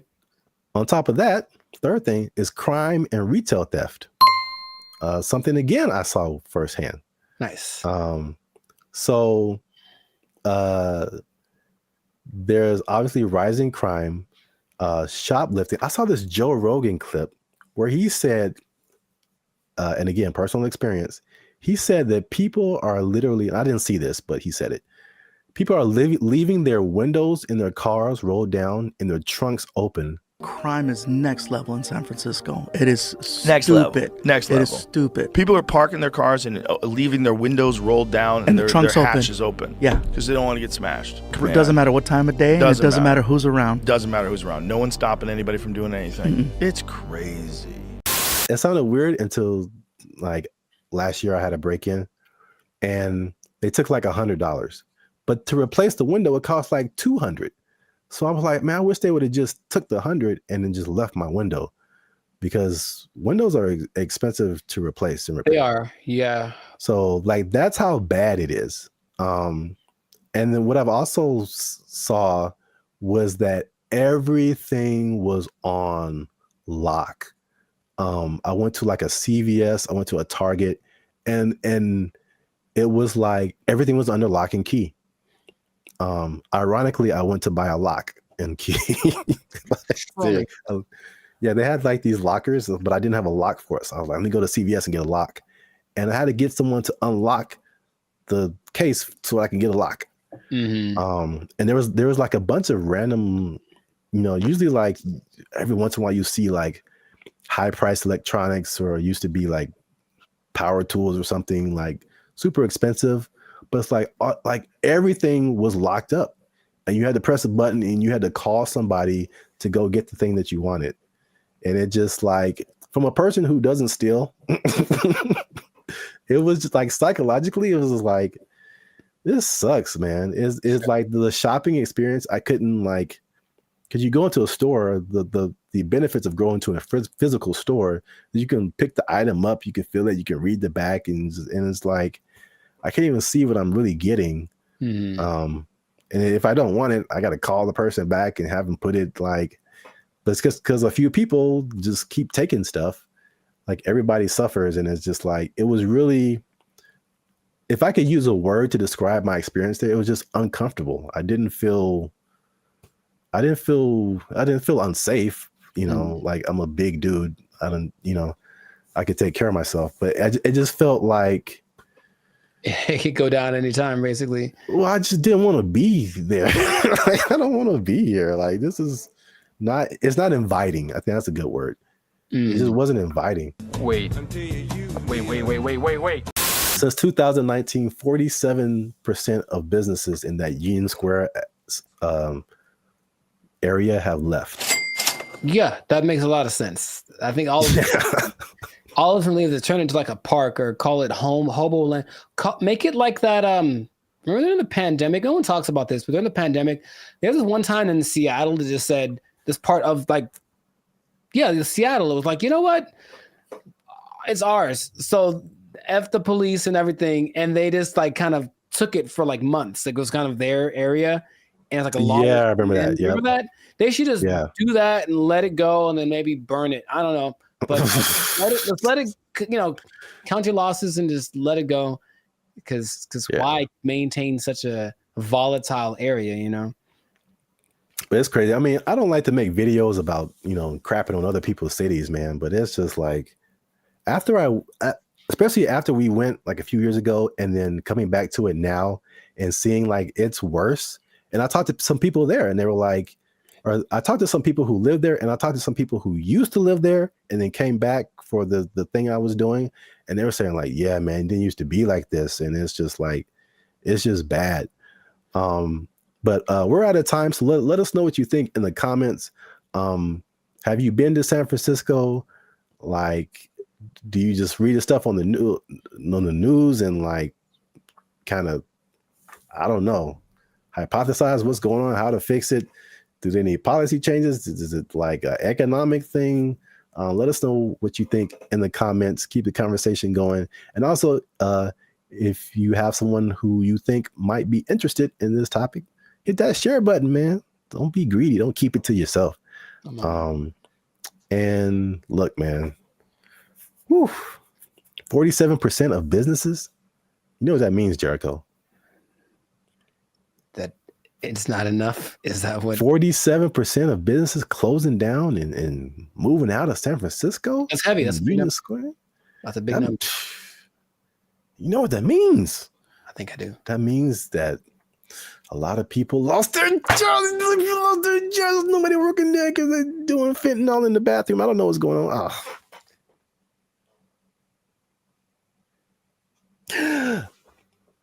Cocaine is a hell of a drug. Don't fentanyl. Oh, God. They took our jobs. They took our jobs.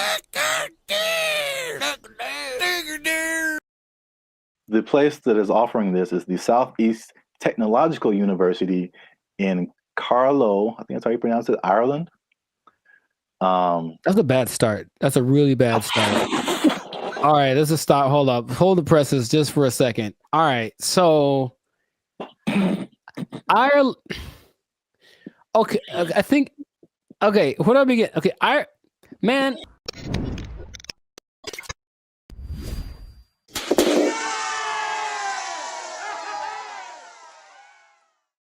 What's up, guys? I'm Zap. This is Jericho. We are Band Future, and now 6-time international award-winning pop hip-hop music duo. We make clean, fun music that everyone can listen to with a sound that is uniquely Californian. And right now, you are tuned in to the Life's a Circus podcast, where we talk about things that are funny, interesting, and ridiculous.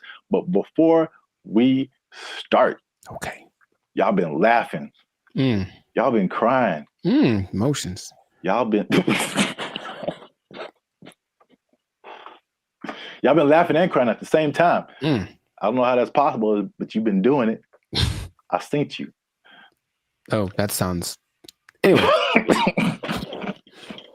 Well, it's like Santa Claus. He sees you when you're sleeping. I know YouTube tracks statistics, but I don't know if it went that deep. Like, geez.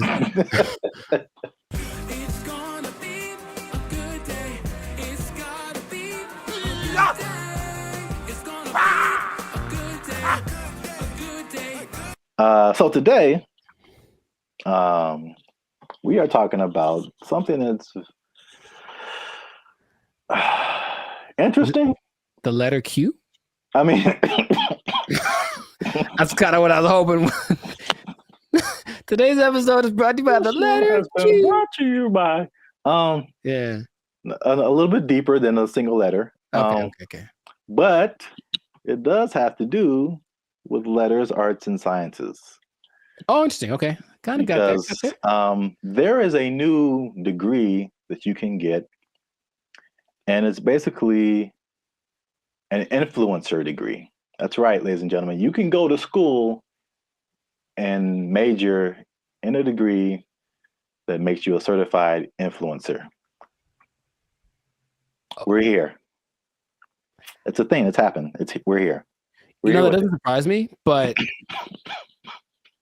go on. I want to know more.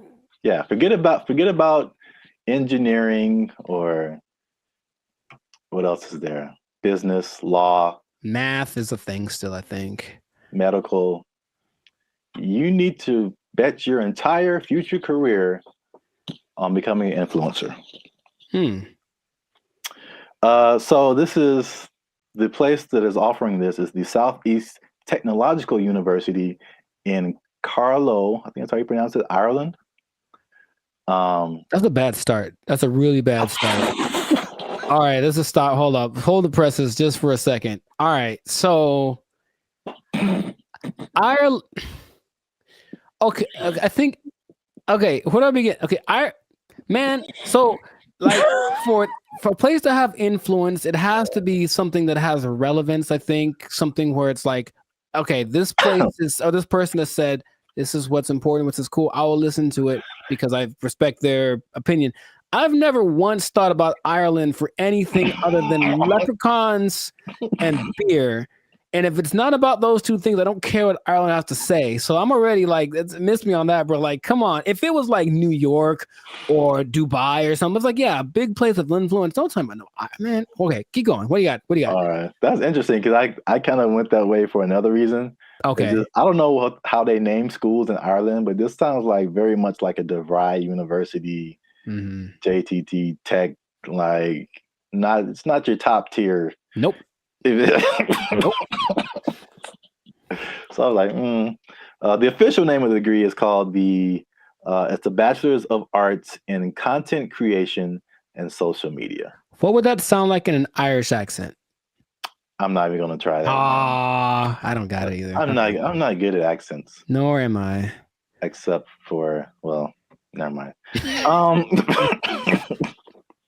Canceled. Yep. I don't want to go. I don't want to be canceled yet. So yeah. But to, I guess, kind of legitimize it, the influencer industry is currently valued at $21 billion. So it is an industry to a certain degree. I have thoughts about that. But more than half of Gen Zers think that they can make a career out of content creation. So this school offered I think it was a summer, just a class, not a whole major. And it was like, of course, filled to the brim with students. I think they're going to have they're going to admit 40 students to this major this coming year. And they're sure that they'll have to turn a lot of people away. So it's a very much a major of interest. On the flip side, and this was from the New York Post. Wow, the New York Post. They say that the rapid evolution, and this is something we talked about before. The rapid evolution of social media and trend cycles could make the entire degree worthless as soon as you receive your diploma. Yeah, what's the curriculum based off of? What metrics are they following? It seems like a cool idea if it's constructed in a certain way. I mean, imagine the nonsense if you paid money to become an influencer and then you sucked at being an influencer. Like, it's just, I feel like to be an influencer, you just have to have a certain kind of either personality or vibe. Like, not any person could be an influencer, that's for sure. But I don't know if that's something you can sell the idea on it for sure. But I think there'd be a lot of people asking for refunds in like a year. It just seems like something. Yeah, Can you do that? Well, you can ask, of course. I don't think I get it. You're wasting the money, I think. But wow. I think you'd be better off just studying on your own, studying social media, like a Mr. Beast did.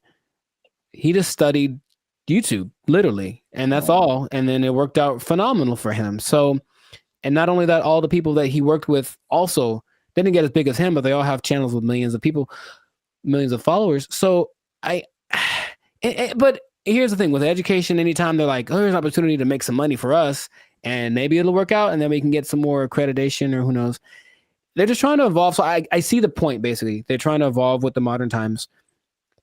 I just feel like that's not something you can teach in that sense. Because like as soon as the lesson's over for that day, things are different. So if they're not constantly keeping track of the market, it's like teaching day trading or something based off of data from last week. It's like, okay, well, that worked last week, but it's different now. It's a whole nother. So it would have to be done really well to work in mass. Like, yeah. Well, I have a bunch of thoughts on this. So, in their defense, they have said that they're aware of like social media is constantly changing, stuff like that. So the curriculum is more about high level concepts, I guess. Okay. As like what the business behind becoming an influencer, stuff like that, which makes sense.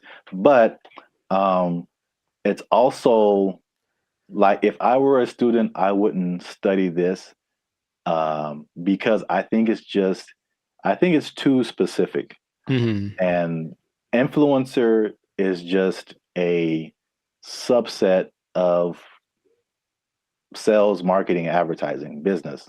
It's just business. And so like I feel like if you went to school for business, you would get a better view of like how the world works instead of just looking specifically at influencers. Right. But this is also like college was like 20 years ago or no, 15 years ago, something like that. So I have a totally different perspective, but as like a student coming in, you're like, oh yeah, I want to do this, blah, blah, blah. But I've mentioned this before. I kind of felt there's a interesting similarity between this and music, because you went to school for music performance. I went to school for music industry.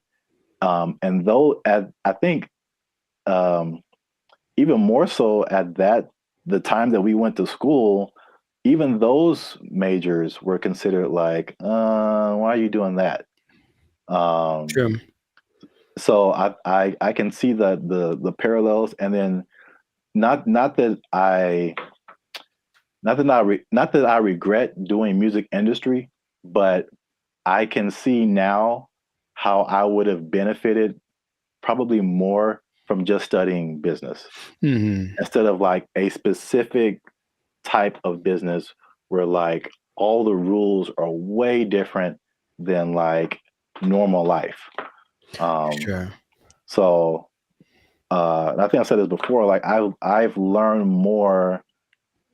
I've learned how to do more in the music industry by studying general business. I got you. Right. Than by studying music industry. Because it kind of applies to everything once you get the basics down. Right. Right. So. Well, that's my advice to the youngsters. Is that how you're going to talk one day? Because I don't want it. Welcome to the Life's a Circus podcast. I'm pretty sure I'm going to talk like this forever till I die. So I don't know what's happening to you over there, but you sleep. But we talk about things that are funny and straight up ridiculous. All right, old man River. Look, yeah, but you said about the students. I guess now that college is becoming more of a option as far as like, well, what's the point of going to college if they at least offer something that people want to be? Then I see the point. I do. I just don't know how they'll pull it off. But if they do, more power to them. Yeah. I don't know. Maybe we're just short-sighted, and then influencer will become all the rage, and people will make $1 and be like, "I told you so." Hey, you know what? Good for you. If you get there, I'll give you a cookie. No, those are addicting. Oh, I'm sorry. I'm sorry. Jeez, I keep forgetting the rules. Cookies are sometimes food. So this has been another episode of the Lives of Circus podcast. Make sure you like, subscribe, comment, and share this video with somebody who might want to be an influencer major. That doesn't even sound right. No, it really doesn't. But maybe we'll talk them off the ledge with this video. Because if you're trying to be an influencer now and you got someone coming up behind you that has a degree in it, they might take your job. They might take your job. They got a degree from Ireland. Does anybody care? Lucky charms. They took our jobs. They took our jobs. They start doing the conga line down the middle, playing some Lil Jon song, I swear to you. And we're like, all right, cool. Now I'm looking and I see a few people, the passengers that are happy and they're doing the thing. And then the flight attendant, and I see a guy and I recognize this guy. And I was like, why do I recognize this guy? Oh, he's the guy that I saw when I got on the plane. He's the guy that introduced himself and greeted everyone. Is that the pilot? It sure was. It was the pilot of the plane. No way. The pilot of the plane. And we're all like,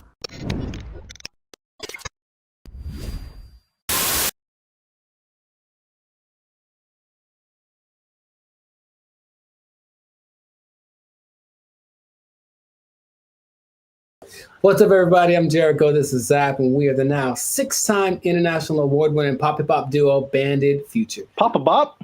Papa Bop. Papa Bop. Papa Bop. Papa Bop. Yeah, Papa Bop. That's what we do. We make Papa Bop. But we make clean, fun music everyone can listen to with a sound that's uniquely Californian. It's called Papa Bop. And you are now tuned into the Live Circus. That's kind of fun to say. Papa. And you're now tuned into the Live Circus podcast. We talk about things that are funny, interesting, and just straight ridiculous. So before we get into this thing and this Papa Bop thing, that is really, man, can we use that? We make up a new thing. Papa Bop. Oh, man. Before we get into our Papa Bop, make sure to like, subscribe, comment, and share this video with at least 2 people who have flown on Spirit Airlines. Okay, because here's what happened. Spirit Airlines lost the baby. They lost the baby of what? And it's like, let's talk about this. I've mentioned them before, but I haven't gone in on them like this. So apparently, in Fort Myers, Florida, of all places, they lost a kid named Casper. He sit on the plane by himself. Already a bad decision. Did it say how old the kid was? He's 6. Okay. I think that's still too young to fly. You shouldn't be under 40 if you fly Spirit Airlines. But he was sent to visit his grandma in Florida, and he was put on the wrong plane. And he ended up 160 miles away. Not too bad, but if you're 6 years old, that's probably pretty terrifying. And the flight attendant's like, the grandma's waiting at the airport, and she's like, hey, where's my grandson? And she's like, oh, there's no kids on here. And that was it. And so then they panicked, and they eventually figured that out. And I saw that, and I was like, yeah, that sounds about right. Because I've been on Spirit Airlines one time, and that was enough. So first question, have you ever, because I've got a story. Like, it's so crazy how many stories in one experience I have, but have you ever flown the Spirit?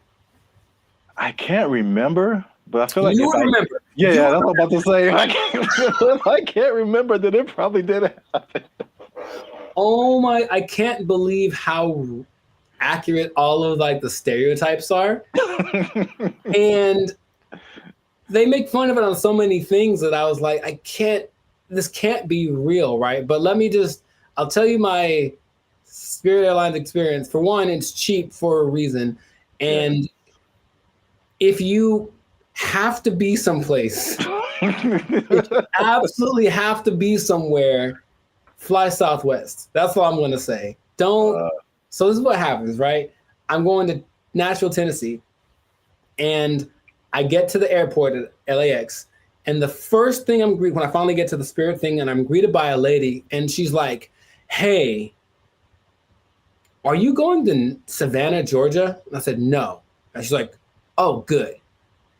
And then that was it. And I was like, wait a minute. So then I kind of hang back for a little bit because I'm on time. So I'm just I want to see what this is. So she didn't explain anything. The person behind me walks in and they're all kind of rushing. And then she's like, hey, are you going to Savannah, Georgia? And the guy's like, yes. And she's like, the flight's been canceled. And he just loses it on her. So he cusses her out. She cusses him out. And she's right. She's ready with him. And I'm like, oh, that's how it starts. So already I can tell that they don't have the whole, hey, alert system, because they have the app and everything, but there's nothing that says, hey, your flight's been canceled. Sorry, don't come back. They just have a person in the lobby waiting for you to have gone all the way to the airport to tell you that your flight got canceled. I'm like, oh my God. So I'm like, okay, cool. So I get to the line. We have to check your bags and do the x-ray thing or whatever. And it's just a bunch of people yelling across, like literally, the yelling across the space. There's all those lines with the conveyor belts, and one person over here, and they're cussing out somebody over here, and this person is getting back, and they're running back and forth, and that's not my job, and blah, blah, blah, and bleep you, and all this kind of stuff. And it's all happening as people are just like, I just want to get to Nashville. That's all we're doing. So that is how everything started. I'm like, this is a movie. It's really like a movie. So we finally get to the plane part of it, right? We get on the plane. The flight's supposed to leave at, let's say, 3 p.m. So I'm sitting on the plane, 3 p.m. Cool. 3:10. Cool. 3:20. All right. 3:30. Right. Just do the math. It's about 4:30, right? Yeah. We've been sitting there for an hour and a half, and we're all just kind of disgruntled. We're like, man, what the deal? Like, well, here's the thing. One of our flight attendants isn't here because they apparently changed their schedule so much that people get, so that flight attendant went to the wrong. It'd be funny if it was like went to the wrong terminal. He went to the wrong. No, he went to the wrong airport. So he's not around. So we got to wait for him. So they waited 2 hours and apparently got somebody else. I'm like, all right, I don't know, whatever. So they appealed to all the passengers by just giving out free drinks, just left and right. So we're not even in the air, and people are hammered, man. Okay, I was going to ask you if it was just like soft drinks or if it was some of that bubbly. It was the stiffest of the stiffies, and it was just hard alcohol. Everyone drinking it. I mean, like people, and they weren't asking ages either. There's some young-looking people on the plane. I'm so serious, man, and I have to. Like, there's so much more to it. I don't want to just. Okay, so we finally get in the air, and we're going, and it's like not going well because everyone's drunk and complaining loud and stuff, right? So the flight attendants decided it'd be a good idea to calm the tension to just start a conga line down the middle of the aisle, right? No way. It gets better. So no way. No way. They start doing the conga line down the middle, playing some Lil Jon song, I swear to you. And we're like, all right, cool. Now I'm looking and I see a few people, the passengers that are happy and they're doing the thing, and then the flight attendant, and I see a guy, and I recognize this guy. And I was like, why do I recognize this guy? Oh, he's the guy that I saw when I got on the plane. He's the guy that introduced himself and greeted everyone on the. Is that the pilot? It sure was. It was the pilot of the plane. No way. The pilot of the plane. And we're all like, I don't believe. I'm like, you have to. No way. Yes. Okay. So that. I can't believe you haven't shared this before either. This is. I don't know. I did mention Spirit Airlines before, but I didn't like go in like this. So that was like part of my first experience. That was on the way there, and then when I get, oh man, that landing is not. Dude, it's just crazy. Wow, you got some full experience. And you just kind of get that like whiplash kind of thing. You're like, can I sue? And they're like, no, when you sign the waiver, you said like, we're here. Like, yeah, I know. So that's already interesting. Cool. So that was on the way to Nashville. Got to Nashville, ate some chicken, had a good old time, right? Came back. Spirit Airlines again, right? And I get to the terminal. I'm like, all right, so what's going to go wrong this time? So we get on the plane. Now, remember the last time I got on the plane, the pilot greeted me, and then later he was on the conga line? Well, this time I get there, the pilot does not greet me. And I said, oh, okay, maybe he's in the bathroom, whatever. So I just sit down in my seat, and I'm just waiting there. The seats they're not any smaller than regular planes. They just feel like it because it's Spirit. Or I was sitting next to some biggins. I don't know what it was. But so I'm just kind of like this sitting there, right? And the flight's supposed to leave at like 5:30, and we're going like this. This is happening again. Why are we late? Why are we late this time? They finally make an announcement like an hour into it of us just sitting there. Like, so the pilot wasn't told that he was supposed to fly today. So he's not here. So we're trying to find another pilot. And dude, I swear they almost went like, does anyone here know how to fly a plane? I feel like they're going. I felt like that's where it was going, but it's okay. So a pilot, I don't know if he was the original guy, or a pilot finally shows up about 2 hours late. Right? We're sitting there for 2 hours. Were we all hammered again? Yes, because that's their remedy. Just get everyone drunk and they'll be happy. The flight from Nashville to LA is about 5.5 hours. Okay, so I'll let you do some math here. I'm trying to think of it myself, but we left at 7:30. We were supposed to get back with the 2 hour difference. It's like we would have gotten back around like 8:30, right? So we didn't leave until 7:30, which is 2 hours later, right? Tell me why we got to LA at like 8:42. Like so we left 2 hours late, but we got there 12 minutes later than we would have gotten there if we left on time. Dude, I've never been in a plane where I'm like, we're going really fast. Think of like the range of how fast a plane could go. But apparently, you cruise at like maybe 700 miles an hour, but they can go up to like 900. He was flooring this thing. Clouds, dude. It is crazy. I felt like some Tokyo drift action happening on some turbulence. And I'm like, I've never felt this way, like this kind of thing in a plane the whole time. Just the engine and everything. And we're just all like, we're drunk, so we kind of don't care. But I'm also like, man, that's how I die. Like, I was seriously thinking that. And then we get back almost on time, as if we left on time. And then I was like, okay, well, never again. Never again. It is real. And here's the thing. I want you to experience this. No.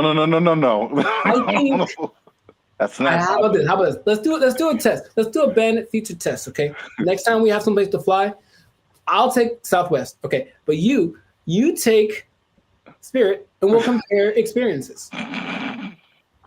Now, I'll probably get there before you. Or will you if we floor it?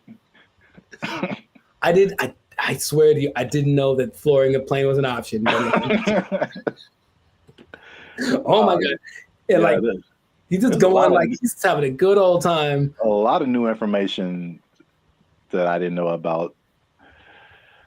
Come on, do it. Yeah, wow. Spirit Airlines is everything that they say it is. And it is cheap. Don't forget they charge you for everything though. So every little item that you bring is an extra charge. So the ticket is cheap, but then, but the performance. Wow. Yeah, I'm gonna pass on that. So I know that was most me talking, but I think everyone should know. No, that was a great story. I can't believe it's been this long, over 100 episodes since you shared it. Maybe I repressed it. Yeah. Oh, remember that time I almost died? Oh yeah. It was just so, because then I had to tell my people when I got there that we're gonna pick me up. Like, sorry, I'm 3 hours late. Yeah, stuff like that. And I was like, but I flew Spirit. They're like, oh well, yeah.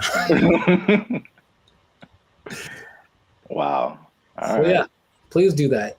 If you have an experience with Spirit Airlines, please share it. We should make how they have to have that website. It's like people of Walmart, where it's like the worst people. Just being in Walmart. We should have like a compilation of the best or /worst Spirit Airline experiences. And just hope for maybe it'll catch on.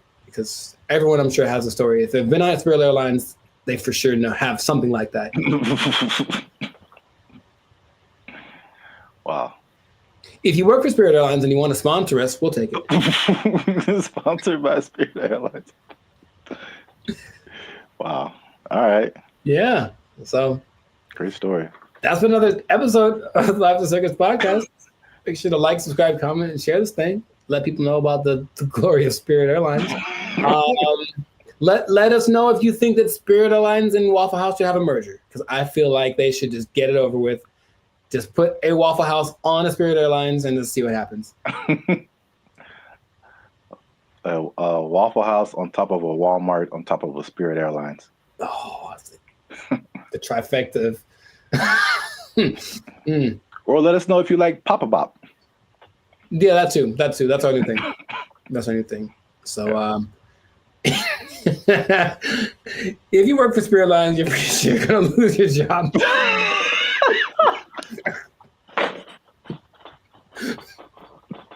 Yeah. So, good luck to you. Good luck to you. That's not gonna last forever. They don't have to take. Yep. No one's gonna take it. Yeah.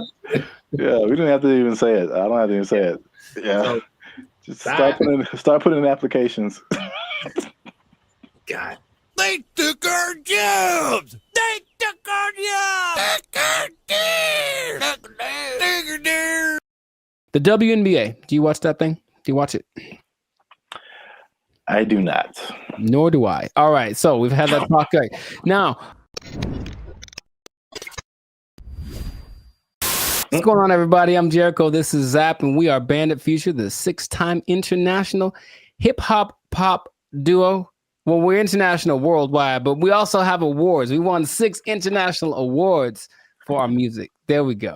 One day. Anyways, we make clean, fun music that everyone can listen to with a sound that's uniquely California. And you are now, good Lord, tuned in to the Lives of Circus podcast. We talk about things that are funny, interesting, and just straight up ridiculous. So before we get started, make sure to like, subscribe, comment, and share this video with at least 2 people. Oh, man. With at least 2 people that like women's basketball. I'm going to talk about it. This episode is for my dad, basically, because he likes it a lot. Now, what I want to say is that stay tuned to the end, because I have an idea, I have a solution to, I'll say fix it. I'm just going to say fix it. I'm to fix the WNBA that no one has explained in this way yet. I have the unique perspective that you need to hear. So stay tuned to the end. I'll let you know. So this kind of goes for women's basketball in general, because the WNBA season just ended, but women's basketball started. And I'm in the gym yesterday and I'm watching it. I texted you about this and I'm watching it and I watch and I watch and I watch. And about 7 minutes go by and no one has made a basket. And I am heated because I'm trying to feel good about myself. I'm in the gym working it out and I want to see some success happening so I can feel motivated. And there was no success. And I was so mad about it. And it was a blowout and it wasn't very fun. So I want this to be positive. So what I want to say is that women's basketball is a noble sport. Basketball, of course, was created for women by James Naismith. And I've heard a lot of arguments from professional female basketball players about the disparity between the men's game and the women's game and this and that. But there are a couple of things that I think get ignored that would make things a lot better. Or when it comes to the argument in between why people should watch the WNBA, things get overlooked. So I wanted to throw this out there. I'll ask the question first to you. Do you watch the I'm trying to make it one word. No, it doesn't work. The WNBA. Do you watch that thing? Do you watch it? I do not. Nor do I. All right. So we've had that talk. Right. Now, the thing that there's a lot of things that could that's the whole thing. There's a lot of things that could contribute to why the men's game is so much more enjoyable to watch. But what I hear the counter is is that, well, women are a lot more fundamentally sound. So if you watch women's game, you will get a lot more of the basics, a lot more of the pureness of the sport. That's the thing that I hear more than anything. This is why you should watch the WNBA. So I looked at 2 statistics that just told me everything about why that's not correct. So let's just say, what's the number one objective of basketball? Put the ball in the basket, right? Score points, right? So the better you are at that, the better than you're doing. I looked up the percentages of shooting in the NBA versus the WNBA for last year, just to see. Maybe women shoot better, and so you should watch because, you know, that's the thing they do. They're not dunking on everybody, but they're definitely fundamentally sound with their jump shot. WNBA average, 44%. NBA average, 47%. Okay.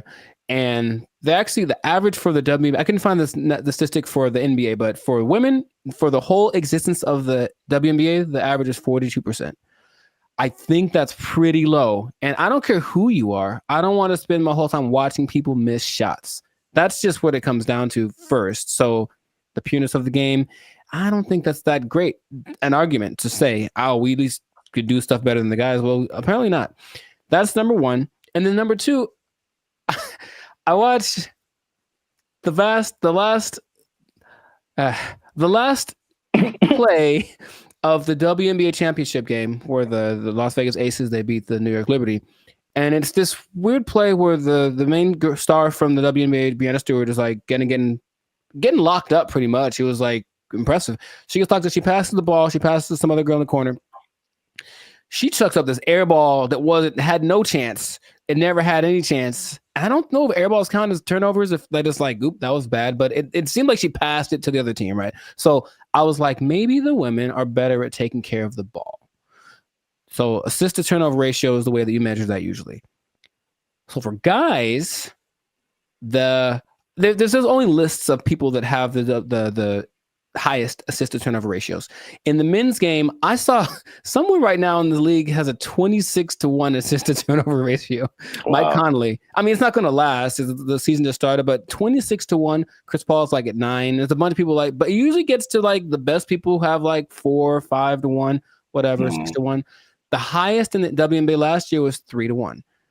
That's the best one. And it's like, so when I've watched a lot of women's basketball, I've seen a lot of turnovers, a lot of mistakes, a lot of this and that, and it just looks sloppy. So I don't see why that's the argument for why the women's game is better than the men's game. Now, have you thought, for example, because you don't watch it, and I don't either, what would you want to watch? What could change about the WNBA that would make you want to watch it? Well, we've talked about this before. Right. And I had 2 ideas. Although the second idea, I'm kind of maybe backing down on.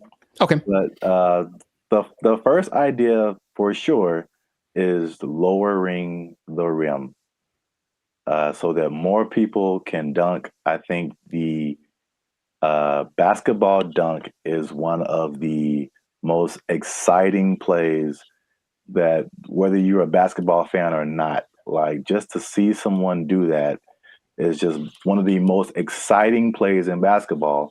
Mm-hmm. And it rarely happens in the WNBA.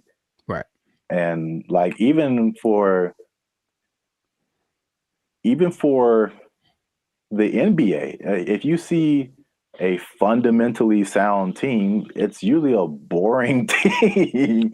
like I wouldn't want to watch the Warriors unless Steph Curry was shooting from the parking lot. Mm-hmm. Like that made it like, you know, just so much better than just a bunch of guys shooting jump shots. Like you want to see somebody do something extraordinary, whether it be shooting from the parking lot or just like dunking on somebody's head and ending their life. Just like those are where the highlights. Acceptable, yes, those are where the highlights come in. So that's number one. Okay. And number 2, which will be sexist or whatever, I don't care. But I think it's no secret that women have a certain sexuality factor that attracts men. And if you gave me a choice between a women's basketball game and a volleyball game, I'm watching the volleyball game every time. Yes. They're great athletes, but the outfits are also great. And like, I'm going to pay a lot more attention just as a man. Like, yeah, I know it sounds bad, but that's human nature, the world we live in. Yeah, sure. Marketing, like, I like not beach volleyball. I've been talked off that ledge. That's too far. I don't want to see people running around in bikinis. I told you there's a league in New York that's like that, and it's not great. It's not something about it's too much. It's just kind of no. It's not like the volleyball outfit or like what they wear when they do track. That's very. I think that would be a very appealing outfit to get more viewers to watch the WNBA. Gabby Thomas. Anyways, hey man, we live, man. We live. No, I'm just having.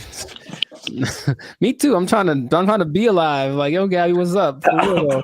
But I am. The most people that watch the WNBA are men. So yes, that would go along. Like, women do not like WNBA at all. If they like the WNBA, it's because they play basketball. Well, that's weird too, because I didn't think that was the case. 70%. I believe it's 70%. Wow, so that's really fan weird. base. The clicks on the WNBA website, all that's men. So they're already supporting it, and then of course the financial support comes from the NBA. I digress, but that's just So the things that you mentioned would help. Sexualizing things. I think women like to look cute too. Some of them. So I don't think it'd be like the most degrading thing. Maybe they have options like with tennis. You know, they could wear something. They have like little options for the outfit. I'm sure it'd have to be uniform for the team or for the sport, but I'm sure there could be an agreement because I wouldn't mind some more. I was gonna. How do I say it? Just accentuate some parts of the female figure. That's what I think would be cool. But that's the thing that I think is least likely to happen. I don't think they're going to want to do that. I do agree with the hoop thing. That's the thing that makes, because here's what I'm thinking. I'm watching this game yesterday, and like it's like watching like little kids. You ever see little kids like shoot a basketball? They put the ball way up here and they kind of chuck it up because they don't have the strength to get it up there. I'm not saying they can't. Like, of course they can, especially Sabrina Ionescu made something crazy in the 3-point contest this year. So they can shoot for sure, but in general, they are shorter and less athletic and less strong than the men. I know the basketball is a little smaller for the women, but the hoop is the same height. So I have a solution that I don't think anyone's explained in this way. Okay. The average height for NBA players is 6'6". The average height for WNBA players is 6 feet, which is pretty tall for women, but in relationship to the same height of the rim is 10 feet. That means that for men, the hoop is 58% taller than them. But for women, the hoop is 71% taller than them. So to split the difference, I said, what would happen if the hoop was also 58% higher for the women? And if that was the case, it seems a little bit on the low side, but if that was the case, the hoop would be 9 feet 2 inches. Yeah. And to me, that makes a lot of sense because the people that are, the girls that are tall, 6'5", 6'6", they'd be dunking like Shaq, like we want to see.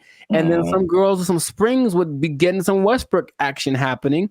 And I think that'd be great. Now, would they have to learn how to adjust to shooting lower? Yes, they would.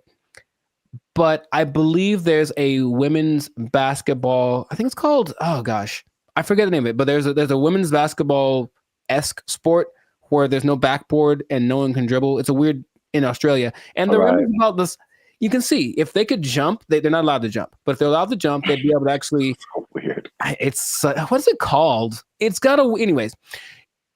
they could dunk on that hoop if they were allowed to run and jump. If the hoop for the WNBA was that height, the game would be a lot more interesting. I think the percentages would go up because you just see these women. A lot of women's form is kind of like chucking the ball as hard as they can because that's how they have to generate the energy to get the ball high enough. So that's my solution, but that's the rationale behind it. We want to make things equal. So the height of the hoop is the same ratio compared to the height of the players. Yeah. I think that would work. I don't think they're into it. Of course, every play, they have to change it everywhere. Every hoop would have to be, adjusted and whatever. But which would you rather? Make an adjustment to the game a little bit? Well, that's kind of significant, honestly. Lowering it to that's kind of significant. Or continuing to not make any money because to this day, the WNBA has not made a penny. That's just honest. And the statistics say it has not made a single cent. It's actually been in the red every year, and the NBA has to provide the money to bail it out. So that's just my idea that it could help promote the game a little bit because basketball is a great sport, but yeah, the excitement factor, like you mentioned, we want to have that a little more. So that'll do it. So 9'2", that's the thing. So listen to me. Let's do it. I heard something. On a kind of serious note, I heard something very interesting when it comes to like giving people a fair shot.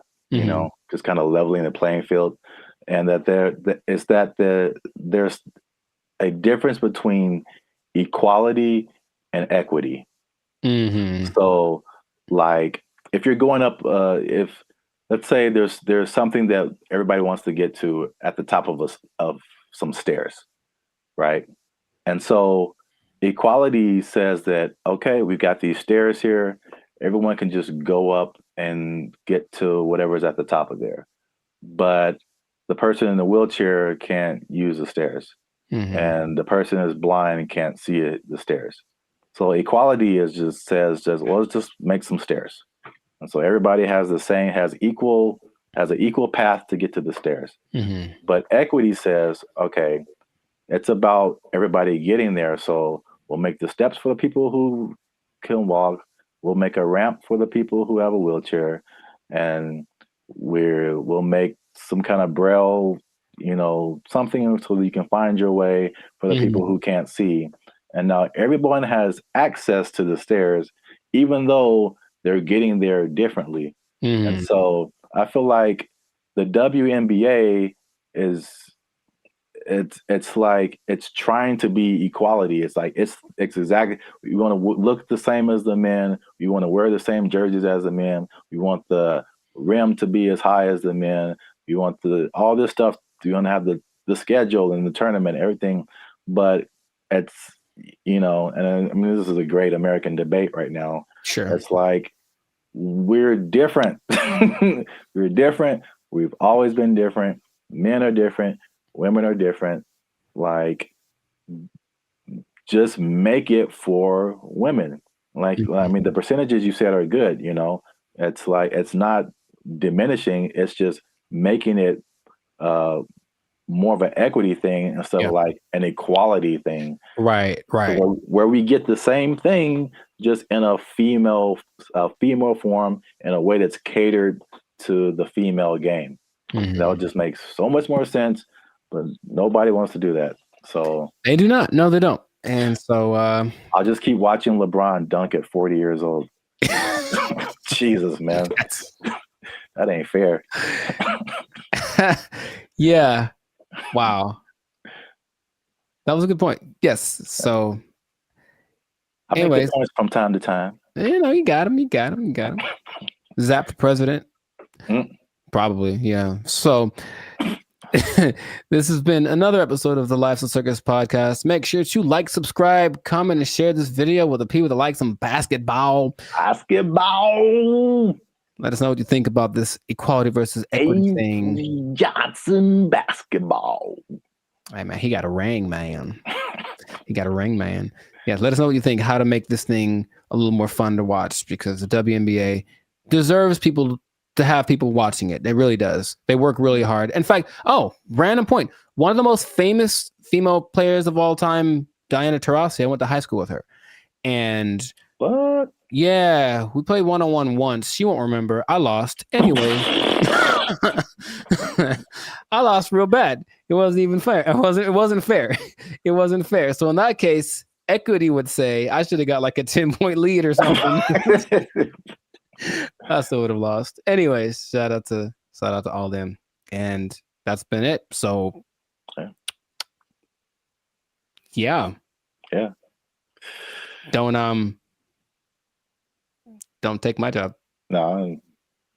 Because I just spit in truth, man. If they might take your job, they're not taking any WNBA jobs. Because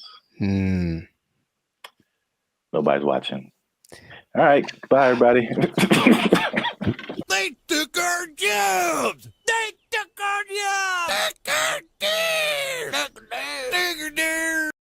I went to high school with Diana Taurasi, who some say is the greatest female player of all time. One of the greatest, right? And she's a year older than me, so I got to high school. It's a place called Don Lugo High School in Chino. And I was coming in as a freshman, just trying to make the team like summer. And she was already she'd been there for a year, so she already established. Everyone knew who she was. And I'd heard about her. I'm like, oh, you tried out for the basketball team? Yeah. Oh, I didn't know that. Yeah, I played the first year. I played freshman year. Yeah. Oh, cool. But the whole thing was, I thought that because she was a girl, that there was no way she was as good as me, right? So I just casually mentioned we should play one-on-one to her. Like, I think maybe it's the only time I ever spoke to her, really. And she's like, yeah, sure. And when I tell you that... What's up, guys? I'm Zap, and this is Jericho, and we are the 6-time international award-winning pop hip-hop music duo Band in Future. We make clean, fun music that everyone can listen to with a sound that is uniquely Californian. And right now, you are tuned into the Life's a Circus podcast, where we talk about things that are funny, interesting, and ridiculous. But before we get started, make sure you like, make sure you subscribe, make sure you comment, and make sure you share this video with somebody who may have challenged another person or entity, and they got shut down because they weren't ready for what was about to come to them. All right. So, Zap, do you have an example of that? I'm glad you asked. Okay. So, talking to the third person already. I see how it. This is a video that I found on social media. It made me laugh. And it's high school. I don't know if it's junior. They look kind of young. Maybe it's junior high. Maybe high school. I don't know. But this player challenged his coach, and it didn't go the way he thought it would. This coach was having a good day teaching his players when one was bold enough to challenge him to a one-on-one, and this happened.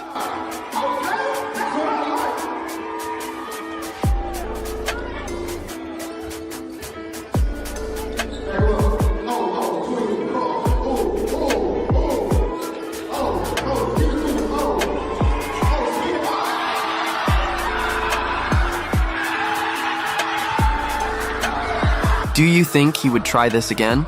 So yeah. I like it. I like it. Yeah, coach wasn't messing around. I thought he'd get past him, but I didn't know he was going to break the kid's ankles. That was cold. So I brought this up, and then if you have an instance, you can share it too. But I'm thinking of like the times when either you challenged someone or you saw someone else challenge someone, and they thought they had it, and it just didn't go right at all for them. Because I brought up this video because it reminded me, and I think that's junior high. It looked like junior high, not high school. It reminded me of the same thing that happened in my junior high school. Okay. So my school was a magnet school. I don't know if they have magnet schools out here in California. Okay. Yeah. So we had like people from all over. It wasn't just like people in the neighborhood. And it was a performing arts school. And we didn't have sports. So we didn't have a football team, basketball team, anything like that. So what they did is like people from our school could play sports at like different schools, which is kind of cool now that I think about it. But so we had different players from different schools that went to our school, right? And so I knew like a couple of guys that were just like really good, like insanely. They had handles. I'm talking about basketball. They could shoot. Like they could do everything.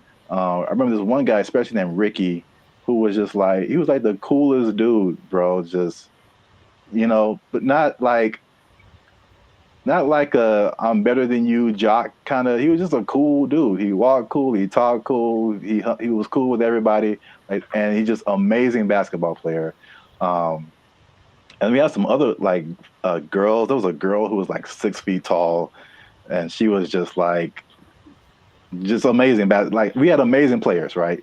Mm-hmm. And we had these 3 PE coaches. Now they're all different. So there's one guy, Coach Moore.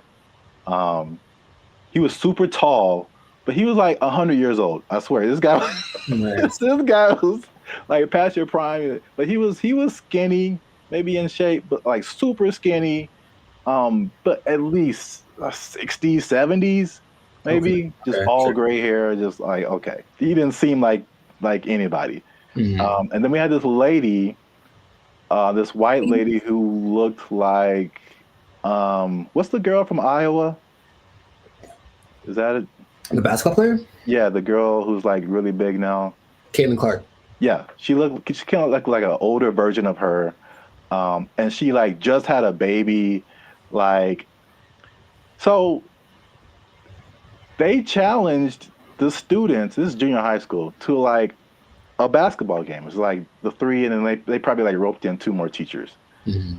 And like, so it's like this really tall old dude can barely move. This really short dude looked like Sherman Hemsley, and this lady who just had a baby, and like 2 teachers. Mm-hmm. I'm just like, we were all like, okay, students are gonna whoop. We're gonna kill these people. Like, get an ambulance ready, and just, man. I'm guessing the opposite of what you expected to happen happened. When I tell you they tore us up, they just annihilated us, dude. So like the short dude and the lady, they were like faster than what we all believed we ever seen them move. I mean, the dude was just like Chris Paul out there, just. Nice. And then the old guy, he would just stand on the 3-point line and just blitz you, just Ray Allen, just. And it was just like, we got annihilated.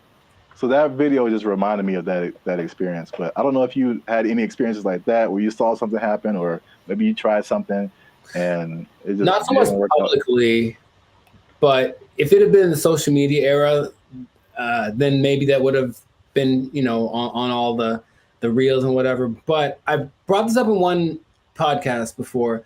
But I went to high school with Diana Taurasi, who some say is the greatest female player of all time. One of the greatest, right? And she's a year older than me, so I got to high school. It's a place called Don Lugo High School in Chino. And I was coming in as a freshman, just trying to make the team like summer. And she was already she'd been there for a year, so she's already established. Everyone knew who she was. And I'd heard about her. I'm like, oh, you tried out for the basketball team? Yeah. Oh, I didn't know that. Yeah, I played the first year. I played freshman year. Yeah. Oh, cool. But the whole thing was, I thought that because she was a girl, that there was no way she was as good as me, right? So I just casually mentioned we should play one-on-one to her. Like, I think maybe the only time I ever spoke to her, really. And she's like, yeah, sure. And when I tell you that I didn't make we maybe played to 5. And so if it had been like that, with like a bunch of people in the circle going, oh my God, then it would have been terrible. But it was just us and maybe like a couple of people watching. And they didn't even pay attention because they're like, they're talking about me. Like, he's about to get destroyed. So I didn't know that she was that good. And it's like, when I tell you, I felt like I was standing in quicksand, how fast she was. And she just would hit me with a pump fake and then just go around me. And I'm looking like, this is crazy. I've never played against anyone this good. And then she hit like a fall away, like Steph Curry, like 30-footer just because she could. And I was like, that's not fair. And I didn't know that. Anyway, that was kind of humbling. But there weren't many witnesses, so it wasn't like that video. But yeah, nowadays it would have been one of those like, oh my God, But I mean, she's amazing, so I'm not surprising. And I think the only other thing I can think of like that is, and it's more specific like that. Someone older, I could take them, right? Is one time I decided it'd be a great idea to arm wrestle my mother. Now I was maybe like 9, 10. I was getting a little buff. I felt the muscles coming. I was like, yo, guess what, Mom? It's time. It's my time now. I'm on the come up. And I don't think I've had a more humbling experience in my life than that. Than my mom, who's not a big lady, but she's pretty strong. I saw her the other day, Arian, like she's strong. And when I tell you that, like, I thought my arm was snapped in half, man. Like she didn't say, "Oh, my son, I need to." She just, God, and that was it. Right on the counter, right on. And I just walked away in shame. That was it. So that's probably the two experiences I've had like that. I've seen videos like that, and I've probably been a witness to some, but I can't think of any off the top of my head. But it's always like, yeah, you get some kind of a boldness in you, like, you know what, it's time to go for it. And if it works out, good for you. But more often than not, it ends up like that. Yeah. The last thing that just reminded me of is, I don't know if you ever like were in fights or anything in school, but I was very quiet and very like unassuming, but I was also a very large person. Like I've always been a very large person. So like no one is like tried to fight me. I won't say that. There's been a couple people who tried and it did not end well for them. So it's like even if I didn't know how to fight, I'm just too big. Yeah. And I remember there's this one guy who was like messing with me in school or something. I told him to stop. He wouldn't stop. And then we were in class, and then I think there was like maybe 3-4 rows of desk. So he was behind me. So I think he like pushed me or something. When I finally decided to push him, like he pushed me and it was just like, okay, bro, when I finally pushed him back. I feel like he got laid out. That's what I feel this like. Dude went flying like 4 rows back. It was like everybody was just shocked. It was just like I did like some kind of Naruto like whoosh on this dude because he went flying. And yeah, that was the end of that for sure.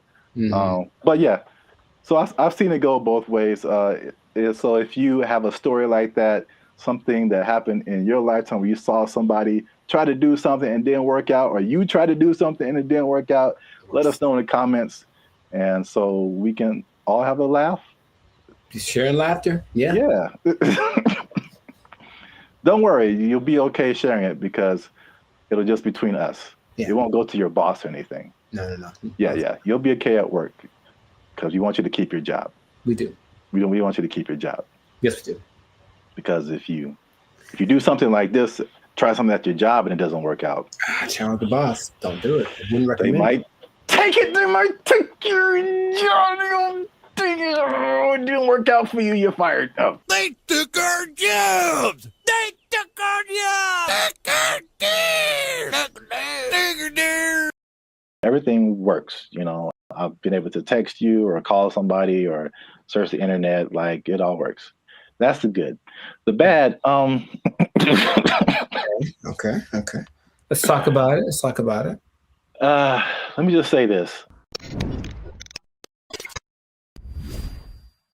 What's up, everybody? I'm Zap, and this is Jericho, and we are the now 6-time international award-winning pop hip-hop music duo Band in Future. We do clean, fun music that everyone can listen to with a sound that's uniquely Californian. And right now, you are tuned into the Life's a Circus podcast, where we talk about everything that's funny, interesting, and ridiculous. But wait, need you to help us out, support our channel, because YouTube pays our bills. Not really, but hopefully in the future. Look. Yep. I don't know your life. I got to check in and saving, checking. things are complicated. I need you to subscribe. What I'm trying to say is, I need you to subscribe. I got kids to feed, man. Y'all ain't been subscribing. I need you to subscribe, man. I didn't know you had kids. Subscribe, like, share, comment, because this is actually a very helpful video. Ooh, helpful. Because there's a thing happening, and I tried it out, and I'm going to let you know how it goes. So there's a thing called Helium Mobile. It's a phone service that I switched to, and not only was it half as much as my original phone plan, but it also makes me money. If you stay to the end of the video, I'm going to tell you how much money I've made with Helium Mobile in the past 2 months of trying it out. All right, so Helium Mobile, I think I told you about this when I first started doing it. Because so backstory is, my phone was not, what was it? I could receive text messages, but I couldn't send text messages. So, and I had T-Mobile at the time, and I was literally on the phone with T-Mobile customer service for like 2 to 3 hours, like trying anything and everything possible. So I don't know if it was the phone. I don't know if it was T-Mobile. I actually like T-Mobile. I have nothing like against them personally, but I was just like, well, this is the perfect opportunity for me to try this thing I've been hearing about, which is Helium Mobile. Now, Helium Mobile is in the cryptocurrency world. So that's something that I've been kind of looking into for the past few years now. And so I'm kind of in that world. I kind of know how it all works. So it might be foreign for people who have only been on like major carriers like T-Mobile or Verizon or something. But Helium Mobile is, the parent company is called Nova Labs, and they started what I think is the first kind of crypto-centered, crypto-based cell phone service. And so they did a trial of this in Miami, and the results were interesting. The service worked, but they were giving the phone service for $5 a month. And the people who liked it thought it was cool, but what they found out was that, like, with it being $5 a month and it being crypto related, people would be like, I don't know. Like it, but like psychologically, that's so interesting because it doesn't cost enough. So like that's kind of weird. Yeah, and like it didn't cost enough, and I was like, I wish that wasn't the case because I would love to pay $5 for my phone bill. So they bumped it up to $20, which is comparable with like the I would say second tier phone services, you know, not the major ones, but like the Mint Mobiles and the Cricket Wireless, like that kind of stuff. They have services for like $20 a month, $25 a month. So once they finished the Miami test, they went to like I think it's everywhere now, or at least nationwide in the US. So just off of that beginning, I think I mentioned it to you. You may have been skeptical. What do you think about transferring from your existing phone service to this new like crypto phone service that pretty much just started this year? I think two things happen to do. One is the idea of just leaving something that you're used to. I honestly think a lot of people fall in that category. Like, what I'm paying doesn't suck. It's not bad. I don't want to change. Like, that's all. It's like, I already found my thing that works, so I don't need a new thing, even if it's better. But also, there's the lack of confidence from a new thing. That's all. So you have a service, like I've had AT&T since forever, right? So honestly, thinking about it, my brain goes, but what if it doesn't, you've been going to this place the whole time and it works just fine. Why go try something else? What if that doesn't work? So I think there is that doubt there. And honestly, the third thing, just associating with crypto, which is the new thing, it's like, what does that mean? How does that work? There's a lot of questions that surge as opposed to having hey, I have a phone service, AT&T, they do phones, boom, got it. Yeah. I mean, that's the crypto part, especially because crypto is it's gotten better, but it's still very much the wild, wild west. Right. Like there's all kind of stuff going on. And if you aren't like, if you're messing with stuff outside of like the big name Bitcoin and Ethereum, but even then the stuff goes down. But like all this other, I mean, the thing is like Bitcoin dominates the news, but there are like thousands and thousands and thousands of other coins. And there's so much going on outside of Bitcoin. Like it's insane the amount of stuff that's going on, the amount of projects and different things that people putting together. But yeah, it's kind of scary. And I mean, I honestly wouldn't recommend it for someone who, one, is not computer or tech savvy, and two, hasn't really been into crypto a whole lot. Because I also had another experience. So Helium is like a Bitcoin. It has its own. There's a Helium, what they call a token. Bitcoin's a token. Helium Helium has its own token, but then there's Helium Mobile that had its own token. Okay. So Helium Mobile came after like this originally Helium, where a lot of people made money during a whole different kind of mining helium. I don't want to get too technical, but I just want to say that like the Helium provided these mining devices, which are expensive, several $100s or sometimes into the thousands. And you would make money by mining helium, which was great when helium, the price was really high. But when it dropped, you were like, now you were making, people were making thousands of dollars like a month, like in this like heyday period. And it dropped to like pennies. So that was like a few years ago. And that's something that I tried, and I spent like $500 on a device, and it was like making me a little bit of money. And now it makes me like 10 cents a month or something, maybe. Like it just like plummeted. But that's the crypto world. The prices, it's like the stock market on like acid. It's just nuts. I mean, you're rich one day and broke the next day, but I digress. So anyway, because I'm crazy, I tried out Helium Mobile. It's not bad. All right. So at least for me. So my original bill was like $50 a month, unlimited. And then you know how they have like unlimited and then it like throttles after a certain gigabytes, whatever. So I had the same thing with Helium Mobile. My original one's throttled after 50 gigabytes. This one throttles after 30. So I only paid $20 a month plus tax. So it's 21 something. And then, you know, everything works. You know, I've been able to text you or call somebody or search the internet. Like it all works. That's the good. The bad.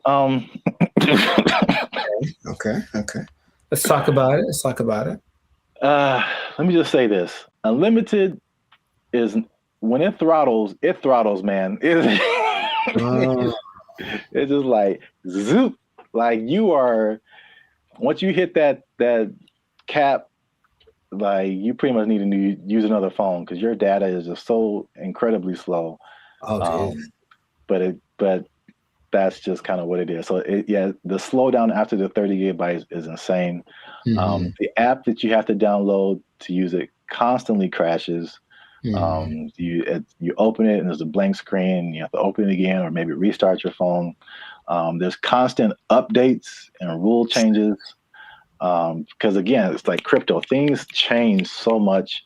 And what I mentioned before, the price fluctuation.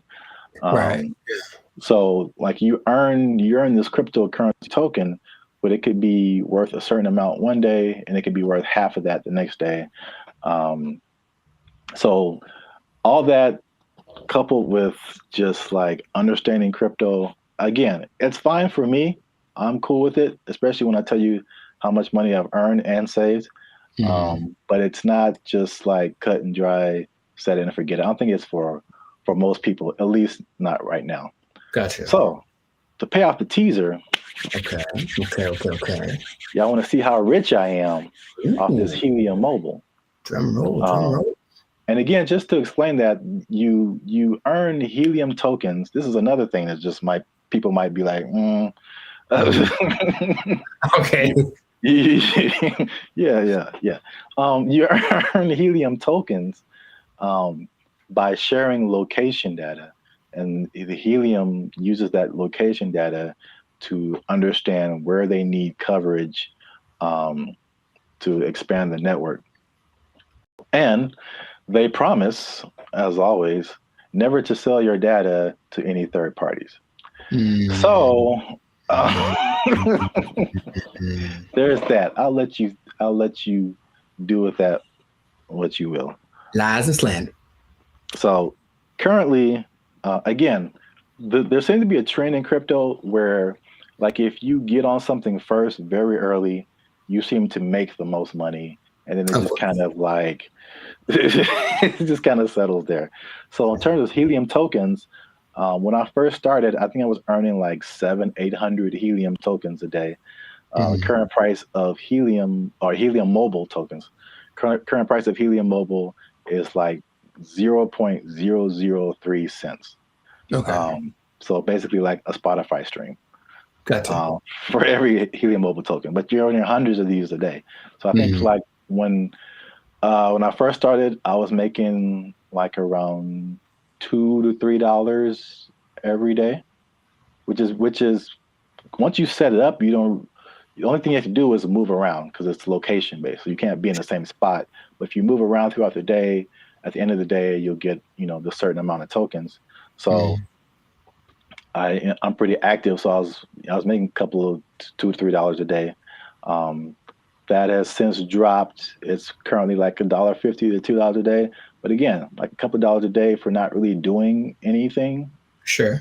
That's kind of cool. When people when this first started, people were saying they were making like 1,000 to 2,000 tokens a day. So this was like a few months ago. So you can like see the pretty rapid decrease. And it could it go back up? Yep. Could the price go back up? Yep. So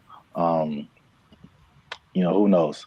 But for 2 months, and I actually put this on 2 different phones. Okay. So in 2 months, and this is after paying my phone bill, my $20 phone bill each month, which you can also pay with a Helium Mobile token. I was gonna ask. Okay. Yeah. So you can take.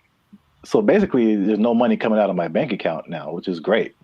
You earn the token, you take a little bit of it and pay for your phone service, and you keep the rest of the tokens. You can sell them, you can keep them, hope that they go higher, whatever you want to do. But I've made about $100 per phone for 2 months. So no phone bill, basically, coming out of my bank account, and I made about $200. So the trade-off, for me, I don't mind it right now. Sure, right. Again, who knows? Time will tell. But if you want to try Helium Mobile, there's a referral link in the description. I think if you use that referral code, you get like $5 or maybe $10, something like that. You'll see it. I don't know what I'm talking about. I see. But yeah, you'll earn it towards your Helium Mobile plan. You can try that if you want to. But again, like if you're not a crypto person, I wouldn't it's not so cut and dry. I'll say it like that. So try that at your own risk. Now, after hearing my story, you think that you would want to try Helium Mobile? I thought about it since the first time you brought it up, because the idea of just, I guess the downside, I need my phone to work fast all the time. I need it to be fast. I absolutely need it to be fast all the time. So I don't know how I would deal with that. And I use it a lot, but just the idea of my bill's probably $100, if I'm paying $100 and you're making $100, like, that seems more fun than making part. Yeah. So consider. Yeah, we'll see. Let us know what you think in the comments. Do you want to try it? Do you think it's crazy? Are you scared to leave your phone service? Is crypto still too wild for you to like mess around with? Let us know. This has been another episode of the Life's a Circus podcast. Again, like, subscribe, share. You know what it is. Maybe if you get enough Helium Mobile, you won't have to work anymore, and you'll never be in danger of losing your job. You never be in danger of losing your job because you got so much Helium Mobile tokens. Oh, it's only worth a Spotify stream right now. They took our jobs! They took our jobs! There's no amount of money to trade, right? If you're going to go buy a yacht and a spaceship, that's $1.5 billion right there. So, like, don't buy a yacht and a spaceship. That's my suggestion. I'm just saying, please don't do that, Florida person. But Elon Musk has a yacht and a spaceship. Elon Musk is making yacht and spaceship money daily, all right? Yo, what's up, guys? I'm Zap. This is Jericho, and we are Band of Future, now 6-time international award-winning pop hip-hop music duo. We make clean, fun music that everyone can Muget. Clean, fun Muget. Muget, I like it. Do you enjoy Muget? I don't think I've ever tried it. Dang it, I was doing so well. Is it spicy?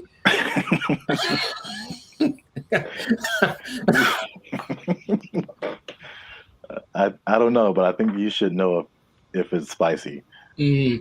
Because yeah. I'll put a link. I'll put the link to the video.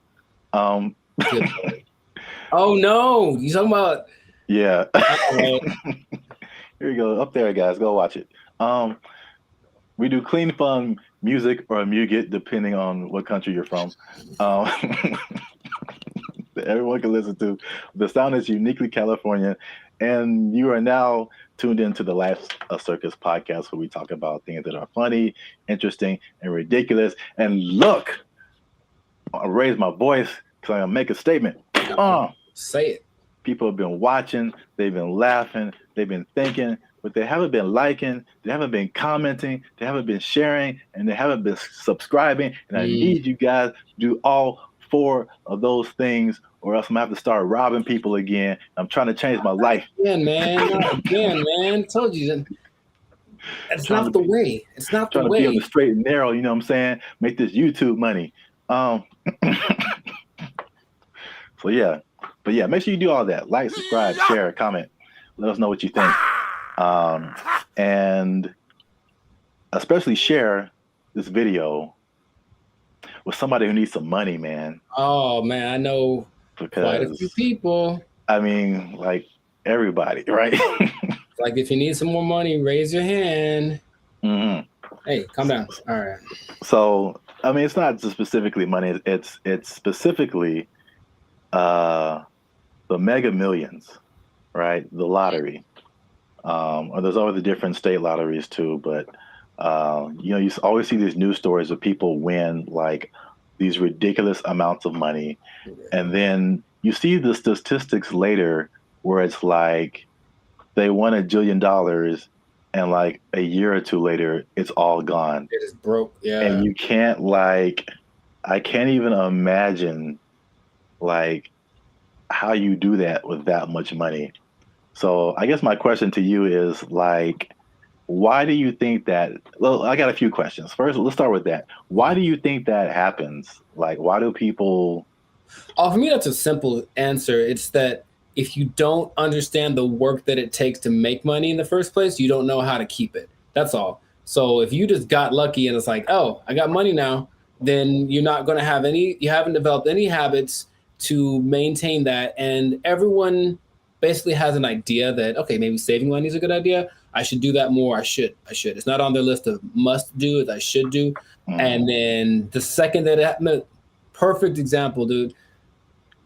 Episode of the Boondocks where Grandpa leaves for his do it big vacation and he gives probably give you some money. And it's like, all right, this is supposed to last. It's like, also they came into some money. Cool. This is going to help us get food, get clothes, whatever, last the whole week. Nah, Riley goes and blows it all in an hour. Ask yourself, be honest.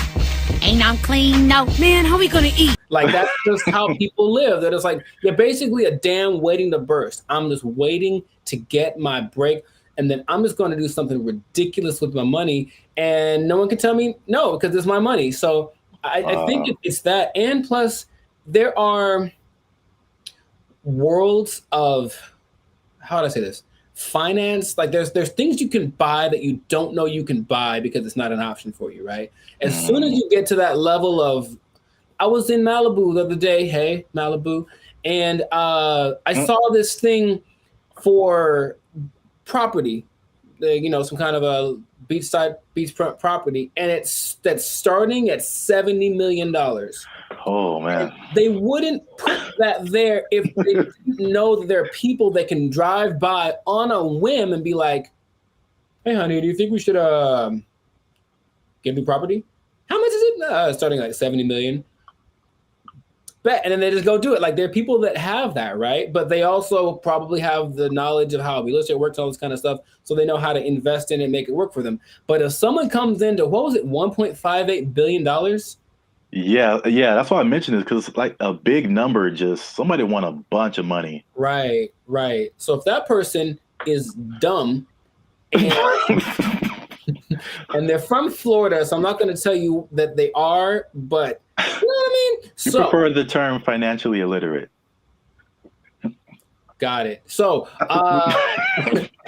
let's say this person, so there's nice properties in Florida, comes into their money, gets the lump sum, because of course they're going to get the lump sum, right? So they're going to get the lump sum, maybe 800 million, something like that after taxes. And then they're just driving by, and then they just see a sign that says, hey, property starting at 70 million. They look at their account like, yo, I got that. Let me get one for my cousin. And then a year later, they don't know how to upkeep property. They don't understand that buying things means you have more expenses, and it all just, so yeah. That's why I think it happens.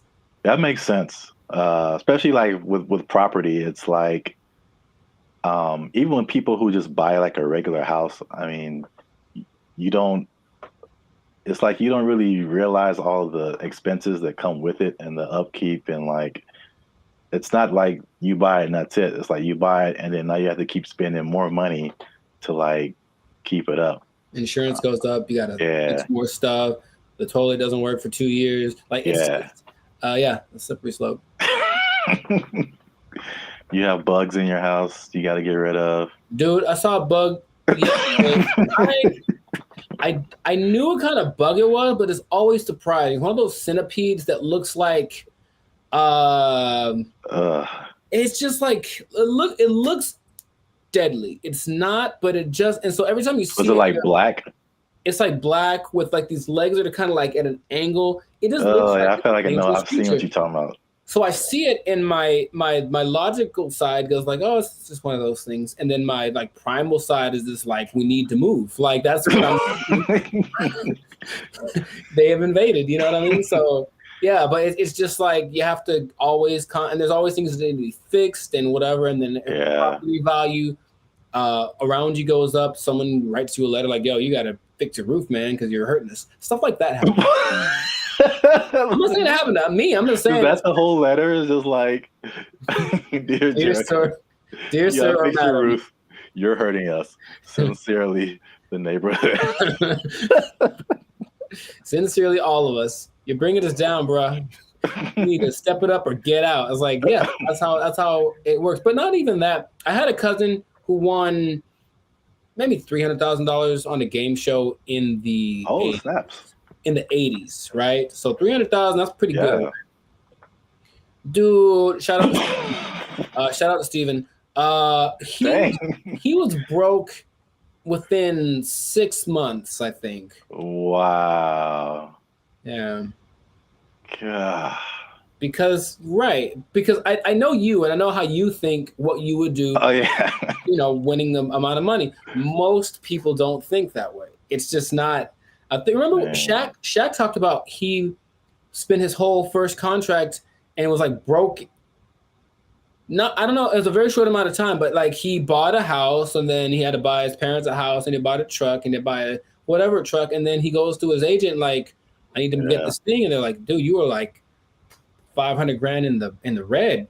What did you do? You just got the contract. So you just have to know about these things, that there's no amount of money too great, right? If you're gonna go buy a yacht and a spaceship, That's $1.5 billion right there. So, like, don't buy a yacht and a spaceship. That's my suggestion. I'm just saying, please don't do that, Florida person. But Elon Musk has a yacht and a spaceship. Elon Musk is making yacht and spaceship money daily, all right? Every day he's making that. Is that the level? Like 6 figures, millionaire, yacht and spaceship. Yacht and spaceship, man. Yacht and spaceship club only. And you have to buy them two things at the same time. You can't buy one or the other. You know, it's like a package deal. You got to get them to match. Step 1, Tesla. Step 2, Step 3, yacht and spaceship. There we go. Yeah. Plus, you know, they're probably gonna make a yacht that can turn into a spaceship or vice versa. So it's all there's no level. You can go buy. People buy islands now. You know, you can get anything with the right amount of money. So just you'll run out of it because money is a limited thing unless you have. Because if you won the lottery once and you're like, cool, I'm set for life. It's like, no, maybe you should set up to try to like. If you won it once, maybe play it again. Like, I don't know, do something else. What? That sounds like a terrible idea. Well, look, I don't know what the probability is, but think about it. If you won $1 billion and then you spend $1 million of it on more lotto tickets, you're probably going to win it. I would just guess it's possible that you could win again. I know you don't like that at all because it's a stupid idea. Mean, I don't know if it's. It's like reinvesting into something that's a far-fetched idea, but if you know. Yeah, I won $1 billion and 10 million. All right, I'm gonna buy $10 million worth of lotto tickets. What if you win 3 more times? And you know what I mean? Like, and that's how Las Vegas works, folks. Yeah. Right, or gambling. People get addicted to gambling. I got so much money, and then all of a sudden, yeah, I won. What if I win again? Yeah, go for it. So my advice to Florida man or Florida woman, whatever, whichever one you use. Florida man, please keep your money. Yeah. Wow.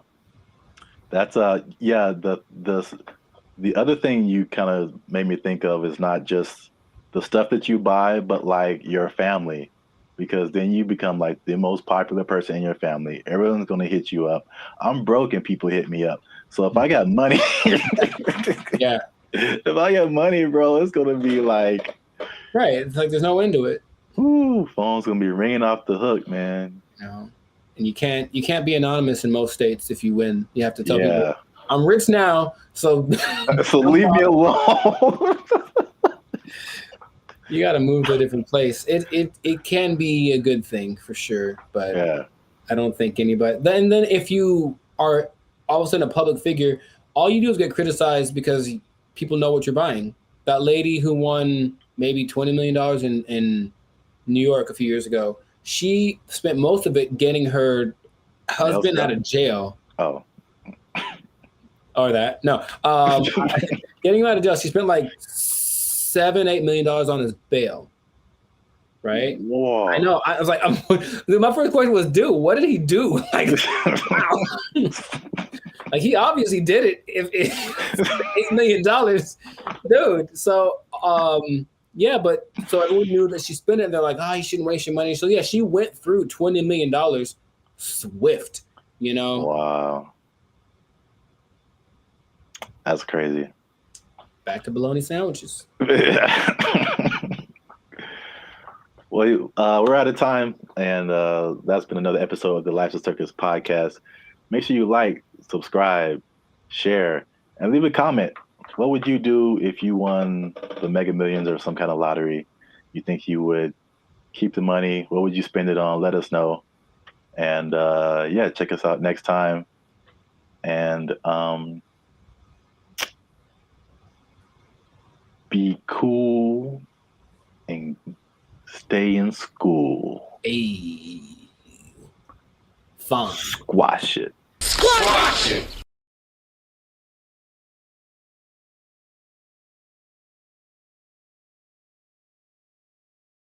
They're thinking about legalizing everything in California. But in the way that Oregon's doing it, in the way that Vancouver's doing it. And you've seen downtown LA. What do you think is going to happen, bro? What's going on, everybody? I'm Jericho, and this is Zap, and we are the now 6-time international award-winning pop hip-hop duo Banded Future. We make clean, fun music that everyone can listen to with a sound that's uniquely Californian. And right now, in this moment in time, you would tune in to the Lives of Circus podcast, where we talk about things that are funny, interesting, and just straight up ridiculous. So before we get started, make sure to like, subscribe, comment, and share this video. I'm gonna change it up with two people that like drugs. That's all. We're gonna talk about drugs, okay? Now, drugs are bad, okay? But I know we're talking about them. Sponsors gone. Specifically, we're talking about the drug problem. You can call it an epidemic, but drugs. What you talking about, baby? But it seems to be getting worse. So the specific thing is the way that governments are approaching the drug issue in their country, and there seem to be two very drastic sides, and they both have interesting results. So before we get into it, Sir Zap, San Francisco, have you had any experience or just thoughts about just the I've had thoughts about drugs. Have you had thoughts about drugs? Do you dream about them? Drugs are bad, okay? But have you seen the effect of drugs in our society as a whole with your experience? Yeah, man, I think about drugs every day. Okay. You know what I'm saying? Okay. It's hard out here in these streets. That brought to mind two things. Yes. He's there. He was up there. It's crazy. Mission accomplished. Yeah, San Francisco. Wow. Yeah, I had the worst hotel experience of my life in San Francisco. You were there, you remember.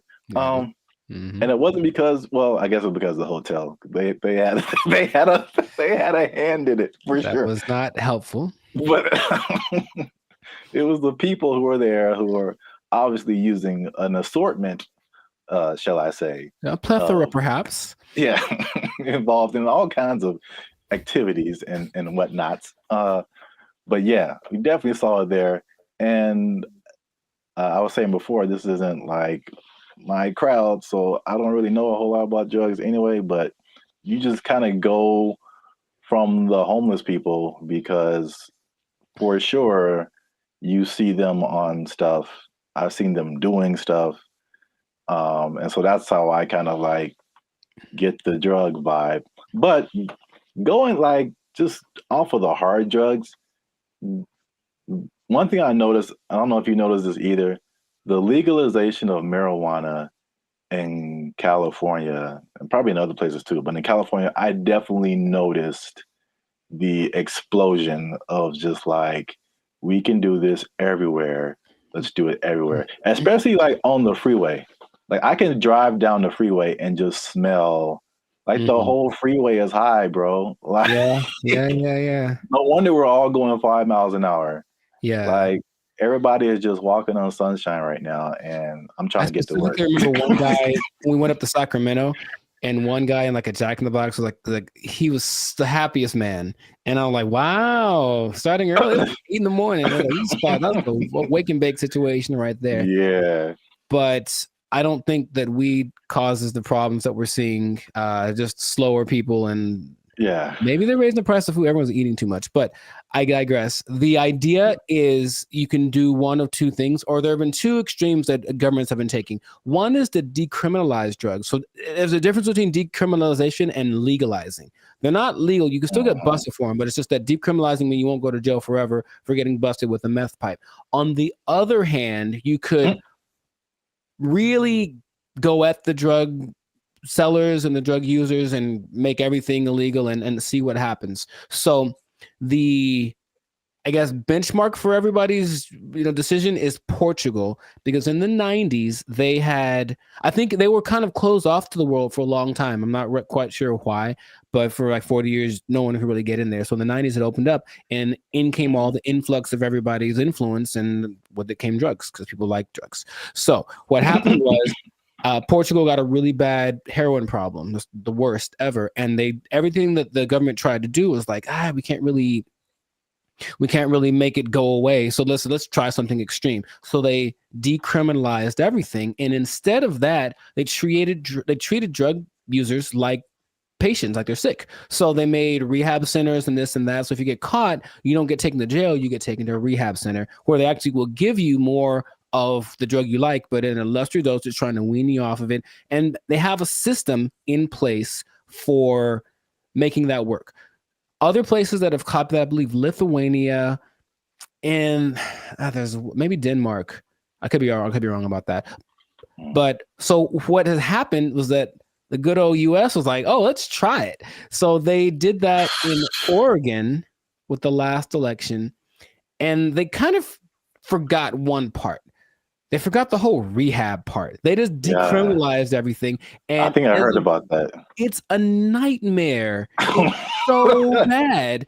It's just people just violently robbing each other in broad daylight and just on drugs, on the zombie drug. I'm not sure exactly what strain it is, some kind of a opioid maybe, but it's a zombie drug. People like walk around like zombies. But the visual I wanted to share with everybody was actually from a video I saw from Vancouver. They did the same thing. They just legalized everything without thinking about how to fix these people once they're on the drugs. So everyone's just walking around, literally, same thing, robbing people. The scene that I remember when we were in San Francisco was this one street where it's like everything looks normal, aside from like the occasional like human feces on the ground, but everything looks normal. And you turn a corner, and all of a sudden it's Armageddon. Oh my God. Just literally, just all of a sudden, everybody, and like you just stop there and they all kind of like turn. That's the zombie drug. So there's a video of these two men walking down the street, and they're in a position where I don't think I could keep my balance and walk, but they're so hunched over and they're still somehow staying upright. There's two of them, they're walking, and it looks surreal in Vancouver. That's happening right now. So they tried it, and for some reason they didn't get the memo that they need to add the other part to it. So that's an I think they're thinking, oh, well, like alcohol, like there'll be a couple of people that go overboard with alcohol, but if we let everyone have it, most people have enough restraint or whatever to not use it. I just don't think that hard drugs and alcohol are exactly comparable like that. So you can take the other extreme, and this one is maybe more fun, and that is the president of the Philippines, something Duarte. He said, he got elected in 2016 maybe. He said, kill them all. That's exactly what he said. Kill all the drug dealers and all the drug users. Wow. In 4 years, well, the last updated thing was like in 2020. So in 4 years, he killed like 24,000 people. Just for, and the thing is, he'll catch you. They'll just raid the streets at night, and if you're on drugs, that's it for you, basically. And the thing about that is that a lot of, and then the people that don't kill, they take to jail, but they kill a lot of people, and everyone in like all the citizens love it. They think it's fantastic that he's doing that. So when they interview the drug lords, they're like, well, we're not going to stop. So we just got to figure out how he's not to get caught, because the threat of death isn't enough to stop it. So you have a lot of people in jail. You have a lot of people that are being killed, just like, and then they have a lot of people that are approving of this, right? And that's the most extreme case of that. So I'm sure there's other options, but that seems to be the two sides. So if you were the leader of Zapville, Zaplands, and you had to implement a strategy for the rampant drug use in your country, man, you got to be a better leader, man. I know what's going on. All your people are just down in the pipes. But what would you do to resolve that, you think? That Philippines thing is wild. I never heard that. Yeah, well, like they don't talk about it too much, but yeah. But he's like, he literally gave a speech. He was like, yeah, and all the drug dealers, and then everyone cheers. But he literally did this, and that's his approach. Oh, wow. Yeah, that's too far in my book, especially for the users, because like drugs are an addiction, and like you're not in the right frame of mind to like make decisions and then have someone execute you because of your addiction. I think that's too far. Okay. But the thing you said in like Portugal, Denmark, that's interesting. I mean, that seems, again, it's just like, I don't know why the answer for everybody is just throw somebody in jail and then like, well, we got rid of that. Like, that doesn't exactly solve the problem. Like, it doesn't solve the problem. Like, the problem still exists, yes. Yeah. But so with the numbers for Portugal specifically, the numbers of overdoses went down like 90%. Yeah. So obviously that's a better solution. For sure.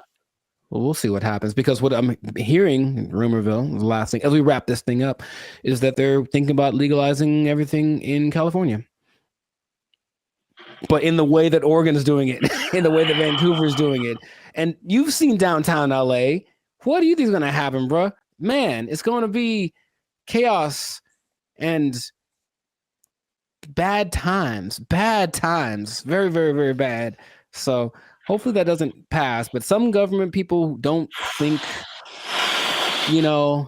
they're just like, oh, my nephew OD'd once, I should probably do so. That's what politicians maybe think. That's their only connection to this kind of thing. So let's just try something new. Let's decriminalize it all, see what happens. And it'll be bad for all of the people that we see walking on the freeway are on drugs. Every single one of them. And that's going to go up tenfold if we decriminalize the drugs. So just let's not do it, Callie. Man. Send your relief funds to banditfuture.com just in advance, because I see suffering in our future if this. I see. You will know pain. You will know pain. We'll at least know gross. We'll at least know that. Yes, that is God. We should do a whole separate episode on that hotel room. I still have some videos from that. I was giving a review. Yeah, videos? I have a video I took of the hotel room or walking around. Yeah. Maybe I can find it. Yeah. People need to see that. It was oof. It was really bad. But anyways, this has been another episode of the Life's a Circus podcast. So let us know in the comments if you have a solution for how to solve the drug problem where you're from. Do you have a drug problem? Do you need help? Do you need to talk to somebody? Call the Bandit Future hotline. Just kidding. It doesn't exist. But make sure if you do have a problem, make sure to go see somebody about it. It really is serious. Don't you believe it? Okay, so that's been it. And oh well, I'll tell you what. If you're on drugs, if you're doing too many drugs, I don't know about you and keeping your employment status, you might start freaking out and not make it. And then, you're going to have to be out of you might be down bad. You might be out of employment, and that's not going to be good. If the boss catches you in the bathroom doing what you like, might end up bad for you. I just don't know how to say it, but I think you won't like the result. I think I get what you're going towards. Yeah. Correct me if I'm wrong, but I'm thinking that you're saying that they might take your job. Drugs are bad. Okay. They took our jobs. They took our jobs. And there's a man who has built a substantial shelter for himself. So this place has a front door. It has lights. He has a refrigerator. He has a stove. He calls it a waterfront property because it sits right on the LA River. Other people in the encampment have. What's up, everybody? I'm Zap, and this is Jericho, and we are the 6-time international award-winning pop hip-hop music duo Bandit Future. We do clean, fun music that everyone can listen to with a sound that's uniquely Californian. And right now, you are tuned into the Life's a Circus podcast, where we talk about everything that's funny, interesting, and ridiculous. But before we jump into today's topic, make sure you help us out. Help us for that YouTube algorithm. Like, subscribe, comment, and share this video with somebody who's homeless. Is that a good demographic? As You know what? Actually, most homeless people do at least have access to the internet. So I guess now, 20 years ago, no, but homeless people are doing pretty good. Yes, I'm glad you said that because that kind of segues into what I'm talking about. Okay. Before I say I don't know where to start first. Okay. No, I'll go off of what you just said. Homeless people are doing not so bad, at least in LA, from what I can see. So check it out. I think I told you maybe a month or so ago, I was going to like the crypto.com arena and I was walking past this homeless encampment and I saw a orange extension cable. Mm-hmm. And it was just like, it was long. It was running all the way down the sidewalk. And somehow, I don't know how they did this, they rigged it into like a light pole or something. And those people had electricity. Like they were in there having a good time. They had a TV running. They were watching Netflix, whatever. Like they were just like, it's all good. So the I guess the comfortability of homelessness is getting really interesting. And then also I came across an article from ABC, which was just took it to the next level. So by the 110 freeway, which is a major freeway in Los Angeles, if you're not from here, there's an encampment, and there's a man who who has built a substantial shelter for himself. So this place has a front door. It has lights. He has a refrigerator. He has a stove. He calls it a waterfront property because it sits right on the LA River. Other people in the encampment have little gardens. They have a whole situation going on. So have you seen anything like this, or have you noticed like the increase in just amenities that like homeless people are just like living it up right now? Not specifically like that, but I do want to point out something. And I think it's a misconception that a lot of us have, understandably. If you're homeless, you assume certain things about people. But yeah, being homeless doesn't mean you're broke. It doesn't at all. And I bring that up because I remember in Claremont, I was in a Coffee Bean listening to two homeless guys basically have a business meeting about how to get more money from people. Like the dude, he was serious. He was like, yo, man, you got to go to this exit between this time and this time. Make sure you have a dog and they'll give you. And so these people have money, and barring the people that are super drugged out or have like a crazy mental illness, not a lot, but there are homeless people that are homeless by choice. So they have money, it's like they just don't want to spend it on a house. So that doesn't surprise me, but I haven't seen specifically that. Yeah, I've literally been at the gas station and dudes walking up to me who are bigger than I am.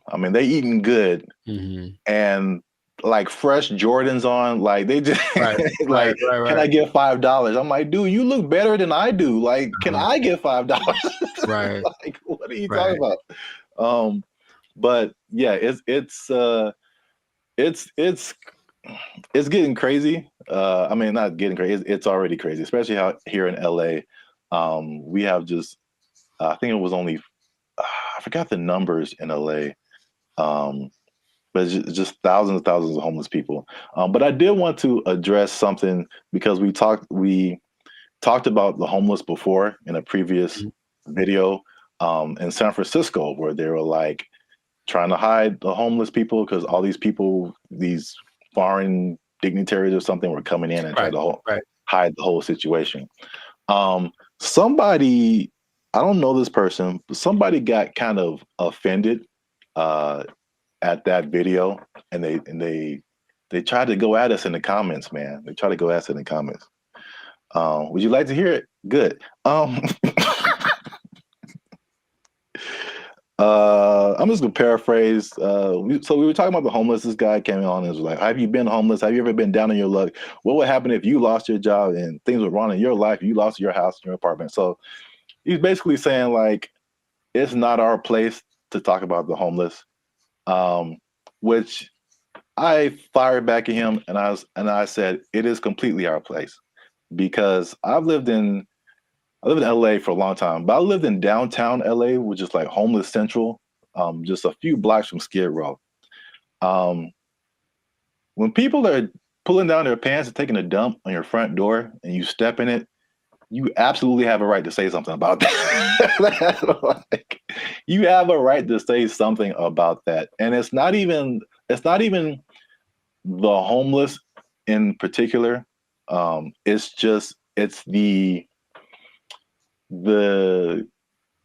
all the stuff that comes with it. Like, I don't care if you're homeless or not, whatever, but it's like it's the disrespect for other people and the other things in the city. And just like the trash everywhere and the safety concerns and like the destruction of property. If you're pushing a shopping cart, I'm pretty sure you didn't buy that shopping cart. That means you stole it from us. Just because you're homeless doesn't give you a license to commit crimes. Like, you can't. Like, so it's not even about like the haves and the have-nots. Like, that's really irrelevant to me. And I will say that one thing I will apologize for is that I laugh a lot. And a lot of people have said that in the comments before. And I think that's just because I think one reason is because talking to a camera is really weird. I agree. And so I'm used to talking to a group of people or something where you get feedback. And so you say something that's funny, like, I think it's funny. I just laugh at myself. But we try to keep it light on the podcast. But homelessness, really, there are, I don't know, again, everyone's situation is different. Like you said, there's some people who aren't even broke. They just don't have a house. But there are some homeless people who are just like, they had a rough whatever, something happened to them, and it's just a serious situation, and their life is really messed up. So I think well, at least I should apologize for making that I guess that false interpretation, you know what I'm saying? Like the insensitivity. I think that may have come across to some people like that. So I don't want to make it seem like we're insensitive to the homeless situation.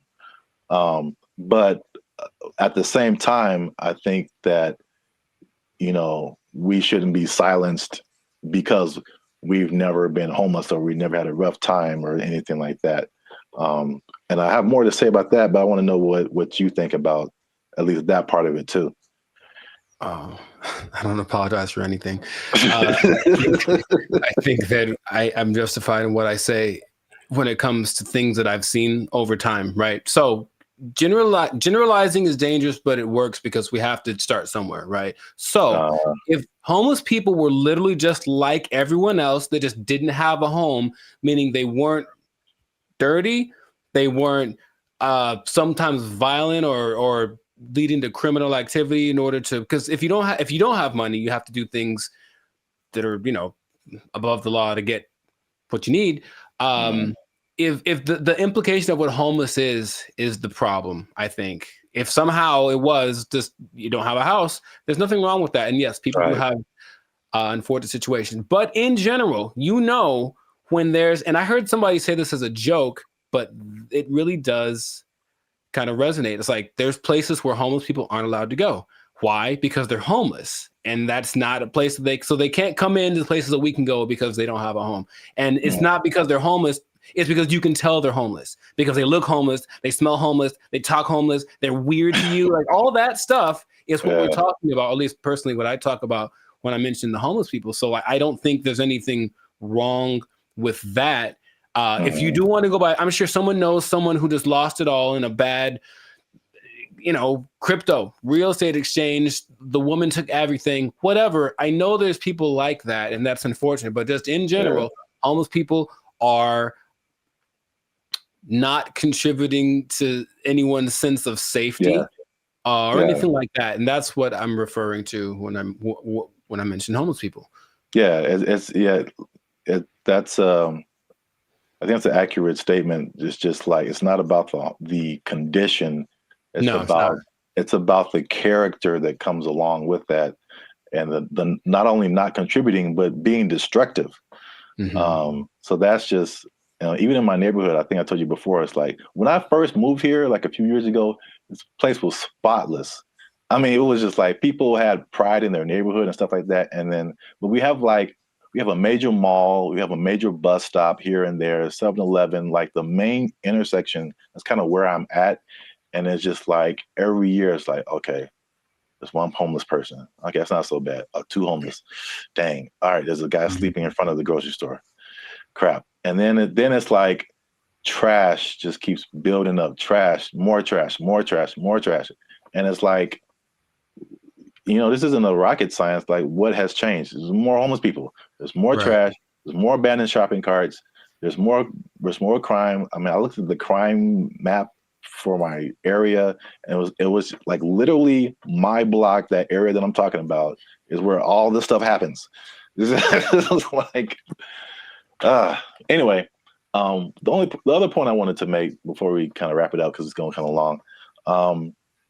One thing I also hate is that when people make judgments about you and they don't know anything about you.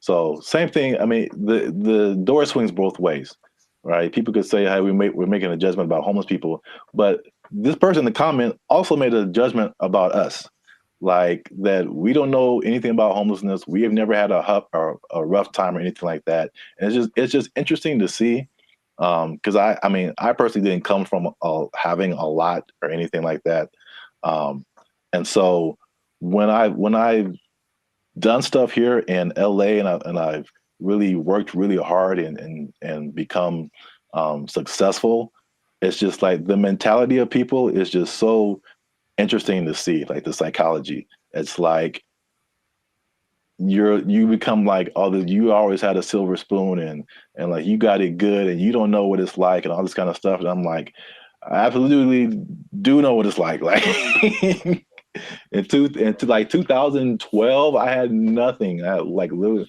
no job, no place to stay. Like I've been through all this kind of stuff.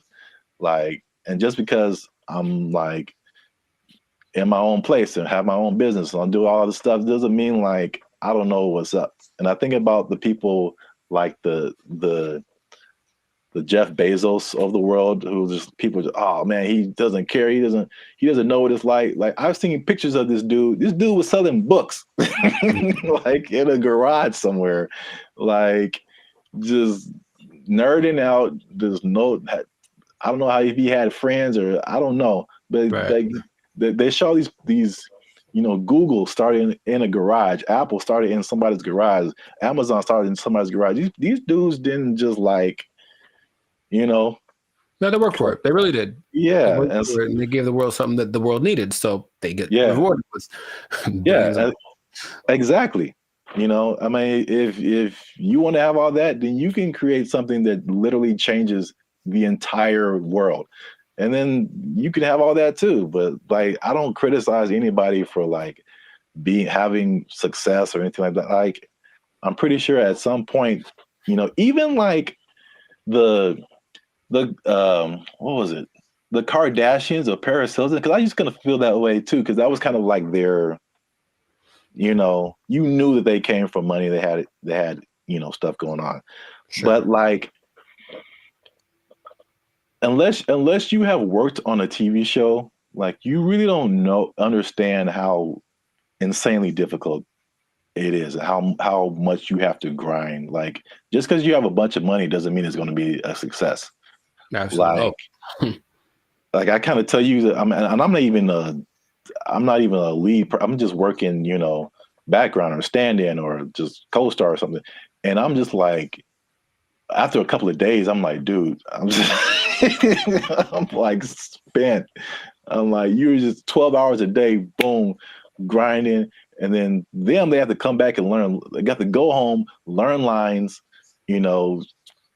I think Dave Chappelle had a funny like little, I do a Chappelle show 14 hours a day, I come home, raise my kids for like 10 to 20 minutes, and I get back up and do it again. Like, Yeah, dude. Like anybody you see, even if they have money, they are grinding, man. And so that's kind of just I just wanted to make those points because it was just like upsetting that someone would come at us in the comments over that. It was just without any kind of perspective. Do you think the person that made the comment has a job? I feel like they do. I feel like we just hit a nerve.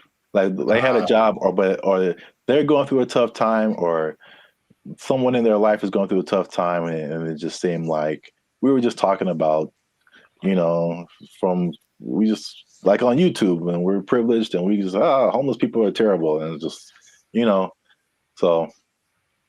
I say if you give me one fact about a person, and then I get to judge whether or not to invite them over to my house. If you tell me right off the jump this person's homeless, then that's going to determine whether I want them to come over. Now, it's possible they're the sweetest person, and I know people for sure that do have homes that I'd never want them to come over. So there's that. It doesn't mean that they're a bad person. It just means just based on the facts, statistically, this isn't a good start. Yeah. So I know it's a controversial situation. It's a big, it's been a big problem in LA and in many other places around the US and around the world. But let us know what you think. Leave us a comment. Let us know a comment that's nice. You can disagree. You can say what you want. But just know that I'm coming after you if you do. Now leave us a comment. Let us know what you think. Homelessness. Have you seen homeless people? Are they living it up in your area? Do you wish you were homeless and you could just live like that and not pay rent? Do people misjudge one another when it comes to all this kind of stuff? I know it's chaotic. Let us know what you think. Until then,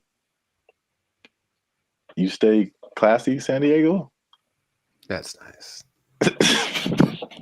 And don't be homeless. Don't be homeless. Yes. Worst ending ever. Bye.